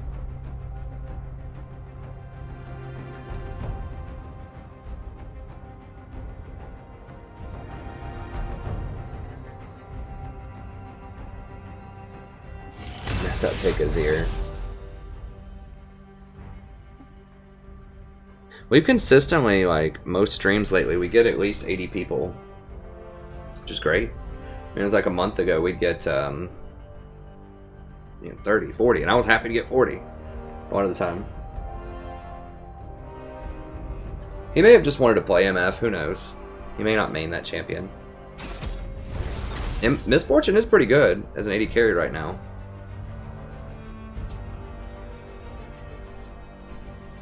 I've done a lot of Zyra tonight. I've lost a lot of Zyra.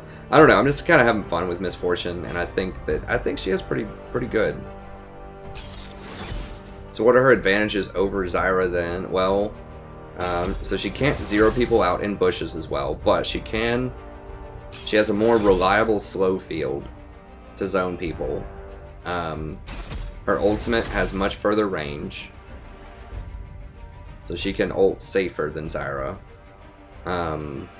She has more uptime on a lot of her abilities, especially her slow field. Like Zyra's seeds, even if you max them out, have like a 12-second 12-second cooldown, and you don't get any CDR on Zyra other than the 10% that you get from Eye of the Watchers, whereas you get 40% CDR on Misfortune. So you get a lot more ults with Misfortune, and you have a lot more uptime on your abilities. Like Zyra, after you throw your burst combo into a fight, a lot of times you're just sitting there looking at them. So sometimes it's good, but if they can zone you out with a tank or something like a Malphite, then I don't know.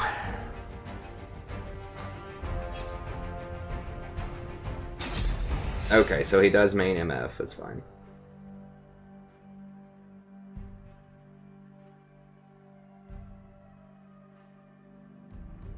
Hey Hey, Jonathas.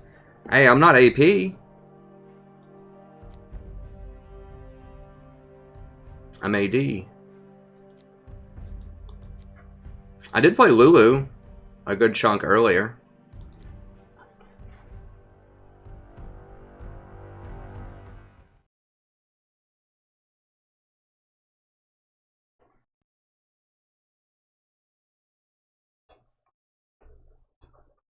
Utility supports are just, it's hard. It's a hard knock life right now on utility supports, friend. I just play whatever, like, wins most of the time. And, you know, I do have, like, 62 Janna videos on the channel, so you can watch what's of that if you want. I'm releasing more Lulu. I did play a decent chunk of Lulu tonight. I think I played 2 or 3 Lulu games. I lost all of them.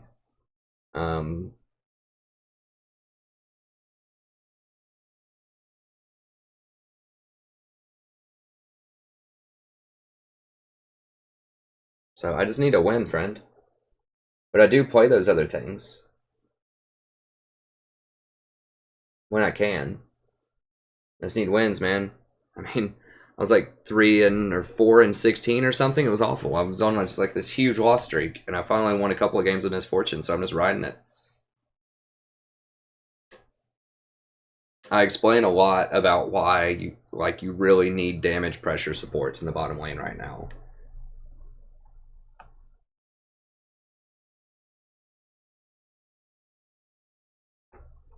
I mean, the last 2 seasons, like last season, Janna was my most played. I think by the end yeah, I think Janna was by the end my most played. So I played a lot of Janna last season and the season before. So I like utility supports. They're just, many of them are underpowered right now. I know what I'm doing. In gold and lower. Now, once you start, if I ever get up to, you know, when I get back up to playing with platinum people or diamond people, then I can play more things like Lulu and Janna. It's just because of the autofill system. I mean, I explain this all the time on the stream, but because of the way the autofill system has created a lot of extra variance, which means you're going to get random people that feed really hard, much more this season than past seasons, you have to really do well in your lane early. Not just so that you can counterbalance their feeding by doing very well in your lane, but also so you can keep the morale of your team high so they don't just AFK. Because you can say things like, hey, look,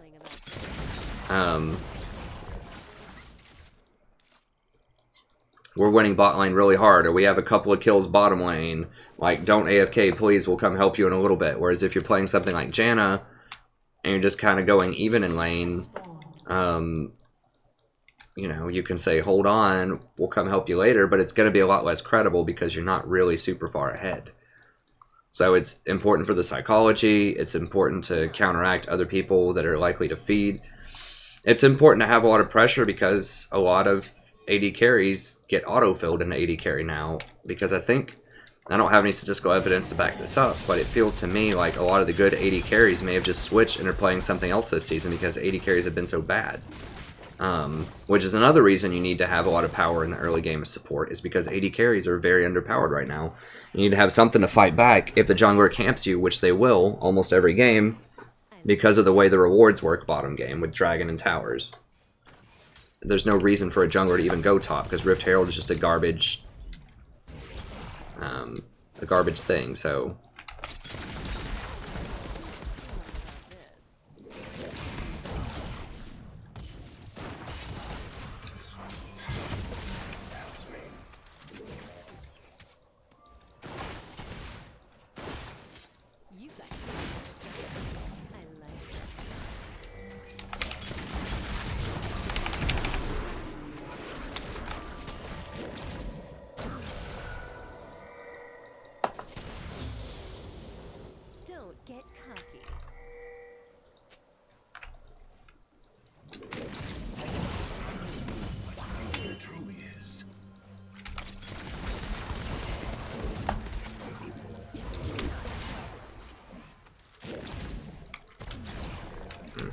Dodge that a little bit better.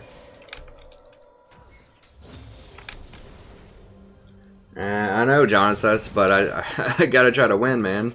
I agree. I mean, I want to play Janna. I want to play Lulu.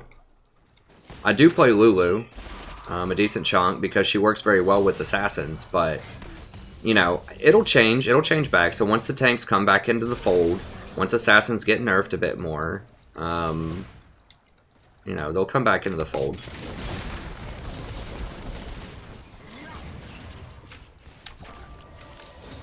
They tried to help him out with Redemption, it just wasn't enough. That, unfortunately, then they nerfed Redemption, so...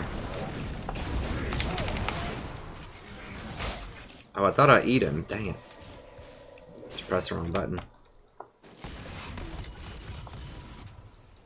Also, another reason people play AP supports is because people are picking AD in the jungle and in top lane and often in middle lane, and so you need some kind of AP to counteract that.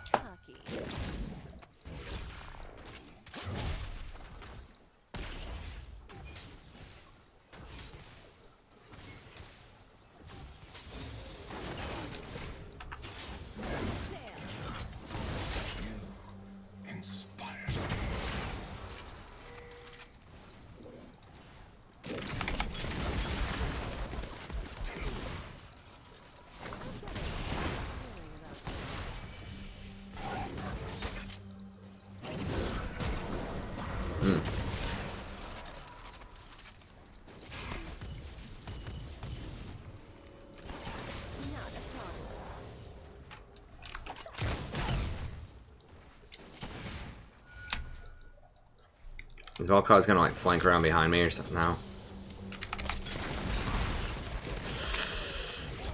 Oh god. That 13 damage from Deathfire Touch.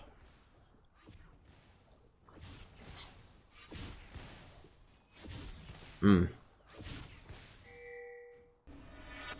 I can't believe he just... I should have just left. That's really one of that cannon minion. Executed. An enemy has been slain. You know, I know there are people...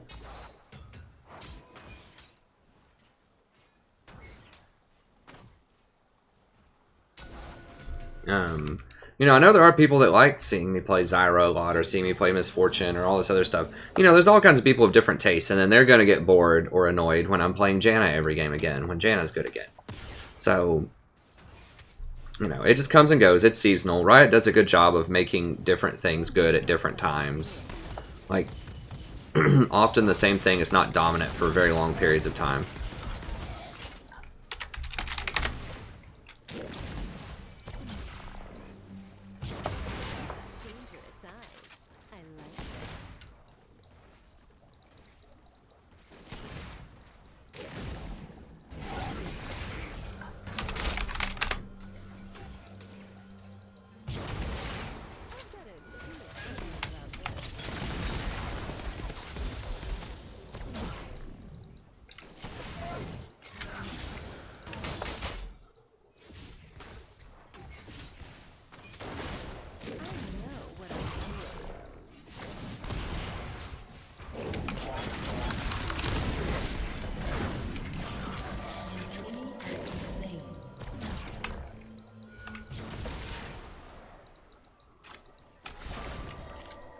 Other lanes are doing okay.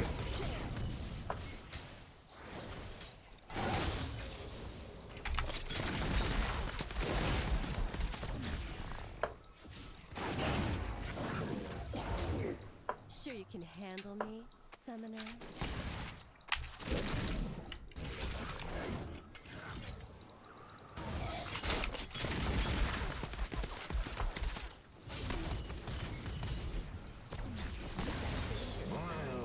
Everyone is watching.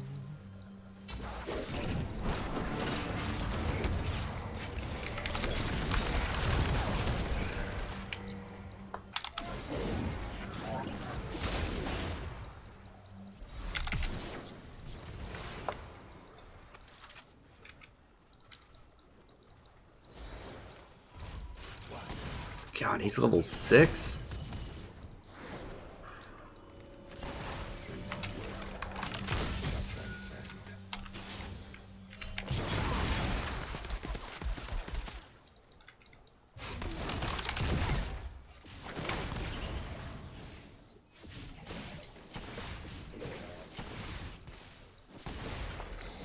getting crushed on CS, right? Yeah.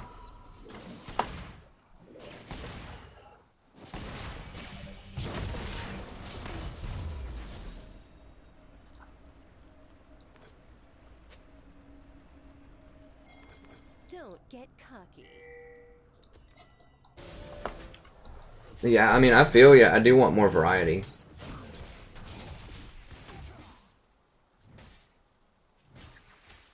Yeah, I'm not a huge fan of Karma, unfortunately. She's been nerfed quite a bit. Her shield's pretty weak.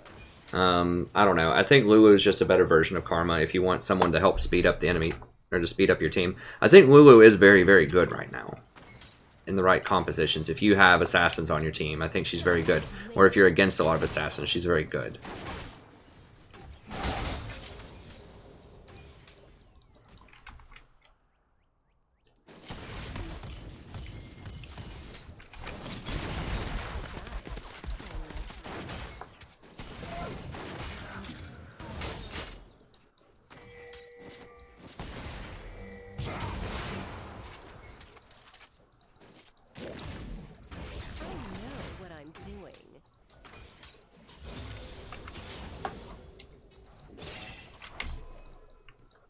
Jungle Mundo, huh? Sure you can handle me, summoner?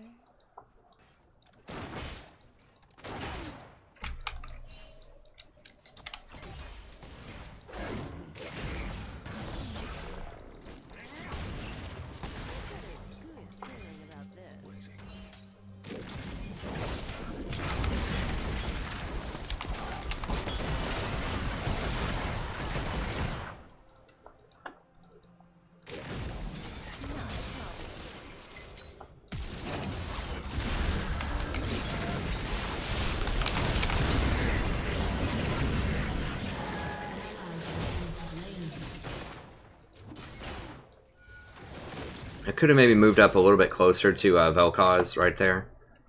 Okay, Mundo's middle.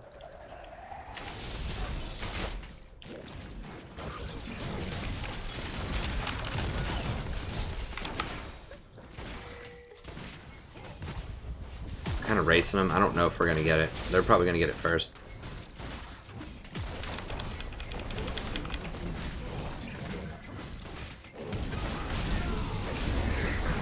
Oh my god.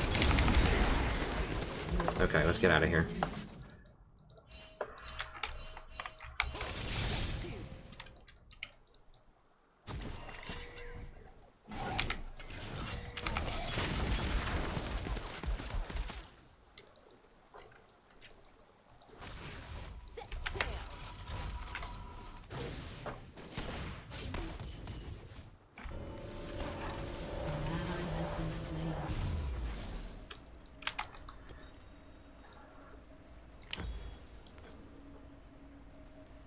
Don't get cocky. Sweeper.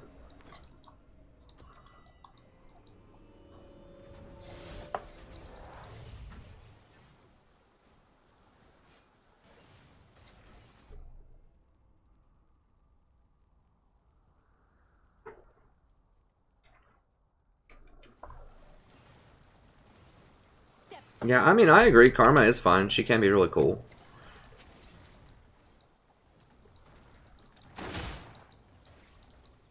I need to go Ward Dragon. I just can't right now. I don't want to miss all this experience.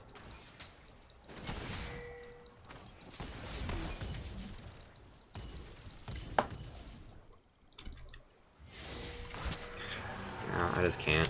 Well, we can't contest it either. I mean, Jarvan's on the top side of the map.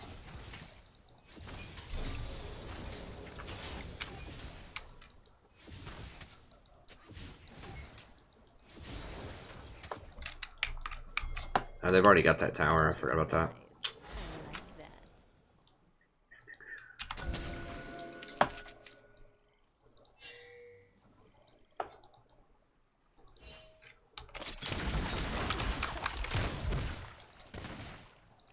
Just kill that too slowly. Vel'Koz is way up there, so we should be able to kill this.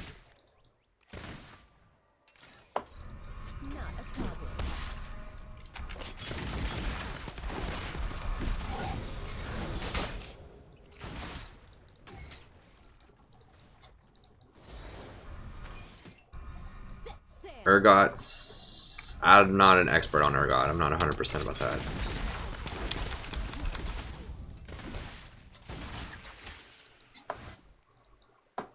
I know that he can do whatever his slow is and apply that to his Q shots. I know it's a big part of his kit.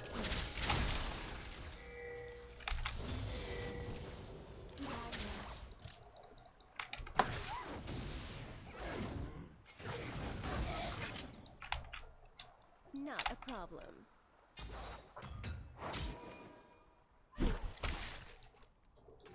An enemy has been slain.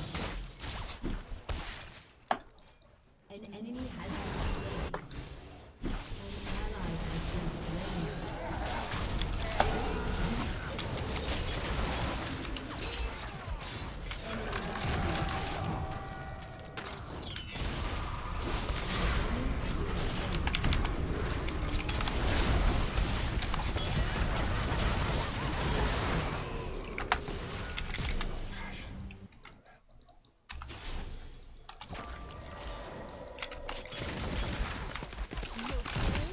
No pay.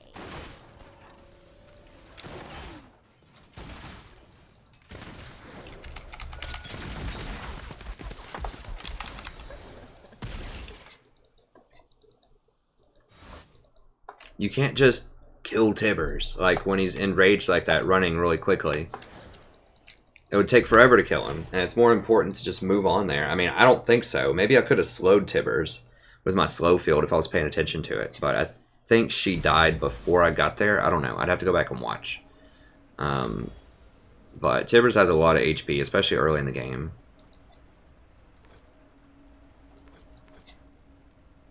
Sure you can handle me, son. Oh, did I forget to turn off the last recording? I can't remember if this is a new one or the last one. It might be a double header MF support game. We'll see.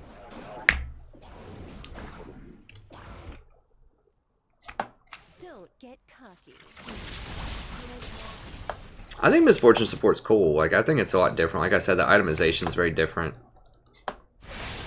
This feels kind of fun, different. Yeah, he's gone.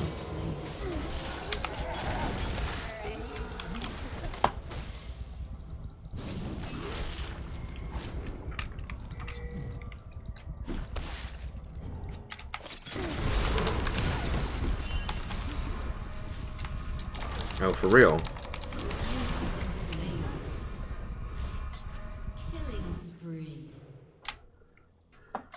I mean, J4 could have just dunked him under tower. I know it's cool to kill Tryndamere, but if you just dunk the, if you just dunk the Mundo there and I ult him, then I don't die and we get a kill. And we get an assist. Like, I'm not going to get an assist on that Tryndamere. So we basically gave them an extra 400 gold. Or 300 gold.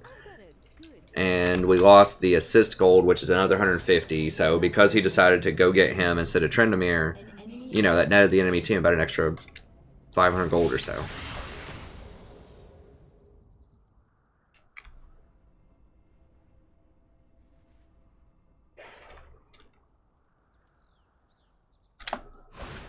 I agree. Sona's ulti should be lower.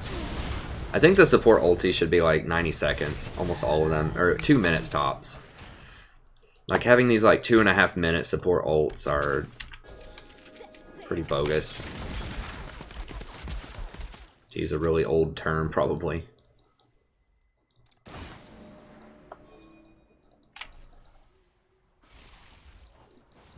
Step 2.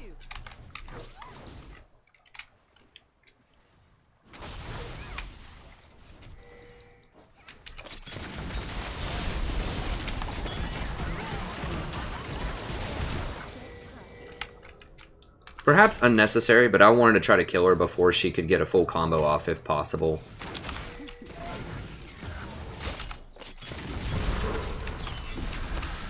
Get this thing off me. God bless. Like, Jarvan like needs to stay near me. Does he have any armor? No, he's probably like all 80 Jarvan, of course. And Mundo's gonna be a serious problem. Or he can take him. I need to get Armor Shred. I mean, I'm working on Armor Shred as fast as I can. I need to get, actually, probably Executioners. I'll go ahead and stop what I'm doing and get that. And then we'll get Cleaver. Not a problem. Mundo's a big problem, though. He's the only problem, actually, right now. Tryndamere can kind of be a problem, but Mundo's a bigger problem.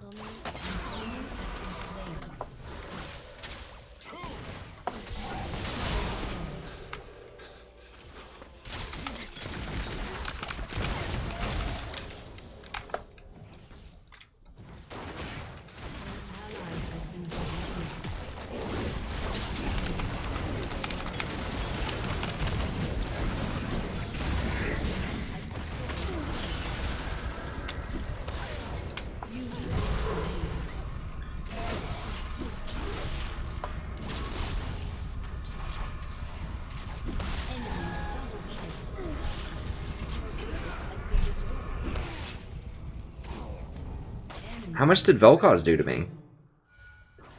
Oh, he got an organic off on me. Dang it. I thought they'd kill the tower fast enough. It was like one auto away. I should have just killed the tower and run away from the Vel'Koz.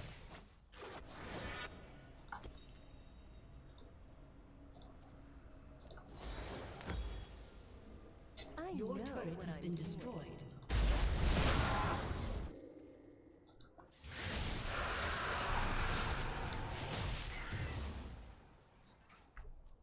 Hey, thanks, Zach. I appreciate it. Yeah, it's too late for me too, friend. I probably just need to go to sleep. I was just on this roll with MF, and I just wanted to keep going with it. Yeah, Mundo's big deal. The only deal, actually.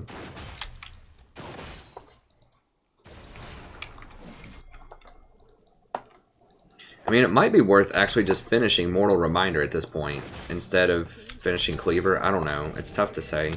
Does anyone else have Cleaver? No one else has Cleaver, so... it's a good buff for your allies. We need Ori to be huge. Okay, he went ZZ Rot though. So he's kind of squandering his money, which is good. She got a kill out of it. It's pretty aggravating. Oh, come on, Scuttle.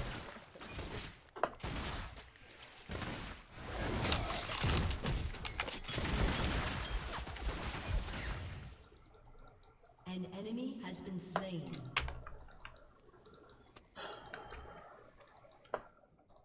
You've got dangerous eyes. Hopefully J4 gets some tank items at some point eventually.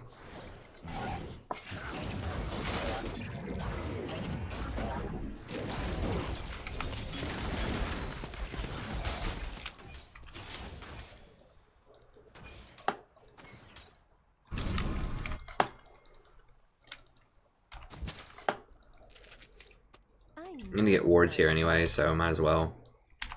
An ally has been slain. Enemy rampage.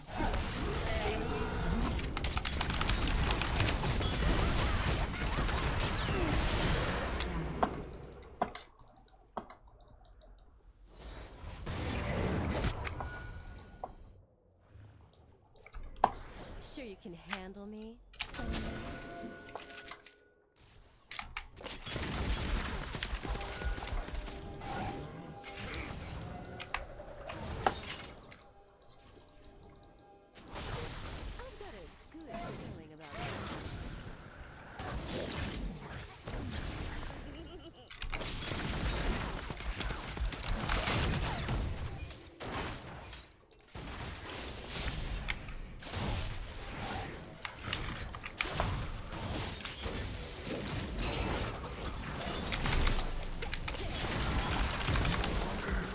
I'm dead.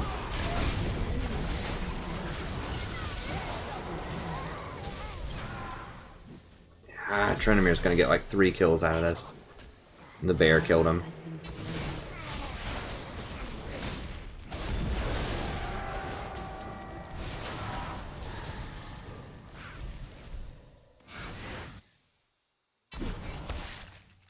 Oh my God, is he gonna have like 2 health?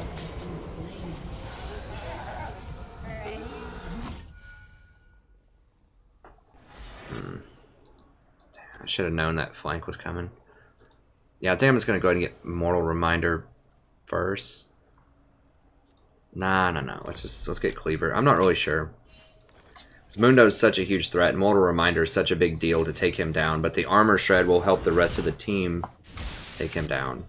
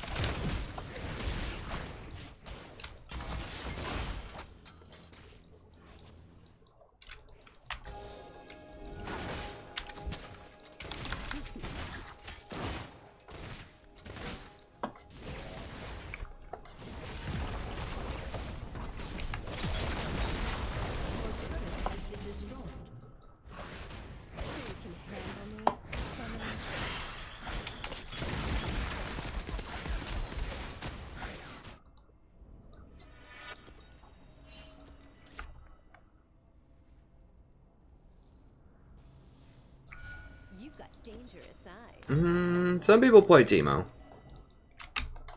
Teemo's okay into Tryndamere, I guess. I don't like his build. People just don't build Teemo right, I think, is the problem. Like, what is he building? Like, he's got a piece of Ludens. He's got a piece of Leandri's.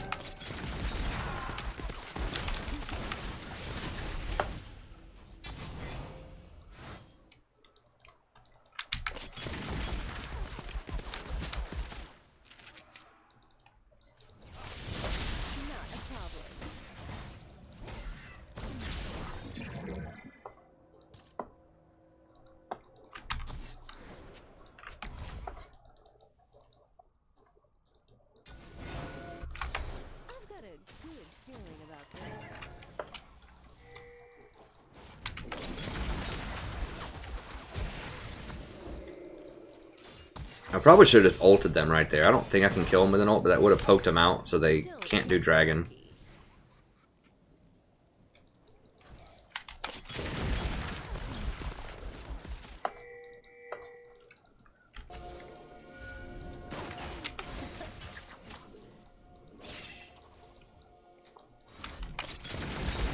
No! Run, run, run, run, run, run, run.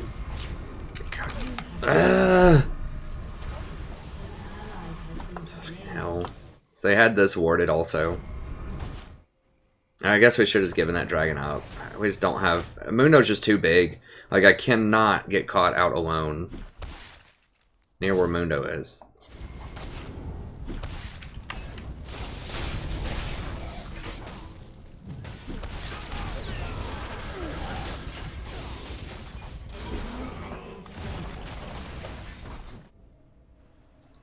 Your turret has been destroyed.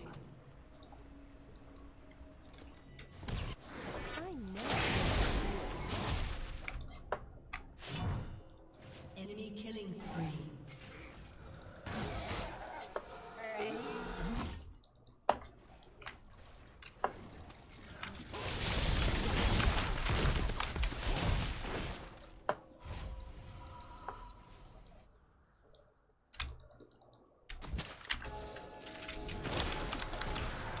Tryndamere's gonna come hunt me, probably.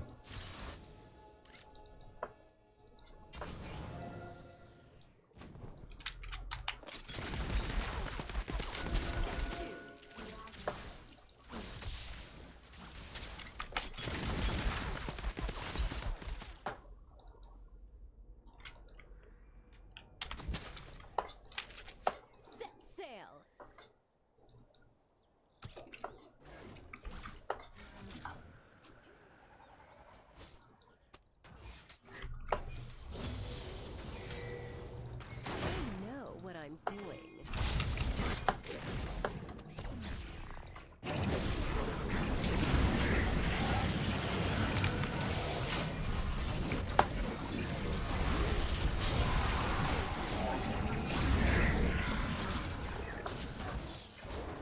They executed that so quickly, it felt like.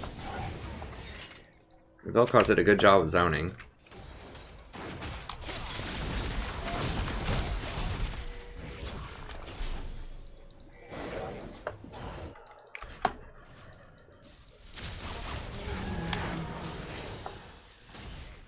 How did he catch her?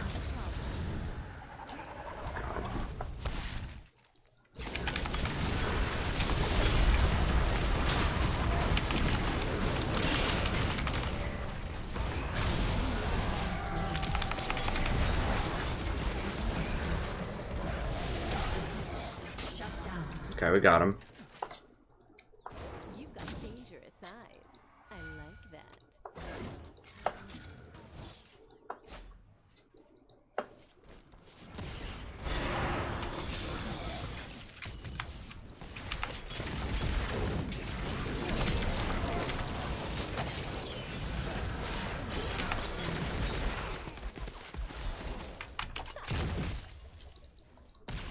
No! Ah, that Deathfire touch is so annoying. God. The snipers are real. Alright.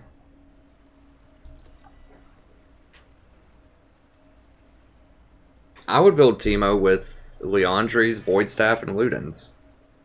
I mean, I wouldn't even mess with Nashor's Tooth. Like, yeah, he does have an on-hit component to him. It's okay. But it's just so expensive. Like, you're paying so much for that 50% attack speed. And it's cute, but like his main power is his mushrooms.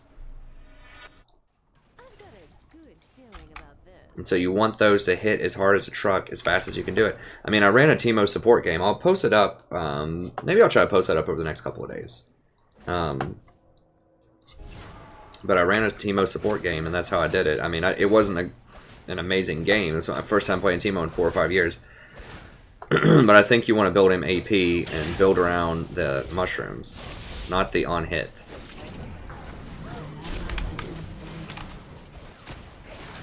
Why is she out that far? They have Baron. They're walking it up middle.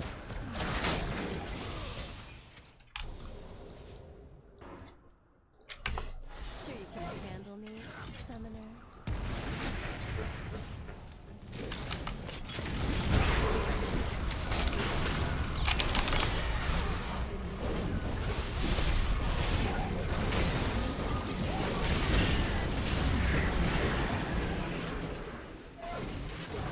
I probably shouldn't have even tried to ult there.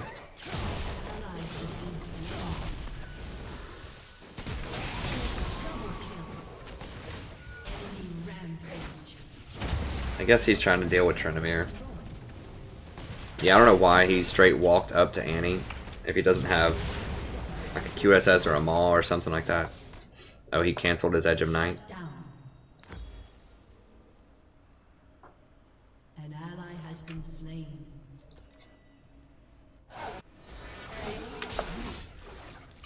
Yeah, I picked her early. I mean, it's obviously not... Misfortune's not ideal into Dr. Mundo and Tryndamere, but...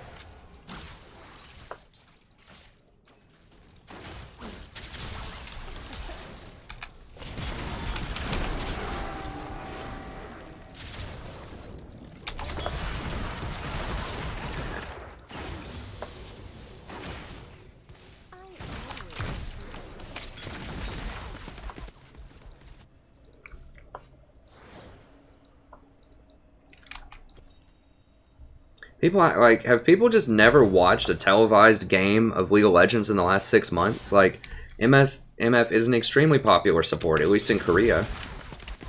This is not new.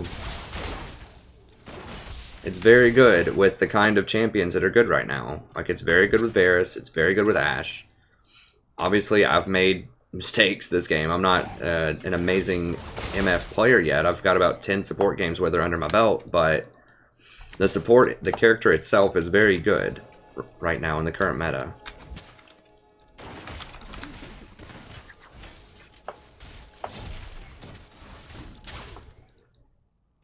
I mean, she was good before Ashe was even like a dominant AD carry. And people were playing her with Ashe in Worlds as a counter to Zyra. But now that it's Varus and Ashe and Jhin are like the 3 most popular, well, MF's very good with them. Helps them all hit their skill shots.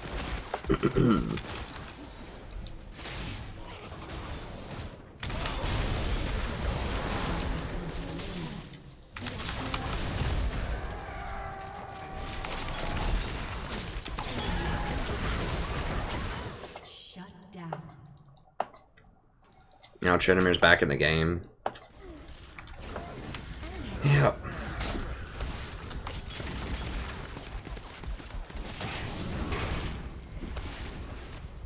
It's like, my question though is if this guy thinks that Teemo's not good, right? If he says, I'm surprised we're in this game with a Teemo, why is he playing Teemo? Like, I'm playing MF because I think MF's actually good. Why is he playing Teemo if he doesn't think that Teemo's good? Like, that's an important question to ask here.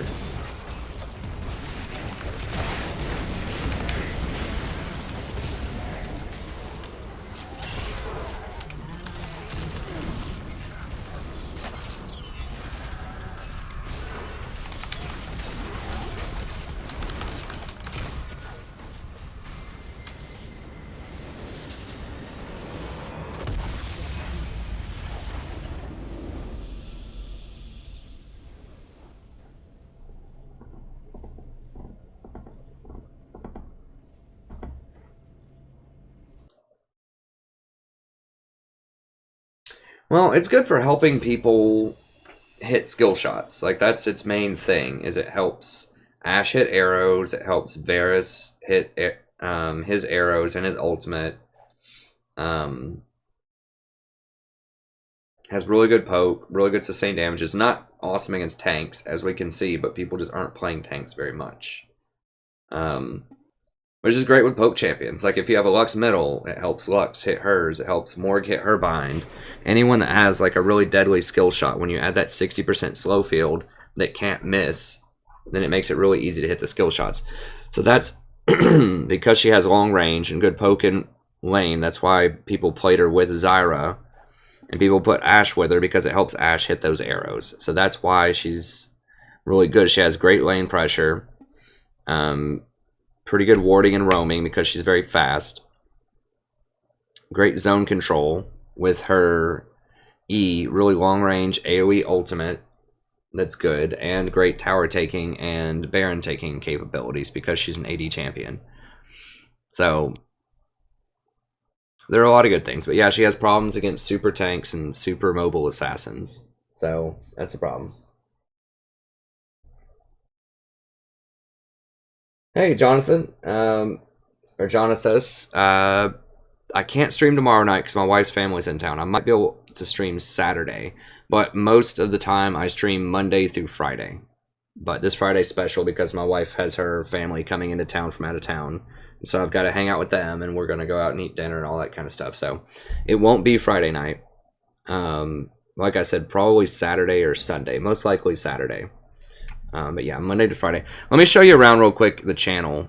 And this is it for the stream if you're just staying for the games. That's it. I'll answer some final questions that people have. But I'll show you what else we offer because the stream is only just part of what we do here. So we have the stream. You can catch all of the past episodes here. I load them up. Now, I haven't done this with all of them because I've had a super busy week, but I'm going to go through and put in the timestamp so you can see when I play which champion. So if you want to see me play Zyra, Lulu, Brand, Vel'Koz, even more Lulu down here. I think that was a very winning stream too. I think I won a lot on that stream. I do win. I know this is like the worst sort of losing stream that I've had in quite a while. But we do win quite a lot. So we'll get back to our winning ways. So we have the past streams, we have the guides. Now the guides are excellent, I think. So if you're looking to be a better support, I do tier list guides, I do patch notes analysis. Then I also do other sort of topical things. So if you want to know, for example, where and how to roam, how and where to ward, things like that, then check this out. Now some of this is a bit different. The concepts will be similar, but this is a bit of an older one. This is from November. But I recommend ZZ Rock Portal, for example, in this, and ZZ Rock Portal is really bad right now, so I don't recommend it anymore. But the concepts of how to create map pressure and how to win in the mid game are still very similar. So they're each one's kind of long, you know, they're about an hour long, but you can see the timestamps here. So, you know, if you just want to skip to see how to ward properly or how to create pressure in lanes, how to prepare for objectives, you can skip around to all your favorite topics. And then if you click on this, it'll show you a Google Doc, which gives you the notes for what I talk about in the video. So if you want to, you know, skip part of it, you can see the notes. Or if you already watched it and you just kind of want to remember, well, what was he talking about? You can see it in the notes. And with the tier list videos, I give you little mini guides for the top 10 champions. So I'll show you that one really quickly. And these are designed to be like audiobooks, kind of. You can listen to them while you're going to sleep or cleaning your house or eating lunch or whatever. You don't have to put a ton of attention in it to understand what's going on. So they're kind of like audio books. It's just me talking about stuff usually. So you don't have to sit there and watch for any visual cues or whatever. Let's see. So my 7.3 doesn't have the timestamp, so I'll have to do that after I get off the stream here. But once I put the timestamps in, it'll look like this. You can find your favorite champion. So if you want to hear about Zyra, Janna, Nautilus, Lulu, whomever, it's right there. And then if you click on the Google Doc, then with each one of the top 10 champions, I sort of rank them here. I discuss in depth why I rank them, what makes a good support, overall review of the meta currently. If you click on Janna, for example, this Google Doc, it'll take you and show you who she's good with, who she's good against, who she's bad with, who she's bad against, recommended items, runes, and masteries. And then I talk about all of this in depth in the video, but you can just visually see it as well if you just want a reminder about, you know, what I recommend about these things. And I'm going to be adding in more guides. I did just finish a Zyra guide, and I haven't made this into its own separate playlist yet on the channel, but I did finish a Zyra guide. Just really in-depth, how to use her skills, how to use her abilities. And I'm going to do this with more champions. I'll do it with Janna, Lulu, all kinds of things. But same deal, Google Doc, timestamps. You can see exactly how to play this champion in-depth. And then I have individual playlists. So if I can't play your favorite champion right now, unfortunately, so if it's like a you know, really damage-oriented meta, and you like playing more utility supports or tank supports, I still have a lot of videos for those, and the playstyle hasn't really changed much. They're just out of favor for different reasons because of itemization. But I love Tahm Kench. I played him a lot last season, for example. So I've got 56 Tahm Kench videos, and yes, a lot of these are from last season, but you know, the playstyle is still very similar. So if you want to master him and try to figure out, you know, when you should do different combos, when you should eat people, or you just like watching Tahm Kench, there's a lot of that. And then a whole lot of Janna, 63 of those, 32 Nautilus, and then the AP support's got a lot of those as well. Sona, Nami, Soraka, Lulu, and I'm constantly adding on to those also. So I'm going to try to do at least, you know, maybe 3 guides a week. I do the stream Monday to Friday, virtually every night, and then I constantly add in, you know, maybe every day or two, I'll add 2 or 3 videos to this. And I also do Total War Warhammer if you're interested in that. I do legendary campaigns, and I just look for good, fun campaign. So I don't abuse the auto-resolve system. I don't assassinate lords. I don't do anything else that's like gamey or cheesy. I try to have good, clean fights and make it interesting and entertaining, as well as competitive and informative. So telling people how to play, how to succeed. And I want to do some more Civ 6 and XCOM 2 with the Long War mod also. So I want to do some more games. I spend the vast majority of my time on League and creating League content, but I will do other stuff also. And no problem, Jonathan. Yeah, sorry that I can't, like I said, play a ton of utility supports right now in the current meta. I want to. I'm with you. I like playing them a lot. It's just, it's challenging right now to win consistently a lot of games with them at, you know, my current elo, which is like, I think I'm playing in low gold right now. Like, I'm technically plat 5, but it's matching me as low gold. And for the reasons I described, I just feel like I have to play damage supports a lot, but I will be very excited when I can get back to the utility. And like I said, I do play Lulu because I think she's special right now. But yeah, no problem, Jonathan. Let me see if there's any other questions here, and then It keeps giving me this copyright dispute because the animation where the Nexus blows up at the end of games, apparently some Korean company like SM Entertainment thinks they own the right to that animation or something. I don't know. I can test it. But if you ever see, like, when I click on the video manager, copyright dispute or whatever, that's annoying. But that's all it is.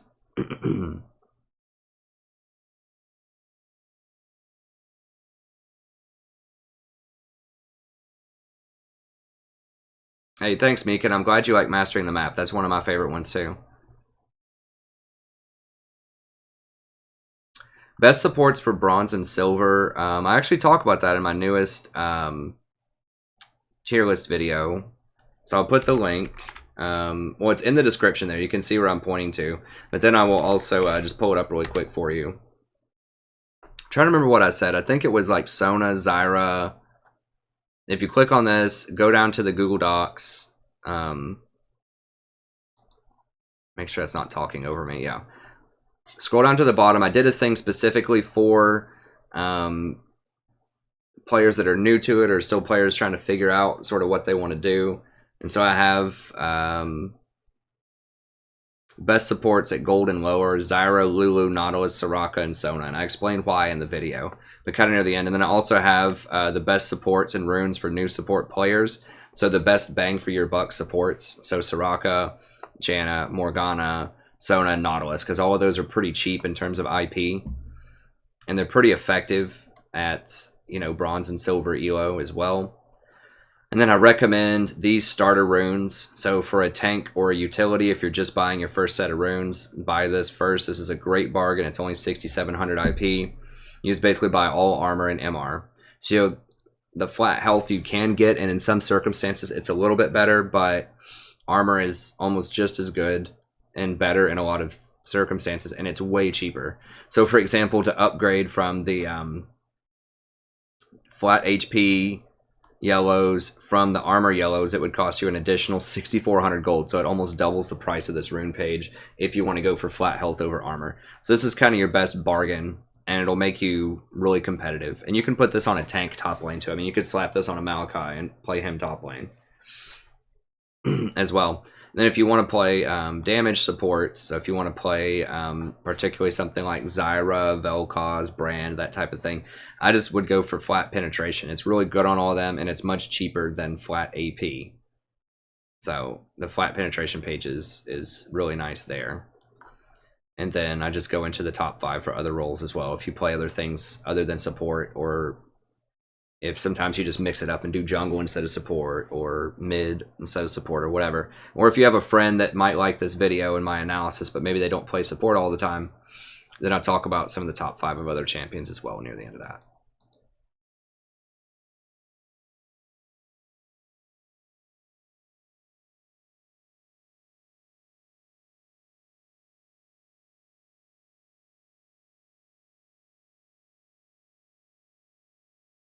Hey, thanks so much, Underdoor C. Okay, I think that about covers it. I hope I got your question, Azalea.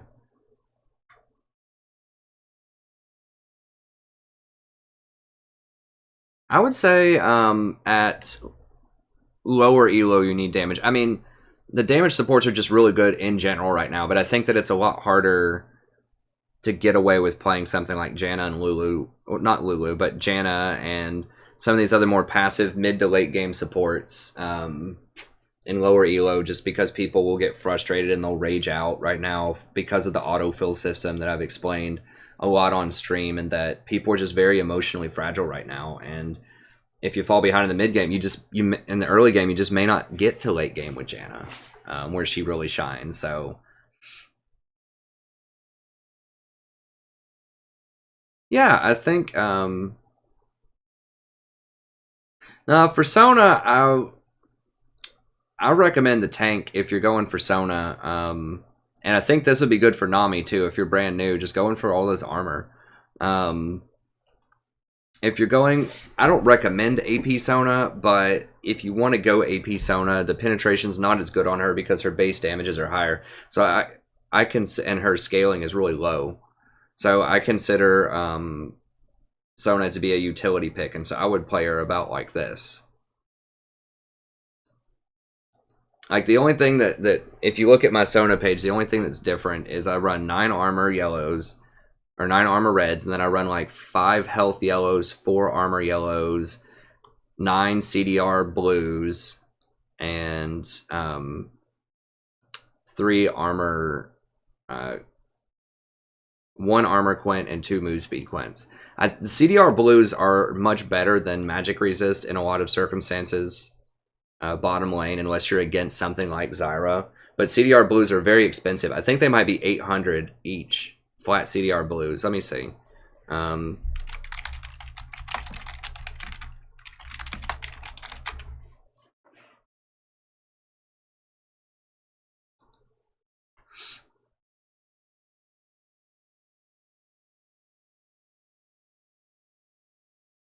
Yeah, they're 820. So if you want to get a set of flat cooldown reduction blues, that's going to run you about 7,200 IP, which I have a zillion IP. I mean, I have every rune and 20 rune pages in every champion in the game, and I still have 57, but it's because I've played the game a lot over the course of like 6 years. But I know everybody doesn't have infinite IP, and so that's why I recommend this stuff.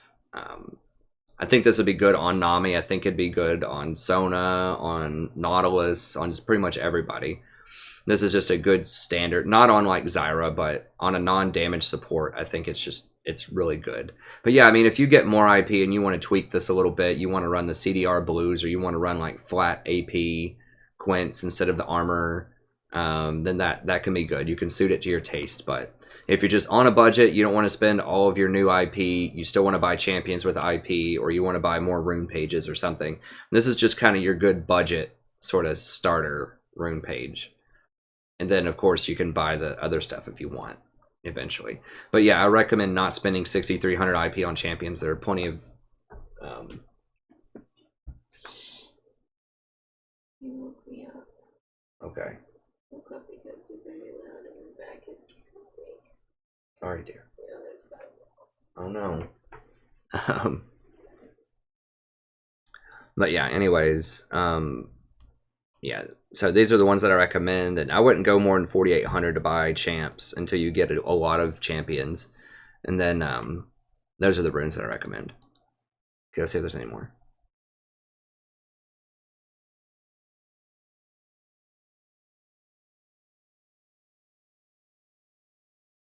Yeah, the rune system's okay, but it does favor people who play a ton.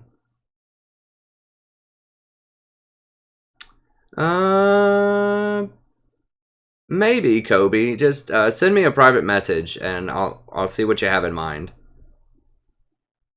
Send me a private message, and I'll see what you have in mind, friend. I'm always open to, you know, maybe working with other content creators. We'll see if we can make it work, if it makes sense.